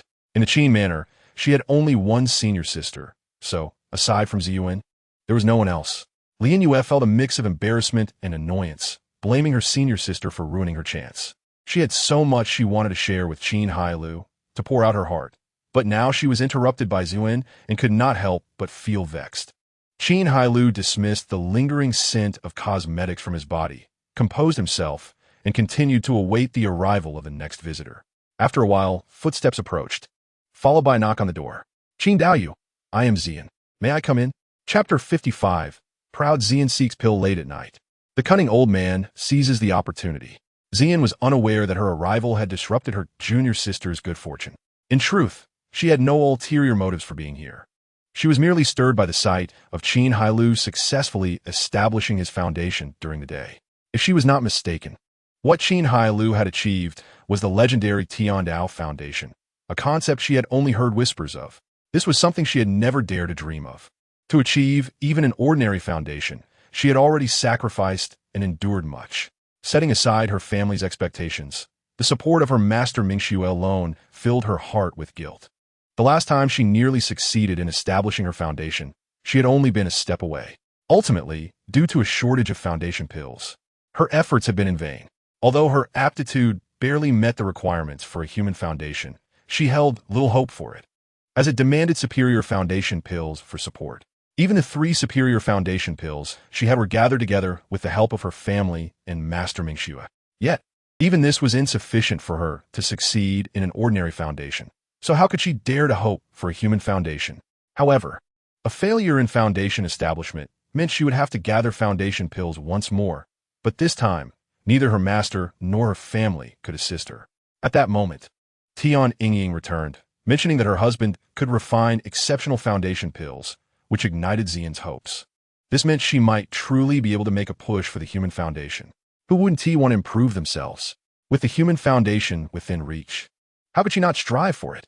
Yet, upon arriving at the Qin residence, she encountered unforeseen circumstances. Following Qin Hailou's marriage and retreat, she could only remain in the Qin residence to recover from the injuries caused by her failed foundation. Now that her injuries had healed and her cultivation had returned to the peak of Qi refinement, along with Qin Hailou's successful foundation establishment, she could no longer wait a day longer. Thus, disregarding many concerns, she ventured out late at night, seeking Qin Hailou's agreement to refine a few exceptional foundation pills for her. Yet, she had forgotten to consider how much she was willing to sacrifice to obtain these exceptional foundation pills. In her mind, given her junior sister Tian Yingying's connection, Qin Hailou should agree to her request. After knocking on the door, she waited silently, and after a while, she heard Qin Hailou's voice from within.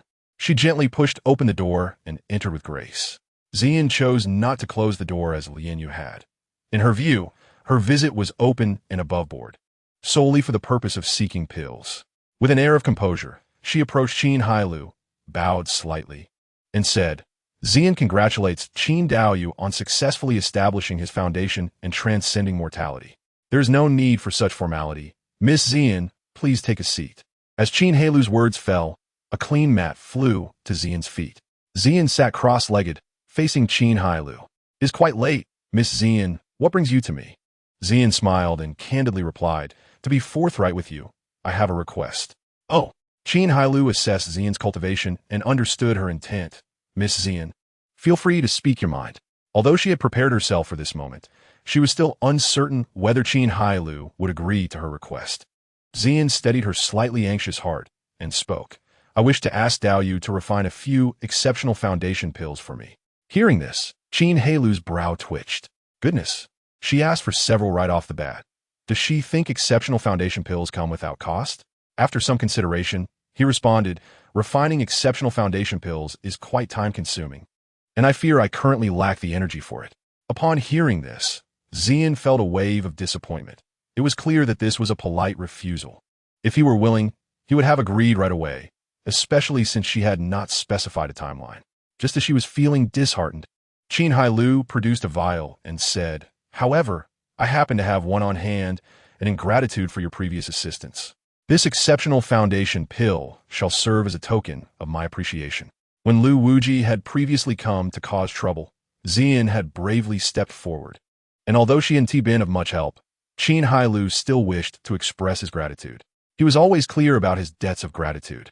One exceptional foundation pill was sufficient recompense, and for anything more, there was no need to mention it.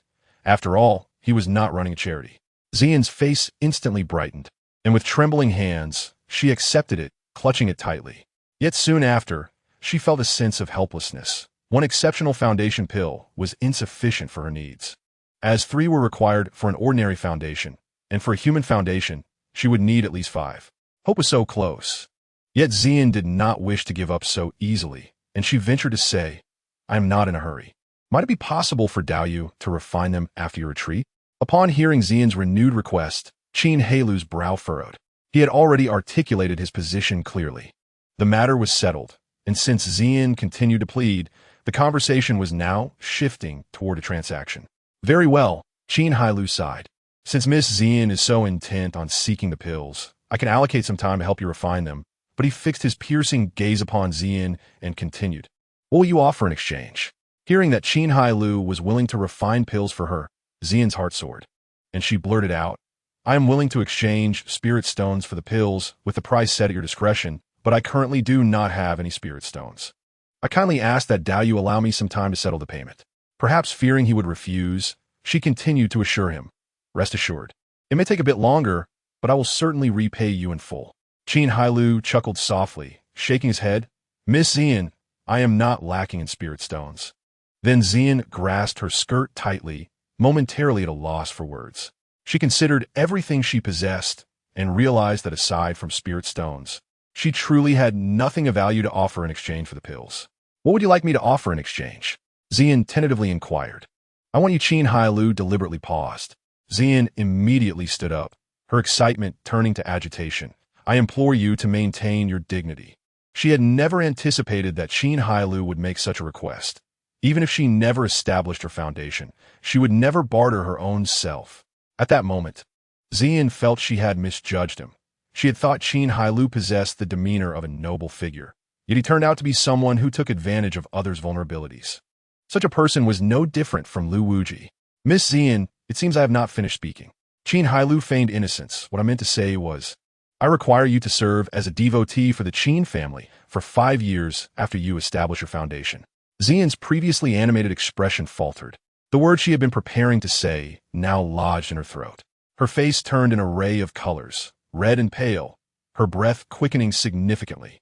Of course, it was due to anger. After a long moment, she tossed out a single sentence and hurried out of the cultivation room. "I will think it over." Chapter 56. Tian Yingying consoles her husband, Qin Hailou's initial triumph. The door closed. Under the flickering candlelight, the cultivation room returned to its state of silence. Qin Hailou gazed straight ahead, his eyes gleaming with determination. Thanks to Tian Yingying's insights, Qin Hailou had taken the time to understand Xian and the others. Lin Xue was naive and carefree, but Lin Yue and Xian possessed entirely different temperaments. Lin Yue was very clear about her desires and was willing to put in efforts to achieve her goals, making her a person with a strong sense of purpose. With clear objectives and a willingness to exert effort, combined with her keen perception, such individuals adeptly seize opportunities. Upon discovering the preferences of Qin Hailou, she decisively made her way to his residence. In contrast, Xian, possibly due to the attention she received from her elders at home and within her sex and childhood, possessed an air of pride and an exceptionally strong sense of self-esteem. To be frank, individuals of her disposition often find it challenging to cultivate friendships. Those with superior spiritual roots and talents were beneath her notice. She chose to befriend only those weaker than herself. This is evident in her close associations within the sect, notably with Tian Yingying, unlike Lin Yu, who maintained amicable relations with all her female peers. It may seem as though Xian sought validation among the weaker. It is more complex than that. She genuinely valued her true friends and would stand up for them when needed. It was no coincidence that when Lu Wuji arrived with a fierce demeanor, only she dared to confront him, expressing her indignation. Although she had Ming Xue to back her, her courage and concern for her friends played a significant role. Such a person is unafraid to express dissent. One could label her rebellious, but in truth, she simply follows her heart. For her, coercion is unacceptable, as it would make her feel disrespected. She must come to terms with matters in her own way. Consequently, Qin Hailou merely tested the waters, opting not to be overt. If it had been Lin Yu, even if she had not approached him, a subtle temptation would have sufficed for her to naturally gravitate towards him. This, of course, does not imply Lin Yu is lacking. After all, there is a saying, cherish good girls, but do not waste time on bad ones. Qin Hailou harbors no delusions of universal adoration. His sole intent is reproduction, rendering affection irrelevant. He never contemplates a woman's ulterior motives for approaching him. His sole criterion is her beauty and capability. By comparison, Xian undoubtedly requires more effort. However, it is but a slight increase in effort, for the advantage lies with him. After pondering for a moment, Qin Hailou produced a transmission talisman. Shortly thereafter, the door swung open, and Tian Yingying, visibly pregnant, entered. "Darling, did you summon me for something?" she inquired, perplexed. Qin Hailou beckoned her over with a smile. Upon hearing this, Tian Yingying hesitated, fidgeting slightly. I am with child and fear. I cannot serve my husband." "What nonsense! I have matters to discuss with you." Qin Hailou was at a loss. He truly could not comprehend what occupied her thoughts. Whatever happened to the old Tian Yingying? Was he truly that impatient? Realizing she had misinterpreted his words, Tian Yingying pouted and stepped forward. Qin Hailou leaned in to whisper a few words, causing her eyes to brighten. After speaking, he produced several bottles of elixirs and handed them to her. Tian Yingying joyfully accepted them, patting her chest in assurance. "Rest assured, dear husband, I will ensure you embrace a beautiful maiden." With that, she gleefully departed, clutching the elixirs. In her chamber, Ziyin was seething with frustration. Even a fool could discern that Qin Hailou was being intentionally vague. Who speaks without completing their thoughts, leaving them hanging in tantalizing ambiguity. Initially, she suspected he merely wished to see her discomfort, but once alone in her room, she began to suspect that perhaps he harbored genuine intentions. Otherwise, he would not have uttered such words without cause. Qin Hailou had already established his foundation and was on the path of the heavenly Tao, his strength likely far exceeding that of an ordinary foundational stage cultivator. Moreover, with Yin Xianhua, a cultivator at the late foundational stage, there was no need for her to serve as a spiritual offering to the Qin household. Wasn't this akin to lighting a lamp in daylight, a redundant act? Yet, Ziyin stared intently at the vial containing the exceptional foundational elixir, her expression a tumult of emotions. On one hand, she faced the prospect of spending the next 5 years in the Qin residence, forfeiting her freedom and potentially confronting Qin Hailou's ulterior motives. On the other hand, the hope of achieving a human foundation was within reach, a prospect she could not abandon. Thus caught in a dilemma, her mind conjured two small figures, each fervently arguing their case. The figure in the red dress suggested, "Why not play the fool and agree? After all, he never explicitly stated his desires. Just pretend you are unaware." The figure in the white dress countered, "No. Who knows what Qin Hailou may do next? If Ying finds out, she might accuse you of seducing her husband, and then you would have no way to justify yourself." The red-dressed figure replied dismissively, "What do you know? Even if Qin Hailou explicitly desires Ziyin, as long as she neither accepts nor rejects him, what does it matter to her? Let everything be resolved once the elixirs are in hand." The white-dressed figure retorted vehemently, "Nonsense! You wish to tarnish our proud Ziyin's reputation with such loose behavior? What do you mean by neither accepting nor rejecting? Your words are merely a ruse to deceive her into acquiring the elixirs." The red-dressed figure scoffed, "Look at you, all high and mighty. Do you have any idea how precious the exceptional foundational elixir is? Many seek it in vain. Now, it is within reach. And you want Ziyin to turn it down? What of her foundational cultivation, then?" The white-dressed figure remained resolute. "That is not a valid reason to agree. If she accepts someone else's elixir, it would complicate matters in the future. I believe Ziyin thinks the same. Even if we do not cultivate, we must not lose our principles." Just as the red-dressed figure was about to speak again, Ziyin interrupted. Silence. A low, furious roar silenced the two figures in her mind. Taking several deep breaths, Ziyin dispelled all other thoughts.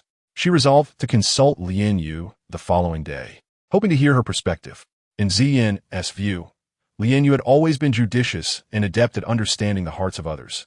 Surely she could offer some advice. This was also why Ziyin was willing to befriend Lian Yu, who was far beneath her in capability. Lian Yu consistently provided her with insights at critical junctures. The next day, Ziyin arrived early at Lian Yu's door.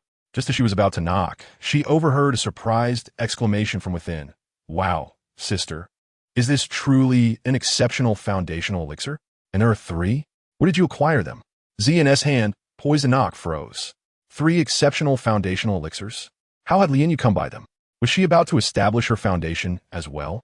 At that moment, she suddenly realized that Lian Yu, whom she had deemed far behind, seemed poised to cultivate before her. Taking a deep breath, she turned to leave, her initial intent to seek Lian Yu's counsel evaporating. She must establish her foundation first, and it had to be the human foundation. She would not allow herself to be slower than Lian Yu, whose spiritual roots paled in comparison to hers. In the eyes of Master Ming Shui, Master Ming Shui's judgment was infallible. She was, after all, the one with the finest spiritual roots. This was Ziyin's pride. Before long, Ziyin returned to the door of the cultivation chamber. Fixating on the door, she spoke slowly yet resolutely. "Qin Daoyu, I accept your proposition." Inside, Qin Hailou opened his eyes, a smirk of triumph gracing his lips. The proud Ziyin could not be coerced. However, she could not withstand provocation. Chapter 57. Building a residence for the long haul, Yin Xianhua receives another surprise. With preliminary arrangements in place, and Qin Hailou granting a month's time, Ziyin departed, filled with anticipation. Of course, that was a mere pretense. Until she had tasted the fruits of her labor, Qin Hailou would not be able to produce the elixirs in a month's time. During this period, the responsibility has been entrusted to Tian Yingying and her companions. Ziyin, however, has not yet experienced sufficient stimulation. In the upcoming month, it is essential to provide her with more challenges. In the following days, he still needs to solidify his cultivation while also attending to other matters. Since he resumed his training, he has, for various reasons, neglected the management of the Qin residence. For instance, due to restrictions imposed by the marketplace, he is still utilizing the most rudimentary gathering spirit array, which only covers a range of 10 zhong and has limited efficacy in condensing spiritual energy, comparable only to the cultivation environment of outer disciples of the Ziyun sect. However, with the marketplace upgrade, an intermediate gathering spirit array that can cover 3 li has now emerged, though its effectiveness will only be known once it is set up.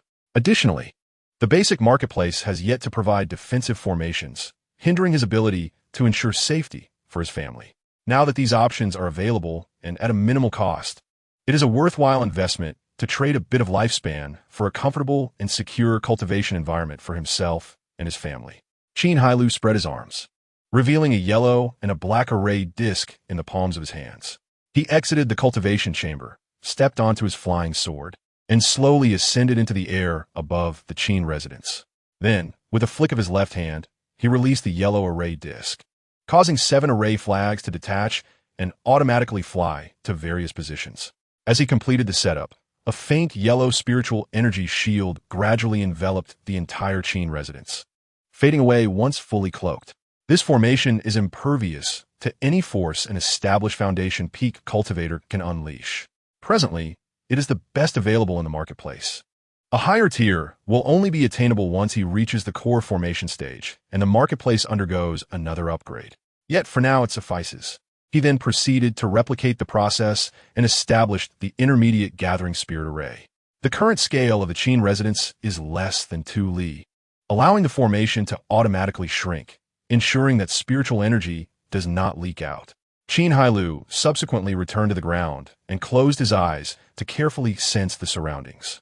Soon, he opened his eyes in delight, realizing that the density of spiritual energy in the Qin residence now rivals that found in the caves of core disciples of the Ziyun sect, a significant improvement from the previous rudimentary gathering spirit array. Just as he reveled in his satisfaction, a voice came from behind him. Yun Qianhua inquired, "Husband, why has the spiritual energy in the residence suddenly increased so dramatically?" Previously, Yun Qianhua had been meditating in her room when she noticed a striking enhancement in the spiritual energy levels of the Qin residence, surpassing even the expensive cultivation chamber she had crafted in the Wandan Pavilion. It was perplexing.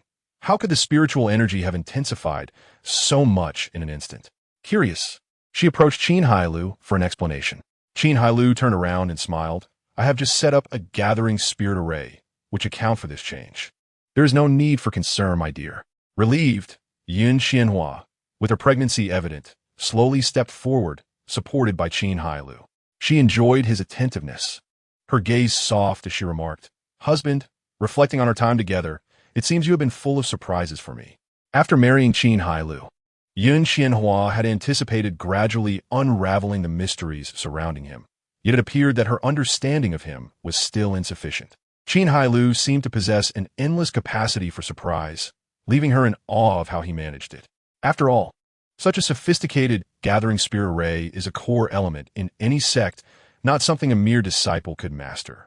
Even though Qin Hailou was once a disciple of the Qingyao fairy, such knowledge would remain beyond his reach. This is not a matter of closeness. It is fundamental to the sect's foundation.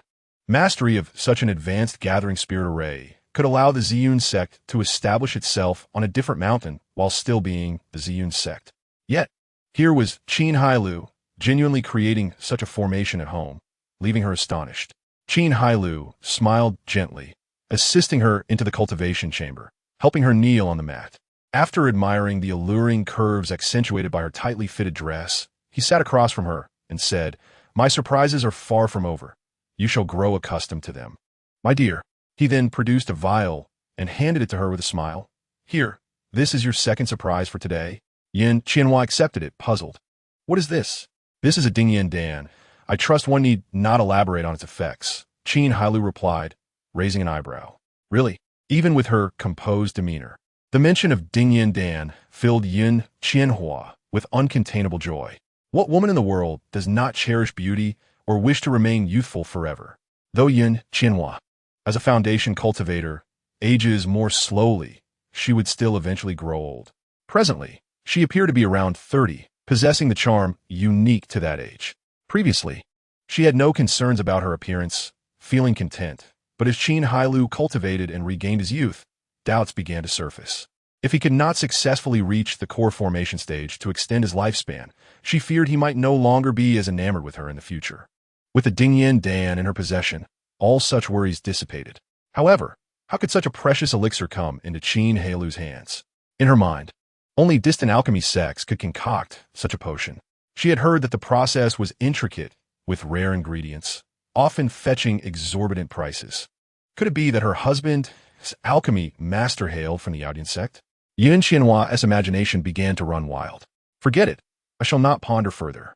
Since my husband remains silent, I shall play the fool, she thought, dispelling her thoughts as she cradled the elixir, her face glowing with a smile. Of course. Why would I deceive you? Qin Hailou reassured her. You are too good to me. Yin Qianhua, in a rare display of girlish innocence, leaned forward, pecking his cheek, then gleefully consumed the elixir. Qin Hailou smiled at this scene, then produced 2 differently colored vials to continue surprising her. My dear, now that you are in the late foundation stage, consuming the Jinyuan Dan from the black vial will propel you directly to the foundation peak. The white vial contains the Buling Dan, which can enhance your spiritual root. As for how much, you shall discover upon consumption. Qin Hailou has always been generous to his beloved. Moreover, enhancing her spiritual root significantly increases the likelihood of their offspring possessing spiritual roots, which directly pertains to his fate. One must invest to reap rewards. Fortunately, he had just received a replenishment of lifespan, allowing him to prioritize the enhancement of several wives. While Yin Qianhua had heard of the Dingyan Dan due to its unique nature, she had never encountered the other 2 elixirs before. Upon learning of their effects, she found herself momentarily speechless. How is it that for my husband, strengthening his power appears so effortless? Chapter 58. Qin Hailou risks his life to bestow elixirs. Yin Qianhua gathers to sample the pills. As Yin Qianhua consumed the 2 elixirs, Qin Hailou sat cross-legged on the mat, silently waiting. Shortly after taking the pills, Yin Qianhua's cheeks flushed. This was not out of shyness, but rather due to an overwhelming warmth. Soon, beads of sweat appeared on her brow, evaporating quickly as her body radiated heat, with wisps of white vapor rising from her head. The surge of spiritual energy coursed through her, steadily climbing. This process persisted for quite some time. An hour later, Yin Qianhua slowly opened her eyes, her gaze brimming with uncontainable joy. Under normal circumstances, she would require at least 5 more years to break through to the foundation peak. It is astonishing that within merely an hour, she accomplished her task. This left her questioning the efficacy of her previous efforts. Husband, I have broken through, Yin Qianhua exclaimed, her smile radiating charm. Qin Hailou nodded in satisfaction, though he was uncertain about the extent to which her spiritual roots had improved. Thus, he employed the system to investigate. Luck value, 66, 5th rank superior spiritual root. Peak foundation establishment. Quite commendable, indeed. Yet he pondered whether the enhancement was uniform or if those with initially lower roots experienced more significant effects. This query would soon be resolved. He would consume a pill himself shortly. Congratulations, my dear. Not only have you broken through, but your spiritual root has also ascended to 5th rank superior, truly worthy of celebration. I cannot believe it. Why is my husband so certain? Yin Qianhua expressed her disbelief. Having thought that reaching 5th rank inferior would suffice, let alone a complete rank increase. This seemed utterly extraordinary. The spiritual root testing typically requires auxiliary items. Mere observation cannot reveal the truth, unrelated to cultivation levels. Qin Hailou smiled gently. I have my methods. If you doubt, a test will clarify. He then produced a remarkably smooth piece of white jade mirror and handed it to her. You may test it with a drop of your blood. Yin Qianhua, using her nail as a blade, made a small incision on her fingertip and let a drop of blood fall onto the mirror. In the next instant, the surface of the jade mirror shimmered with light, sustaining for a few moments, before revealing the assessment result. 5th rank superior. It is truly 5th rank superior. Yin Qianhua covered her lips in disbelief. Was this ascension pill genuinely so miraculous? One must understand that spiritual roots are determined in the womb, and enhancing them postnatally is exceedingly rare. Even with some opportunities, she had never heard of anyone achieving a leap of more than one rank. Yet, with just this singular pill, she had attained it. Husband, I'm not dreaming, am I? Yun Qianhua's gaze was slightly blurred, struggling to accept this sudden transformation. Qin Hailou remained silent, merely smiling as he pinched her, eliciting a delicate gasp. Yun Qianhua swatted his hand away, exclaiming, "What are you doing?" Qin Hailou withdrew his mischievous hand, reflecting on how much she had grown. "Now do you believe it?" Yes. Yun Qianhua leaned into his embrace, playfully pecking him, her eyes sparkling with affection, seemingly unable to contain herself.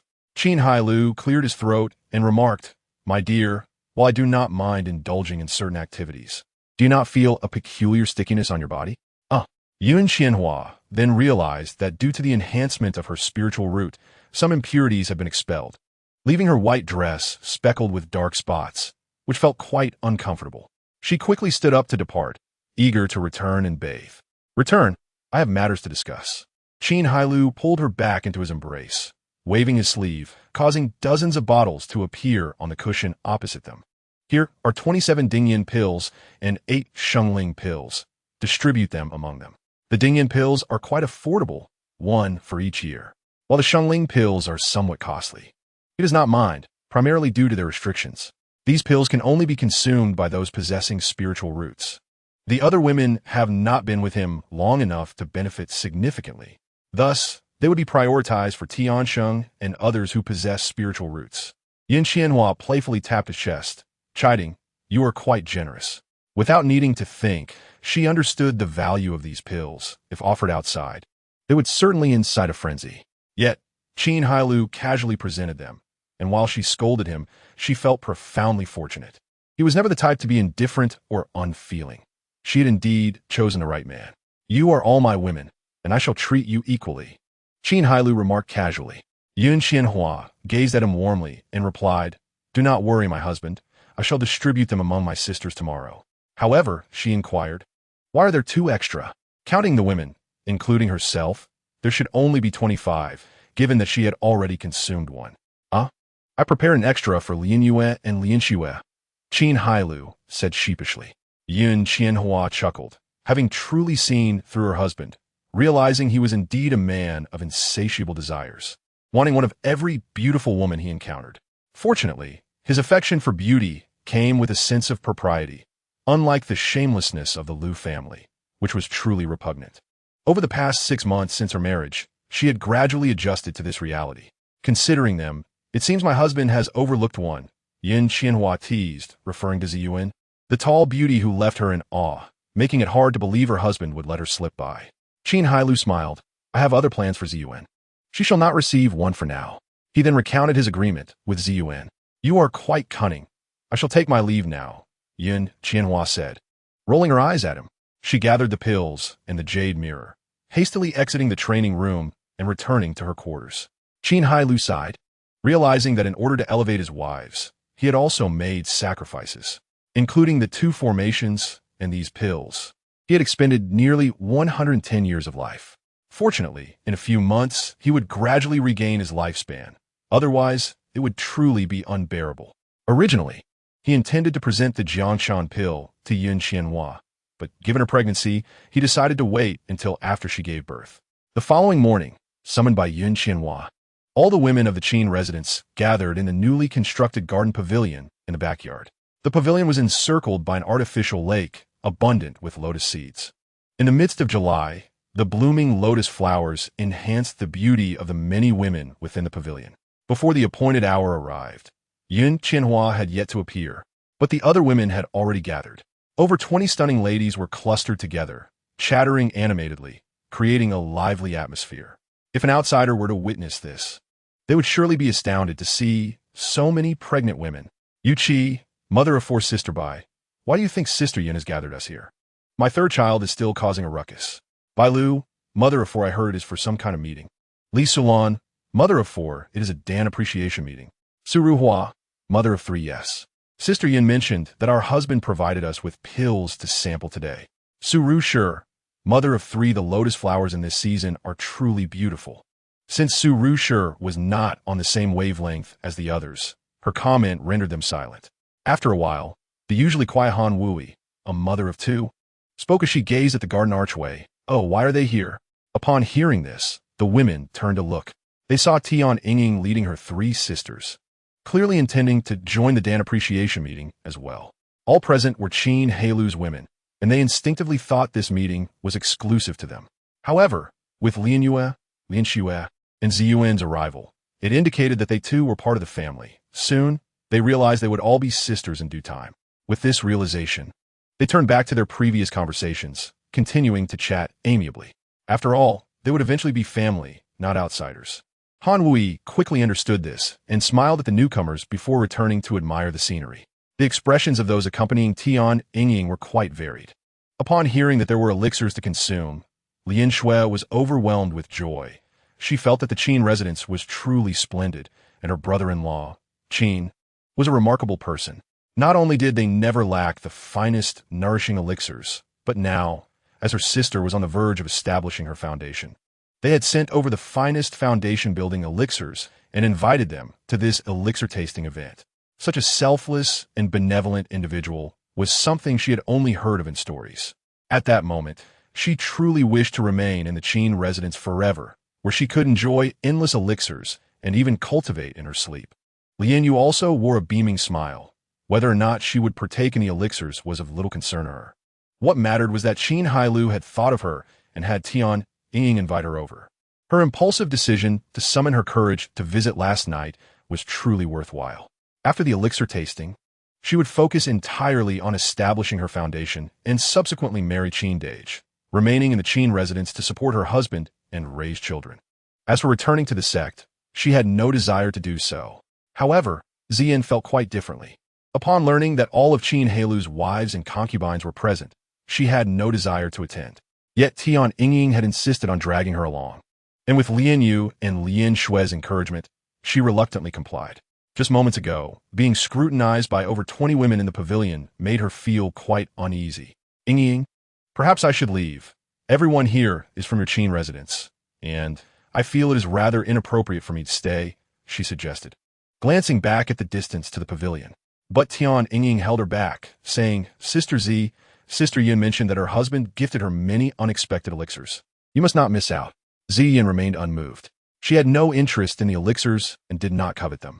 What she truly needed was the finest foundation-building elixir, which would undoubtedly not be present at this gathering. Beside her, Lian Xue chimed in, "Exactly. Since we're already here, Sister Z, why not stay with us for a while? Even if there are no elixirs, it's still a good opportunity to broaden our horizons." Lian Yu grasped Zi Yan's other arm. Smiling, "Sister, if you leave, it would only make things more awkward for us sisters. Let us stay and see it through for the sake of our esteemed Elder Yin." With such persuasion, Ziyin had no choice but to let herself be led into the pavilion. As soon as they entered, the women rose to their feet, calling out Sister Ziyin in unison, which made her scalp tingle. She had no connection with Qin Hailou, and such a collective address could easily cause misunderstandings. Lian Xue sweetly encircled her, calling her sister, while Lian Yu responded with a subtle smile, becoming entrapped in the chorus of sister. After all, having spent the night with Qin Hailou, she now truly felt like a member of the Qin family. It was merely a matter of time before an official title would be hers. The women made space for Tian Yingying and her three companions. And just as they settled down, the lively Su Ruhua exclaimed, "Sister Yun has arrived." At this, the women quickly stood in respect. Although Yun Qianhua entered late, her cultivation level and natural charisma commanded admiration. Her every gesture exuded elegance, and her husband doted on her, ensuring that no one dared to show her disrespect. Furthermore, Yun Qianhua was adept at managing relationships, distributing tasks with finesse, which endeared her to the other women. Thus, whenever someone encountered an issue, they would seek her counsel, knowing that her husband was preoccupied with cultivation and could not be bothered with trivial matters. As Yun Qianhua gracefully entered the pavilion, the women all bowed in respect. "We are all sisters here. There is no need for such formalities, my dear sisters," Yun Qianhua said with a smile, raising her hand in a gesture of dismissal. She then turned her back to the entrance and seated herself at the central stone table. After scanning the trio of Ziyin, Lianyu, and Lian Shui, she spoke. The three young ladies are Ying's fellow disciples, so there's no need for formality today. Lianyu and Lian Shui both smiled sweetly, while Ziyin offered a modest smile to mask her lingering discomfort. Sister Yin, please tell us what elixirs are available. I am utterly curious. Su Zuhu, being the most vivacious, could not contain her excitement. Do not rush, my dear sister, Yun Xianhua replied with a gentle smile, sweeping her sleeve to reveal 27 bottles of Ding Yin Dan on the stone table. This is Ding Yin Dan. When consumed, even an ordinary person can maintain their youth indefinitely. The moment these words were spoken, the gathering erupted in excitement. Most of the women present hailed from the mortal realm and had never heard of such a miraculous elixir.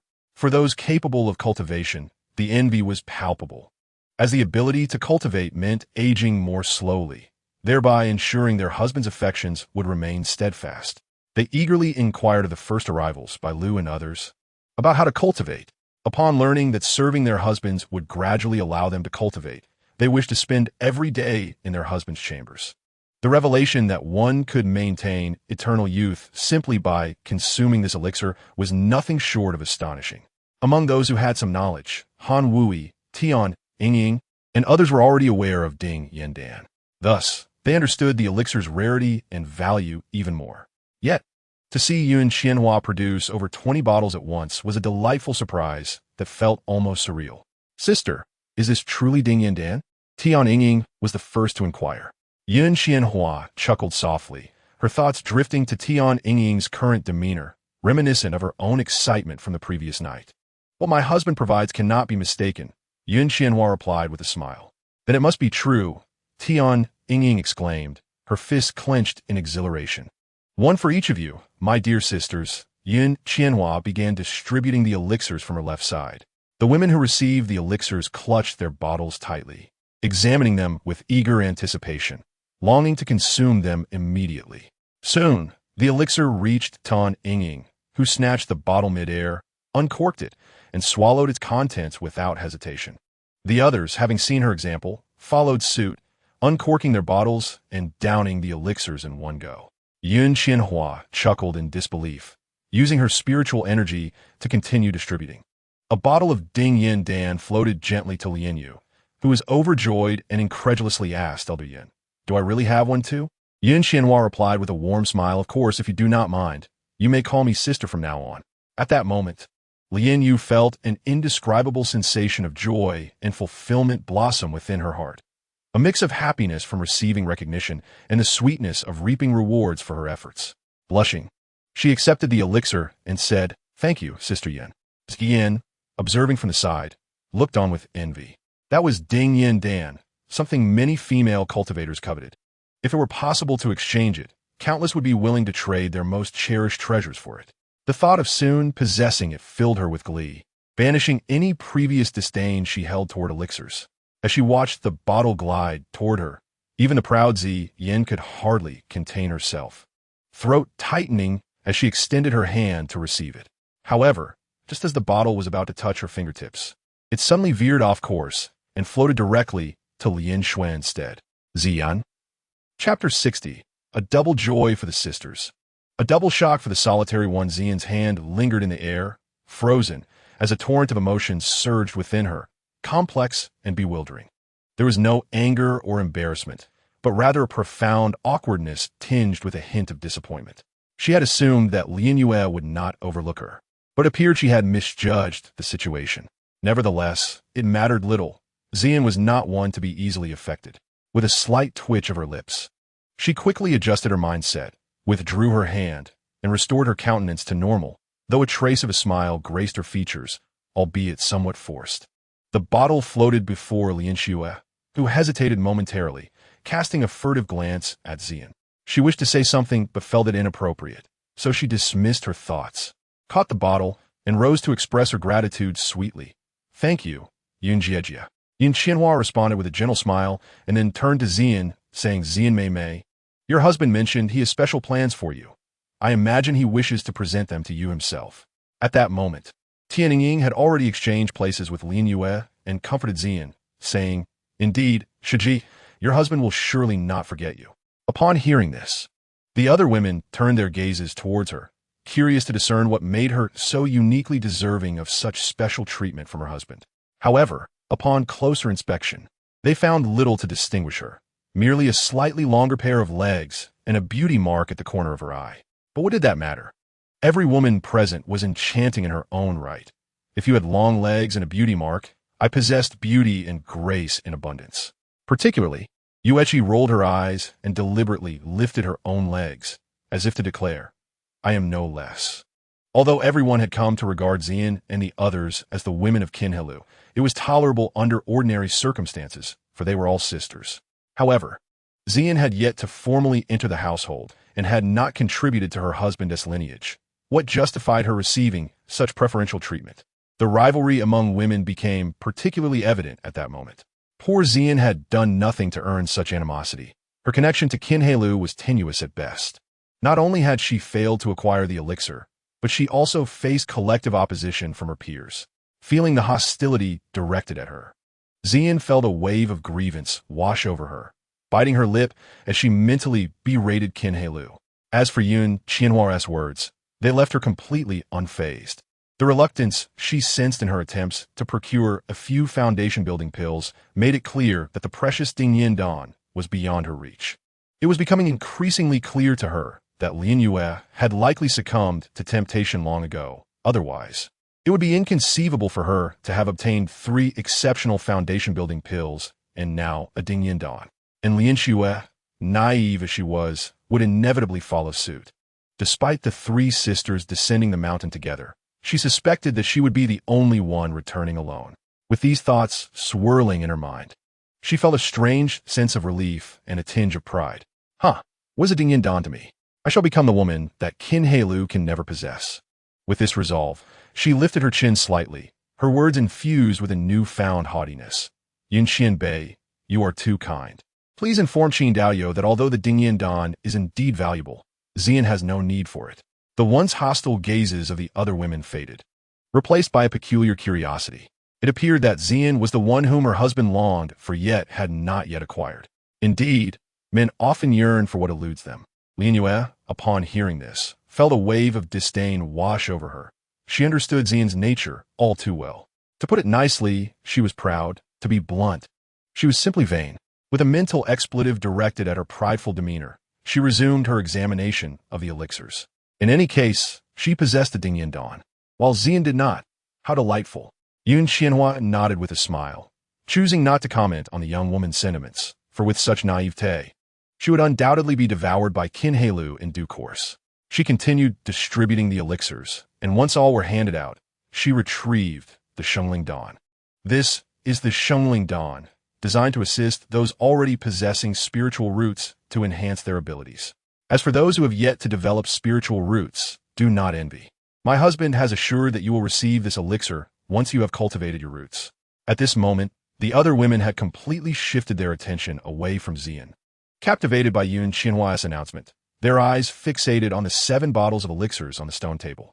Those without spiritual roots felt a pang of regret, casting envious glances at Bai Lu and the others, each swearing silently that once Qin Hailou emerged from his seclusion, they would cling to him tenaciously. Even as a group, they would ensure he remained with them. After all, they were well aware of the means to attain spiritual roots. Bai Yue, Li Xiu, and the others were overjoyed. For this meant they could advance further along the path of cultivation and no longer worry about falling behind Qin Hailou. Han Wui and Tianying were in a daze, as they were only vaguely familiar with the Dingyan Dan, but had never heard of a pill capable of enhancing one's spiritual roots. Spiritual roots are innate. It is exceedingly difficult to elevate them postnatally. Yet, after marrying Qin Hailou, they discovered that dual cultivation could indeed enhance their roots, and now, their spiritual roots had already ascended by a tier. How much further could the Dingyan Dan elevate their spiritual roots? Sister, how much can a Shengling Dan enhance one's spiritual roots? Tian Yingying inquired.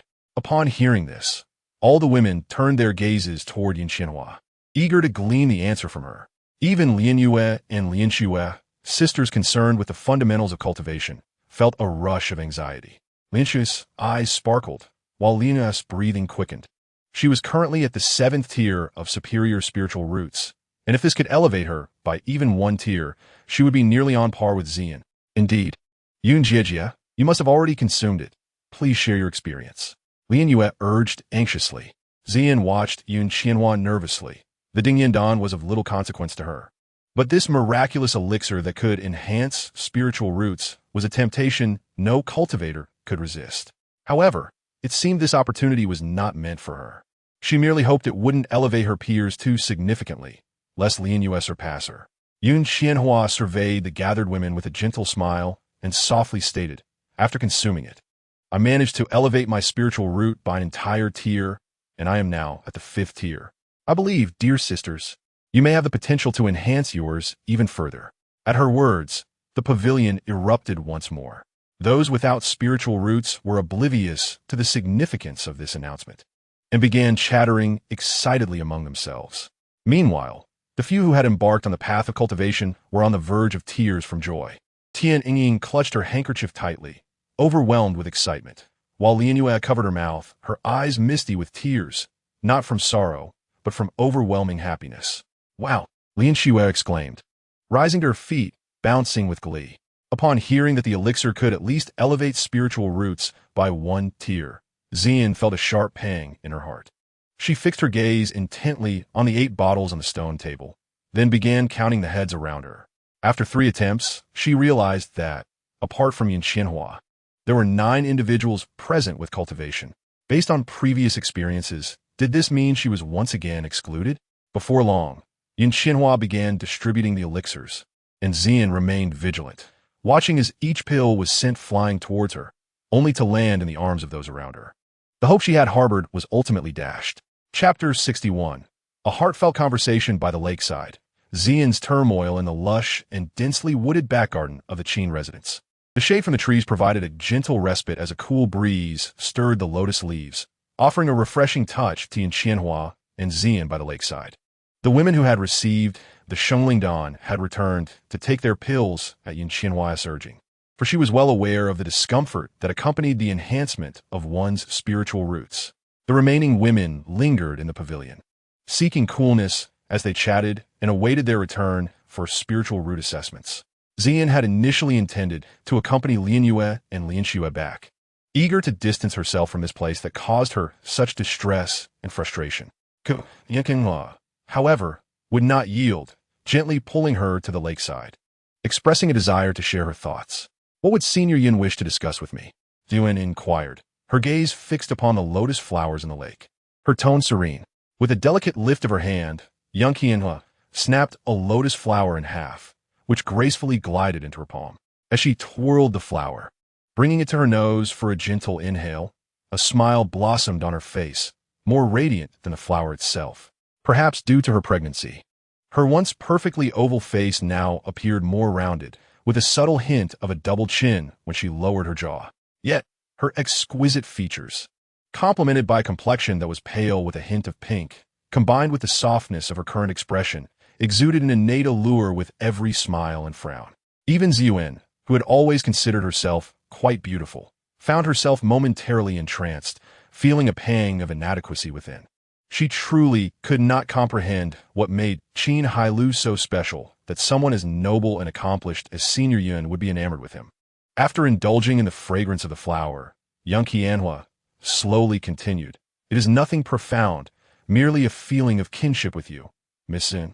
She then cast a sidelong smile and asked, "Would you like to hear the tale of my husband to me?" This struck a chord with Ziyuan, who had long been curious about why Yang Qianhua chose to marry Qin Hailou. She had inquired with Tian Yingying, but even she was unsure, given her status as a guest. It felt inappropriate to directly ask such personal matters. "Please, Senior Yun, do share," Ziyuan said earnestly. At that time, Wandan Pavilion was in dire straits due to the Liu family's severing of our supply of elixirs. Yang Qianhua recounted her journey from meeting Qin Hailou to marrying him.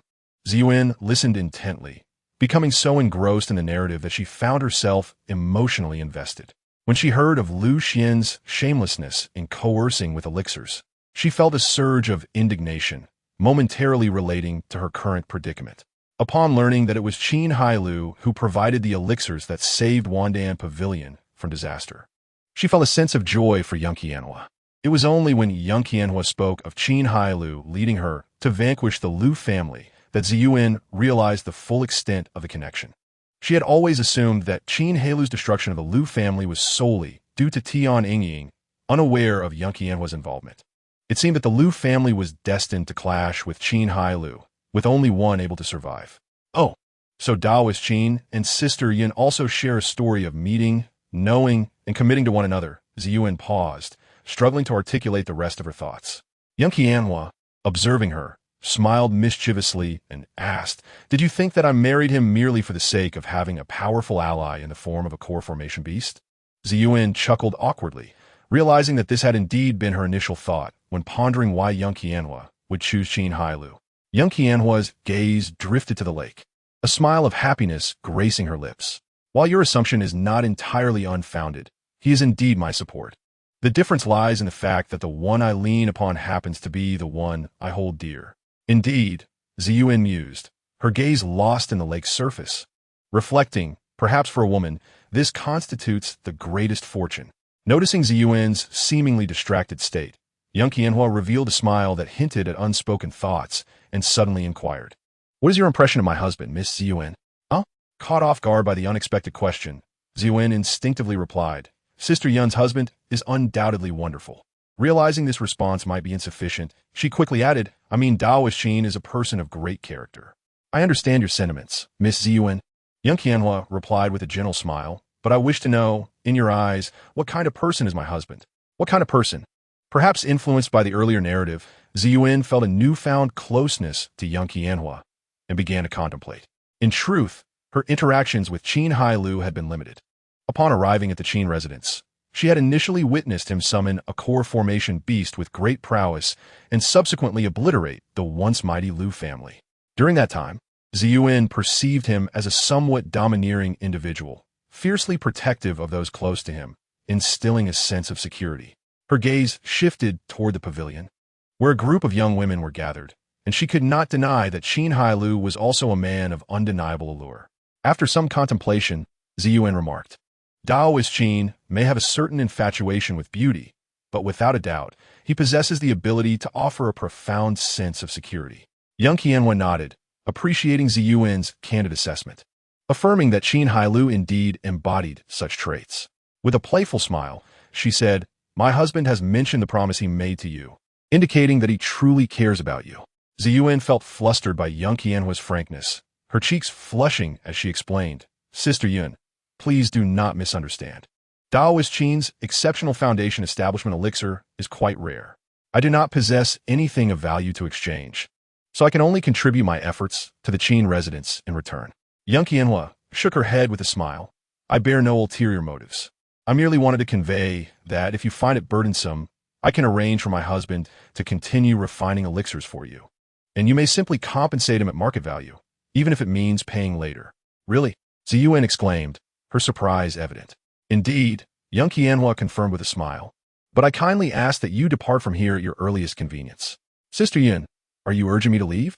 Ziyuan's expression dimmed slightly. Young Qianhua grasped Ziyuan's hands, gazing earnestly as she spoke. "I have no intention of sending you away. I can accept Lian Yue. Why would I not accept you?"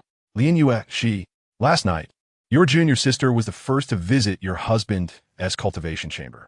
Ziyuan felt a pang of disappointment as her suspicions were confirmed. Young Qianhua comfortingly patted her hand and said, "Sometimes one must act decisively, lest one be caught in turmoil. I actually admire your junior sister. She knows how to seize opportunities. Now that she has obtained what she desires, she has found her own support for the future. But what about you?" Ziyuan opened her mouth, wishing to articulate her thoughts. But young Qianhua interrupted, "Do not rush to respond. Whether to leave or stay, simply follow your heart." Releasing her hands, young Qianhua gazed at the tranquil lake with a smile and added, "In truth, I hope to forge a sisterly bond with you, for you remind me so much of my younger self." She turned and walked slowly toward the pavilion. Ziyuan remained rooted in place, staring at her reflection in the water, silent and contemplative. At that moment, her heart was in disarray. Chapter 62. Further stimuli in the pavilion, late-night conversations between spouses after a considerable time. Ziyuan finally returned to the pavilion. She sat quietly on one side, her demeanor calm, and the complexities of her emotions had settled somewhat. Her mind was consumed with Yang Qianhua's earlier words, to obtain the Foundation Establishment elixir and depart from the Qin residence immediately, or to accept the elixir and remain, albeit with entirely different implications. She realized she needed to ponder this matter thoroughly. After a while, the group that had gone to take the elixir finally returned. They had changed into new garments, each radiant with joy and anticipation. Yang Qianhua surveyed the group with a gentle smile and produced a white jade mirror, saying, "Sisters, who wishes to go first?" "Sister, I shall." Su Ruhua was the first to step forward. Yin Qianhua pierced her right index finger, and a drop of blood fell upon the white jade mirror. In no time, the test results emerged. Grade 7, lower tier, a remarkable elevation of 2 tiers. The other young women, devoid of spiritual roots, were all filled with envy, wishing they could exchange places. Even Xian, who had maintained a calm demeanor, was momentarily shaken. Was the Shengling Dan truly that formidable? Thus, the young women harbored no doubts about the Shengling Dan and eagerly stepped forward to test their own fates. Su Rushi, grade 7, lower tier. Yu Qiqi, grade 7, middle tier. Li Salon, grade 7, middle tier. Bai Lu, grade 7, middle tier. Tian Yingying, grade 6, middle tier. Wang Lianxue, grade 6, middle tier. Wang Lianyue, grade 7, upper tier. Among them, Rushi, Qiqi, Bai Lu, and Li Salon all experienced a direct elevation of 2 tiers. Tian Yingying improved by 1 tier, while the sisters Lianxue and Lianyue each ascended by 1 tier. The results indicated that those with inherently higher spiritual roots experienced a lesser degree of improvement. Yin Qianhua put away the white jade mirror, nodding in satisfaction. With a smile, she addressed the gathered sisters. "Congratulations, dear sisters. You have all undergone a transformation."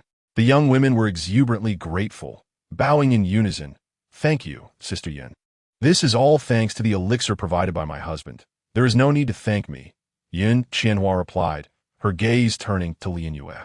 "With such a spiritual root, you would be considered exceptional even among the inner disciples of Xian sect." Wang Lianyue, elated yet humble, bowed again. "All credit goes to Brother Qin and Sister Yin. I am immensely grateful." Yin Qianhua helped her up, joyfully stating, "We are all sisters. There is no need for such formality." Witnessing this scene, Xian felt an unexpected pang of bitterness. This signaled that from this moment onward, Lianyue had truly surpassed her, becoming a distinguished inner disciple at Lianhua Peak. Even Tian Yingying and Lianyue, once far beneath her, had now reached the same starting line, and in the near future, they would undoubtedly surpass her. All of this was thanks to Qin Hailou. It seemed that altering one's destiny was but a simple task for him. The aspirations she had pursued with great effort now appeared effortlessly attainable for her 3 junior sisters, leading her to question the significance of her past endeavors. Was she still the pride of her family, the disciple favored by Master Mingxue? Her heart was in complete turmoil. That night, in Yin Qianhua's boudoir, Qin Hailou had just consumed the Shengling Dan and was currently meditating. Yin Qianhua knelt opposite him, gazing tenderly at her husband. Unbeknownst to her, Qin Hailou had transformed from a middle-aged man with streaks of white hair to a youthful figure. Though he could not yet be described as handsome, his resolute visage and commanding presence exuded an extraordinary aura, providing a profound sense of security. Yin Qianhua found herself entranced. Beep. Host S spiritual root elevated to grade 6. Lower tier, 3,000 lower grade spiritual stones acquired. Qin Hailou opened his eyes, greatly pleased. It seemed his earlier speculation was correct. The lower 1S spiritual root, the more pronounced the effects of the Shengling Dan. Those concubines of his who could already cultivate had experienced significant enhancements.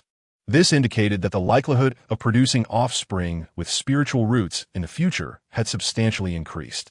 Those would all be his legacy. What is my lady gazing at? Noticing Yin Qianhua's rapt attention, Qin Hailou could not help but chuckle. Yin Qianhua snapped back to reality, feeling no embarrassment, and met his gaze directly. "I merely think my husband has changed significantly." "Has he?" Qin Hailou glanced down at his attire and retrieved a bronze mirror to scrutinize his reflection. "Not really. I have always been like this, have I not?" Yin Qianhua smiled, disregarding the dirt on Qin Hailou's current appearance, leaning into his embrace. She caressed his chiseled face and remarked, "I meant that my husband has changed greatly since our first meeting. Qin Hailou understood. Yin Qianhua was reminiscing about the past. He gently massaged her rounded shoulders, choosing to remain silent and simply enjoy the moment together. After a while, Yin Qianhua spoke. Husband, today I informed Xian that I will provide her with a foundation-building pill in a month, after which she shall depart. Upon finishing, she scrutinized his expression, curious about his reaction. Qin Hailou maintained a gentle smile, but after a moment of contemplation, he replied, Very well, my lady shall decide. Will you not hold it against me for taking such initiative? As long as it is not you leaving, I have no objections. Yin Qianhua gazed at Qin Hailou, and after a brief pause, she chuckled. I was merely teasing you. How could I jeopardize your endeavors? She straightened herself, kneeling properly, and continued.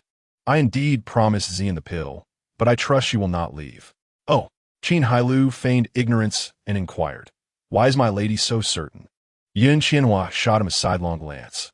Why ask when you already know? Do you truly need me to enumerate your actions? Caught in his own scheme. Qin Hailou chuckled awkwardly. Yin Qianhua shook her head in exasperation, sighing, My dear husband, while your strategy to elevate Lin Yue is effective in provoking Xian, you have overlooked an important detail. What detail?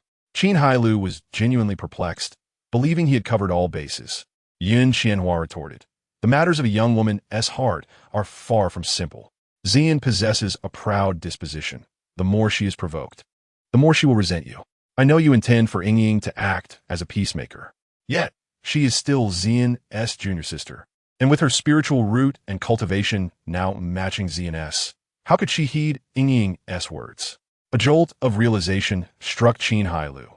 Yin Qianhua's insights were indeed accurate, for this had been his plan.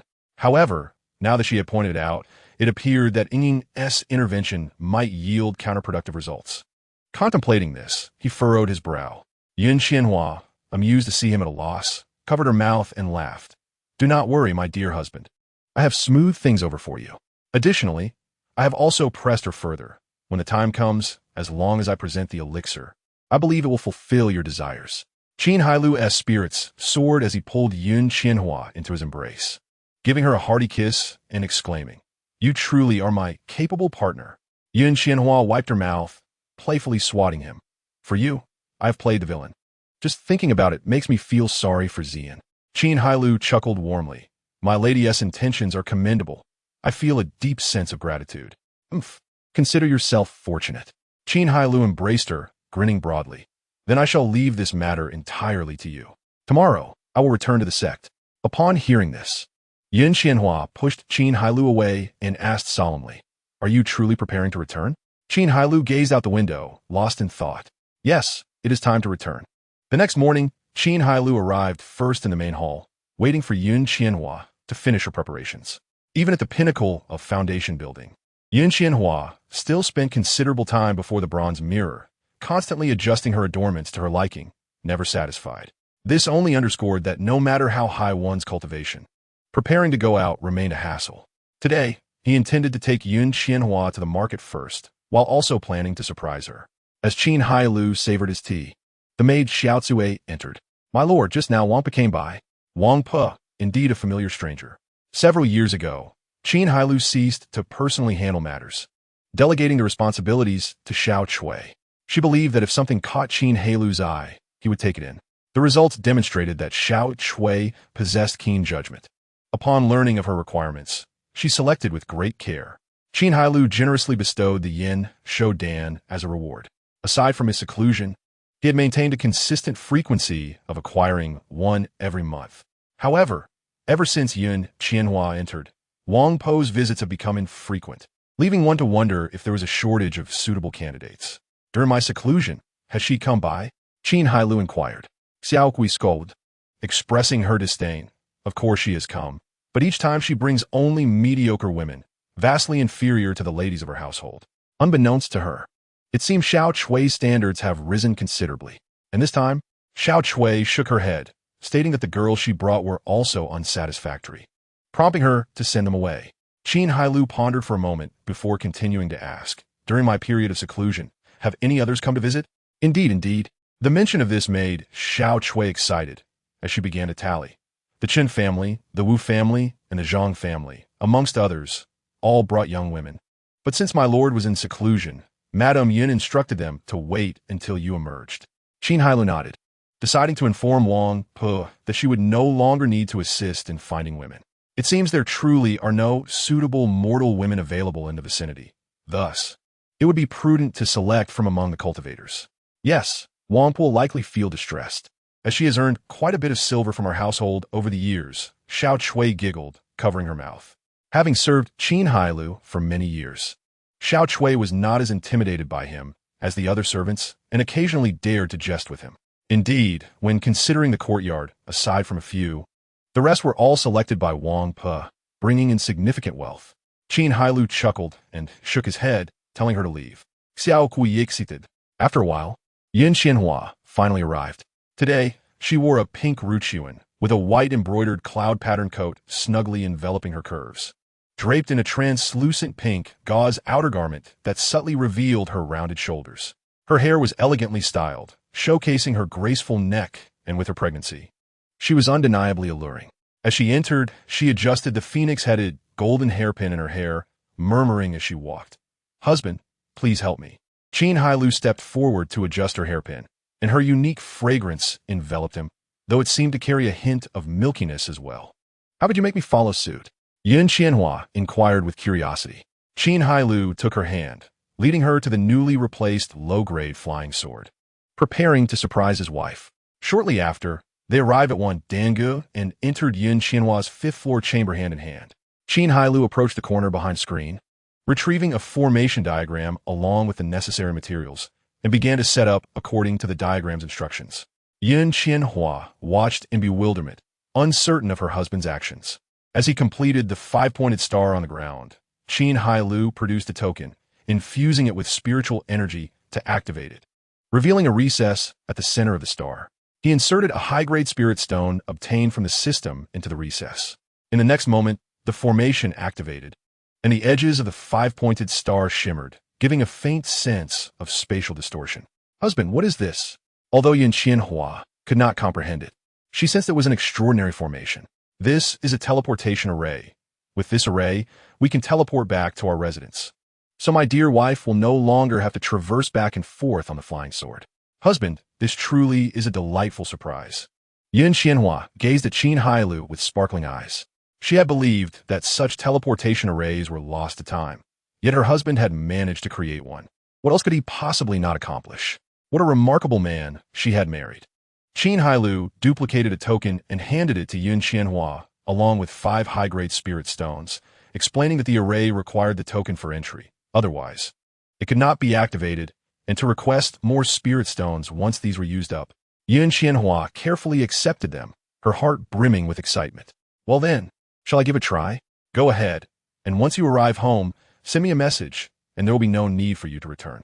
After planting a kiss on Qin Hailou, Yin Qianhua stepped into the 5-pointed star, her expression eager with anticipation.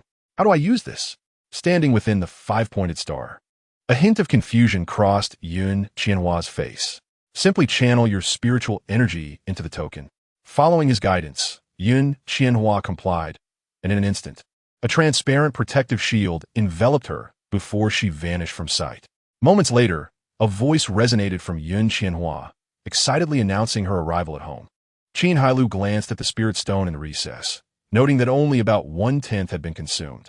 This meant that one high-grade spirit stone could support 10 uses of the teleportation, assuming a distance of 500 miles. Any further would increase consumption.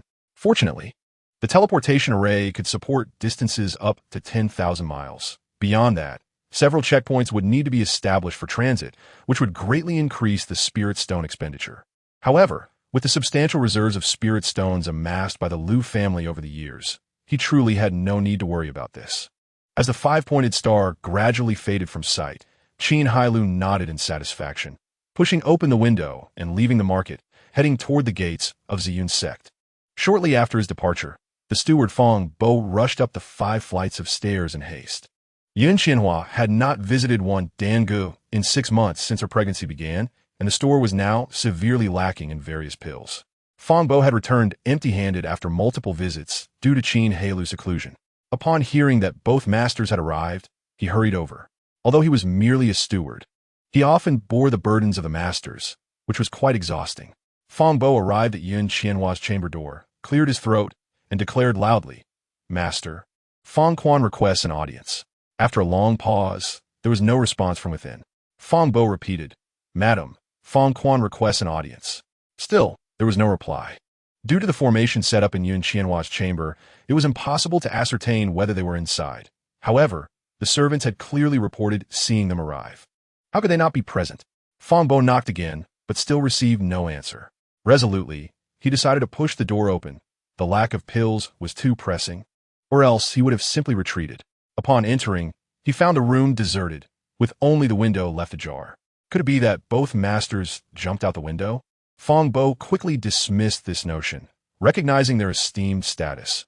They would never resort to such actions within their own establishment. Frustrated, he believed the servants had miscommunicated, and he hurriedly descended the stairs, intending to reprimand the one who had spread the news. Chapter 64. Returning to the sect. A sense of hesitation and casual chit-chat with senior sister. At the gate of Ziyun's sect, Qin Hailou stood at the bottom of the steps, gazing up at the imposing gate in the distance, feeling a stir of nostalgia. The last time he returned with Tian Yingying, he had not felt this way. Yet today, as he prepared to enter the gate himself, a sense of disorientation washed over him. After all, it had been over 40 years since he had distanced himself from the sect, before the restoration of his spiritual roots. He had never imagined that one day he would return. The once destroyed spiritual roots of hatred were consumed by the exhaustion of his cultivation, leaving him to ponder revenge only in dreams. What could a person devoid of cultivation hope for in terms of vengeance? It is akin to a person with empty sleeves, daring not to impose upon a lady of grace. Though their circumstances differ, both are ultimately choices born of helplessness and unwillingness. Naturally, he could bravely seek death, but human nature clings to life. Who, in their right mind, would wish to die when life holds promise? After all, it is only through living that one can harbor hope. Death leaves one with nothing. Qin Hailou cherished life. Thus he chose to endure in the first half of his existence, which led him to await the arrival of the Tongzi. Consequently, he finally possessed the strength to stand before Li Wenhui once more in the near future.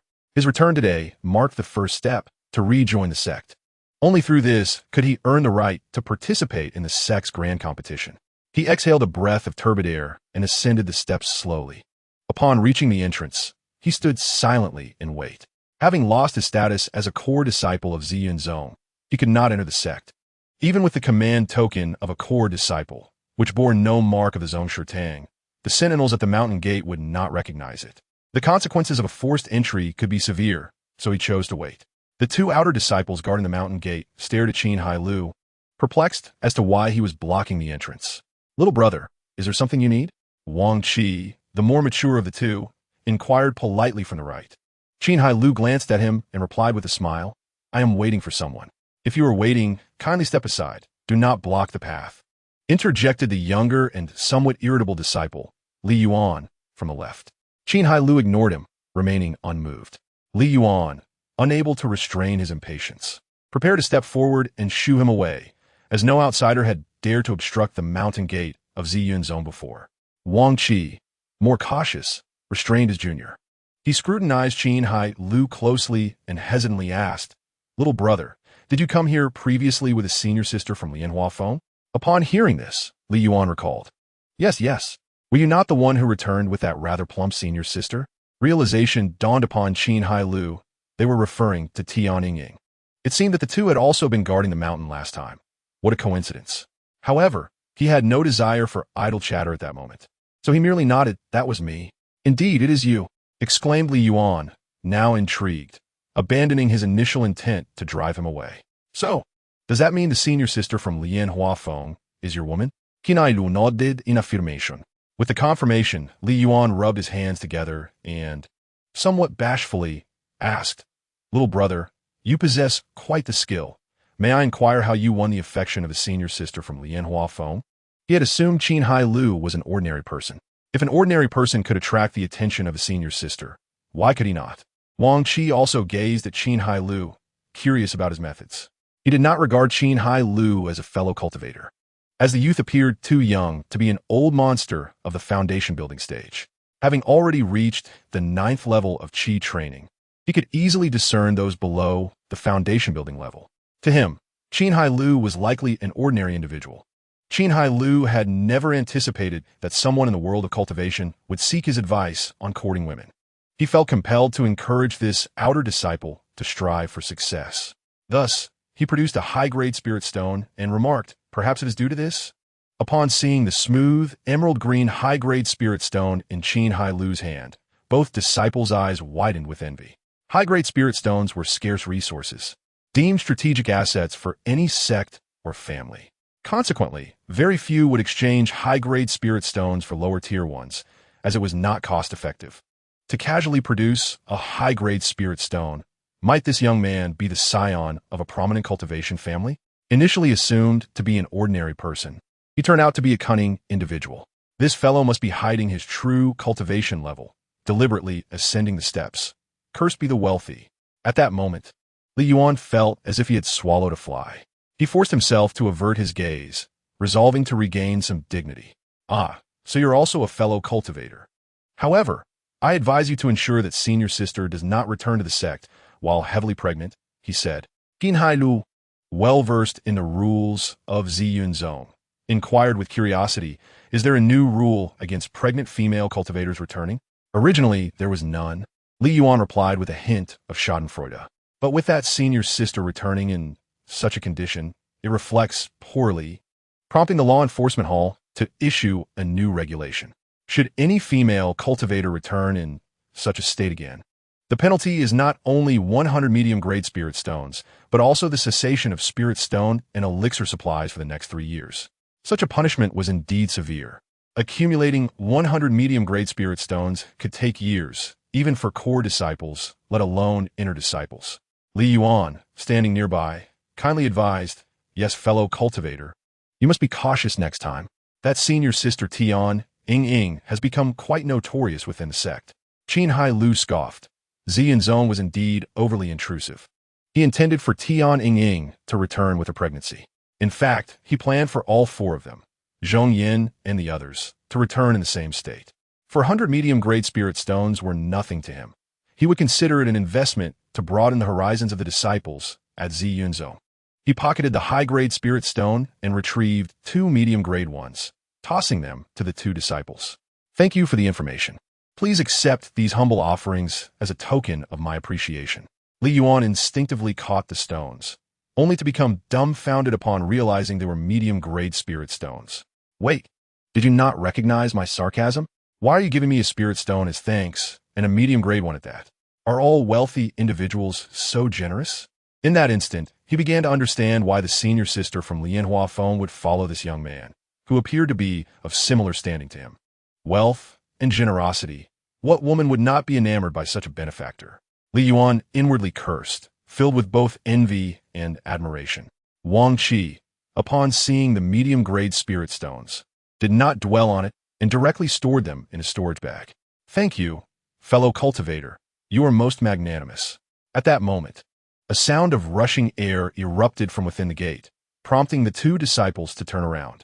They beheld a strikingly beautiful woman clad in a yellow dress.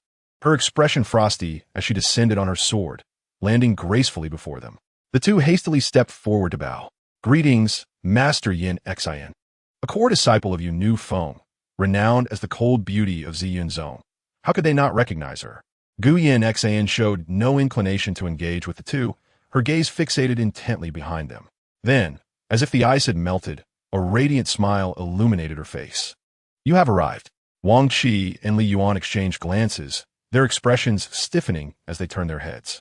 There stood Qin Hailou, who had just given them spirit stones, confidently upright and smiling back at them. I have come. Chapter 65. Brothers in conflict over spirit stones. The Ice Mountain woman's color fades. Observing the 2 departing on their swords, Li Yuan asked Wang Qi, Senior brother, should we not stop that person? After all, he is an outsider. Wang Qi sighed. Junior brother, I have repeatedly urged you to study the Mountain Guard Disciples Handbook, yet you refuse to listen. Core disciples are permitted to bring guests into the sect. Li Yuan swallowed hard. But who exactly is he?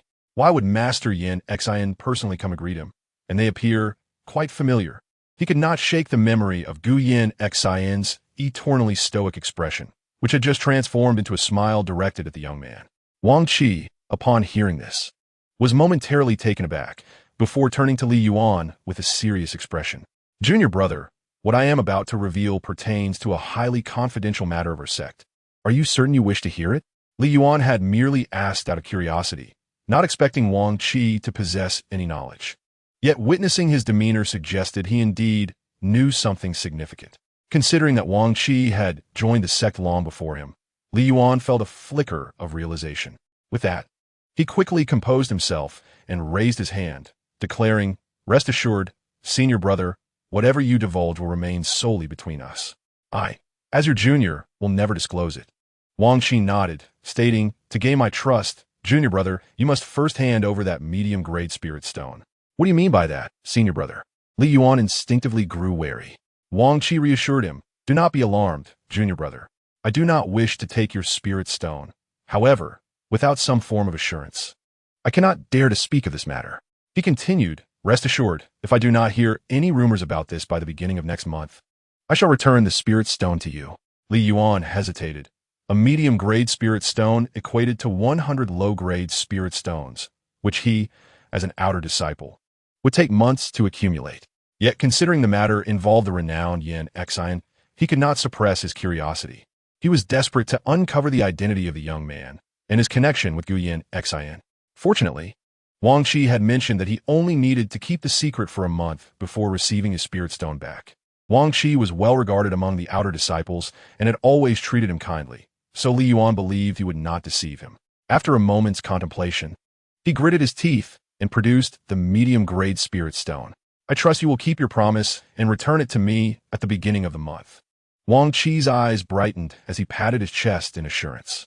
"Rest easy. As long as you keep the secret, the spirit stone will surely be returned on time." Unable to bear parting with the spirit stone, Li Yuan turned his head away. Once he felt the stone leave his grasp, he inquired, "Now can you speak, senior brother?" Of course, Wang Qi replied, cautiously scanning their surroundings before whispering, "Junior brother, come closer." Li Yuan leaned, his heart racing at the prospect of hearing a secret. This was undoubtedly a matter of great importance, as Wang Qi's typically composed demeanor suggested. Soon, Wang Qi's words reached his ears, each syllable laden with significance. "Junior brother, if I'm not mistaken, that young man is very familiar with Yin Xin." Li Yuan's temples throbbed with fury. At that moment, he realized he had fallen for Wang Qi's trickery. "What do you mean by guess? I did not ask for your conjectures. This absurd secret is merely a ploy to extract my spirit stone. Senior brother, please return my spirit stone." Li Yuan clenched his fists, trembling with rage. Wang Qi looked puzzled. "What spirit stone?" "Wang Qi, I am done playing with you." Li Yuan roared, lunging at him. The two began to grapple fiercely.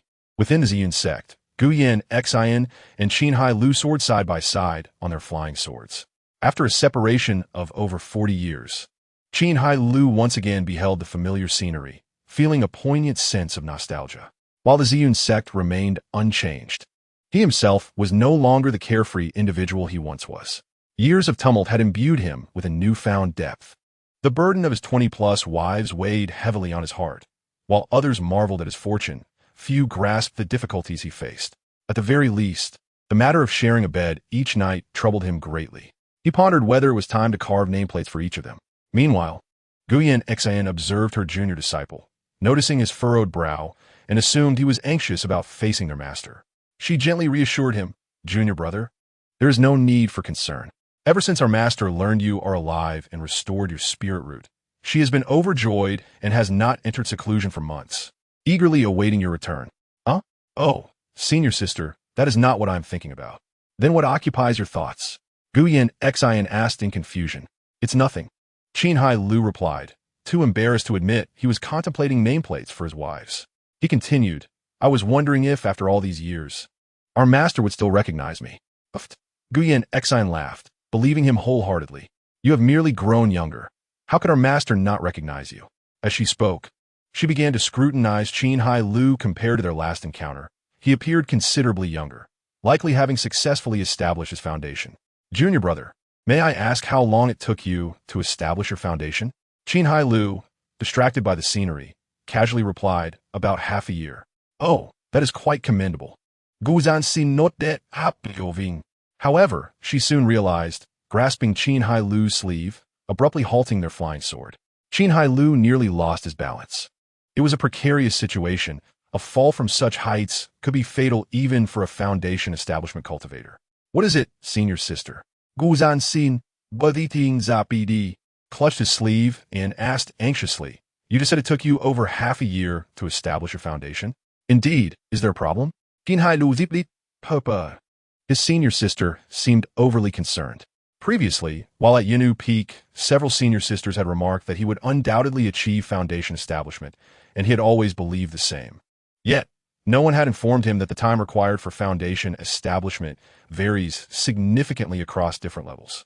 Thus, he assumed everyone would be more or less the same. "Is there a problem? You took over half a year to establish your foundation, while Li Wenhui accomplished it in under 4 months. Do you not realize what this implies?" Guyan Xian nearly shouted in excitement. Her voice was so loud that it caught the attention of numerous onlookers. However, they could not discern the specifics, their focus shifting to Guyan Xian and the unfamiliar young man. In the Ziyun sect, this was indeed a major news piece, drawing curious gazes from all directions. It could be expected that the next day, news of heavens, the Ice Mountain goddess has thawed. Publicly engaging with an unfamiliar young man would spread throughout the sect. Qin Hailou, realizing the significance of the time taken for foundation establishment, now understood the vast differences involved. Sensing the stares of other disciples, Guyan Xian finally released Qin Hailou and ceased her chatter, instead urgently transmitting her thoughts. "Junior brother, you must tell me, have you established your foundation in the heavenly Tao?" To which Qin Hailou could only concede. Revealing he had established his foundation in the immortal Tao could lead to unforeseen complications. "Yes, senior sister," Qin Hailou confirmed through his thoughts. Upon receiving this affirmative response, Guyan Xian was filled with uncontainable joy. "Quick, let us return to see our master."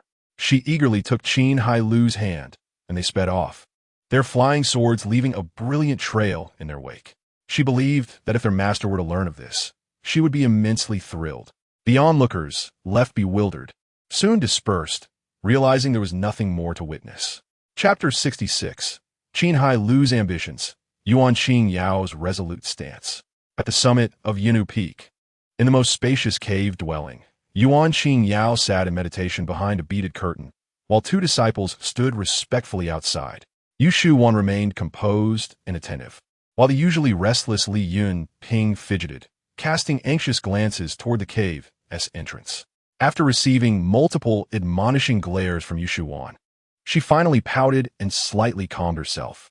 Though Yuan Qing Yao was in meditation, her consciousness was already extended, observing the actions of her 2 disciples. She appeared calm and composed, yet her heart was anything but tranquil. Upon learning that her most indebted and youngest disciple's spiritual root had been restored, she felt a genuine joy emanate from within. Over the years, the mere thought of Qin Hailou had filled her with guilt. She regretted not having insisted on keeping him by her side and lamented the harsh words she had once uttered. Having practiced the Tao for over a century, she believed she had gained insight into the ways of the world. Yet this youngest disciple still tugged at her heartstrings. At times, she even pondered whether the subsequent tribulations would have occurred had she not accepted Qin Hailou into her fold. He would not have suffered for her sake, and she would not have been burdened by guilt to the point of being unable to focus on her own cultivation. Whenever she reflected on these grievances, Yuan Qing Yao could not help but sigh. Fortunately, Qin Hailou had now endured much hardship and was beginning to reap the rewards, which alleviated some of her guilt. However, upon hearing her eldest disciple, Yu Shuwan, mention that he intended to participate in the sect's grand competition, Yuan Qing Yao felt a tightening in her chest. Through Yu Shuwan, she had gleaned an understanding of Qin Hailou's current strength, though she was unaware of how he had acquired a demon beast to the Jidan stage as a steed. That was merely an external force. How could he rely on it during the sect competition? His cultivation was still not even at the foundation establishment stage. And even if he managed to reach that level, how could he possibly compete with Li Wenhui, who was already at the pinnacle of foundation establishment? Yuan Qing Yao had resolved that while Qin Hailou could return to the sect, participating in the sect competition was absolutely out of the question. She would not allow the events of over 40 years ago to repeat themselves. Suddenly, a startled voice from Li Yunping exclaimed, "Here he comes, Master! The junior disciple has returned." Yuan Qingyao, whose spiritual sense enveloped the entirety of Yunnu Peak, had already seen the young man standing beside Gu Yanxin. Had he advanced to foundation establishment?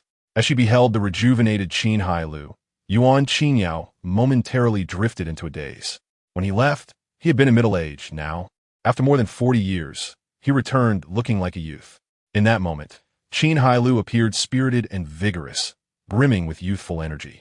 Compared to the innocence and naivety he had displayed upon first entering the sect, he now exuded a sense of maturity, with a resolute and confident gaze, akin to a sword poised to unsheath, ready to forge ahead. Yuan Qingyao found herself questioning whether she could truly obstruct this current iteration of Qin Hailou. As they alighted on the platform atop Yunnu Peak, Gu Yanxin lifted her skirt and ascended the steps with large strides, while Qin Hailou stood momentarily dazed, gazing up at the cave dwelling at the top of the steps, hesitating to take a single step forward. Although he had rehearsed this moment countless times in his mind, the reality of facing Yuan Qingyao once again had left him feeling uncertain. This sensation was akin to reuniting with a beloved family member after decades of separation, a blend of excitement, hesitation, and fear swirling together. For Qin Hailou, Yuan Qingyao was both a master and a kin, although she was old enough to be his great-grandmother. The world of cultivation prioritized strength over age. Qin Hailou had always regarded Yuan Qingyao as a stern yet caring older sister. However, his feelings for her were even more complex. In the past, he had even envisioned diligently cultivating to catch up with Yuan Qingyao, and then, having run quite a distance, Gu Yanxin finally sensed something and turned back, noticing her junior brother still standing there in a stupor, prompting her to call out, "Junior brother, what are you thinking? Come up quickly." "Coming," Qin Hailou replied, his thoughts abruptly interrupted. He took a deep breath and stepped onto the staircase. The 100-meter-long steps felt fleeting. Gu Yanxin led Qin Hailou into the cave dwelling and respectfully announced to the figure behind the beaded curtain, "Master, the junior brother has arrived." After which, she naturally positioned herself beside Yushuan, her gaze fixed eagerly upon Qin Hailou. As Qin Hailou regarded the somewhat blurred, yet strangely familiar silhouette, his expression grew complex as he performed the disciple's greeting. "The ungrateful disciple, Qin Hailou, pays his respects to Master." His voice was somewhat hoarse, as though it carried the weight of countless trials and longings. "Rise," came Yuan Qingyao's gentle and enchanting voice, yet Qin Hailou did not heed her words, remaining bowed in respect. The three attending women grew anxious, and Yushuan urged, "Junior brother, Master has asked you to rise." Qin Hailou remained unmoved. With a sigh, Yuan Qingyao slowly stood, parted the beaded curtain, and stepped forward. Upon reaching Qin Hailou, she gently took his hands and helped him to his feet. Noticing the tear stains on his face, she tenderly reproached him, "You are now the head of a family and a father. Why do you still cry like a child?" With tears mingled with smiles, Qin Hailou felt that before his master, he would forever be the child who had just entered the sect. Yuan Qingyao's face broke into a smile as she reached out to gently wipe away his tears. Witnessing this scene, the several women were moved. Yushuan managed to maintain her composure, feeling a mix of emotion and relief. The usually bold Li Yunping had reddened eyes, evidently touched more deeply, while Gu Yanxin could hardly contain her tears, having awaited this day for decades, now seeing her junior brother reunited with their master. Sensing the emotional shifts of the disciples behind her, Yuan Qingyao could not help but smile wryly. "Look at you. You've come back and made your senior sisters cry. It seems the fault lies with me." Qin Hailou hurriedly replied, "The fault lies with the disciple. I have never blamed Master." This was the truth. Even upon learning that his spiritual root had been destroyed due to Yuan Qingyao's feud with Li Wenhui's mother, he had never uttered a word of complaint. Putting the past aside, Yuan Qingyao looked earnestly at her long-lost disciple and said, "I can allow you to return to the sect, but you must not participate in the sect competition." Chapter 67. The reason behind the Ziyun sect competition. Qin Hailou challenges his senior sister. Qin Hailou had long anticipated Yuan Qingyao's refusal. He did not display any impatience but calmly inquired, "Disciple does not understand. Please clarify, Master." Seeing Qin Hailou feign ignorance, Yuan Qingyao could only respond patiently, I know why you wish to participate in the sect competition. Though you have established your foundation, you still fall short compared to Li Wenhui, who has reached the pinnacle of foundation establishment. Are you aware that he has already achieved that? Do you still harbor delusions of challenging him? Moreover, the sect competition pertains to the spiritual stones and elixirs that Yunnu Peak can obtain for the next 10 years. I cannot indulge your whims. The Ziyun sect competition is divided into two parts. The first is to assess the cultivation of the outstanding inner disciples from each peak, rewarding the top 3 with substantial prizes. The second part involves the core disciples from each peak competing against one another. This segment is particularly crucial as it relates to the redistribution of the sect's resources. In the Ziyun sect, the peak where the sect master resides naturally receives the most resources, while the distribution among the other 4 peaks varies. The sect competition, held once every 10 years, is the occasion for these peaks to reallocate resources. Rankings will be determined based on the performance of each peak's core disciples, leading to resource allocation. The disparity between the first and last place is monumental. Thus, the Ziyun sect is not merely a paradise one can enjoy once admitted. The burden on core disciples is exceedingly heavy. While enjoying their status, they must also strive for better treatment for their respective peaks. Resources within the sect are always limited. If you gain more, others will inevitably receive less. Consequently, each sect competition in Ziyun sect is fiercely contested. In the realm of cultivation, the principle of the survival of the fittest is starkly evident. This paradigm has engendered a persistent dilemma. The strong remain strong, while the weak remain weak.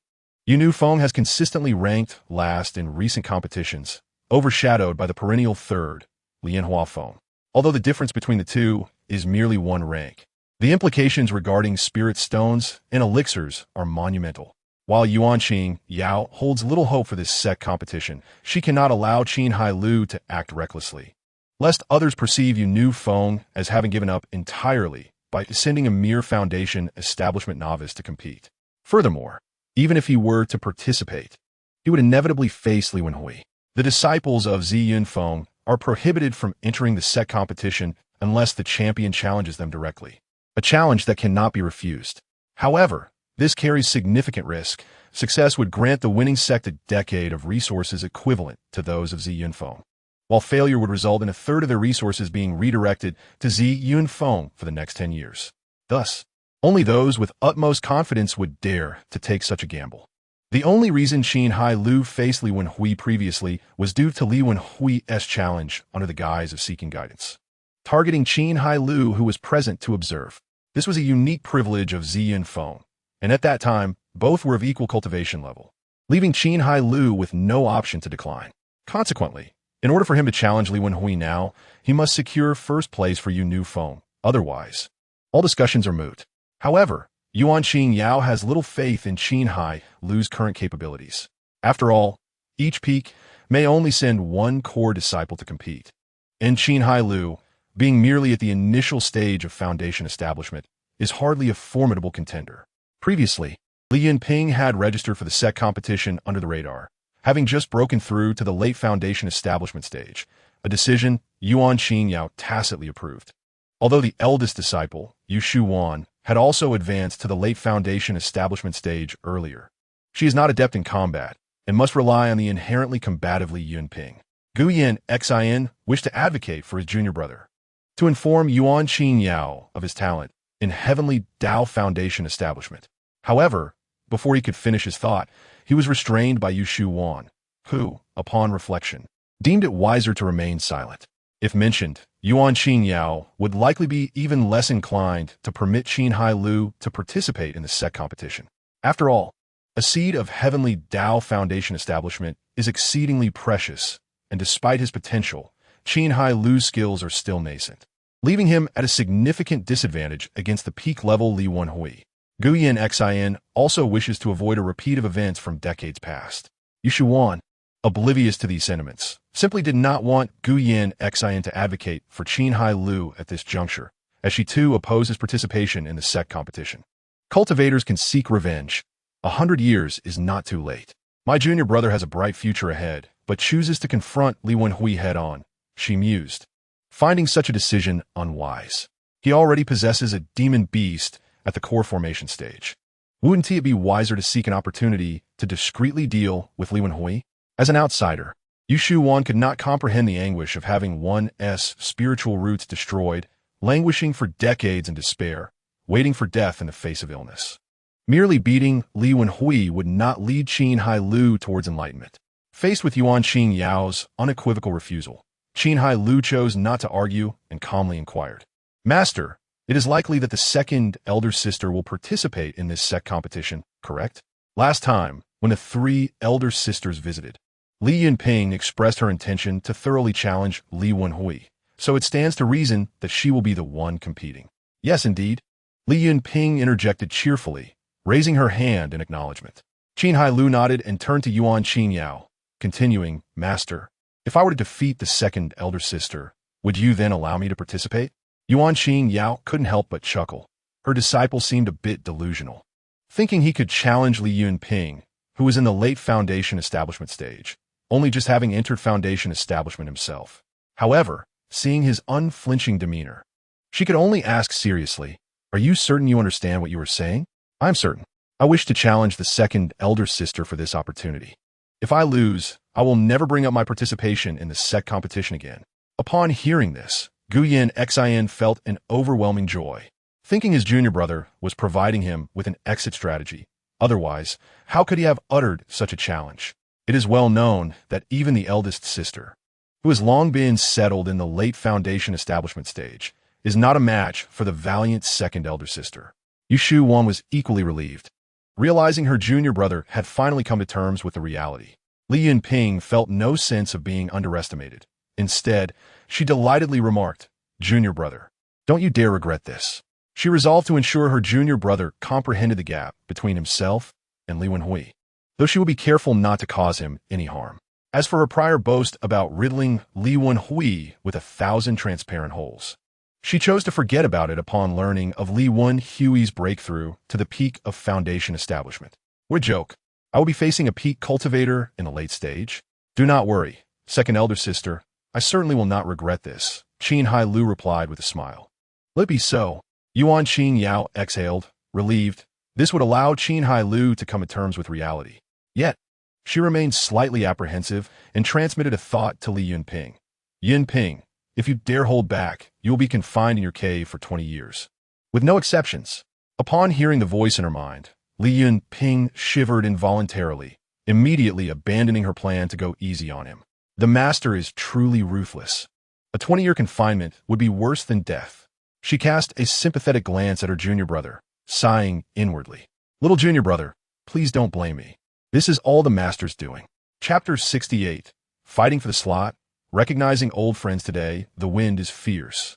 At the end of the staircase, Yuan Qingyao stands resolutely against the gale. The strong winds billow her garments, accentuating her alluring and mature figure. Her curves are both voluptuous and upright, with a rounded posterior that is undeniably captivating. Viewed from the side, she embodies an enticing S-shaped silhouette. This mature and alluring form is complemented by her gentle, dignified face, radiating an aura of sanctity that is utterly unassailable, creating an indescribable allure. In this moment, any ordinarily sensible man who beheld her would surely feel a surge of respect. In Qin Hailou's words, she is nothing short of the perfect embodiment of beauty.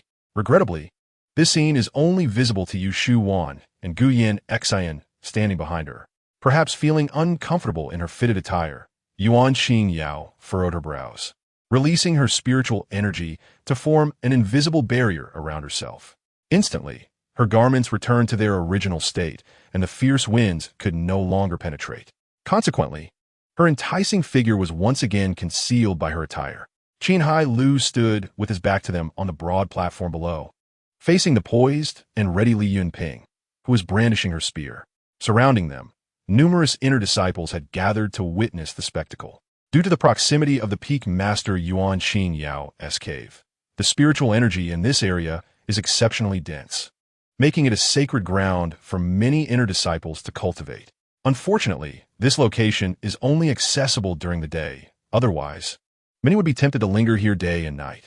As Li Yunping and Qin Hailou prepared to spar, the observers concluded their training. some retreating to a distance while others soared into the air on flying swords. A few even called upon friends and fellow disciples to join in the observation. At the Yinu Peak, the seasoned Yao Qingshan, who has established his foundation for many years, stood among the crowd, accompanied by several junior disciples. Senior brother Yao, who is masterly competing against, inquired a young junior sister beside him. I am unsure, Yao Qingshan replied, furrowing his brow. However, the person facing masterly feels quite familiar to me. I have an inkling that I have encountered him before.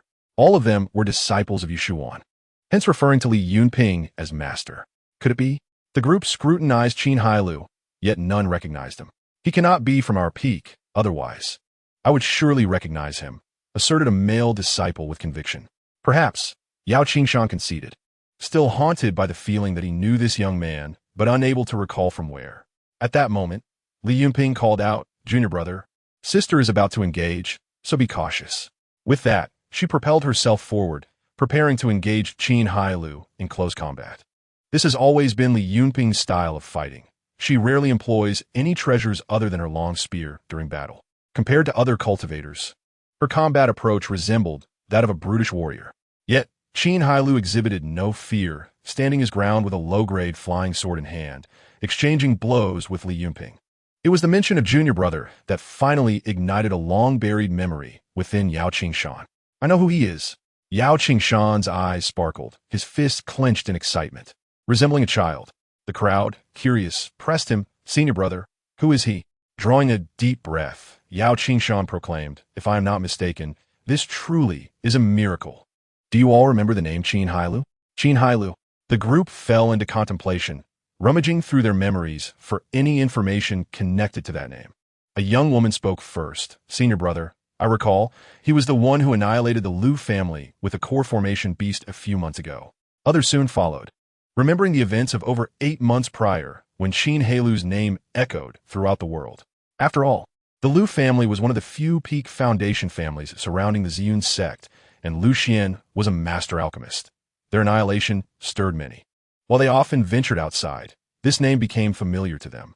However, with the passage of over half a year, the fervor faded, and few mentioned the Liu family, causing Qin Hailou's name to slip into obscurity. Are you saying he is that Qin Hailou? Inquired a young male disciple. Yet, he soon pondered aloud.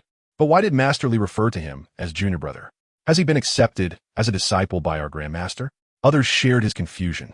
They had not heard of Qin Yao Grandmaster taking on new disciples. Yao Qingshan clarified, he is indeed the Qin Hailou you speak of, and yes, he is a disciple of our Grandmaster, but he was not recently accepted. His gaze bore into Qin Hailou below, filled with admiration. He has been a disciple of our Grandmaster for over 50 years. He is your junior uncle. Since Qin Hailou's departure from the sect, his name had become taboo, seldom mentioned.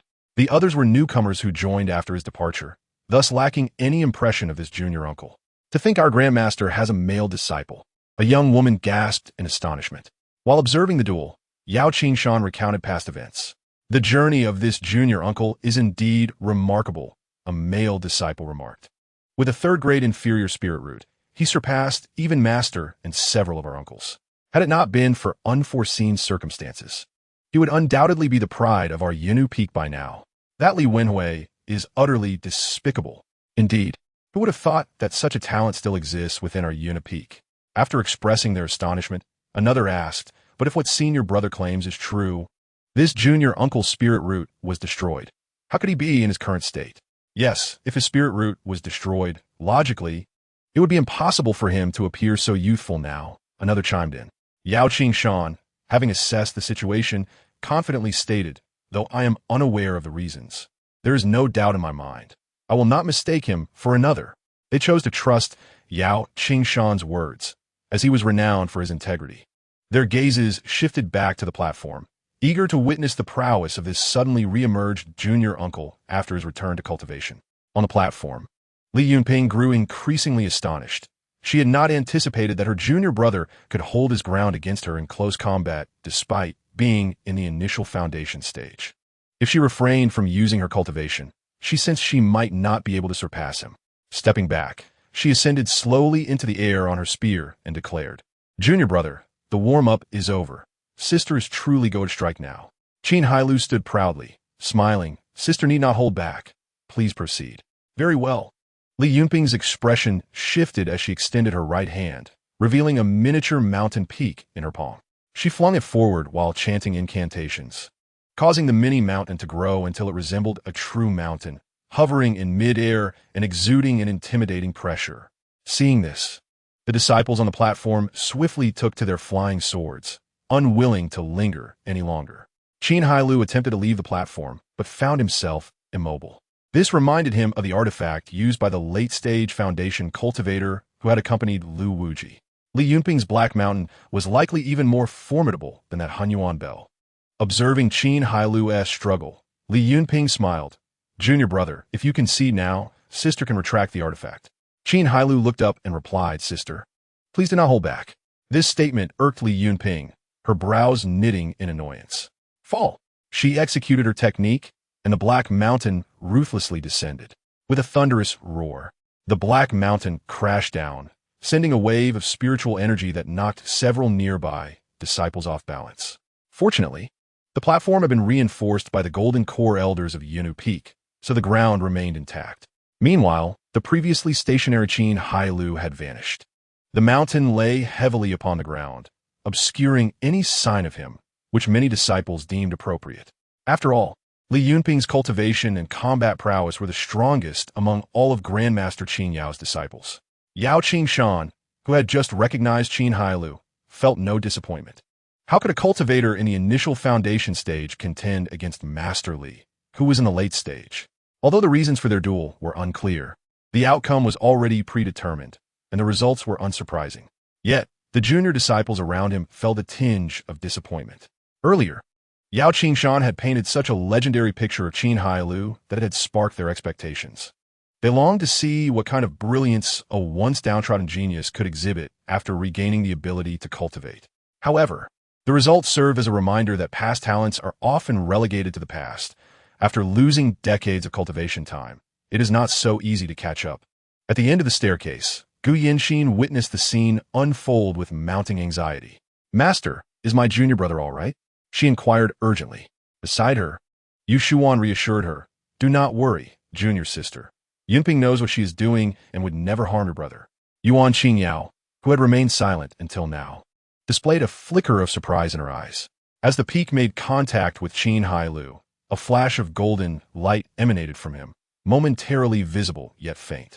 Perhaps others did not discern it, but it certainly did not escape her keen gaze. If she was not mistaken, it appeared to be a magical artifact. It seemed he was not entirely unprepared. Was it the presence of this artifact that emboldened him to challenge Yunping? Yuan Qingyao contemplated. However, if that were all he relied upon, it would still be insufficient. How could one prevail against the formidable Li Yunping solely with a magical artifact, let alone the even more powerful Li Wenhui? Rest assured, he is fine, Yuan Qingyao comforted her disciple, almost as if to validate her words. Just as she finished speaking, the Black Mountain that was firmly connected to the ground began to rise slowly. Soon, Qin Hailou's figure reappeared before the onlookers. At this moment, he radiated a faint golden aura, effortlessly lifting the Black Mountain with one hand. Second sister, this mountain is still not heavy enough. I shall return it to you, he declared as he began to drag the mountain toward Li Yunping. At that moment, the crowd noticed a deep pit in the center of the mountain's base, large enough to accommodate 2 individuals. This sight was a shocking revelation to the many disciples observing. This Black Mountain, known as Pingheim Mountain, can be carried easily and can also part seas and divert rivers. It is a mid-tier Xian-class magical artifact once used by our ancestor, Yuan Qingyao. The weight of this mountain equated to the combined strength of over 20 foundational-level disciples, making it nearly impossible to move. Yet now, Qin Hailou was lifting it with one hand and even managed to create a hole in it. How could he, a foundational-level practitioner, achieve such a feat? Observing his golden aura, he bore a resemblance to a celestial being descending to earth. However, some knowledgeable disciples discerned that Qin Hailou's ability to pierce the mountain was likely due to some magical artifact. Nonetheless, the strength he displayed was indeed formidable. In reality, it aligned closely with the crowd's speculations. The golden light surrounding Qin Hailou was indeed a result of a magical artifact, It was a mid-tier Xian-class artifact, the immovable bell, which he had exchanged for 30 years of his lifespan. After all, one could not recklessly sacrifice their life, and possessing a good protective artifact was crucial. The ability to pierce through Qin Mountain was also reliant on this artifact. However, lifting the mountain with one hand was no simple task. Although his strength was comparable to that of a late foundational level practitioner, he was not the rightful owner of this mountain artifact and could not handle it with ease. He was merely forcing himself to lift it, maintaining a facade of composure. But as it became increasingly difficult to sustain, he ultimately tossed it away. As the mountain hurtled towards him with great speed, Li Yunping remained calm. She formed a hand seal, and the black mountain came to a halt, gradually shrinking and floating above her head. She glanced upward and noticed the deep pit at its base, her heart aching. She had pleaded with her master for this artifact, promising to diligently instruct her disciple for 10 years in exchange, and now it was already damaged by Qin Hailou. "Junior brother, you shall compensate me for my artifact," Li Yunping said with a hint of anger. "Senior sister, fists and feet have no eyes. You cannot blame me if the artifact is broken," Qin Hailou retorted. Li Yunping felt regretful.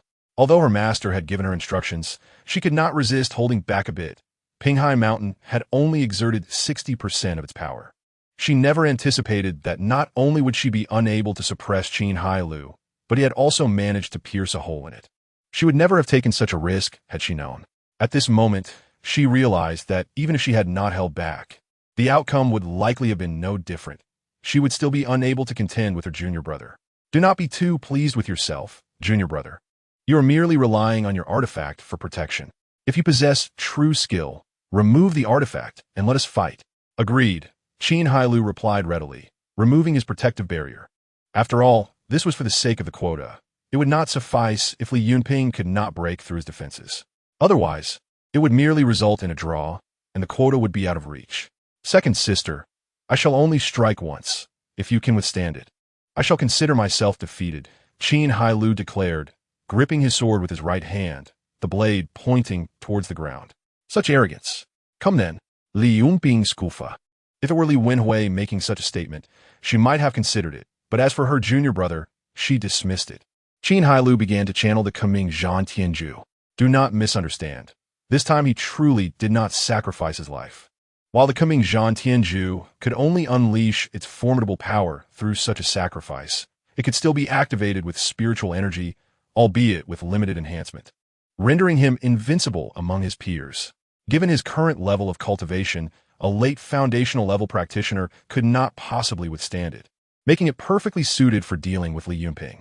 With a swift motion, Qin Hailou executed a diagonal slash, unleashing a wave of dark red sword energy that surged toward Li Yunping with overwhelming force.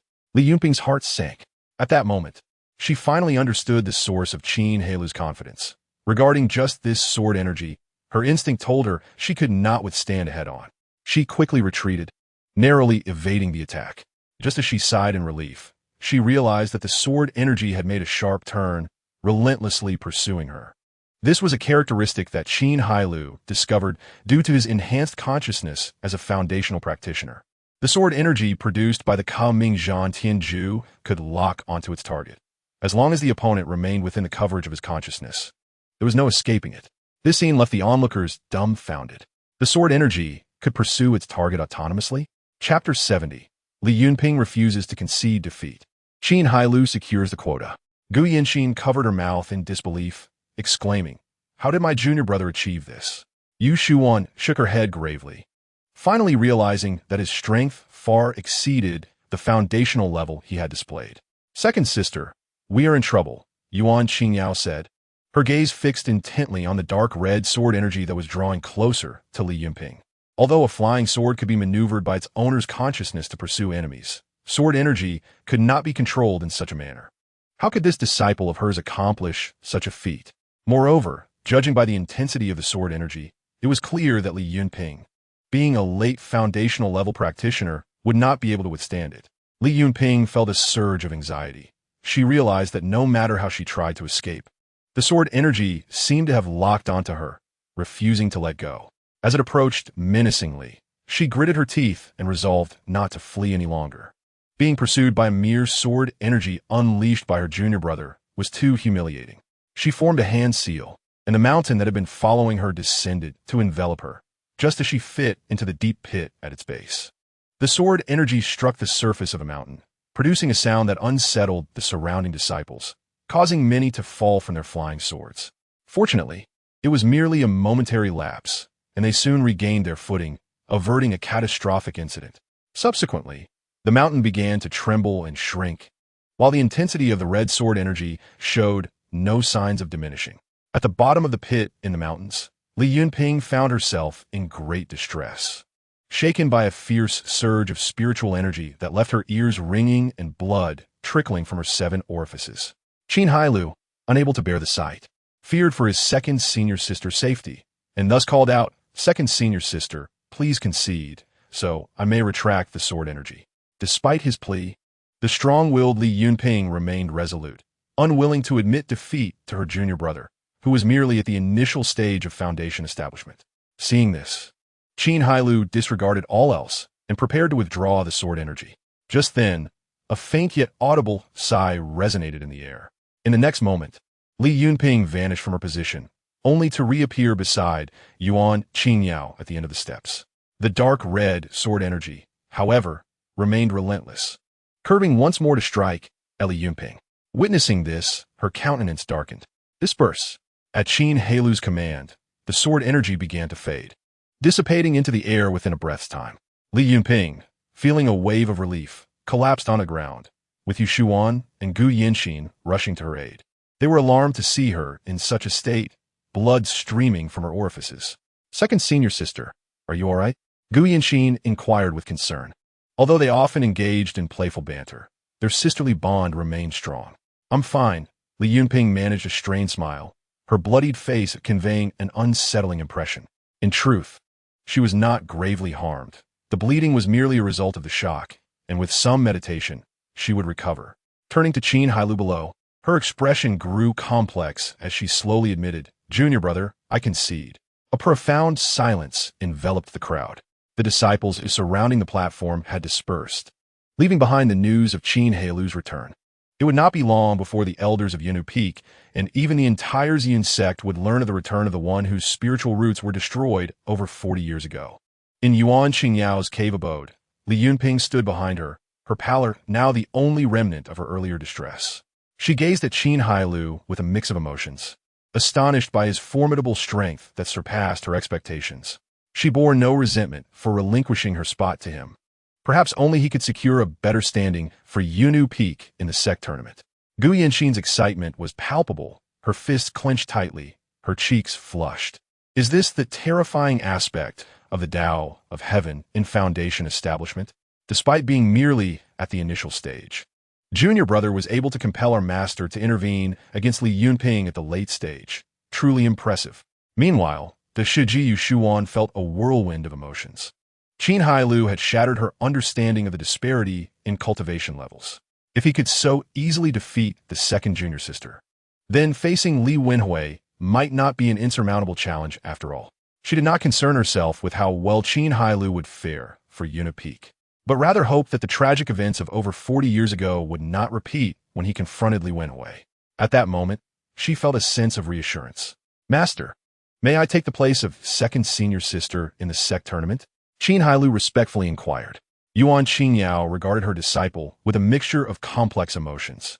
While she felt gratified by his transformation, there was also a hint of regret that she had not been able to assist him in this journey, which would alleviate her feelings of guilt. Concurrently, she was curious.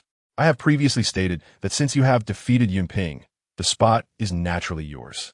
However, could you enlighten me about that dark red sword energy that chased the opponent?" Her inquiry was not driven by greed, but by pure curiosity, as even her own foundation establishment at the late stage could not achieve such a feat, nor had she heard of any higher cultivators accomplishing it. With a smile, Qin Hailou replied candidly, "This is a special secret technique, but it requires the user to pay a price. Unfortunately, it cannot be learned by others. Otherwise, I would have gladly shared it with you and my senior sisters, enhancing Yunnu Peak's strength further." This was indeed the truth. The killed by fate technique was uniquely bound to him and could not be taught to others. Yuan Qingyao understood, realizing that it could indeed be a secret technique. After all, the world was vast, and it was not uncommon for extraordinary talents to create unique methods. Yet, her disciples seemed to possess fortuitous luck. Since it comes with a price, you must use it cautiously moving forward, Yuan Qingyao cautioned. Those who cultivate often risk losing themselves to power. She feared Qin Hailou might stray down a perilous path by recklessly employing such a cost-bound force. Yes, I will heed your words, he affirmed. Yuan Qingyao nodded approvingly. Producing a token. Take this token to the Ziyun Peaks Sect Affairs Hall to register your identity and also to replace the participant representing Yinu Peak in the sect tournament. Understood, Qin Hailou replied respectfully as he accepted it. Shuwan, accompany your junior brother. Yuan Qingyao instructed her eldest disciple. Yes, master, Yu Shuwan replied, and together they departed the cave abode. As Qin Hailou left, Gu Yanxin appeared somewhat hesitant, as if she had something to say but found it difficult to express. Yuan Qingyao noticed her demeanor and prompted, Yanxin, what is it you wish to convey? Startled by the sudden attention, Gu Yanxin gathered her thoughts and said, Master, I wanted to mention that junior brother is of the Tao of Heaven in Foundation Establishment.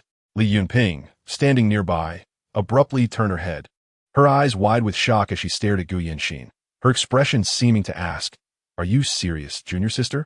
Yuan Qingyao's gaze drifted, contemplating the distant figures of the two departing. After a long pause, she sighed, So that is how it is. Chapter 71. Re-registering at the Sect Affairs Hall.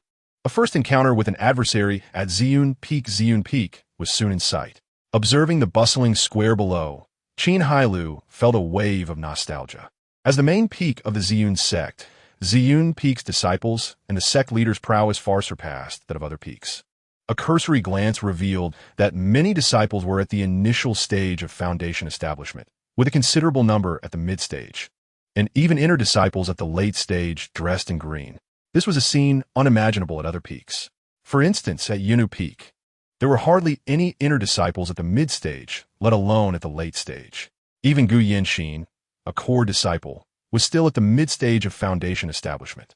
This disparity stemmed from Yinu Peak's consistent last-place standings in the sect tournaments, leaving them with limited spiritual stones and elixirs, while the perennial third-place contender, Lianhua Peak, enjoyed a different situation. It was said that Ming Shui, the eldest disciple of the Moonlight Peak's master, had recently broken through to the pinnacle of foundation establishment and would likely represent her peak in the upcoming sect tournament. There was a chance that Lianhua Peak's ranking could improve further. Given this context, it would be disingenuous to claim that Yuan Qingyao was not disheartened. She and Jiang Longyue, the master of Lianhua Peak, were equally matched in cultivation level, yet the disparity in their disciples' abilities was stark, which made her appear inept. However, the resources allocated by the sect were finite, and unlike Jiang Longyue, she was unwilling to sacrifice many for the benefit of one. Indeed, what Qin Hailou learned from Tian Yingying indicated that Ming Shui's advancement was supported by the concerted efforts of numerous disciples from Lianhua Peak. Since the conclusion of the last sect competition, the enchanting Xianzi Longyue resolved to curtail the distribution of spiritual stones and elixirs among the other disciples of the peak, redirecting the salvaged resources entirely to Ming Shui. This decision enabled her to elevate her cultivation from the late foundation establishment stage to the pinnacle of the foundation establishment realm in less than a decade. Naturally, this choice incited dissatisfaction among many disciples of Lianhua Peak. However, they recognized the futility of opposing her and could only place their hopes on Ming Shui, wishing for her to secure a commendable ranking in the upcoming sect competition, thus garnering more resources for Lianhua Peak. Should Ming Shui fail to deliver a breakthrough this time, it is feared that the discontent among the disciples would only intensify. Therefore, it is likely that Ming Shui is currently under considerable pressure. For the fervent expectations of several hundred inner disciples of Lianhua Peak are not easily dismissed. Junior brother, if I recall correctly, this is your second visit to Ziyun Peak. How do you feel? Yu Shuwan inquired upon noticing his pensive demeanor. Quite well, Qin Hailou responded with a nod and a smile. As long as I do not encounter any disagreeable individuals, my spirits remain high. Yu Shuwan chuckled softly, shaking her head. She was well aware of whom Qin Hailou referred to as the disagreeable person, and she suspected that it was unlikely to be mere coincidence. The two arrived before an ornate pavilion adorned with intricate carvings, where a plaque inscribed with the gilded characters Zongshitang hung prominently. Although each of the 4 peaks of Ziyun sect had its own administrative halls, Qin Hailou, as a core disciple, required the formalities to be conducted at the Zongshitang of Ziyun Peak, as the disciples of Yinu Peak lacked such authority. Upon entering, they approached a service window, where Qin Hailou stated, "Excuse me, I would like to register my identity. Which peak do you belong to, your name, and who is your master?" The young disciple behind the window inquired without looking up, continuing to write on a jade slip with a brush. "Yinu Peak, Qin Hailou, disciple of Peak Master Yuan Qingyao." The young disciple halted abruptly, lifting his head with a smile. "Ah, it is Master Uncle. Please present your token." The token was the medallion bestowed by the Peak Master. Due to the independent nature of each peak, disciples did not need to report to the sect when accepted. They only needed to present their token for registration. Qin Hailou handed over the medallion given to him by Yuan Qingyao. After confirming its authenticity, the disciple retrieved an unmarked disciple's medallion to inscribe.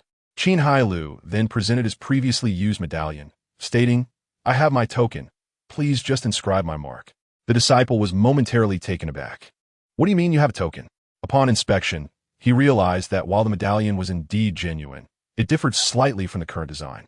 It suddenly dawned on him that this medallion was from decades prior. Could it be that this individual had been expelled from the sect decades ago and was now returning? The disciple pondered this, but refrained from asking further. After inscribing the mark, he returned both the medallion and the token to Qin Hailou. Subsequently, Qin Hailou requested to amend the roster of participants from Yinu Peak for the sect competition, adding his name.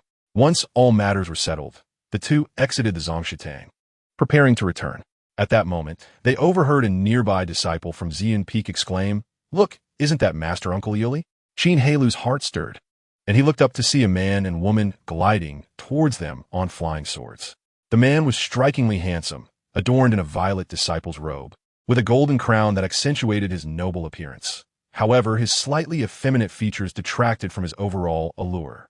The woman was slender and graceful, with exquisitely defined features and perfect proportions, yet her frosty expression deterred any approach. Most unforgettable was her aura, akin to a drawn sword, causing one to wince as if pierced by an invisible blade. In Ziyun sect, such an aura was exclusive to the disciples of Xinjian Peak. One unexpected encounter. Qin Hailou mused, recognizing both individuals. The man was Li Wenhui, the one who had destroyed his spiritual roots, and the woman was the aforementioned Liuli. Once again, the chatter of Ziyun Peak disciples reached their ears. "Ah, to see Sister Liuli today fulfills a long-held wish. This is the first time in 5 years since I joined that I have seen her in person. Is that all you aspire to? Just to gaze? She is the fiancée of Master Uncle Li. I never said anything. Why do you feel the need to remind me?"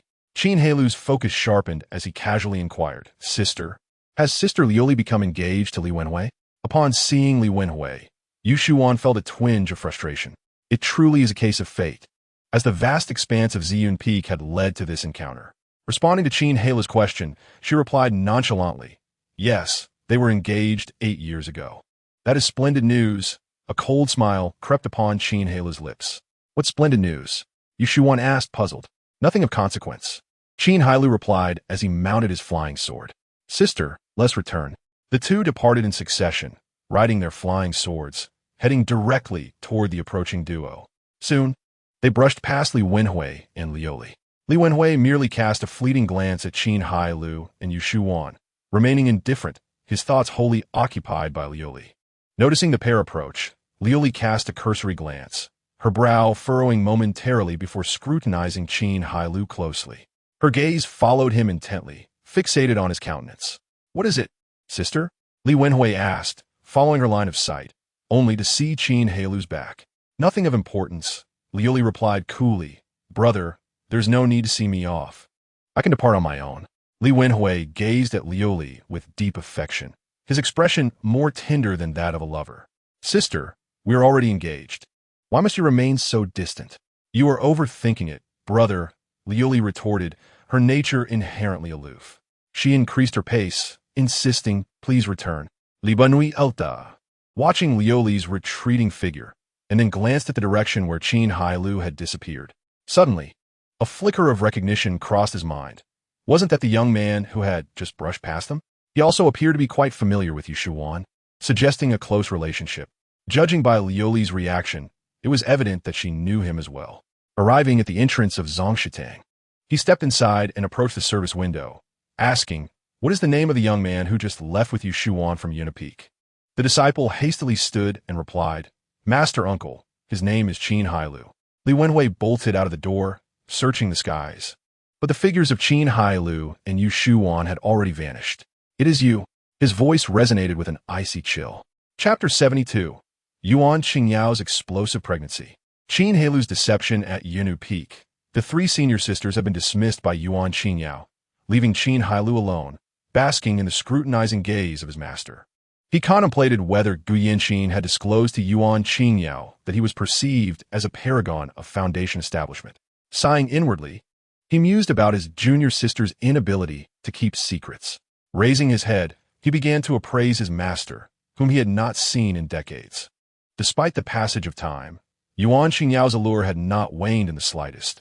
Rather, it had matured, exuding a rich and captivating charm, surpassing even Yun Qianhua in her lush vitality. The faintly discernible silhouette constantly teased the heartstrings of the man, yet no one dared to scrutinize it as he did. Perhaps due to the indulgences of recent years, the thoughts that once lay hidden were now difficult to conceal.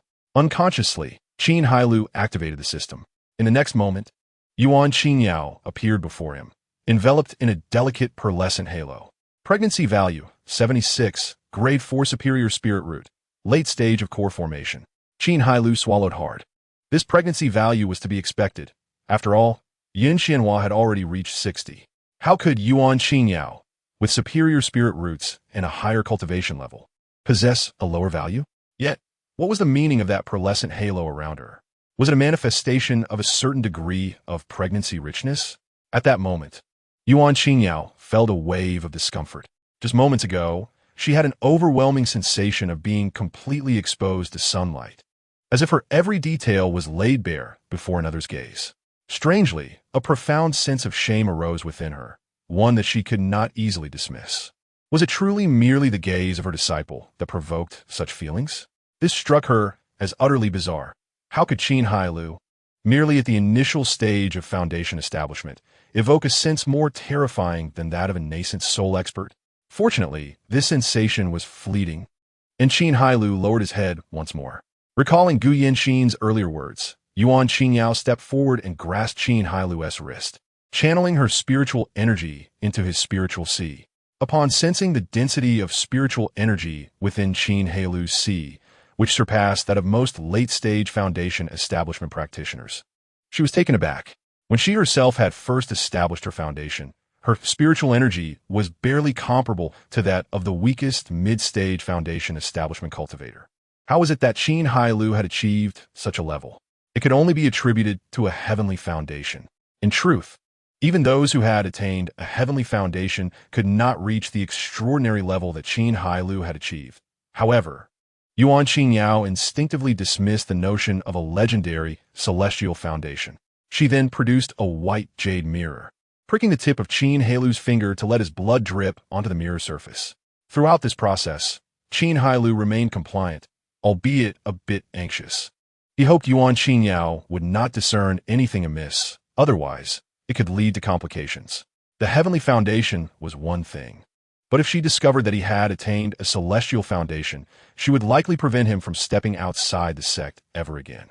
As his blood mingled with the mirror, it soon revealed his current spirit root, grade 6 inferior. Staring at the words that appeared on the mirror, Yuan Qingyao felt momentarily disoriented. Had not several disciples mentioned that Qin Hailou's spirit root had recovered? How could it only be grade 6 inferior?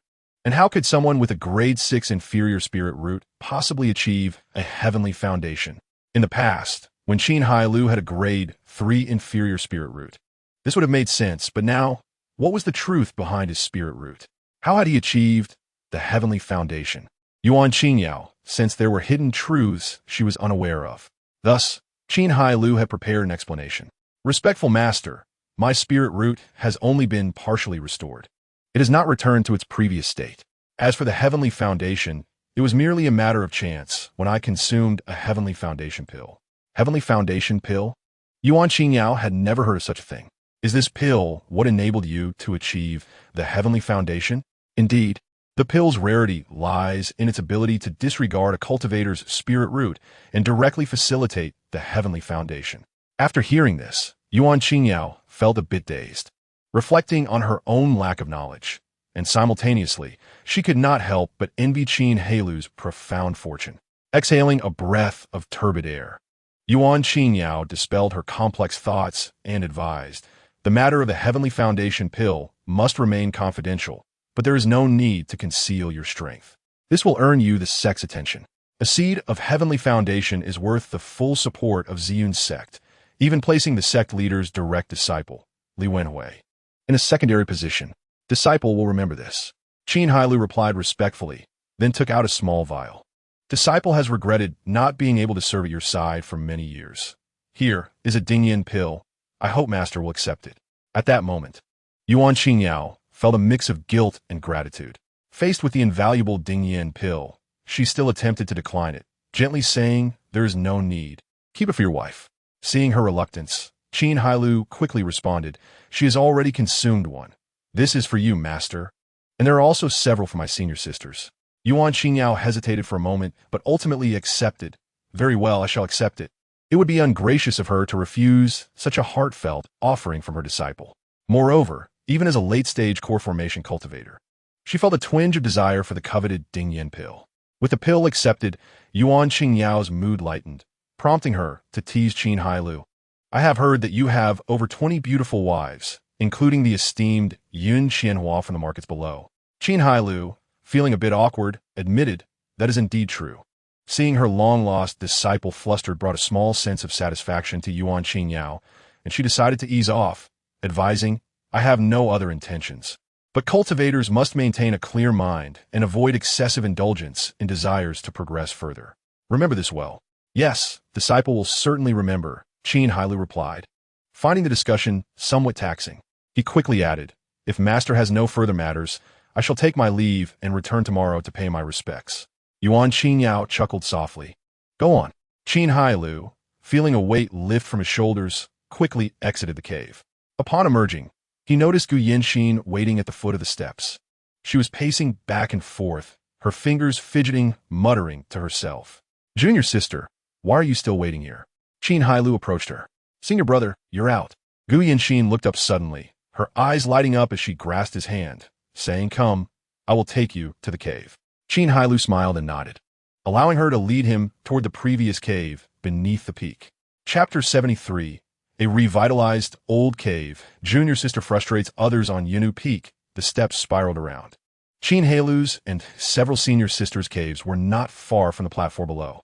Regardless of whether on Yinu Peak or another, caves were only granted to disciples at the foundation establishment stage, while those at the Qi refining stage could only reside in the pavilions halfway up the mountain, typically sharing a courtyard with 3 others. In truth, the living conditions of those at the Qi refining stage were often better than those of disciples with caves, even surpassing some core disciples. However, this was merely superficial, lacking in substance. After all, for cultivators, the richness of the surrounding spiritual energy was of utmost importance.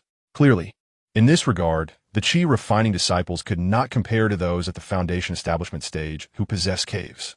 Moreover, there were distinctions among the caves themselves. Qin Hailou's cave, belonging to a core disciple, was considered 3rd tier. The 1st tier naturally belonged to Yuan Qingyao, the peak master. The 2nd tier to elders at the core formation stage, and only then came the core disciples like them. As for the inner disciples at the foundation establishment stage, they were regarded as the lowest tier. Nonetheless, possessing a cave was a symbol of status and identity. As the two passed through the cluster of elder caves on Yinu Peak and continued downward, they arrived at the area designated for core disciples. This region was similarly protected by formations, and entry without permission was prohibited.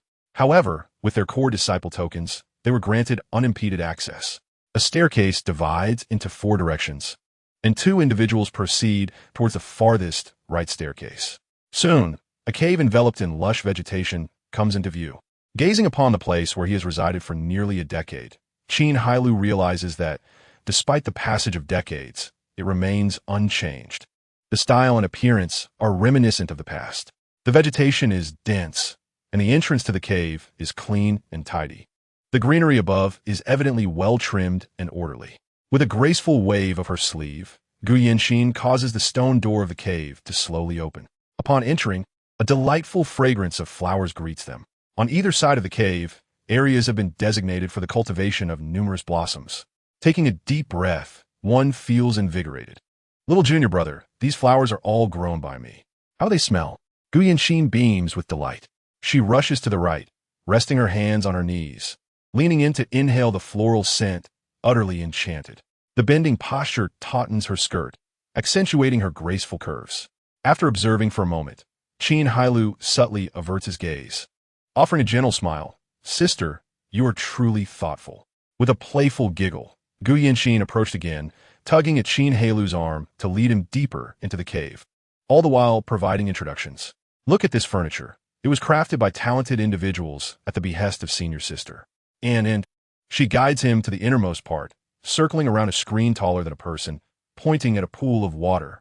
Second senior sister has replaced the water in this pool with a spiritual spring collected from the secret realm, all to prepare a bath for you, junior brother. Oomph. I only received a tiny portion. She brought most of it for you. Warmth envelopes Qin Hailou's heart, leaving him momentarily speechless. Since their reunion, he has felt the profound care of his 3 senior sisters for him, and now, in preparation for his return to the sect, they have devoted time and effort to create this cave for him, which stirs deep emotions within him. Simultaneously, he feels a twinge of guilt for having previously only considered asking his senior sisters for assistance in having children. With such kindness bestowed upon him, what was he thinking? Would this jeopardize their relationship? My 3 senior sisters are indeed thoughtful, Qin Hailou says, his voice slightly choked with emotion. Not all. You are our only junior brother. It is only natural for us to treat you well. There is no need for you to be overly moved, Gu Yanxin replies with a cheerful pat on his shoulder. Overcome with emotion, Qin Hailou unexpectedly opens his arms wide and embraces Gu Yanxin tightly, resting his head on her shoulder, his voice tinged with tears. I am truly sorry. Senior sister, I feel so ashamed. Gu Yanxin is taken aback by his sudden display of affection, her face flushing deeply, reminiscent of the glow of evening clouds. Although they have always shared a good rapport, such intimate contact is unprecedented between a senior and junior. The masculine scent emanating from him leaves her momentarily dazed. Her hands freeze in midair, unsure of how to respond. After a lengthy pause, she regains her composure and pushes Qin Hailou away. Flustered, junior brother, I am your senior sister. You must not be so forward. Despite being in the mid-stages of foundation building and a woman in her 60s, she has never before engaged in such close contact with a man, making her reaction somewhat exaggerated. Although Gu Yanxin is slightly younger than Qin Hailou, her earlier entry into the sect has placed her in a senior position. My apologies, senior sister. I lost my composure, Qin Hailou admits. Gu Yanxin takes several deep breaths to steady herself and stammers. Next time, do not behave like this. Of course, senior sister, Qin Hailou responds, wiping away non-existent tears before producing 2 vials and placing them in Gu Yanxin's hands. As a token of gratitude, I have some pills with me. Here is a Dingyan Dan and a Shengling Dan, just for you. Gu Yanxin, initially taken aback, finally reacts when she hears about the Dingyan Dan, asking in astonishment, is this the one that preserves beauty and prevents aging? Qin Hailou nods with a smile. And what about this Shengling Dan? This pill can enhance your spiritual root. As for how much it can improve, I cannot say for certain, but I believe it could at least elevate it by 1 rank. Gu Yanxin gazes intently at Qin Hailou, swallowing hard at his confident assertion. If she were to elevate by 1 rank, she would possess a low-grade 4th-tier spiritual root. She exclaims in surprise, leaping up to embrace Qin Hailou around the neck, hanging on to him excitedly, her legs kicking in delight. Qin Hailou nearly stumbles under her exuberance, but quickly catches her slim waist. After a brief moment of excitement, Gu Yanxin finally releases him. As she prepares to express her gratitude, she catches sight of something amiss with Qin Hailou, causing her cheeks to flush once more. Junior brother, you, she stammers, pointing at him, her words failing her. In an instant, she turns and rushes out of the cave. With a sigh, Qin Hailou reflects on the absurdity of the situation. I may embrace you, but you cannot embrace me. What a peculiar world we inhabit. He shifts his hips and sits down to collect himself. Once he feels composed, he makes his way out towards the cave of his second senior sister. The affection of his senior sisters cannot be disregarded. Chapter 74. Qin Hailou's Reflections on the Past. Li Yunping's disadvantage upon arriving at the entrance of Li Yunping's cave. Qin Hailou finds the stone door firmly shut, obstructed by a formation. He retrieves a communication talisman to check if Li Yunping is present. Shortly, the stone door creaks open, and he steps inside. Li Yunping's cave is arranged quite distinctively. Unlike Gu Yanxin, who possesses a contrasting demeanor, Li Yunping's space lacks floral abundance, while Gu Yanxin, appearing cold on the surface, harbors a passionate heart for flora. Li Yunping's cave is devoid of such decor. Instead, the walls are lined with weapon racks displaying various armaments. Besides these, furniture is sparse, and mirrors are non-existent. This cave resembles more of a training ground than a dwelling for a female cultivator, which aligns with Li Yunping's fiery personality. She has always favored martial prowess over feminine adornments. "What brings you here, junior brother?" Li Yunping asks, seated on a cushion, smiling warmly. "Oh, I merely came to visit you, senior sister," Qin Hailou replies casually. Li Yunping smiles slightly. "It's just a minor injury. There's no need for you to worry." At that moment, Li Yunping appears somewhat pale, revealing that her minor injury is indeed significant, which stirs a sense of guilt within Qin Hailou. He sits cross-legged on the cushion before her, producing a vial of pills, stating, "This is my fault. Within this vial are Yuan Dan. As long as it is not a life-threatening injury, it should suffice for recovery." Curiously, Li Yunping accepts the vial, having never encountered such a pill before. She takes one and begins to meditate. In less than the time it takes to burn an incense stick, she opens her eyes, expressing surprise. "Indeed, as you said, this is truly remarkable." After consuming the Yuan Dan, the pallor on Li Yunping's face vanishes, and her complexion appears rosy. Coupled with her fair skin, she radiates a vibrant allure. However, her current attire, which disguises her gender, gives Qin Hailou a different impression altogether. "Second senior sister, even in male garb, you are still so captivating. How can one possibly focus?" "Sister, as long as you are well," Qin Hailou smiled and began to probe with the system. Pregnancy value, 68. Low-grade spiritual root of the 4th rank, late-stage foundation establishment. Second sister is impressive. This pregnancy value is not low, though she does not radiate a pearly white halo like Yuan Xingyao. Qin Hailou took out the Dingyan Dan and Shengling Dan, saying, "Previously, I may have offended you, sister. Not only did I hurt you, but I nearly damaged your magical treasure. I feel remorseful, so I offer these 2 elixirs as a token of my apology." Upon hearing Qin Hailou's words, Li Yunping's expression soured slightly. She unconsciously frowned and said, "It was merely a friendly competition among siblings. There is no need for such apologies. I do not wish to accept the elixirs. Please take them back."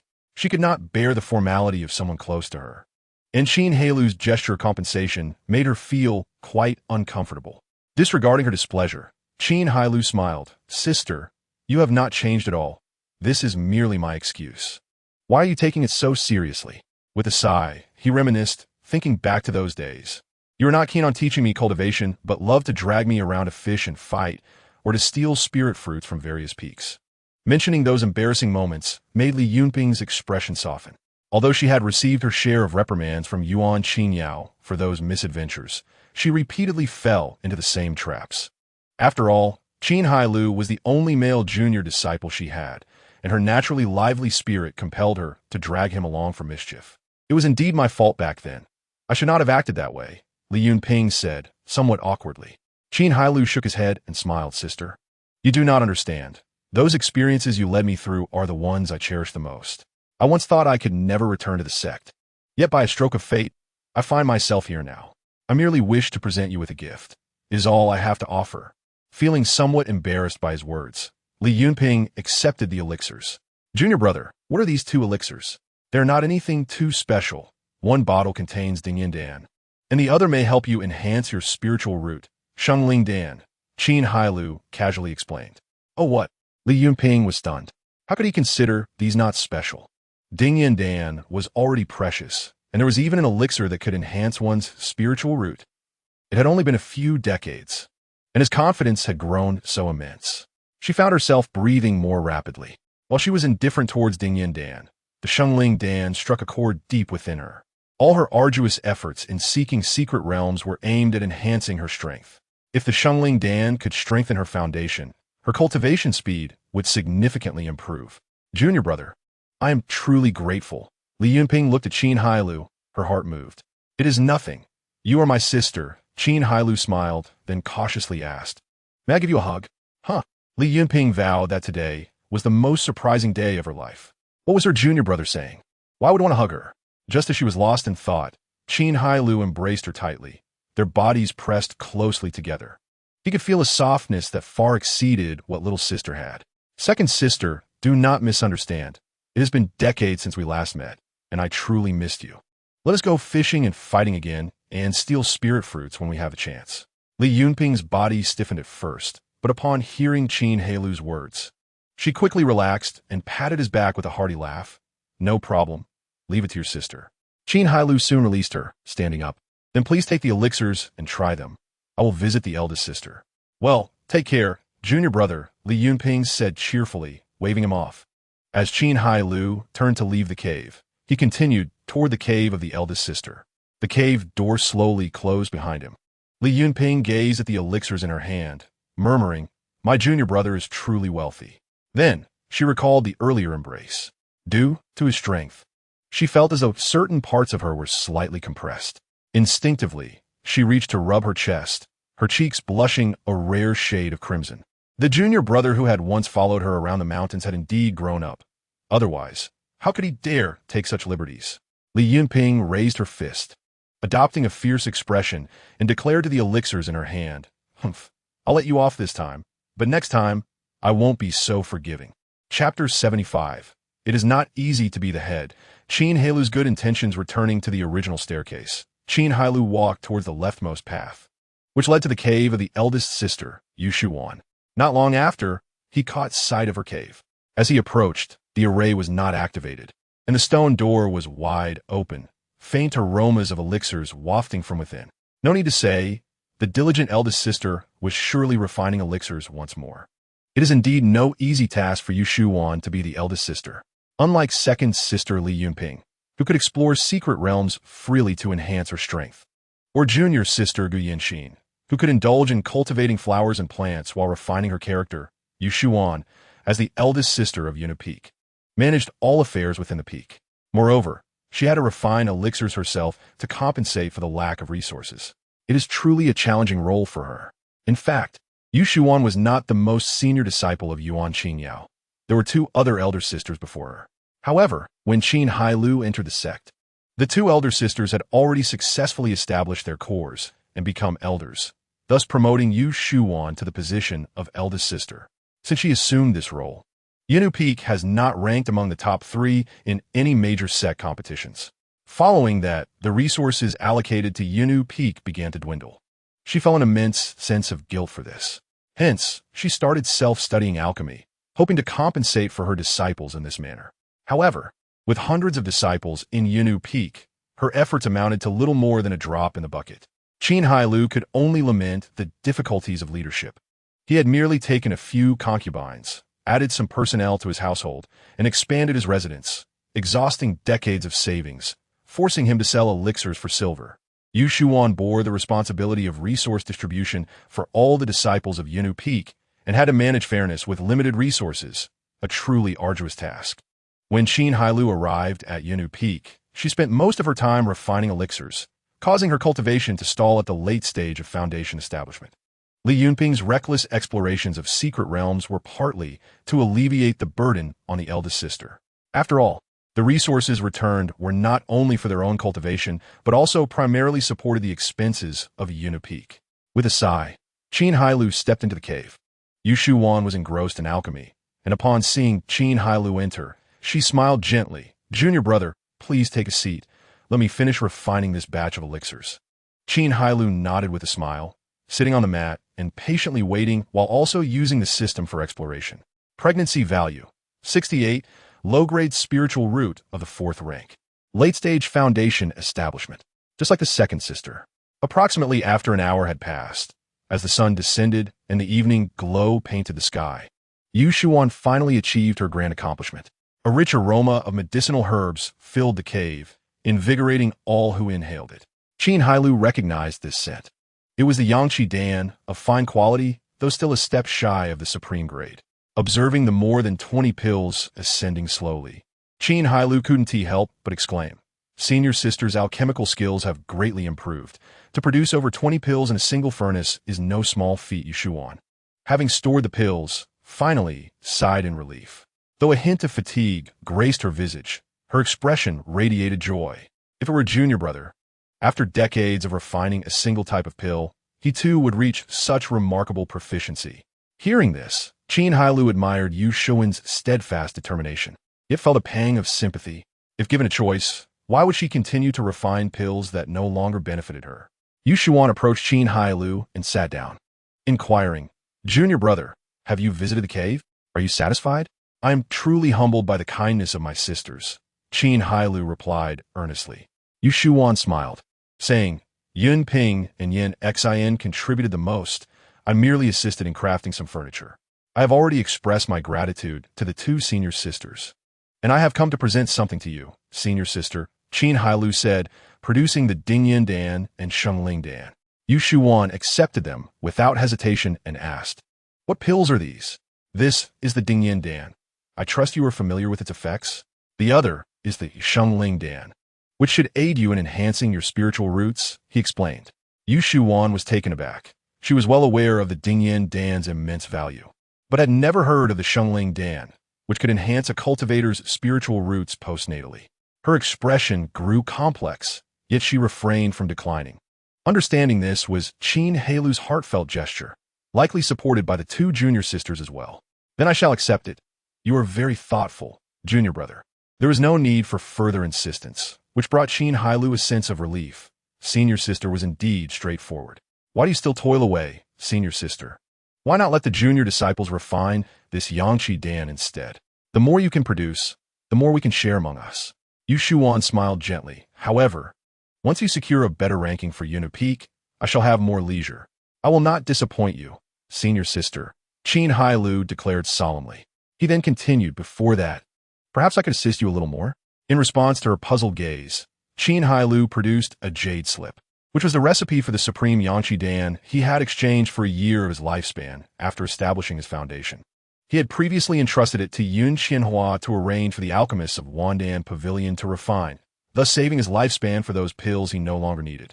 He wished to contribute to Yunu Peak, but with hundreds of disciples, he could not provide for them all. This copied recipe was perfectly suited for Yushuan. Yushuan accepted it. Her curiosity piqued as she probed it with her spiritual sense, and was soon overwhelmed with delight. This is indeed the recipe for the supreme Yangqi Dan, and the materials are so inexpensive and accessible. This is like a timely gift for Yunu Peak, she exclaimed, visibly moved. "Junior brother, this recipe will greatly benefit Yunu Peak," Yushuan expressed earnestly. Qin Hailou waved his hand casually. "I'm also a member of Yunu Peak. Please do not stand on ceremony." Yushuan shook her head. "While that may be true, this is still your personal treasure. I cannot accept it without offering something in return.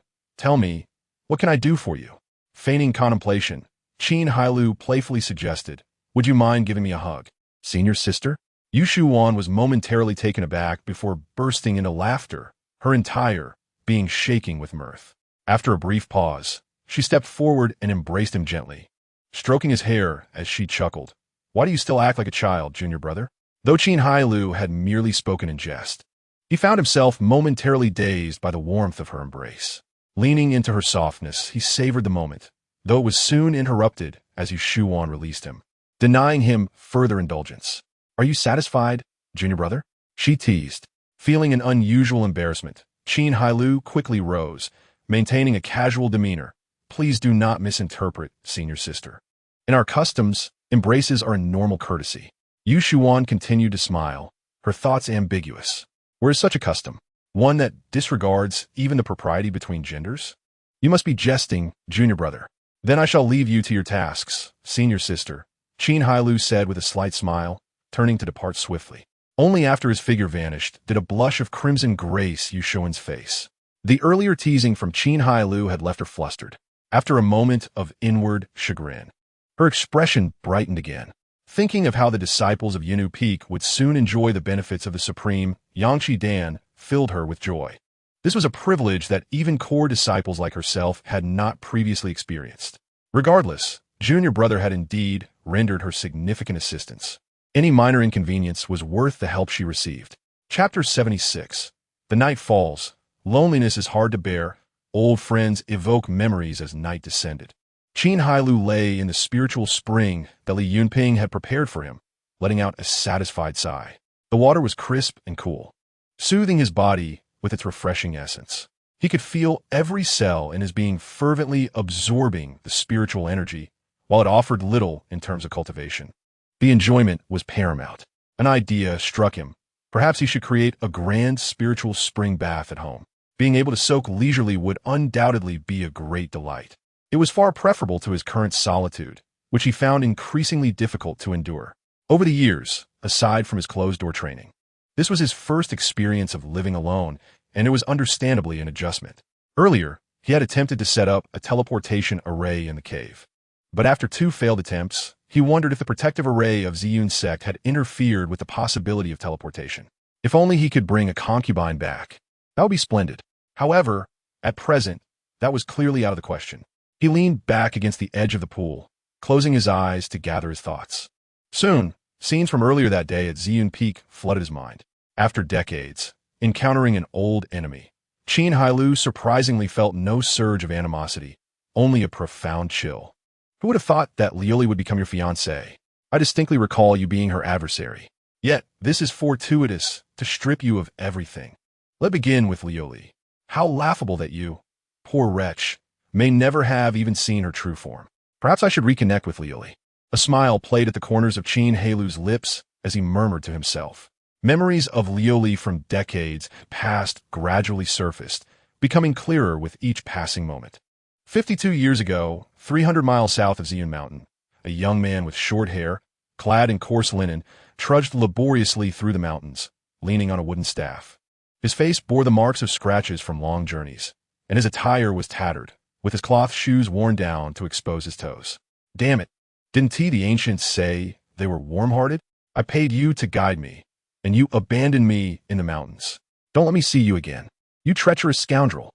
The young man, Qin Hailou, sat down grumbling, unfastened the bundle from his back, and took out a brand new linen outfit along with a pair of fresh shoes, changing into them with swift efficiency.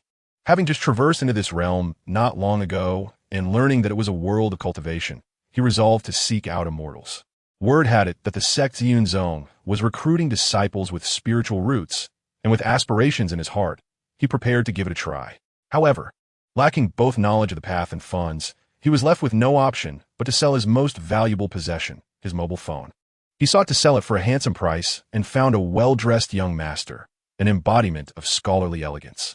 To this day, he could not forget how, when he led the young master into a secluded alley and displayed the study materials on his phone, the young master's face reflected sheer bewilderment, as if he had never encountered such wonders.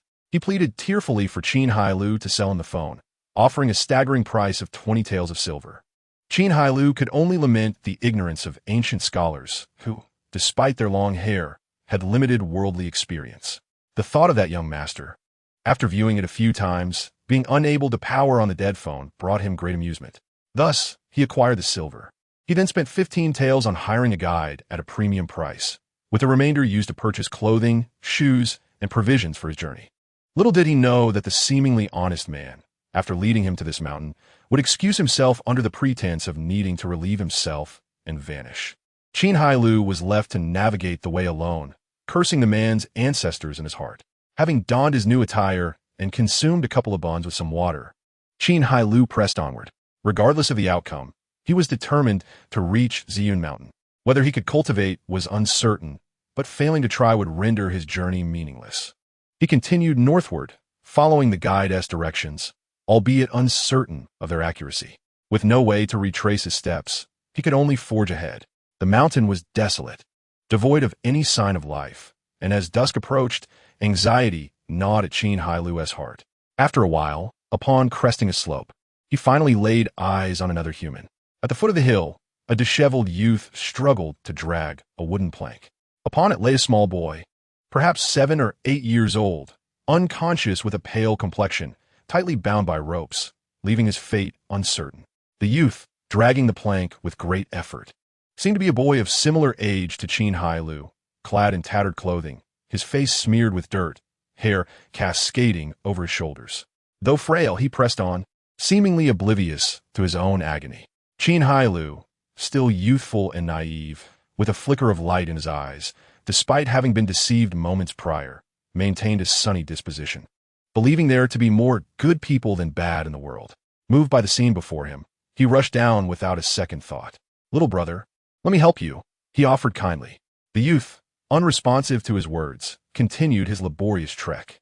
The prolonged effort had taken a toll. The coarse ropes had chafed his shoulders, leaving bloody welts, and the ropes soaked in crimson revealed his hands were similarly injured. Yet he persevered, as if numb to the pain. Noticing his silence, Qin Hailou spoke again. "Little brother, I mean no harm. I merely see you struggling." The youth remained mute, resembling a machine intent on moving forward, slow and unyielding. Sighing, Qin Hailou followed him, as their paths aligned. Moments later, the youth stumbled, collapsing onto the ground, causing the plank to crash down. Yet, the bound child remained unresponsive. Qin Hailou rushed forward, reaching out to assist the youth. Just as he touched the boy's arm, the youth whipped around, pushing Qin Hailou away fiercely, glaring at him with bloodshot eyes, and shouted hoarsely, "I don't want your help. Go away." The voice was gravelly and low, filled with suffering, yet through that distinct tone, Qin Hailou discerned that she was, in fact, a girl. At that moment, she resembled a wounded tigress, startled from her solitude, instinctively ready to lash out. Her bloodshot eyes betrayed a lack of rest, revealing a weary spirit. Qin Hailou stood speechless, her gaze burning with hatred, a look so profound it was rarely witnessed, even in the most dramatic of films. Such a depth of animosity must signify a profound grievance. Fortunately, this tension was fleeting, as she soon rolled her eyes and fainted, whether due to exhaustion or emotional turmoil in this desolate wilderness. Qin Hailou could not abandon a girl and a child to perish. He lifted her effortlessly, placing her beneath a large tree, then returned to drag the small boy closer. After offering the girl some water, he listened to the boy's chest and found a faint heartbeat. He attempted to give the boy some water, relieved when he managed to swallow.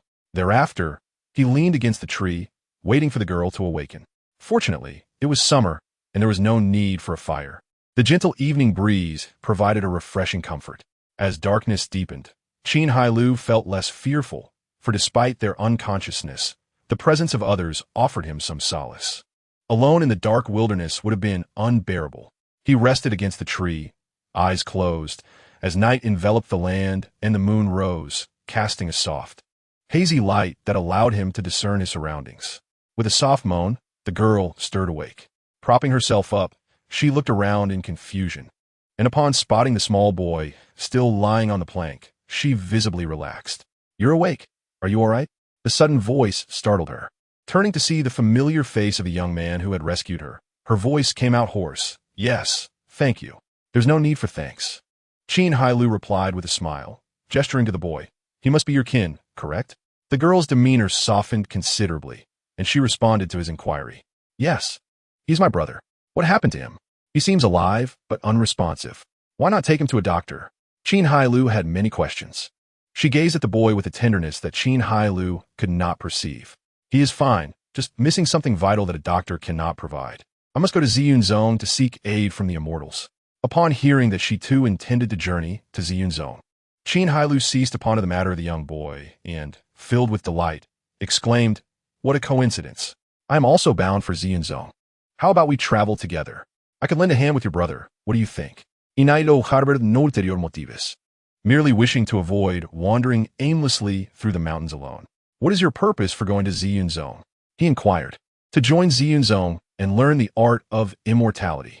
The young woman replied, gazing thoughtfully at Qin Hailou before slowly nodding. "Very well. You may accompany me." "That is settled then." Qin Hailou rejoiced. "By the way, my name is Qin Hailou. And you?" The young woman paused for a moment before responding. "You may call me Luli." Luli indeed. The night passed in silence. At dawn the following day, Qin Hailou awoke early, only to discover that Luli had risen even earlier. She had somehow gathered wild fruits and was squeezing their juice with her hands, collecting it in a small jar, which she then fed to her brother, while she herself had not eaten a morsel. Qin Hailou retrieved a bundle from beside him, extracting 2 steamed buns, and offered one to Lu Li, saying, "Please eat something. I brought plenty, and if we don't finish them, they might spoil." Though they had only just met, Qin Hailou could discern that Lu Li was a woman reluctant to impose on others. Thus he sought to provide her with a reason to accept the food. Lu Li accepted it with a soft thank you. After they finished their meal, they resumed their journey. After walking for a while, Qin Hailou finally realized that he had not erred in his direction. The guide had not led him astray after all. They took turns carrying her brother, and after a day's travel, they had traversed an indeterminate distance through the mountains, with no end in sight. As twilight approached, following Qin Hailou's suggestion, they paused in a shaded area. Qin Hailou surveyed the surroundings and returned with some fruits. The steamed buns had been consumed, and the hard rations were too tough. He yearned for something sweet. Lu Li was not one for idle chatter, often lost in thought as she gazed at her brother, her mind seemingly elsewhere. Qin Hailou had attempted to engage her in conversation several times to discern her origins, her family, and the reasons for her solitary journey with her brother to Ziyun Zone. But she remained tight-lipped, acknowledging his inquiries without response. It was evident that she harbored a strong sense of caution. Thus, Qin Hailou refrained from forcing conversation, accepting that she was merely an unfamiliar companion on his journey. The night was tranquil, akin to still waters. Being in the mountains, Qin Hailou was wary of sleeping too deeply. In a state of half-consciousness, he thought he heard a sound. Upon opening his eyes, he found himself alone. Lu Li and her brother had vanished.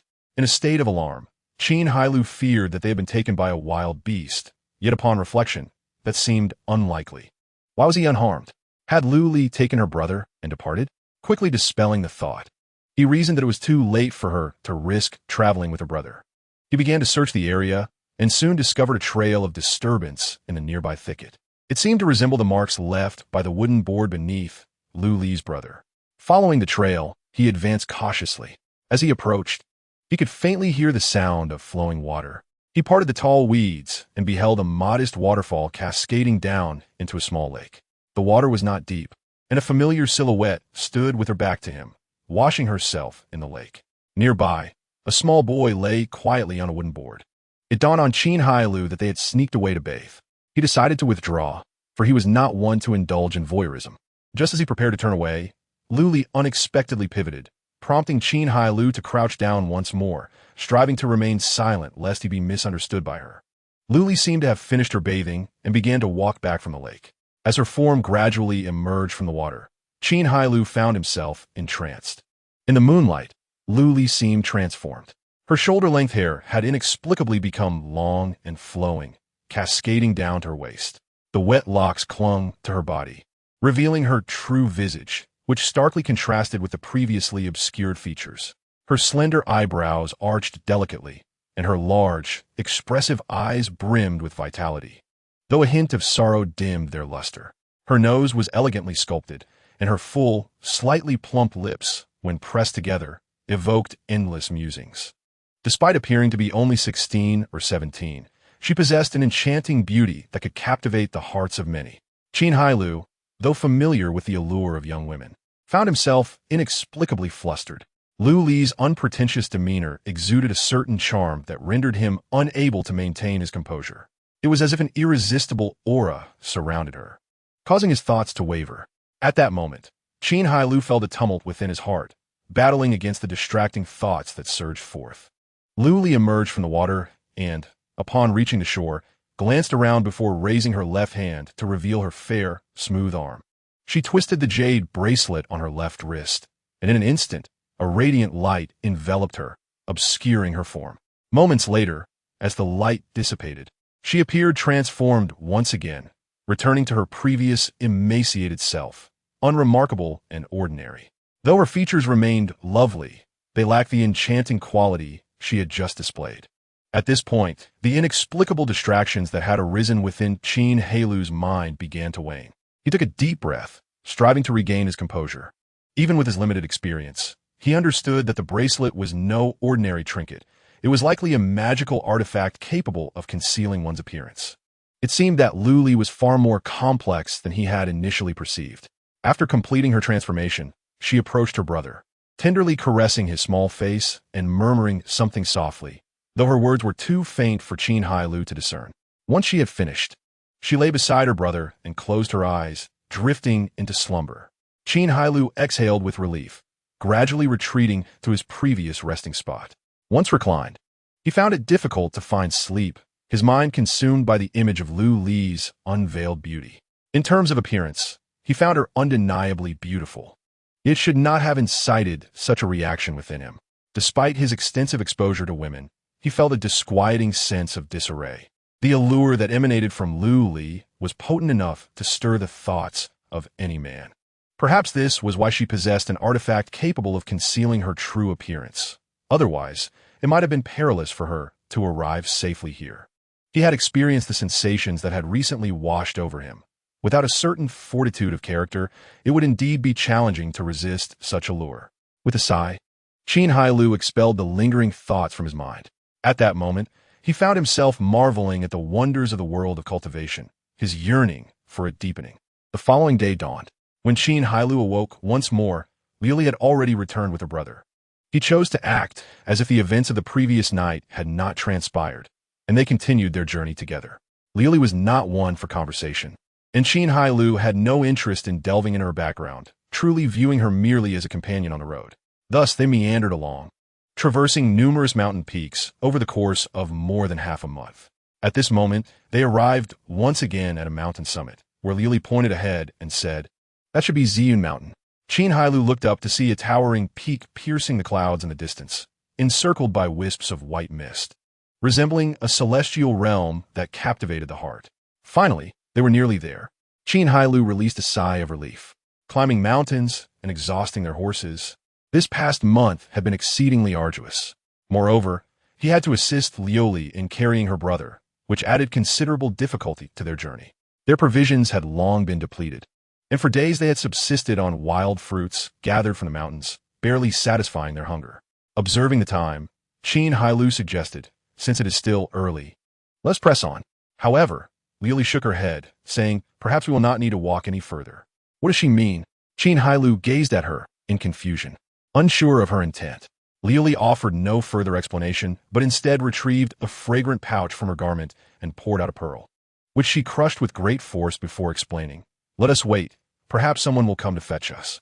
Thus, Qin Hailou waited alongside her, and after approximately half an hour, he witnessed a gigantic sword soaring through the sky, upon which stood a middle-aged man clad in a standard yellow robe. After landing atop the mountain, he surveyed the two and, with a stern countenance, inquired, "Who summoned me?" Liu Li, seemingly drawing from some hidden reserve, presented a token and said, "An elder informed me that this token grants access to Shunjian Peak of Ziyun sect." The man accepted the token, examined it, and then broke into a smile, addressing Liu Li warmly, "So you are the new disciple of our master. I am your senior brother, Baofeng. Come with me to the sect." Liu Li indicated Qin Hailou, saying, "He is my companion, and is also here to participate in the entrance examination of Ziyun sect." Baofeng cast a glance at Qin Hailou and replied with a grin, "Then let us go together." Filled with excitement, Qin Hailou assisted Liu Li in lifting her brother onto the colossal sword before stepping aboard himself. As they soared above the mountains, Qin Hailou felt a surge of exhilaration. He imagined a day when he too could glide through the heavens on a sword, a notion that filled him with joy. Shortly thereafter, Baofeng guided the sword to a halt at the entrance of Ziyun sect, and Qin Hailou leapt down, respectfully expressing, "Thank you, senior brother, for the ride." Baofeng nodded casually, prepared to depart once more, but Liu Li slowly disembarked from the flying sword. She stepped forward, offering a graceful bow to Qin Hailou, saying, "I'm deeply grateful for your care along the way, Qin Dage. Otherwise, my brother and I might not have reached Ziyun sect. Please." It was merely a matter of convenience. Qin Hailou waved his hand with a smile. Liu Li gazed at him intently, and, for the first time in half a month, a smile graced her face. "I hope you can realize your wish to join Ziyun sect, and may we meet again in the future." "Until we meet again," Qin Hailou replied with a smile and a respectful gesture. Watching as the two departed on the flying sword, he raised his gaze to the plaque above the mountain gate. His heart stirred with emotion. He merged into the crowd of others also seeking to participate in the Ziyun sect disciple examination, stepping through the mountain gate. Later, Qin Hailou was found to possess a third-grade inferior spiritual root and was accepted as a direct disciple by the master of Yunwu Peak, commencing his fervent cultivation. Occasionally, he accompanied his senior sister, Li Yunping, on various excursions, yet he never encountered Liuli again until the sect's grand competition. Before the competition officially commenced, as he arrived at the viewing platform, Qin Hailou once again laid eyes on Liuli. At that moment, she had shed her frail appearance. Her form was now robust and radiant, her features no longer youthful. Had it not been for the slight resemblance, Qin Hailou might have struggled to recognize her. He pondered how she might present herself now, and whether, with his current mindset and cultivation, he would feel the same awkwardness as before. He squeezed into the viewing platform of Shanjian Peak and greeted her, "Liuli Shimi, it is I." At this utterance, many disciples from Shanjian Peak turned their attention toward Qin Hailou, whispering among themselves. They were astonished that someone would dare approach this typically aloof junior uncle. Upon hearing his voice, Liuli turned and, upon seeing Qin Hailou, her usually impassive face revealed a rare smile, clearly recognizing him as she slowly walked toward him. This scene astonished her fellow disciples, as well as the inner disciples below, who did not know that although Liuli of Shanjian Peak was beautiful, she was renowned for her emotionless demeanor. Yet now, she smiled at a male disciple from Yunwu Peak, the master of Shanjian Peak, Kong Yuni, who sat at the rear of the viewing platform, scrutinized Qin Hailou with narrowed eyes. Though his hair had begun to gray and his face bore some wrinkles, he still retained a refined appearance, exuding the charm of an educated man. However, he seemed to merely glance briefly before returning his focus to the disciples competing below. "Qin Dage, it seems you ought to call me Shiji," Liuli approached, playfully joking for the first time, considering their respective entry times. Qin Hailou had indeed joined later than Liuli, as she had directly entered Shanjian Peak while he had participated in the entrance examination.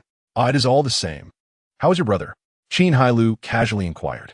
Having learned his lesson from Guyan Qin, he was determined not to concede to someone younger than himself. "He is well," Liuli replied with a slight nod, her demeanor remaining calm. Subsequently, Qin Hailou stood at Shanjian Peak's viewing platform, conversing with Liuli, mostly speaking while she listened quietly, a subtle smile adorning her face as she occasionally responded. However, when a group from Ziyun Peak entered the opposite viewing platform, Liuli's expression suddenly turned icy. Her neck stiffened as she glared at someone, her eyes filled with deep-seated animosity. In that moment, she was enveloped by a frigid aura, causing Qin Hailou's skin to prickle with discomfort. Unaware of the cause, Qin Hailou frowned and followed her gaze, discovering that she was fixated on the well-known senior brother, Li Wenhui, from Ziyun sect. At that moment, Li Wenhui strolled onto the viewing platform, hands clasped behind his back, engaging in light conversation with those beside him, his face adorned with a gentle smile, exuding an air of elegance. As if sensing something, he turned his head, locking eyes with them. Upon seeing Qin Hailou, he merely cast a dismissive glance before shifting his gaze back to Liuli, his expression brightening with a smile as he greeted her amiably. When Qin Hailou glanced back at Liuli, he saw her expression had returned to neutrality, her gaze averted as if nothing had transpired. "Do you have a connection with that Li Wenhui?" Qin Hailou inquired telepathically. "No, I do not know him," came the icy response in his mind. Nodding, Qin Hailou refrained from pressing further and returned to his fellow senior sisters. Shortly thereafter, he was unexpectedly called upon by Li Wenhui to compete against him. Under the guise of seeking guidance, Li Wenhui destroyed Qin Hailou's spiritual root. During this ordeal, their master, Yuan Qinyao, attempted to intervene to protect Qin Hailou, but was halted by the master of Shanjian Peak, who asserted, once one steps onto the platform, life and death are predetermined. No one may interfere. The two individuals on the arena bore no relation to him or Shanjian Feng, and he could not fathom why one would emerge to obstruct, especially since the sect master had yet to make a move. Subsequently, Qin Hailou languished for half a year before finally deciding to depart from Ziyun sect. Bound by the instructions of his master, Yuan Qinyao, his senior sisters were unable to see him off.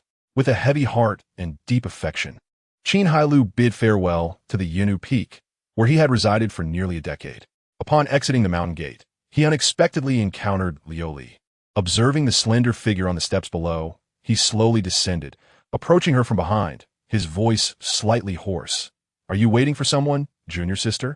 Liuli turned her head, her face lighting up with a smile. "I am waiting for Brother Qin." A complex mix of emotions washed over Qin Hailou, and a bitter smile graced his lips.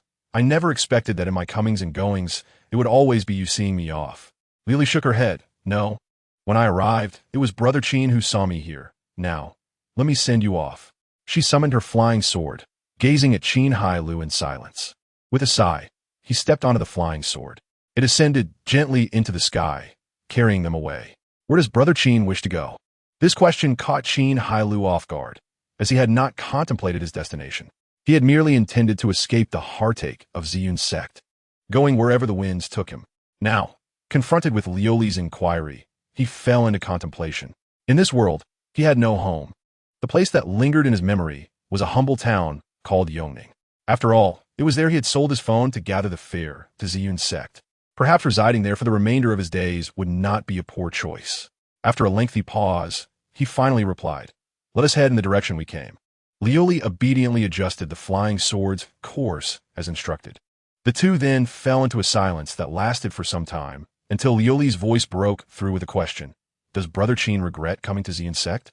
"No, I do not regret it." Seeking immortality had been Qin Hailou's dream since he crossed over to this realm. Though reality mirrored a dream, now that the dream had faded, he held no remorse. At the very least, he had witnessed the landscapes of cultivation and savored the exhilaration of riding a flying sword. What was there to regret? Liuli sighed softly, expressing a hint of guilt. "I hope Brother Qin does not blame my master. He has always placed great importance on rules." Qin Hailou paused, realizing she referred to her master, Kong Yunya, who had obstructed Yuan Qingyao from saving him. "Do not worry, junior sister. I harbor no grievances. If I must blame someone, it would perhaps be my own lack of skill." Liuli's heart ached as she recalled the spirited Qin Hailou from years past, now transformed into this shadow of his former self, which inevitably reminded her of her own experiences. They traveled in silence, and after several hours, guided by Qin Hailou, a mortal town came into view.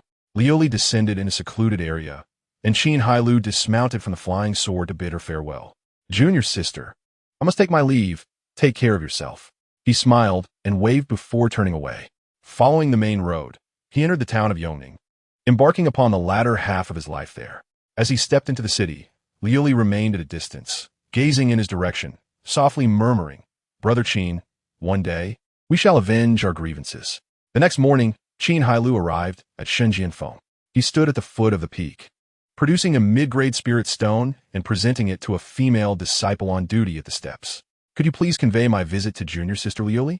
Inform her that Qin Hailou from Yinu Peak is here to see her."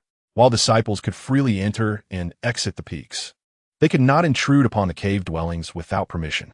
Furthermore, lacking Liuli's communication talisman, he had no means of contacting her and could only rely on the inner disciples of Shenzhenfeng. "Please wait a moment, Master Uncle. I will report this immediately." The female disciple replied cheerfully, accepting the spirit stone with a bow before ascending the mountain on her flying sword to relay the message. Qin Hailou stood with his hands clasped behind his back, admiring the scenery of Shenzhenfeng. In terms of beauty, each of the 5 peaks of Ziyun's sect possessed unique characteristics, yet they were not merely picturesque. They also served as beneficial remedies for the disciples' cultivation. The summit of Ziyun Peak was perpetually shrouded in purple clouds, containing heavenly lightning, making it the favored site for disciples to refine their treasures. Yiyang Peak was home to a barren mountain that yielded a rare mineral known as Xianyang jade, which significantly aided the disciples practicing the Yiyang technique. Lianhua Peak was dotted with lakes filled with lotus seeds, where the flowers bloomed year-round, producing 4 harvests of seeds essential for refining medicinal pills. And the unique feature of Shenzhenfeng was the colossal sword standing in the central square, said to contain the sword intent of the sect's founding ancestor, greatly benefiting the disciples in cultivating their sword techniques. In contrast, Yinu Peak was somewhat unfortunate, lacking distinct characteristics, save for a statue known as the Yinu statue, which offered no advantages to its disciples. This statue was sculpted by the founding ancestor himself, depicting his partner, revered by Ziyun's sect, as the Grand Matriarch. Qin Hailou had previously heard Yuan Qingyao recount their stories. It was said that both were core formation cultivators who had journeyed together for centuries to establish the Yun sect. However, for reasons unknown, they eventually parted ways, with the Grand Matriarch retreating to the frigid northern regions of Yan country, where she founded a new sect, being Yun Valley, now one of the four major sects of Yan country. Initially, the two sects had little interaction, but after the passing of their respective founding ancestors, they gradually began to communicate. After centuries of exchange, their relationship had evolved into one of mutual support. Whenever significant events occurred, both sects would send representatives to congratulate each other, and disciples from Bingyun Valley would traditionally participate in Ziyun sect's decadal grand competition. The relationships with the other two sects, Wuxing sect and Fenyan sect, were more ordinary with minimal interaction. Consequently, there was no animosity. They simply coexisted within Yan country, tending to their own territories without disturbing one another. Feeling rather bored, Qin Hailou decided to probe the enormous sword in the square with his spiritual sense, but unfortunately, due to lacking a developed sword type within him, he could sense nothing. Just as he was about to retract his spiritual sense, a somewhat mocking voice emerged from behind him. I wonder if my junior brother has sensed the ancestors' sword intent? This voice was one Qin Hailou would never forget. He vividly recalled the moment decades ago during the sect's grand competition when the speaker had destroyed his spiritual root and taunted him. This junior brother. It's not that my senior brother has it in for you. You can only blame your misfortune. Qin Hailou slowly turned his head to finally win away. Clad in purple robes and exuding an air of elegance, approaching him. Qin Hailou cast a glance at him, remaining silent as he turned back to the stairs. Waiting for Lioli, Li Wenhui, unperturbed by the silence, stood beside him and spoke casually. I thought you looked familiar yesterday. It turns out it really is you. TSK. I never expected that after having your spiritual root destroyed, you could still recover. Now you're already at the initial stage of foundation establishment. Truly surprising. In the future, there will be many more things that will surprise you, Qin Hailou replied nonchalantly. Were it not for Ziyun sect's prohibition against sect members engaging in conflict, he would have gladly taught Li Wenhui a lesson on proper conduct right then and there. Is that so? Now you've got me all excited, Li Wenhui replied nonchalantly, continuing, I believe your name is Qin Hailou. Am I right? Shi Xiang, I advise you, there are certain individuals you cannot approach, nor should you attempt to. I have heard that you have signed up for this sect's grand competition once again. How is it that you remain so obstinate? Does the lesson from decades past not serve as a wake-up call? A flicker of thought crossed Qin Hailou's mind. Could it be that the destruction of his spiritual roots was somehow linked to Lu Li? Li Wenhui turned his face towards Qin Hailou, a cold smile gracing his lips. Shitty, allow me to inform you of something you may not know. During this sect competition, I shall take your life. Qin Hailou suddenly burst into laughter. Turning to face Li Wenhui, let me share something with you as well. Li Wenhui seemed entirely unperturbed by Qin Hailou addressing him by name. Responding with a faint smile, please, Shitty, do enlighten me. Qin Hailou raised his right middle finger, grinning as he said, in truth, I have had my share of your mother. Li Wenhui's expression instantly turned frigid. Although he may not have understood the vulgarity, it was evident that Qin Hailou was insulting his mother. Clenching his fists, Li Wenhui swore that had it not been for the sect's severe penalties against personal conflicts, he would ensure Qin Hailou would not see the light of tomorrow. He spoke coldly, very well. I hope that your tongue remains as sharp during the sect competition as it is now. With a flick of his sleeve, Li Wenhui ascended the steps. For him, going to Shunjian Peak felt as familiar as returning home. The disciples nearby did not obstruct him, bowing respectfully as he made his way up the mountain. As he climbed, he soon encountered Lu Li descending. His previously glum face transformed into a gentle smile. Shimmy, where are you headed? Lu Li, her expression blank, replied, to visit an old acquaintance. Is there something you require, Li Shi Xiao? Nothing of importance. I merely wish to discuss whether we could advance our wedding date. Our master has made it clear that I shall only be permitted to marry you after I attain the golden core stage. There is no need to broach the subject of an early marriage. Lu Li coldly brushed past him, heading downwards. The smile on Li Wenhui's face vanished in an instant. His eyes filled with fury as he stood still, fists clenched. After a moment, he continued upwards, seemingly heading towards the cave of Peak Master Kong Yunya. Lu Li soon reached the foot of the peak. Gazing at Qin Hailou below, a subtle smile appearing on her otherwise impassive face. Qin Dage, it truly is you. Her voice resembled a mountain spring, both crisp and sweet. Chapter 81. Qin Hailou skillfully guides.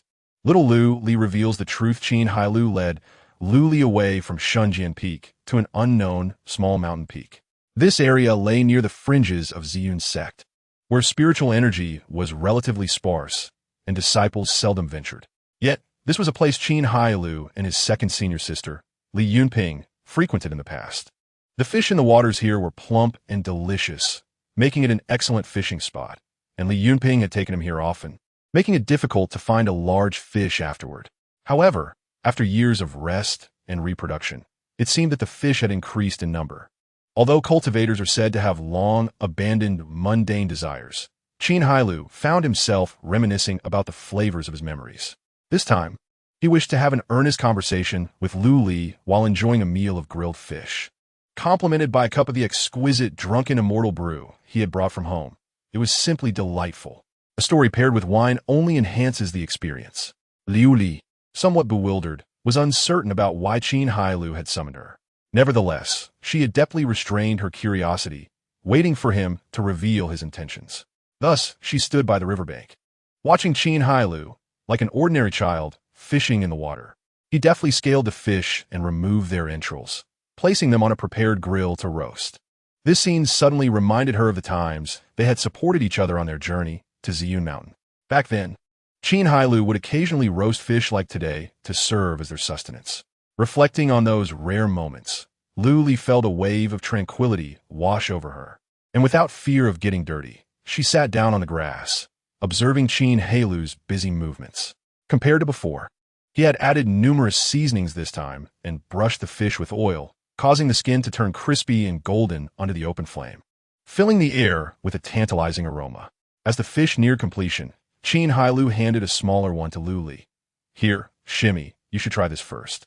Although I haven't grilled fish in decades, I believe with all these seasonings, it will surely taste better than the dry ones from before.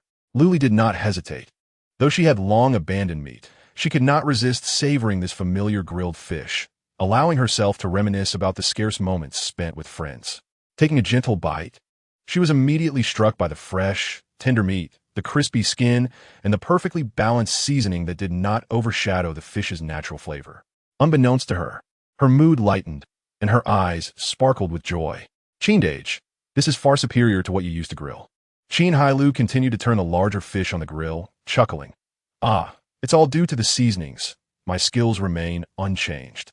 He produced a bottle of drunken immortal brew and 2 empty cups, playfully shaking them at Lu Li. Care for a drink? Lu Li smiled and nodded. Though she typically abstained from alcohol, today she did not mind indulging with Qin Hailou, the only friend she could count on in Ziyun's sect. Accepting the drifting cup, Lu Li first took a sip, savoring the rich, sweet flavor before tilting her head back to drink it all. Qin Hailou, seeing this, chuckled. Be careful, Shimmy. This drunken immortal brew has quite the kick. Take your time. Due to her haste, a rosy hue crept onto Lu Li's cheeks from the alcohol, contrasting beautifully with her fair, porcelain-like skin. Had other disciples witnessed this, they would surely be taken aback. However, for Qin Hailou, who had already seen Lu Li's true self, this held no allure. He had no interest in choosing among women. Qin Dage, I'm truly glad you have restored your spiritual roots and returned. Lu Li poured herself another cup, raising it in salute to Qin Hailou. Thank you, Shimmy. Qin Hailou smiled and clinked his cup with hers. Setting down his cup, he expressed a hint of regret. When I encountered you on Ziyun Peak yesterday, I intended to greet you, but Li Wenhui was beside you, so. Lu Li smiled and shook her head, indicating that she did not mind. Shimmy, I have heard that you were betrothed to Li Wenhui 8 years ago. Is there truth to this? With the groundwork laid, Qin Hailou delved straight into the matter. Upon hearing this, Lu Li's smile faltered, yet she nodded, though her expression appeared more forced. Yes, I did not expect even Qin Dage to know. Why, Shimmy, I recall you quite disliked him. Lu Li turned her gaze to the flowing river, speaking softly. It was true in the past, but not anymore. After all, people can change. Do not misunderstand me, Shitty. Qin Hailou chuckled, continuing. Or perhaps I misspoke. It seems your feelings toward him were not dislike, but rather hatred. Qin Dage, what are you saying? When did I ever hate Li Wenhui? Lu Li forced a smile. At the sect competition where my spiritual roots were destroyed. The way you looked at Li Wenhui from the stands, if it were not for a deep-seated hatred, one would not gaze upon him in such a manner. Lu Li lowered her head, silent. Qin Hailou sighed, saying, "It must be about your brother." Lu Li abruptly lifted her head, her expression devoid of warmth. What does Shi Xiang know? At this moment, Liu Li felt a chill, and Brother Qin ceased his calls. Qin Hailou shook his head, pouring himself more wine. "This is merely my conjecture, for I recall a remark you once made, stating that your brother fell into a deep coma due to the absence of something vital. I can only speculate that if what Shimi asserts is true, the missing element concerning your brother may indeed relate to Li Wenhui." After gazing at Qin Hailou for a considerable time, Liu Li's expression softened, and she sighed. "Why must you delve so deeply into my affairs, Shi Xiao?" Qin Hailou regarded her earnestly and replied, "Shimi, our acquaintance has led me to prepare for my remaining days. Yet by a twist of fate, I have returned. Naturally, I seek vengeance. Now that we share the same enemies, is there anything you wish to conceal from me? Furthermore, regarding your brother, perhaps I could offer some assistance." Upon the mention of her brother, Liu Li's eyes sparkled briefly before dimming once more. "My brother's condition differs from yours. His spiritual root is intact. But what then is he missing?" Qin Hailou grew increasingly curious. After returning home yesterday, he had inquired about Liu Li and her brother through several senior sisters, yet none were aware that Liu Li had a brother. Thus, her brother was either still in slumber or perhaps had already perished. Liu Li stared into the flickering campfire, the flames dancing in the gentle breeze. "He is missing a bone, a very crucial one." Chapter 82. Little Liu Li faces tragedy. The Li family are scoundrels upon hearing this. Qin Hailou felt a jolt of intuition. Could it possibly be as I suspect? He tentatively asked, "Shimi, the bone your brother lacks, could it be the supreme bone?" Having lived in the modern world, he had read numerous fantasy novels, where the supreme bone was often deemed a requisite for protagonists. Liu Li paused, shaking her head. "I know nothing of the supreme bone. What my brother is missing is the sword bone.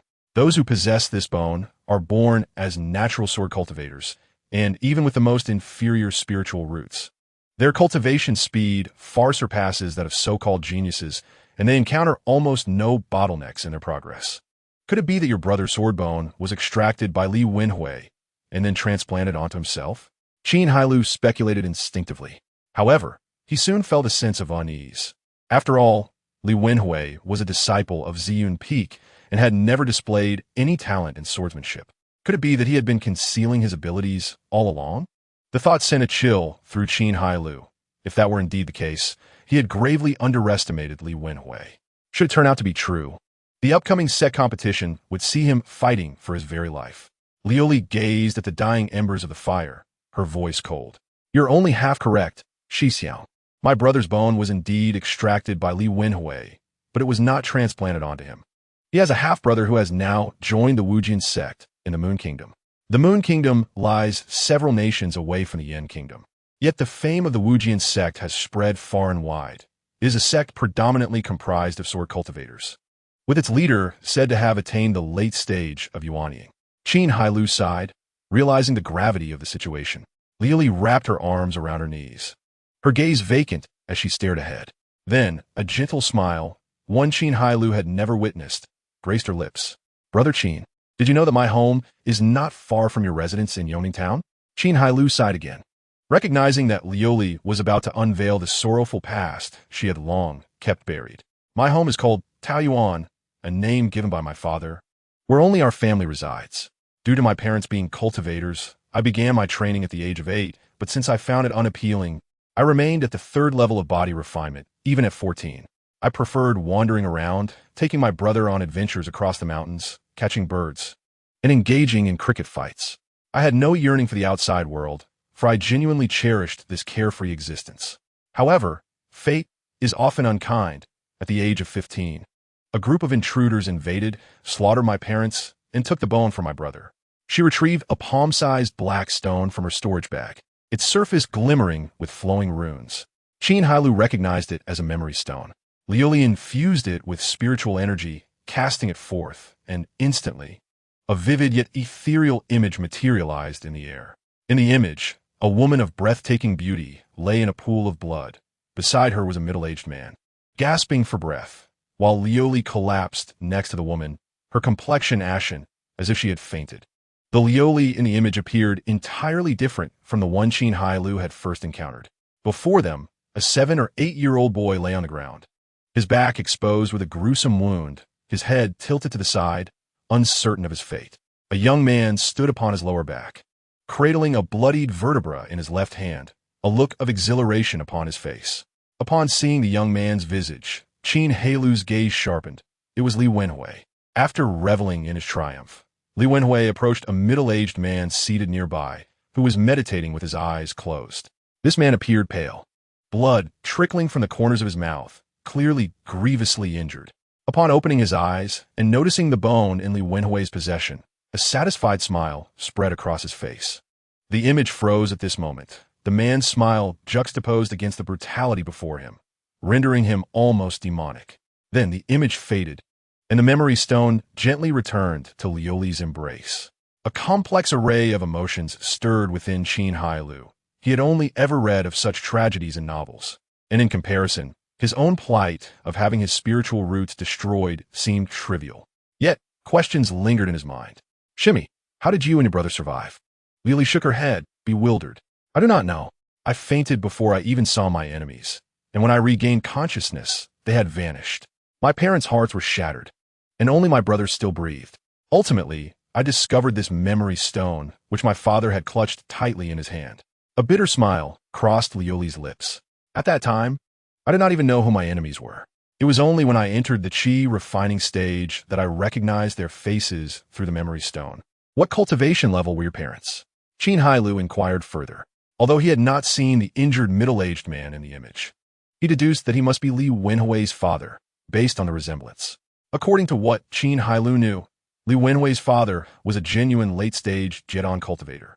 My father was a late-stage Jedon cultivator, while my mother was at the early stage. However, my father suffered from chronic cough. My mother mentioned it was due to an old injury. This explanation seemed plausible, yet Qin Hailou still sensed numerous inconsistencies. For instance, having acquired the sword bone from Lioli's brother, why would Li Wenhui and his father leave the Lioli siblings as potential threats? Were they overly confident? Qin Hailou was unsure about Li Wenhui's father, but based on his understanding of Li Wenhui, this individual was certainly not one to show mercy, and logically, he would not have left behind such liabilities. After a moment's hesitation, Qin Hailou asked, "Shimmy, had you ever encountered Li Wenhui and his father before?"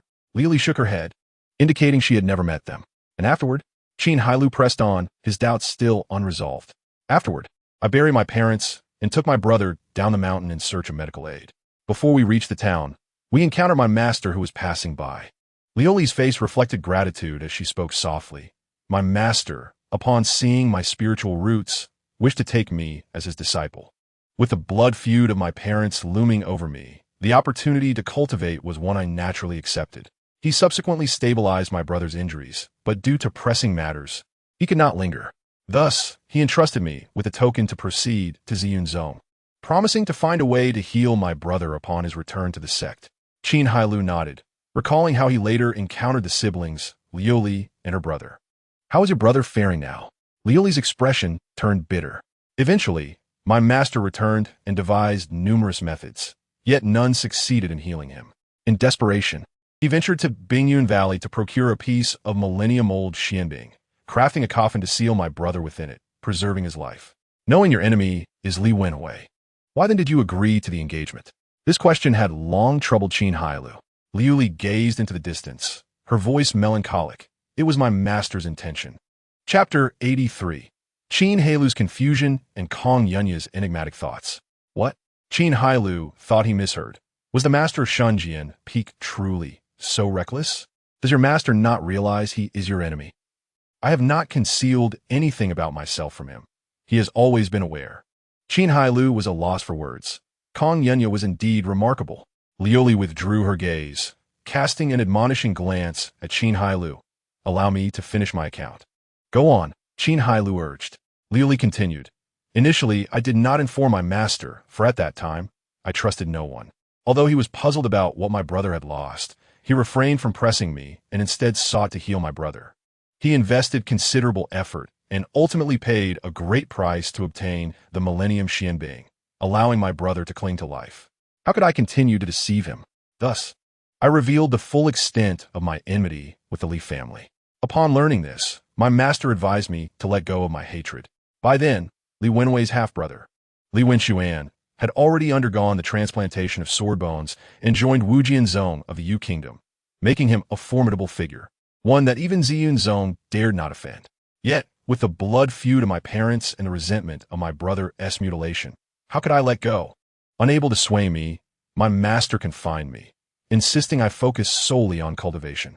Eventually, upon recognizing my steadfast desire for vengeance, he posed a question to me.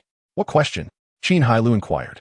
He asked whether I sought to kill only Li Wenhui or wished to exact revenge on the entire Li family. Should I desire to slay only Li Wenhui, he could find an opportunity to capture him for me to avenge my grievances. However, he would be powerless to intervene in matters concerning the Li family.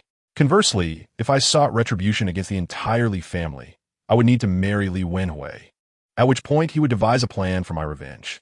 So, you chose the latter and became engaged to Li Wenhui? Liuli nodded, her gaze resolute. If it were merely to kill Li Wenhui, how could it quell the hatred in my heart? I am curious, even if you marry Li Wenhui, what means does your master possess to facilitate your revenge against the entire Li family? Qin Hailou mused that Kong Yunya must have a flawed mind to propose such a scheme.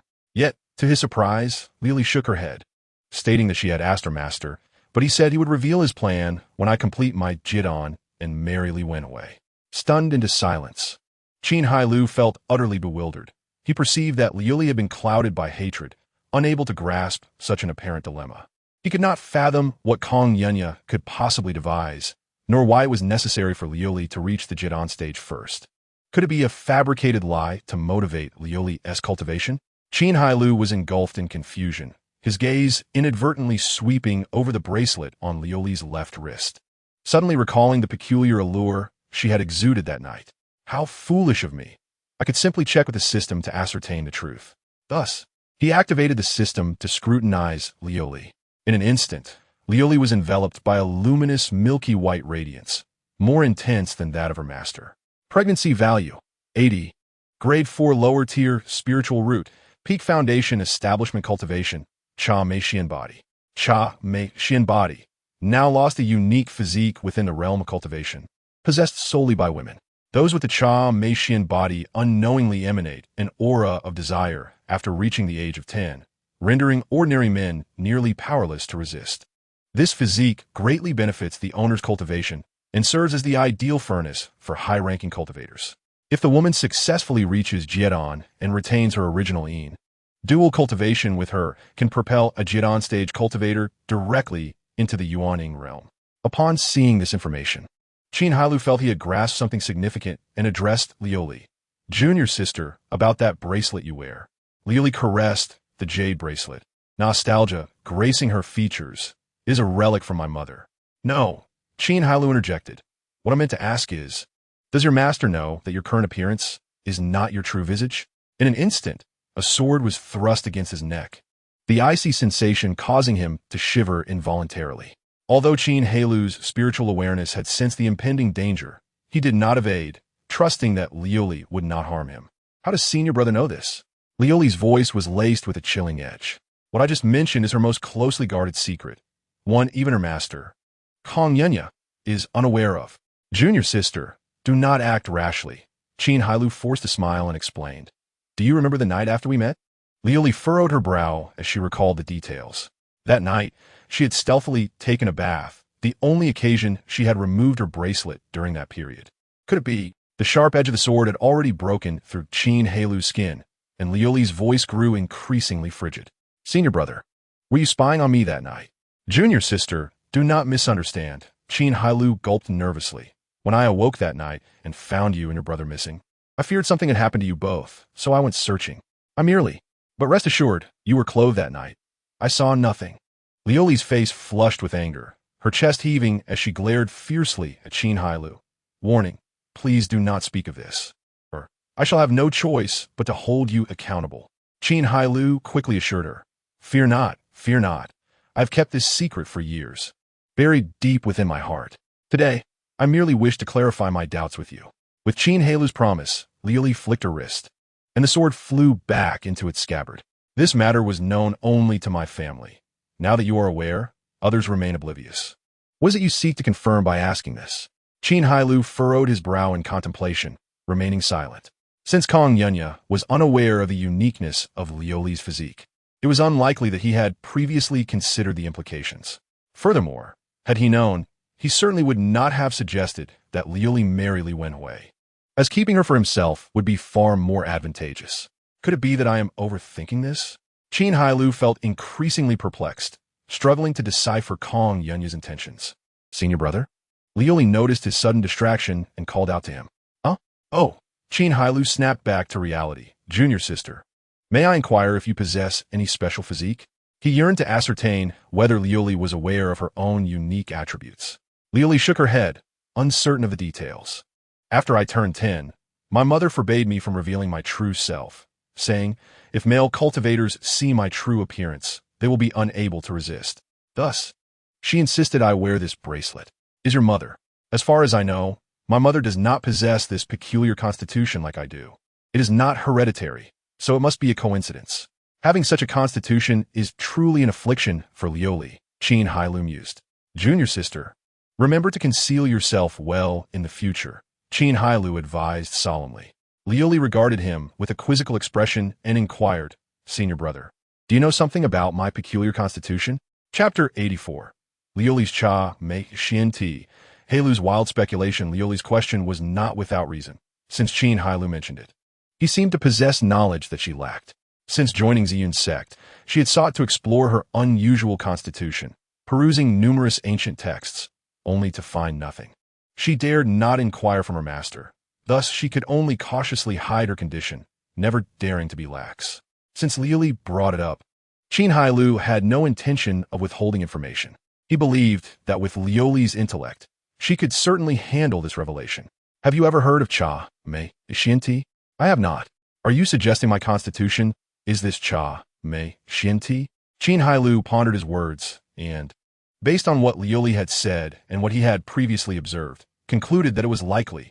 What is special about this constitution? Liuli asked curiously. This was precisely the knowledge she yearned for. It was why her mother insisted she never show her true face, a secret she had hidden for decades. Cha mei xian ti serves as the ideal dual cultivation furnace for male cultivators, and it has another significant function. What function? Without realizing it, Liuli's breathing quickened. Her gaze fixed intently on Qin Hailou. He looked at her gravely, stating, if you cultivate to the Jiedon stage and maintain your original essence, a late-stage Jiedon cultivator can directly enter the Jieying realm through dual cultivation with you. The light in Liuli's eyes dimmed, and she lowered her head in silence. After a long moment, she murmured, I see now. This is why you asked if my master had seen my true appearance. Indeed. Qin Hailou refilled his cup and drank deeply. But based on what you say, it seems my assumption is incorrect. Otherwise, your master would not have consented to your marriage with Li Wenhui. In truth, Qin Hailou spoke to comfort Liuli, as he was increasingly perplexed by Kong Yunya's intentions. Rest assured, senior brother, I guarantee my master does not know of my constitution, and even if he did, I believe he would harbor no ulterior motives. Liuli asserted, her voice rising with conviction. Yet, her gaze towards Qin Hailou held a hint of anticipation, as if seeking his affirmation. Qin Hailou smiled gently, echoing her sentiment. I too hope you have not misjudged him. With a slight smile, Liuli's demeanor shifted to one of melancholy. Senior brother, do not worry. My master has treated me well over the years. If he truly harbored such intentions, I would not hesitate to accept his help in avenging me. Qin Hailou could not bear to see her in such a state and changed the subject. Junior sister, how about we make a wager? A wager? Liuli's expression brightened slightly. What do you propose, senior brother? After you return, ask the master of Yinyan Peak once more what plans he has for you to take revenge on the entire Li family after marrying Li Wenhui. If he offers a seemingly feasible idea, I will concede, and I shall assist you wholeheartedly against the Li family in the future. But if my master insists on waiting until you reach Jiedon before revealing anything, Liuli countered. Qin Hailou smirked, that means you have lost, and I shall ask you to do something. What is it? Liuli inquired. Qin Hailou communicated his request discreetly. After considering, Liuli looked at him oddly and said, Senior brother, Are you not concerned about retaliation from the Li family? Do not worry about that.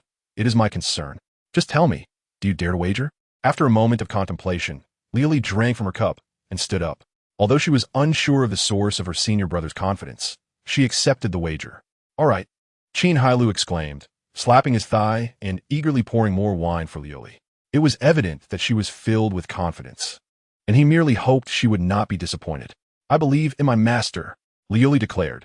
She was certain that as long as she persevered, her master would eventually reveal something, and he would not keep her in the dark forever. After all, how could she be content to marry her enemy without understanding the reasons?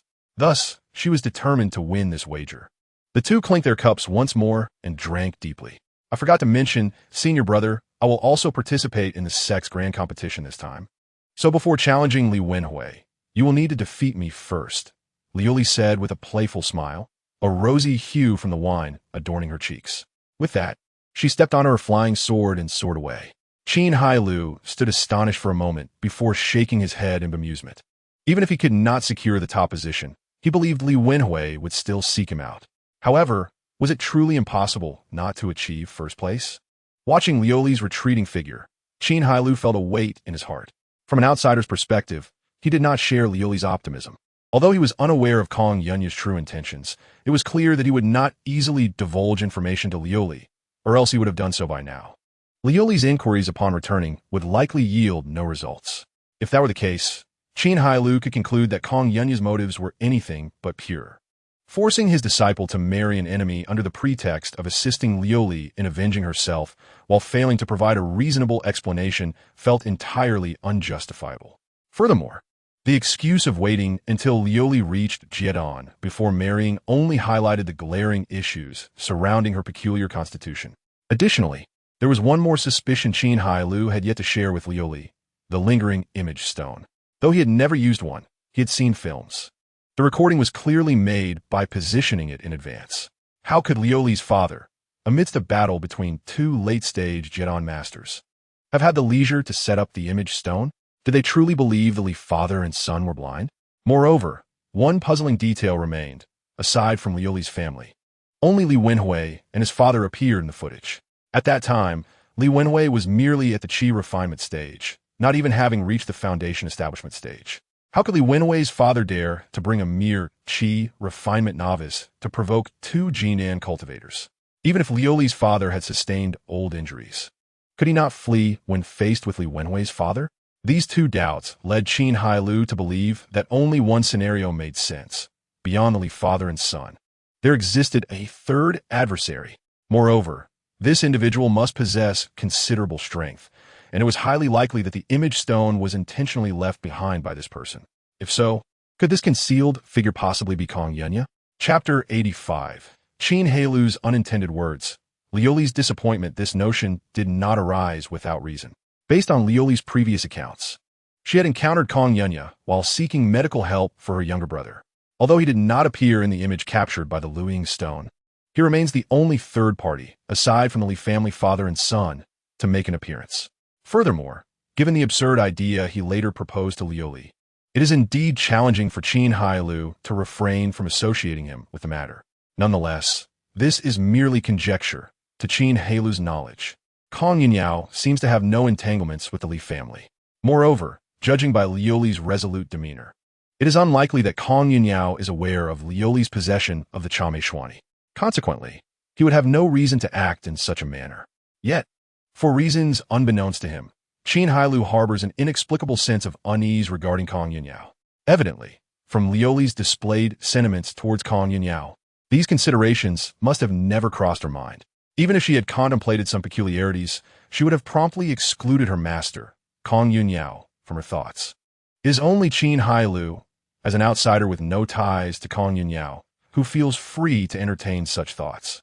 Qin Hailou felt a headache coming on. While his speculations appeared plausible, they were riddled with ambiguities. Thus, he decided to set those thoughts aside. However, with such conjectures in mind, he must proceed with greater caution in his subsequent actions. After all, his wager with Liuli could potentially impact the plans of a late-stage Jiedon cultivator, requiring him to make necessary preparations. Although he himself is unafraid, he must consider the well-being of his many wives and children. The defenses of his home can only withstand cultivators at the peak of the foundation establishment stage. Facing a formidable Jidon expert would render them as fragile as paper. Contemplating this, he mounted his flying sword and headed straight for Yuna Peak. At this moment, he must seek out his master. He needed to procure some means of protection for his family from her. Upon returning to Shunjian Peak, Liuli, after shaking off the lingering effects of alcohol, made her way directly to her master Kong Yunyao's cave abode at the peak. However, upon reaching the entrance, she found the stone door firmly shut, which puzzled her. Her master only closes the stone door during seclusion. Otherwise, it remains open for disciples to assist in cleaning.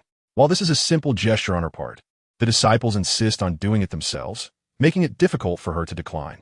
Given the upcoming sect competition and the absence of any plans for seclusion, why is the stone door closed? Steeling herself, she bowed and called out, "Master, this disciple Liuli seeks an audience." Immediately, the stone door creaked open, and Liuli stepped inside.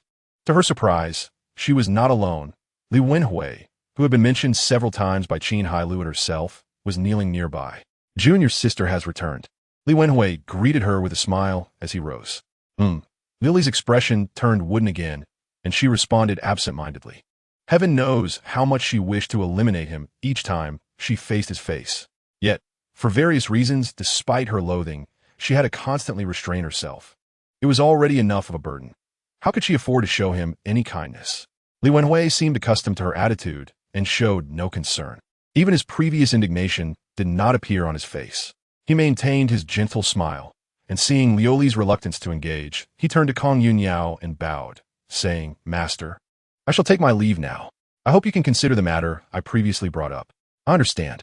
You may leave," Kong Yunyao replied coolly, seemingly mirroring Liuli's demeanor towards Li Wenhui.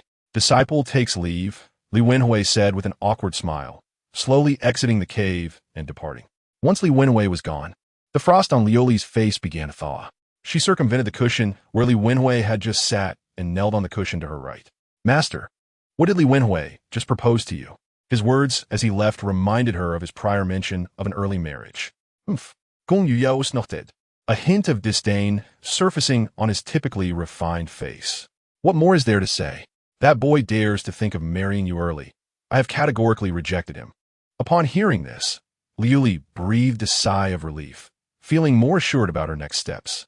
Regardless of the circumstances, her master truly cared for her, and certain matters would undoubtedly not be concealed from her. He previously spoke to me about this matter as well. "Like you, master, I also rejected him outright."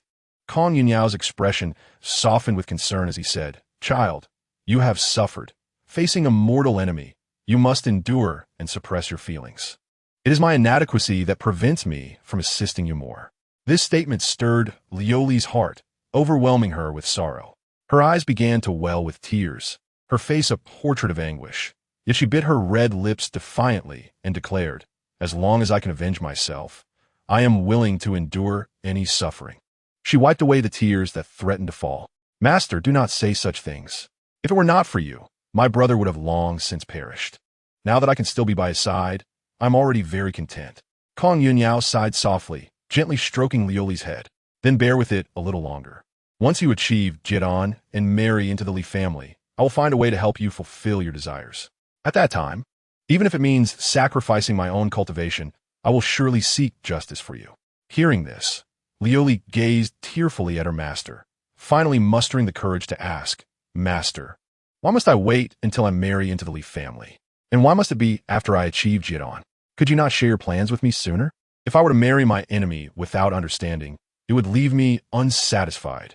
Kong Yunyao's expression remained calm. "It is not that I wish to keep secrets. The matter is of great importance, and I must proceed with caution. If I were to divulge it, you would struggle to steal your heart. You need only trust me. I will not harm you." Accompanied by Kong Yunyao's gentle demeanor, his words evoke an instinctive inclination to believe him. Had it been the previous Liuli, she would have accepted this without further inquiry, for she had genuinely trusted Kong Yunyao. After all, aside from her slumbering brother, he was the only family she could rely on. However, having learned of her condition through Qin Hailou and the doubts he raised, her trust in Kong Yunyao had begun to wane, no longer unwavering.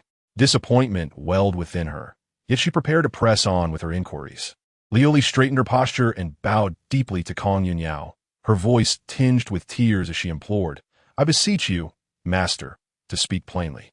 If I were to reveal this, may I shatter my sword and be unable to seek vengeance in this lifetime." At this moment, a flicker of change appeared on Kong Yunyao's face. He looked at his kneeling disciple with a mix of emotions, and after a long pause, he sighed deeply. "Liuli, I truly cannot disclose this." Faced with Kong Yunyao's persistent reticence, Liuli's expression turned bitter, yet her heart felt even heavier. She had reached a point of complete disillusionment with Kong Yunyao. "Senior brother, you have one." Chapter 86. Kong Yunyao's unfathomable thoughts. Qin Hailou's brazen request for formation. Seeing that Liuli had not risen, Kong Yunyao personally assisted her to her feet.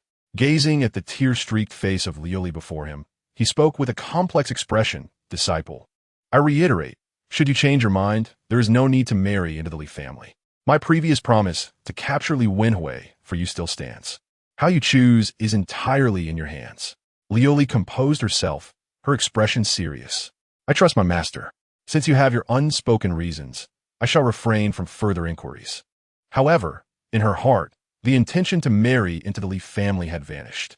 Whether Kong Yuni truly possessed any brilliant strategies had become irrelevant to her.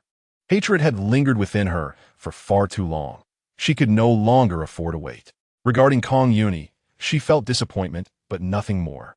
After all, he had nurtured her to the late foundation establishment stage and had expended immense resources to ensure her brother could take a breath. With such great kindness, how could she demand more? Thus, revenge would be her own undertaking. She finally realized that rather than relying on others, it was better to take action herself. If she could kill one, she would.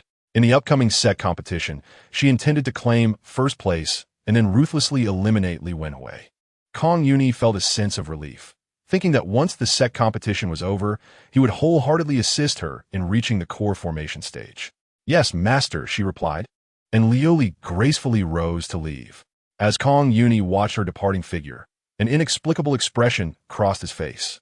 Although Liuli had masked her emotions well, he could still discern that her response was somewhat insincere. She no longer trusted him as she once did. It seemed that time could not be delayed any longer. As the stone door slowly closed, the faint whispers became increasingly inaudible. "Master, I seek an audience." Qin Hailou stood outside Yuan Qingyao's cave, respectfully addressing the open stone door. "Come in," he was beckoned. As he entered, Yuan Qingyao sat, as usual, on the meditation cushion behind the beaded curtain. Since Qin Hailou first joined the sect, Yuan Qingyao had remained in this manner, rarely leaving her cave. At that time, Qin Hailou often wondered if she ever grew weary of such a life. Naturally, he never dared to voice this question directly to Yuan Qingyao for fear of retribution. For him, in the past, cultivation was indeed aimed at becoming stronger. Yet the pursuit of strength seemed endless. If one solely sought to enhance their power while neglecting the enjoyment of life, then cultivation would become rather tedious. Thus, his efforts in cultivation were not particularly diligent. Otherwise, he would not have followed Li Yunping around for leisure. Although there was some coaxing and temptation from his second senior sister, more so, it was his own restless heart. However, after experiencing various ups and downs, his perspective on cultivation had shifted. For him now, cultivation was a means to extend his lifespan and increase his strength, to the extent that he could meditate for half a year or even a year without finding it monotonous. Simultaneously, he actively enjoyed the other pleasures that came with his growing power, such as women. Of course, with that wretched life-draining system at play, distancing himself from women was difficult. It was merely a matter of choosing between voluntary enjoyment and being compelled to indulge. Qin Hailou had always been passionate about women, even without the system. He would never be a mere fanatic focused solely on cultivation. Therefore, he found it somewhat unacceptable that Yuan Qingyao was so ascetic, and a vague notion arose within him that he must help his master experience the terrifying pleasures of the mortal realm. After returning this time, this idea had taken root and grown stronger, destined to become a towering tree. Yuan Qingyao slowly rose, lifting the curtain as she stepped outside. She was always quite casual with her disciples, exhibiting no sense of distance. "Did you come to see me for something?" she asked with a smile. Qin Hailou beamed. "I have come to pay my respects to you, master." Yuan Qingyao did not believe him at all. since Qin Hailou joined the sect. He rarely came to pay his respects, and now, after several decades, she found it hard to believe he would suddenly change his character. I heard from Shuan that you were nowhere to be seen early this morning. Where'd you go? Why have you only come to pay your respects now? I merely went to meet an old acquaintance, Qin Hailou replied. Yuan Qingyao settled onto a stone seat in the center, her tone slightly irritated enough. If you have something to say, say it. I still need to meditate. After a dry cough, Qin Hailou finally spoke. Actually, I have a question to ask. What is it? I would like to inquire whether Elder Kong Yuni from Shunjin Peak has any connections with the Li Wenwei family. Why do you ask that? Yuan Qingyao furrowed her brow, her watery almond eyes reflecting confusion. Oh, it's just curiosity, Qin Hailou deflected. I do not know why you suddenly inquired about this. But the 5 of us are orphans taken in by our master, naturally having no ties to the outside world. Do not overthink it. Upon hearing this, Qin Hailou's doubts only deepened. Could it be that he had been overthinking things? Is there anything else? Seeing him lost in thought, Yuan Qingyao prompted. Oh. Qin Hailou returned to the present, revealing his main purpose. Actually, I seek your assistance in obtaining a protective array for my family. I hope Master will show compassion. What difficulty is there in that? Yuan Qingyao chuckled lightly. This is far too simple. Qin Hailou cautiously glanced at Yuan Qingyao. I need one that can withstand late core formation. Yuan Qingyao's smile faltered, and her hand, which had been reaching for her storage bag, froze. Have you offended someone? She asked, concern etched across her face. No. Qin Hailou hastily waved his hands. I merely wish to be prepared for unforeseen circumstances. Yuan Qingyao breathed a sigh of relief, but felt somewhat troubled. If it were a lower-level defensive array, she indeed had some ready-made, as those were crafted during her earlier endeavors. However, she currently lacked an array capable of withstanding a late core formation cultivator. Such creations were labor-intensive and often unappreciated. Yet, since Qin Hailou had rarely spoken up, she could not simply refuse him, especially since she had just received his Dingyan Dan the day before. After pondering for a moment, she said, I do not have such a defensive array at the moment. Please wait for me to prepare for a while, and I shall notify you when it is ready. Yes, thank you, Master. Qin Hailou rejoiced, appreciating her decisiveness. Is that all? Yes, that is all. I take my leave. With a cheerful spirit, Qin Hailou departed, leaving Yuan Qingyao seated there, her head aching slightly. Upon returning to his cave, Qin Hailou received a message from Lioli. Senior brother, Yuan, when should I fulfill my promise? A sense of heaviness replaced any joy he might have felt from winning the wager. This indicated that some of his suspicions might indeed hold truth. After contemplating, he replied, Junior sister, let us wait until the day of the sect competition. This matter cannot be rushed. Soon, Lioli responded, all right. Chapter 87, Yuan Qingyao items, Young Dajin Laments. To arrange the array for Qin Hailou, Yuan Qingyao truly expended considerable effort. Having returned to the sect after so many years of solitude, Qin Hailou finally made a request to her, and feeling guilty, Yuan Qingyao could not simply dismiss it. She pondered that if she were to do it, she would do it to the best of her ability. Ziyun's sect was a comprehensive sect, and she had inherited the art of formations from her master. Consequently, she ultimately chose the Yuyang Grand Array. Although this array shared its name with Yuyang Peak, it bore no real connection. Of course, it was not entirely unrelated. At the very least, the array disc required materials from Yuyang Peak for its crafting. Therefore, after several decades, Yuan Qingyao took her first trip from Yunu Peak to visit Yuyang Peak. As Yuan Qingyao ascended to Yuyang Peak, a hearty laughter echoed in her mind. Huh? After all these years, it's rare for you, junior sister, to visit my Yuyang Peak. Come, let us converse in my cave dwelling. Casting a glance at the bare-chested male disciples milling about the square below, Yuan Qingyao sighed internally and proceeded to the cave at the summit. If given a choice, she would indeed prefer not to be here. Upon landing outside the cave, a tall, burly middle-aged man, also shirtless, emerged from within. His face bore a cheeky grin, and he rubbed his hands together excitedly as he approached. Ah, junior sister, you're truly a rare guest. Please do come in. Yuan Qingyao shot him a glance and replied curtly, Brother, can you not put on a shirt? The man was Yang Dajin, her second senior brother and the master of Yuyang Peak. His name was unremarkable, as was his appearance, except for his completely bald head. However, this baldness was a hallmark of all Yuyang Peak disciples, earning them the moniker of Monk Peak among their many aliases. Leading Yuan Qingyao into the cave, Yang Dajin casually remarked, "Why bother with such attire? It's rather warm. If it weren't for the lack of decorum, I wouldn't even wear pants." They settled at a stone table within the cave, where Yang Dajin poured himself a drink and then offered tea to Yuan Qingyao. "Junior sister, do tell. What brings you to my Monk Peak?" he asked with a jovial smile. Ignoring the tea, Yuan Qingyao got straight to the point. "I wish to exchange something with you." "Oh, what does my junior sister wish to trade?" Yang Dajin asked with curiosity. She cast him a sidelong glance and replied nonchalantly, "Xianyang Uxin." Xianyang Uxin was a rare gem within Xianyang jade, only found in millennia-old specimens, highly sought after for cultivation and artifact refinement. Yuan Qingyao intended to use it as a formation disc for arranging arrays in Qin Hailou. After speaking, she produced a parasol-shaped magical artifact. "I am not asking for it for free. I offer this mid-grade Sunluo parasol in exchange." Yang Dajin, however, did not even glance at it. He pushed the artifact back and pulled out a seemingly ordinary palm-sized piece of jade, exclaiming, "Given what you said, would I truly take something from you? That would tarnish our bond of hundreds of years. Take the Xianyang Uxin. I ask for nothing in return." Yuan Qingyao was not easily deceived. She knew Yang Dajin well enough to recognize that the most expensive things are often given for free. Retrieving her artifact, she rolled her eyes at him and inquired, "If you do not want the artifact, what do you truly desire?" Yang Dajin rubbed his bald head. "To be frank, junior sister, I do have a small request. If it pertains to matchmaking the disciples of our two peaks, please spare me the details." Yuan Qingyao cut him off with her words. Yang Dajin imminently paniqued. "No, junior sister, just pity your elder brother. You have no idea how difficult it is to be the peak master. In terms of combat prowess, Yuyang Peak disciples ranked just below those of the Sword Peak, who were fierce fighters but lacked the resilience of the Yuyang disciples.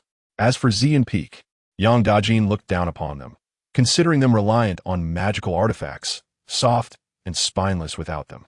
Yuyang Peak disciples were capable of both combat and endurance, but such prowess came at a cost. The price was their dependency on Xianyang jade for cultivation. Why did all the disciples of Yuyang Peak shave their heads? It was a side effect of absorbing Xianyang jade. Moreover, excessive absorption caused their bodies to heat up, leading them to prefer going without clothes. It was simply too warm. Yet, crucially, this heat was not merely physical but also psychological. Such mental distractions were difficult to control unless one reached the Jidan stage.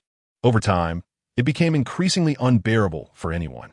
However, due to their image, Yuyang Peak disciples were not well regarded within the sect, making it rare for them to find female disciples from other peaks as partners. With no other options, the disciples devised alternative solutions. Those with ample spirit stones would visit the Fishwater residence in the marketplace below, while the less fortunate resorted to brothels in the mortal realm. Some disciples developed psychological issues, altering their orientations and seeking solace among fellow brothers. Thus, Yuyang Peak disciples were either seasoned mercenaries or, of course, Yang Dajin belonged to the former category. He was a heterosexual man. This led to a deteriorating reputation for Yuyang Peak disciples. Other peaks nicknamed them Mercenary Peak, Dragonyang Peak, and Monk Peak. The changes in Yuyang Peak occurred after Yang Dajin became the master. He was responsible for the modifications in their cultivation methods and the extraction and use of Xianyang jade. For this, Yang Dajin felt immense guilt and concern. He realized that this could not continue. Finding proper partners for his disciples was crucial. Yet, with such a reputation, who would be willing to engage with them? He had approached Yuan Qingyao and Jiang Longyue several times, hoping they could facilitate more interactions between disciples, but they had coldly rejected him. Who would willingly push their disciples into a fire pit? Yuan Qingyao had been relatively civil, simply refusing, while Jiang Longyue, with her fiery temper and bias against men, would vehemently berate him, even resorting to physical confrontations. Disheartened, Yang Dajin had no choice but to relent. Little did he expect that today, Yuan Qingyao would seek him out. He could not let this opportunity slip away. "Junior sister, rest assured, there's no need for you to force your disciples to interact with those from Yuyang Peak. Our disciples are willing to serve as free guardians during their outdoor training. I merely wish to improve the perception of Yuyang Peak among the female disciples of Yuna Peak. As for whether they can become partners, that is entirely up to fate. I will not pressure them. Yang Dajin's earnest request caused Yuan Qingyao to hesitate. If, as he stated, it was merely to provide protection for the female disciples during their training, it could indeed be considered. After all, training inevitably entails danger, and having capable Yuyang Peak disciples as protectors would significantly enhance safety. As for whether the female disciples would truly end up with Yuyang Peak disciples, Yuan Qingyao felt no aversion. Previously, her disdain stemmed from Yang Dajin's attempts to set her up with matches. She could never agree to that. Her lack of prejudice against Yuyang Peak disciples was evident. Their infamous reputation was a result of their excessive absorption of Xian Yang's spiritual energy, a consequence of Yang Dajin's actions. Witnessing his earnest efforts to restore Yuyang Peak's reputation stirred her emotions. If she could assist in a bond forged over hundreds of years as senior and junior siblings, she would naturally lend a hand. After much contemplation, Yuan Qingyao sighed. If it is merely that, I can agree to your request. Really? Yang Dajin exclaimed, jumping up in excitement, tears brimming in his eyes, his voice choked with emotion. Thank you so much, junior sister. Only heaven knows the immense pressure Yang Dajin had endured over the years. Due to him, Yi Yangfeng has consistently secured first place in the sect competitions. Yet because of him, Yi Yangfeng has also gained a notorious reputation. Truly, his achievements and downfalls are both attributed to Yang Dajin. However, I must preface my words. Yuan Qingyao suddenly spoke coldly. During our external training, if any disciple from Yangfeng dares to engage in any improper conduct, do not blame me, the junior sister, for clearing the path for my senior brother. Rest assured. Junior sister, Yang Dajin replied with unwavering resolve, his eyes gleaming fiercely. If any little brat dares to misbehave, I shall sever his 3 legs. Upon my return to the peak, I will relay this message. As for whether they choose to allow Yi Yangfeng disciples to accompany them in their training, that is their own decision. After speaking, Yuan Qingyao put away her treasures and Xianyang jade heart and gracefully departed. Yang Dajin, without a smile, accompanied her to the entrance of her cave dwelling. It was not until her figure vanished from sight that Yang Dajin's expression brightened. After returning to his cave, he summoned his eldest disciple, Jin Shan, via voice transmission. Shortly after, a burly man, nearly 2 meters tall, entered. He was bare-chested, with a shiny bald head, and was flushed with exertion, complaining loudly, "Master, why have you called for me? I was in the midst of training the lads." Having reached a verbal agreement with Yuan Qingyao, the disciples of Yi Yangfeng finally had the opportunity to seek partners within the peak. Yang Dajin was initially in good spirits, but Jin Shan's interruption caused his mood to plummet drastically. His temples throbbed with anger as he advanced and slapped Jin Shan's bald head repeatedly, shouting, "Practice, practice. All you do is indulge or train. For your trivial matters, I toil endlessly, and this is how you repay me? Huh."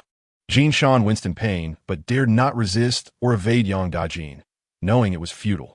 He could only endure until his master expended his frustration. The disciples of Yi Yangfeng understood that striking was Yang Dajin's way of showing affection.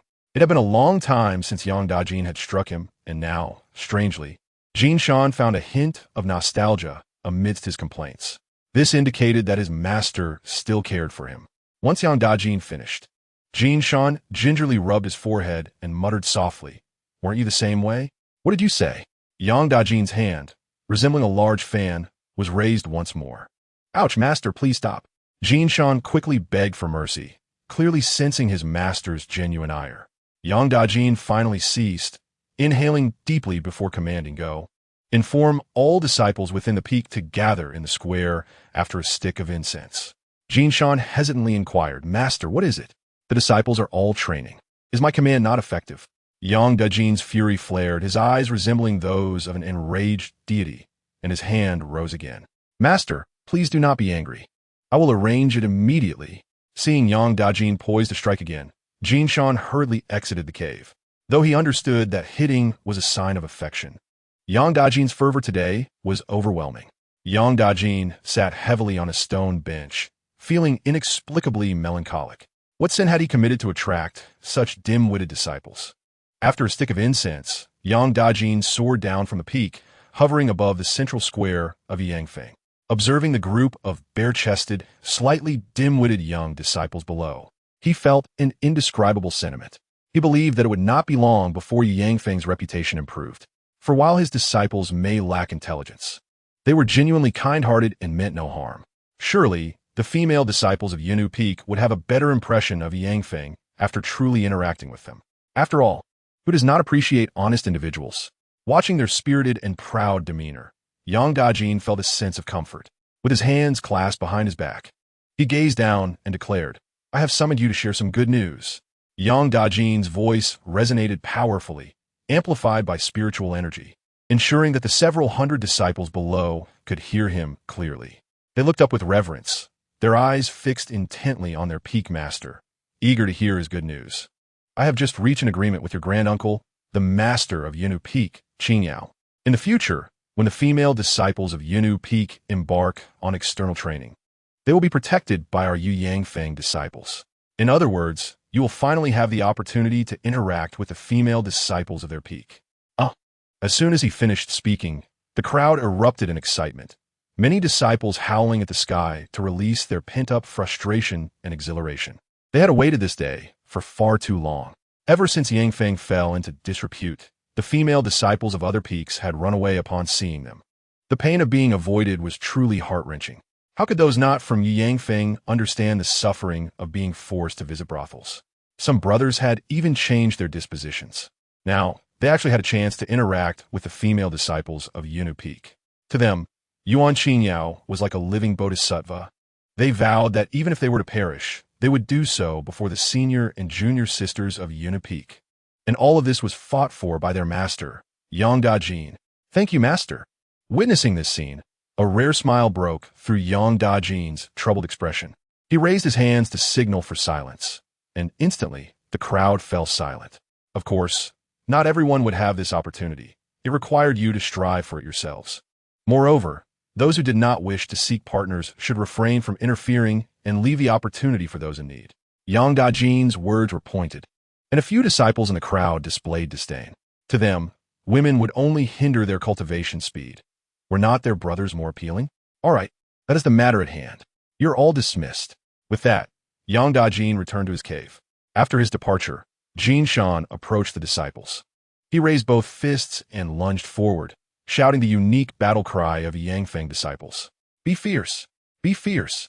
Over 400 disciples of Yangfeng followed suit, their voices reverberating through the skies, startling many passers-by from other peaks. They wondered why this group of bald heads from Yangfeng was so exuberant today.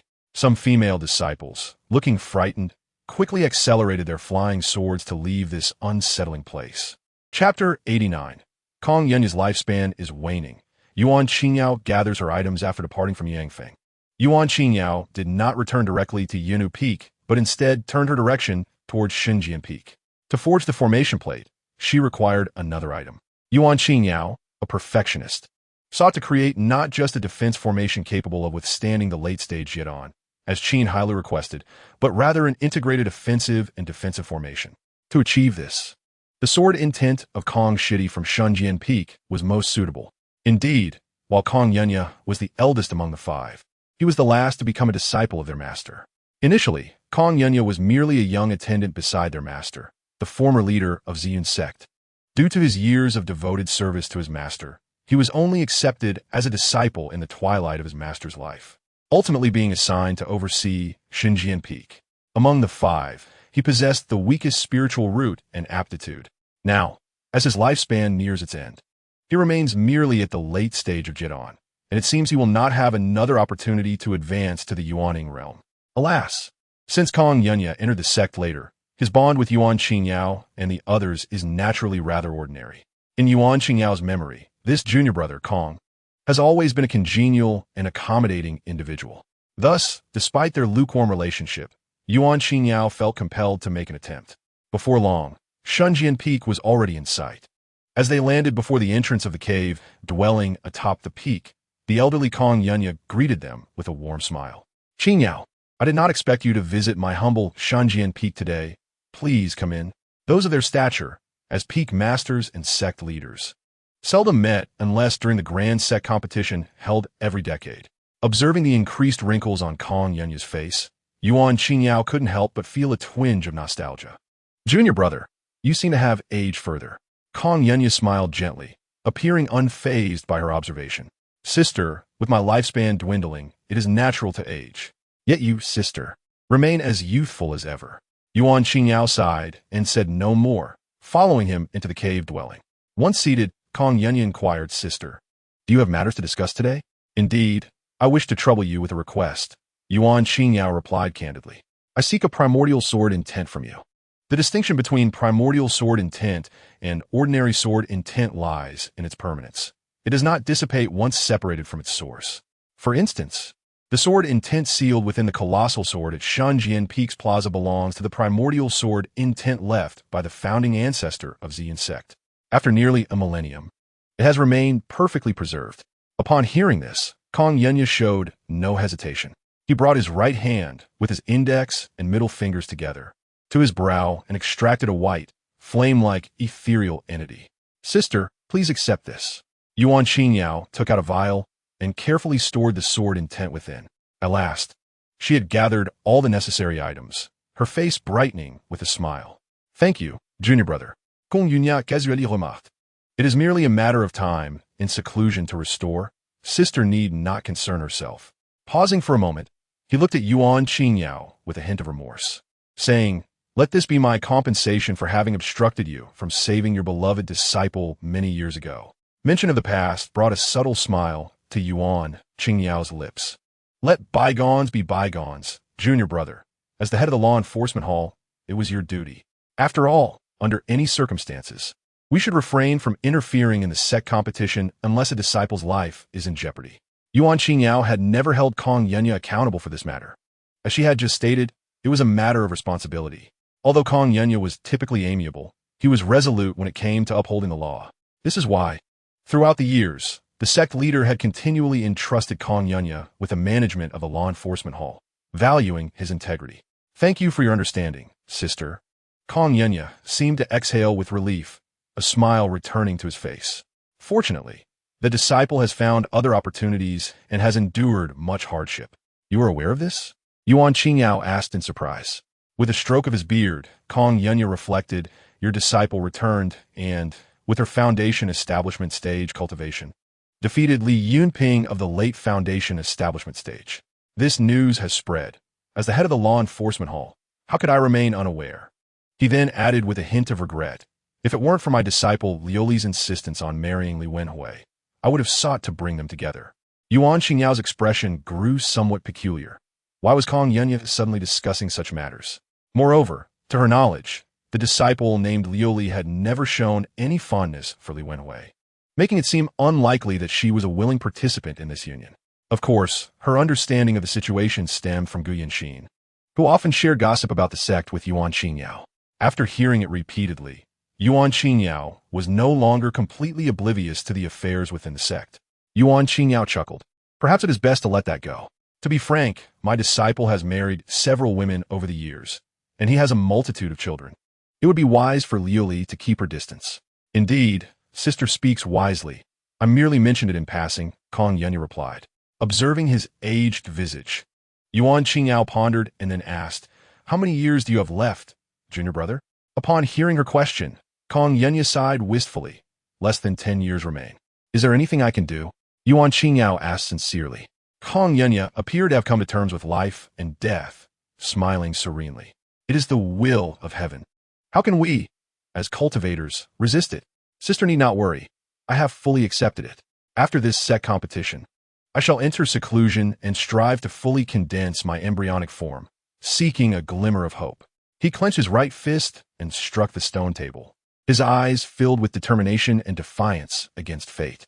Clearly, Kong Yunya had not truly comprehended the nature of life and death as he portrayed. In truth, cultivators fear death even more than mortals do. The longer one lives, the more one yearns for immortality. Perhaps only upon truly attaining everlasting life will they cease to desire it. Yet, it remains uncertain whether they will regret their pursuit of immortality in that moment. Yuan Qingyao dispelled the sudden thoughts that clouded her mind and offered her well wishes. I hope you achieve your desires, junior brother. After speaking, Yuan Qingyao rose and departed from Shanjian Peak. Kong Yunya did not rise to see her off. He remained seated, lost in thought for a long while before sending a message. After a moment, a middle-aged disciple clad in yellow entered, bowing respectfully.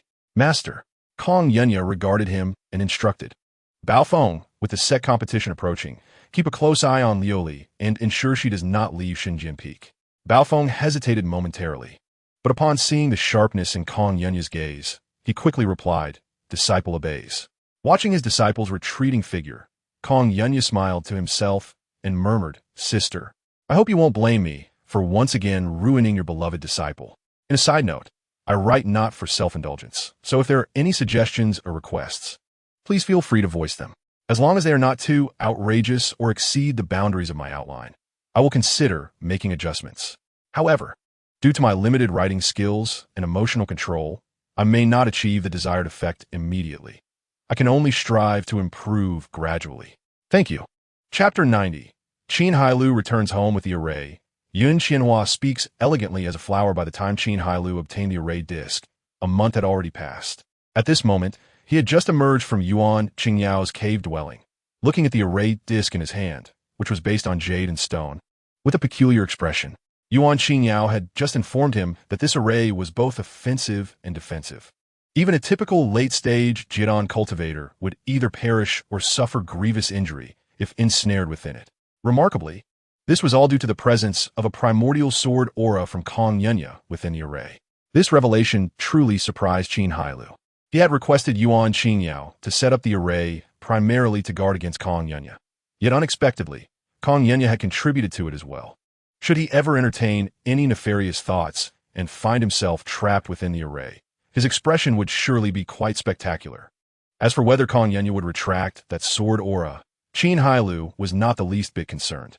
Even if it is the original sword energy of Kong Yunya, it has now been refined and sealed within the formation plate by Yuan Qingyao, and it no longer recognizes its former master.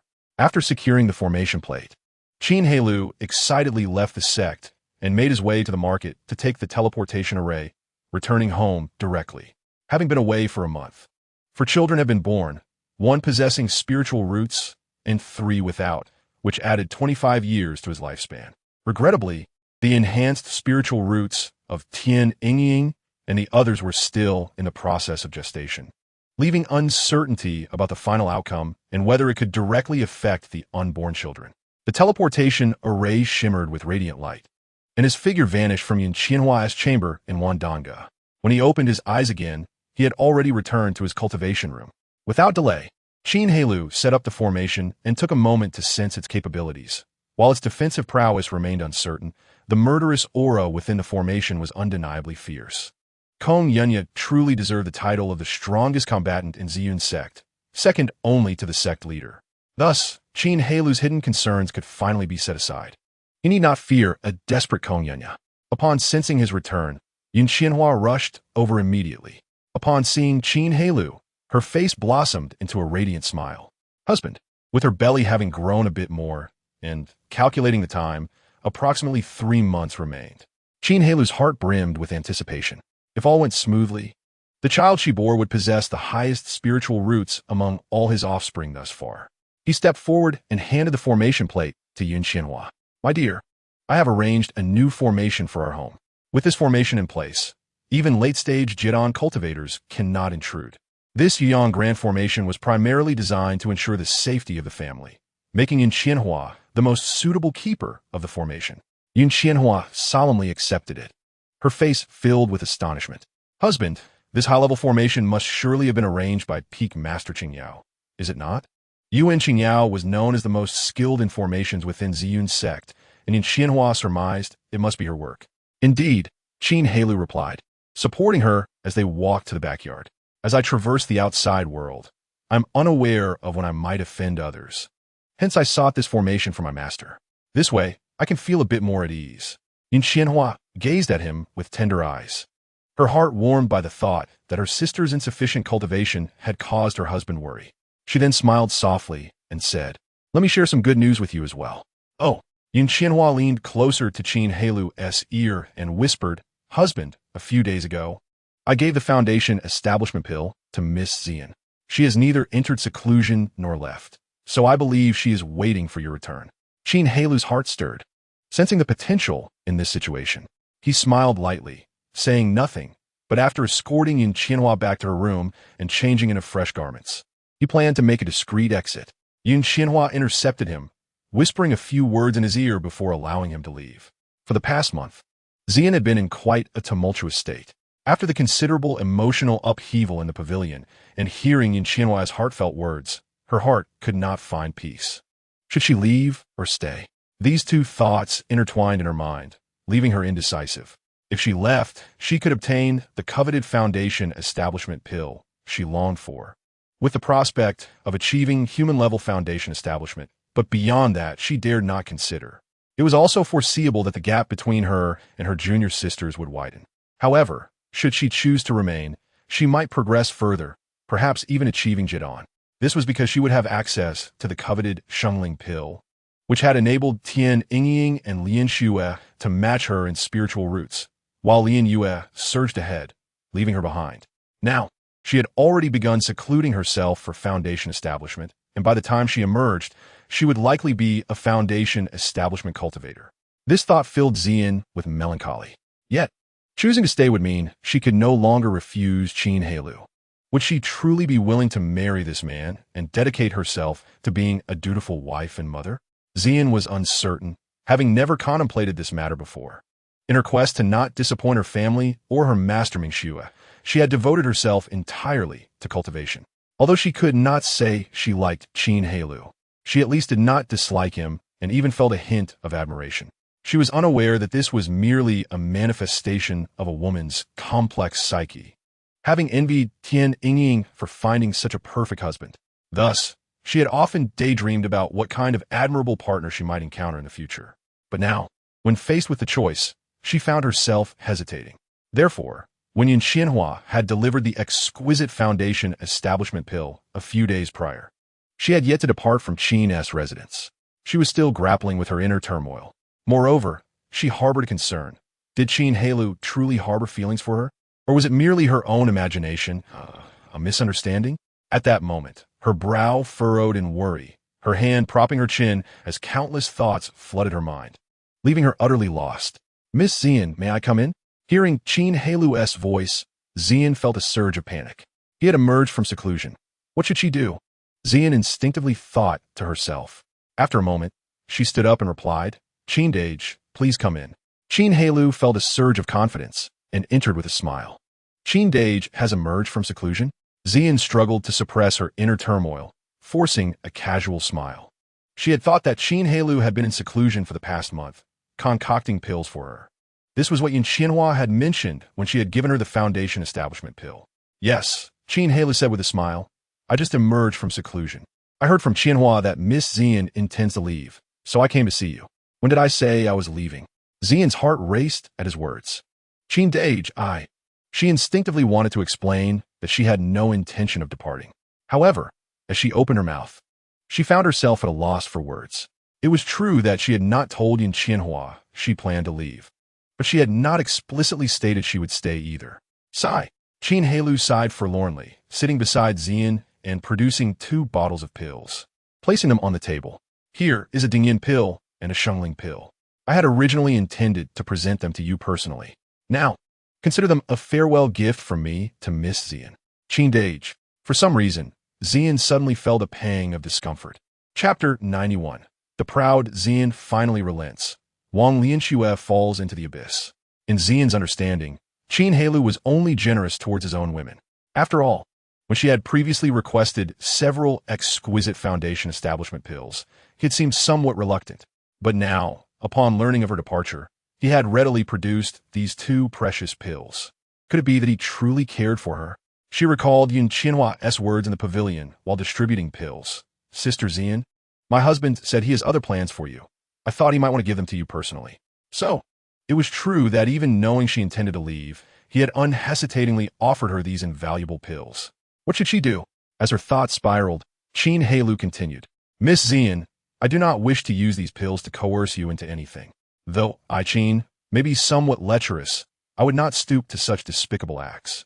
I simply wish for you to stay in Qin's residence a little longer so that we may spend more time together. In this manner, you shall gradually come to understand the essence of my character." He forced a bitter smile. It appears I have overestimated myself. It seems that Miss Xian holds me in little regard. If that is indeed the case, you may depart at your leisure. I, Qin, shall not impede your exit. Upon witnessing Qin Hailou's emotive demeanor, Xian suddenly erupted in laughter. Brother Qin, your tactic of retreating to advance appears somewhat excessive. When Qin Hailou initially presented the elixir, Xian was genuinely touched. However, now, his words seemed to suggest he was urging her to leave, yet upon closer inspection, they were laced with intent to retain her. How could she possibly be oblivious to this? She was proud, indeed, but not foolish. Strangely enough, Xian felt no aversion. On the contrary, she perceived that Qin Hailou genuinely cared for her. After all, as he mentioned, he could have simply compelled her with the elixir. Faced with such temptation, she was uncertain if she could withstand it. When confronted directly, Qin Hailou maintained an impassive facade, asking, "What prompts such words from you, Miss Xian?" "Every word I speak is from the depths of my heart."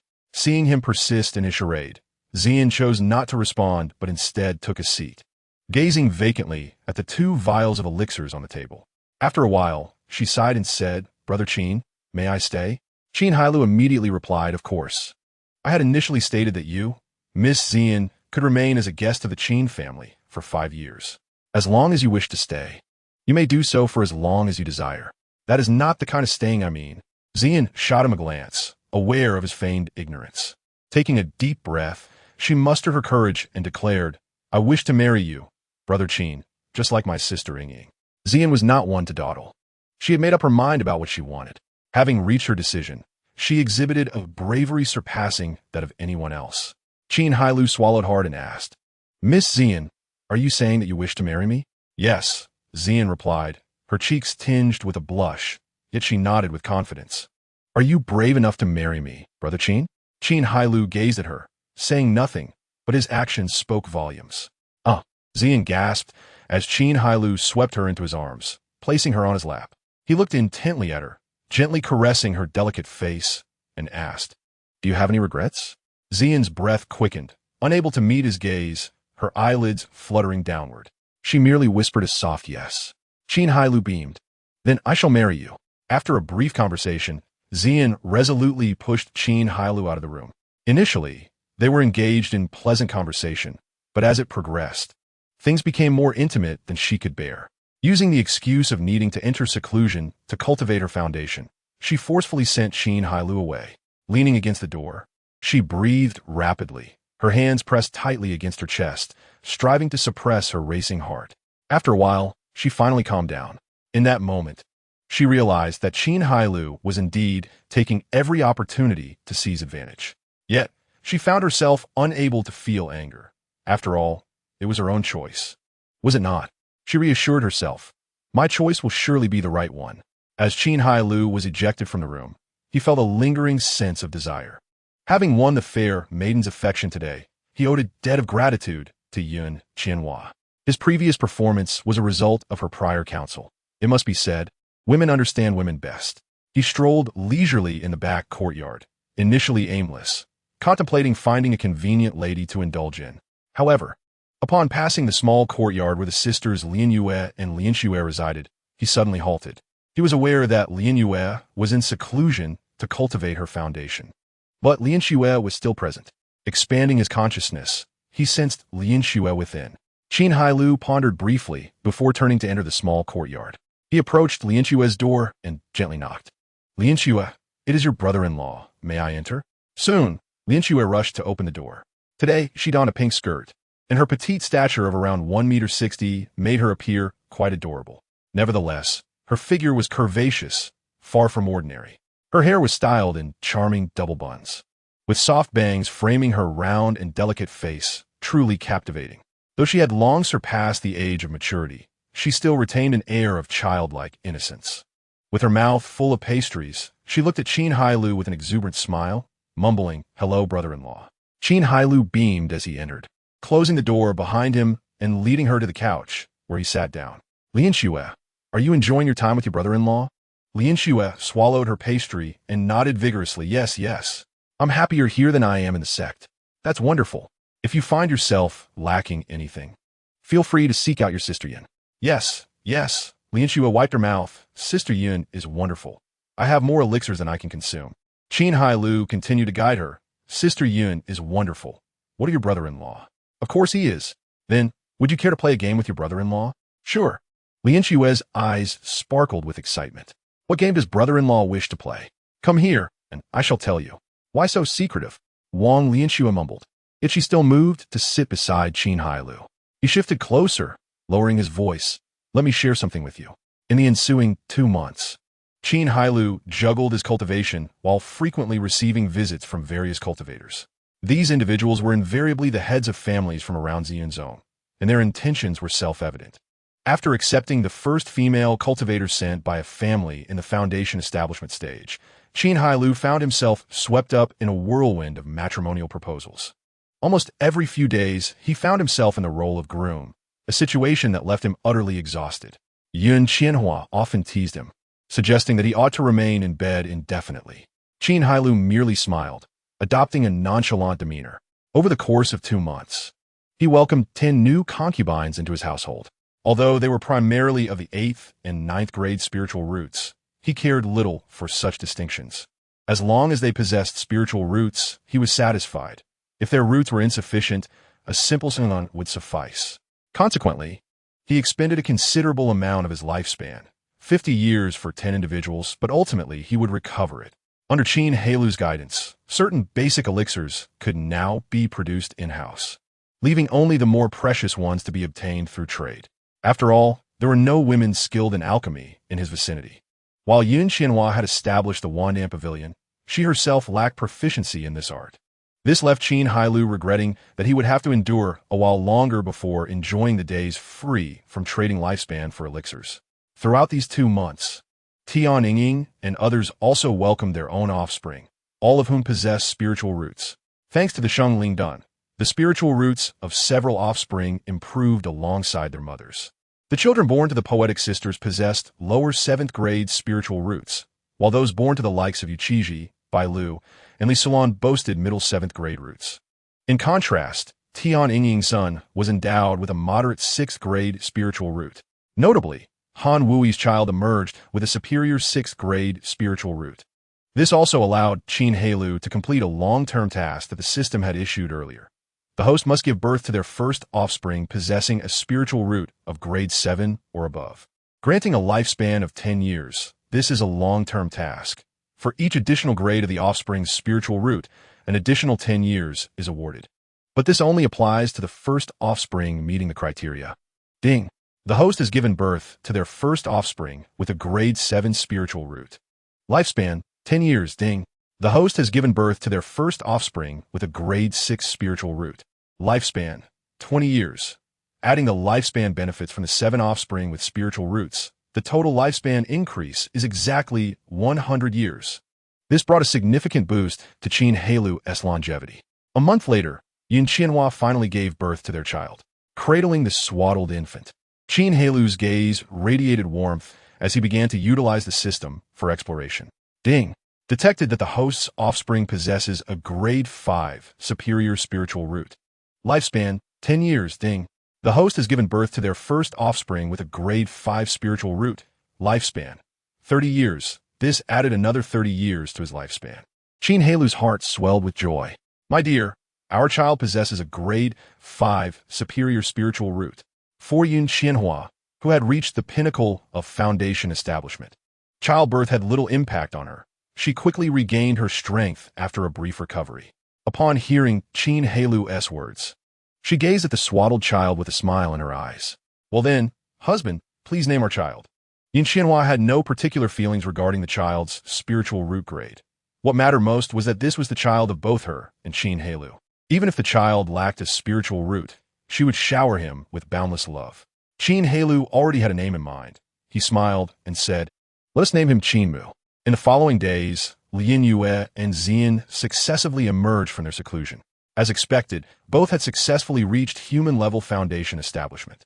Perhaps inspired by their achievements, Tian Yingying and Han Wui, both at the pinnacle of qi refinement, after a brief recovery, also entered seclusion to challenge foundation establishment. With Qin Hailou's support in elixirs, their success in human-level foundation establishment was imminent. Subsequently, Qin Hailou formally welcomed Zian, Lian Yue, and Lian Xue into his household. By marrying 3 women at once, Qin Hailou once again broke his own record. The town of Yongning celebrated together, and both the Wang and Zi families sent representatives. During the wedding banquet at the Qin residence, the hall was filled with esteemed guests. Only cultivators remained seated inside, while other mortals congratulating from outside had to make do with a banquet set up outside. In truth, Qin Hailou had long ceased sending invitations to them. It was not out of disdain, but rather a sense of propriety. He felt that marrying multiple wives too frequently would be inappropriate and burdensome for the mortals living in the same town, to avoid them saying he prospered through such means. Did he truly care for such trivialities?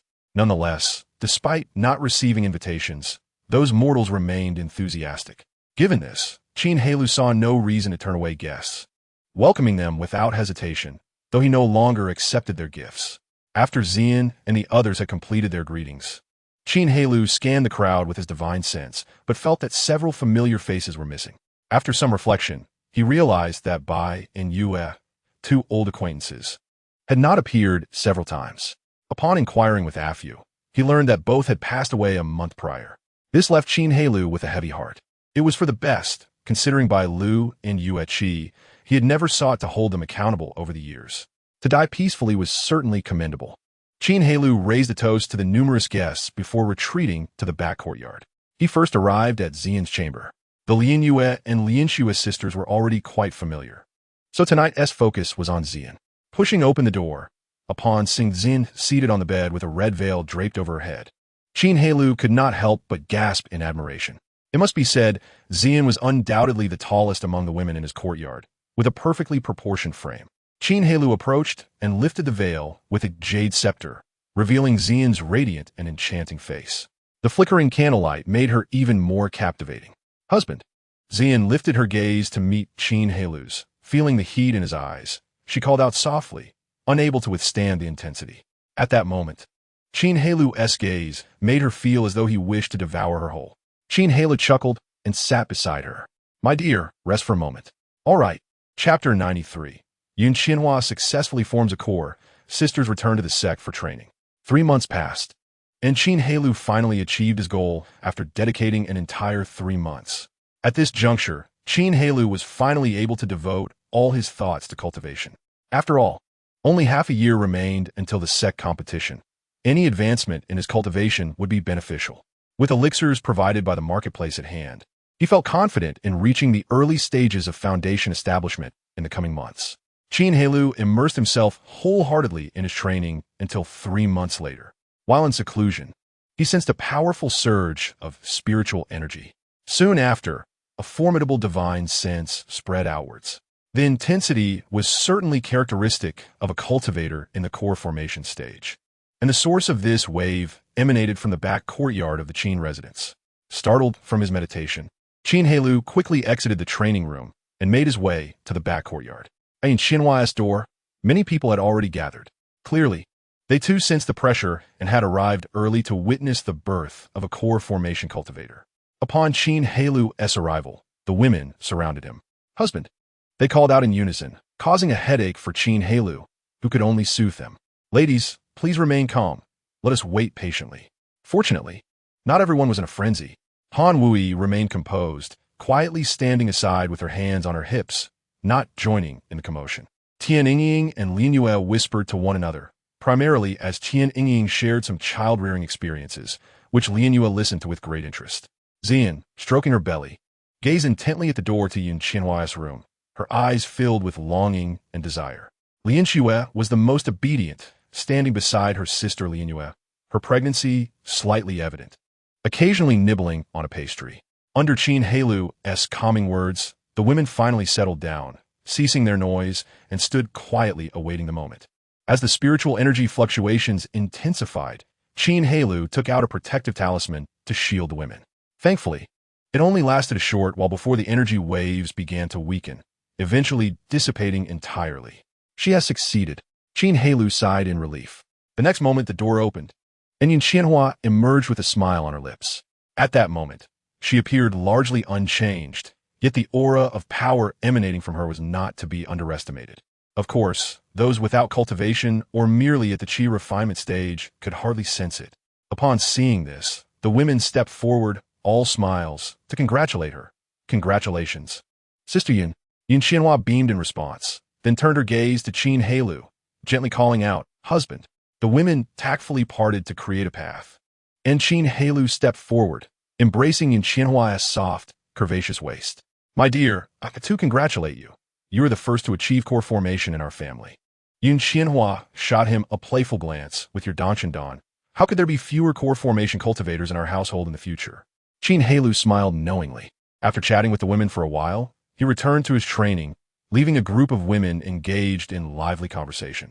Following this, Qin Hailou spent his days cultivating and his evenings caring for Yin Qianhua. 2 months later, without any unforeseen circumstances, I found myself pregnant once again. Meanwhile, in the courtyard of the Qin residence, Ziyin, Lian Yu, Lian Shui, and others gathered in Tian Yingying's room. The time to return to the sect after 2 years of training was fast approaching, leaving us in a quandary. Ziyin wore a troubled expression, feeling somewhat at a loss. Although she was officially married to Qin Hailou, the thought of returning home and facing Ming Shui, who had always held high expectations for her, filled her with a sense of shame. In response to her words, Lian Yu exhibited no visible emotion. After all, she was not particularly valued at Lian Hua Peak, thus unable to empathize with Ziyin. Lian Shui, carefree and oblivious, simply consumed snacks and drank tea whenever she felt thirsty. Tian Yingying, having gone through it once, was unfazed. She had grown stronger. Moreover, this time she need not report her experiences to Ming Shui, which further alleviated her fears. Observing Ziyan's anxious demeanor, she consoled her, saying, Sister, it will be all right. Just listen to what our master says, and once it's over, there will be no issue. However, this did little to comfort Ziyan. Lian Yu pondered for a moment and suggested, Sister, why don't we delay our return a bit longer? We won't be missing much time. Ziyan retorted sharply. In a month, the sect's grand competition will commence, and all disciples outside must return. Lian Yu, at a loss, bluntly remarked, Then let's just go back. What's there to fear? She turned to her sister Lian Shui and asked, Shui'er, are you afraid of returning to the sect? Lian Shui, with wide eyes fluttering, countered, Why should I be afraid?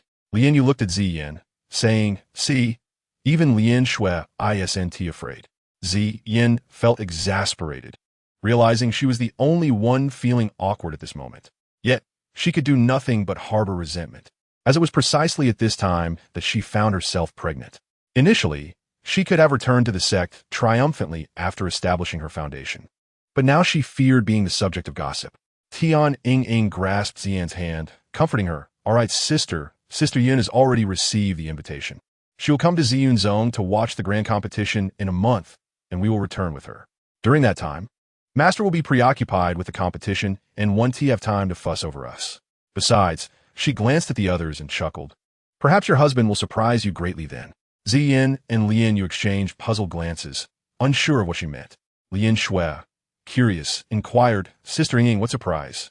I want to tell you now. You'll find out when the time comes. Tian Yingying chuckled softly. Chapter 94. Yin Qianhua leads the departure. Old Fangbo is shocked the sect competition of Ziyun Zone, held once every decade, is quite a grand affair within a radius of 1,000 miles. Many family heads and independent cultivators received invitations, with the minimum requirement being peak foundation establishment. Yin Qianhua had previously received invitations solely due to her association with the Wan Dan Pavilion's Eastern family. Although she could attend, her seating arrangement was rather poor, situated in the back rows. However, upon receiving another invitation this time, her circumstances had dramatically changed. She had not concealed the news of her breakthrough to the core formation stage. Ziyun Zone was already aware. This time, her invitation placed her in the front rows. While the back rows did not hinder viewing, it was a symbol of status and identity. Furthermore, she could bring 4 companions along, which posed a dilemma as her family had too many sisters, making it difficult to choose whom to take. Thus, she devised a plan. Excluding Tian Yingying and the others, she would draw lots with the remaining sisters. Whoever drew the lot would accompany her. Naturally, only those with cultivation would be eligible. Otherwise, it would be too burdensome to bring along the untrained. This left those who had yet to cultivate feeling regretful and muttering complaints, but there was nothing they could do as they had joined the sect late. Additionally, with so many sisters, the benefits from Qin Hailou were significantly diminished. They looked upon by Liu, who had married in first, as well as Li Su Lan and others, with great envy. A total of 16 participated in the draw, with the 4 selected to attend being Hanwu Yi, Yue Jiti, Su Zuhu, and Li Su Lan. Those who had joined less than a year ago were all eliminated. Although they felt discontent, they had no choice but to accept, as the process was fair and transparent. It simply meant they were out of luck. The sect competition of Ziyunzong was something many sought to attend, but obtaining an invitation was a challenge. Those without connections could not go, and even spirit stones would not suffice. The 4 selected women were naturally overjoyed, chattering excitedly about what to wear to impress their husbands. Just as everything seemed settled, with half a month remaining until the event, Yin Qianhua suddenly announced that everyone could attend. This filled them with joy, even if they did not understand the reason behind it. However, the originally selected 4 felt somewhat disgruntled. They had stood out as a group. But now everyone would be attending equally. This deflated their pride and contentment. Yin Qianhua, feeling helpless, informed Qin Hailou of the situation, who explained that as a core disciple, he was permitted to bring family members, allowing everyone to attend. Ziyunzong indeed had such a provision, not restricting core disciples from bringing their families. Yet, in nearly 1,000 years of Ziyunzong's establishment, it seemed Qin Hailou was the only one to have brought so many family members, exploiting a loophole that they had to accept. 3 days before the grand competition at Ziyunzong, a group of heavily pregnant women gathered chattering at the entrance of the training room. Qin Hailou had already advanced to the middle stage of foundation establishment and returned to the sect a week earlier. Consequently, Yin Qianhua had to take on the responsibility of leading the women. She organized them to enter the teleportation array in batches, as the array could only transport 5 individuals at a time. It took her 7 trips to send everyone over. Upon arriving at her chamber in Wandan Pavilion, she found that the high-grade spirit stone in the slot had recently been depleted of its spiritual energy and had shattered. She had to replace it with a new one. Looking at the room filled with her pregnant sisters, she felt somewhat overwhelmed. Fortunately, she had not brought the children from home. Otherwise, her room would not have been able to accommodate them. The women inside were chattering noisily, making Yin Qianhua's head spin. Under her guidance, a group of expectant mothers cautiously descended from the 5th floor. Feng Bo, the manager of Wandan Pavilion, was in the back hall calculating accounts, diligently tapping his abacus. At that moment, having received a top-grade foundation establishment pill from Yin Qianhua, he had finally completed his foundation establishment and was immensely grateful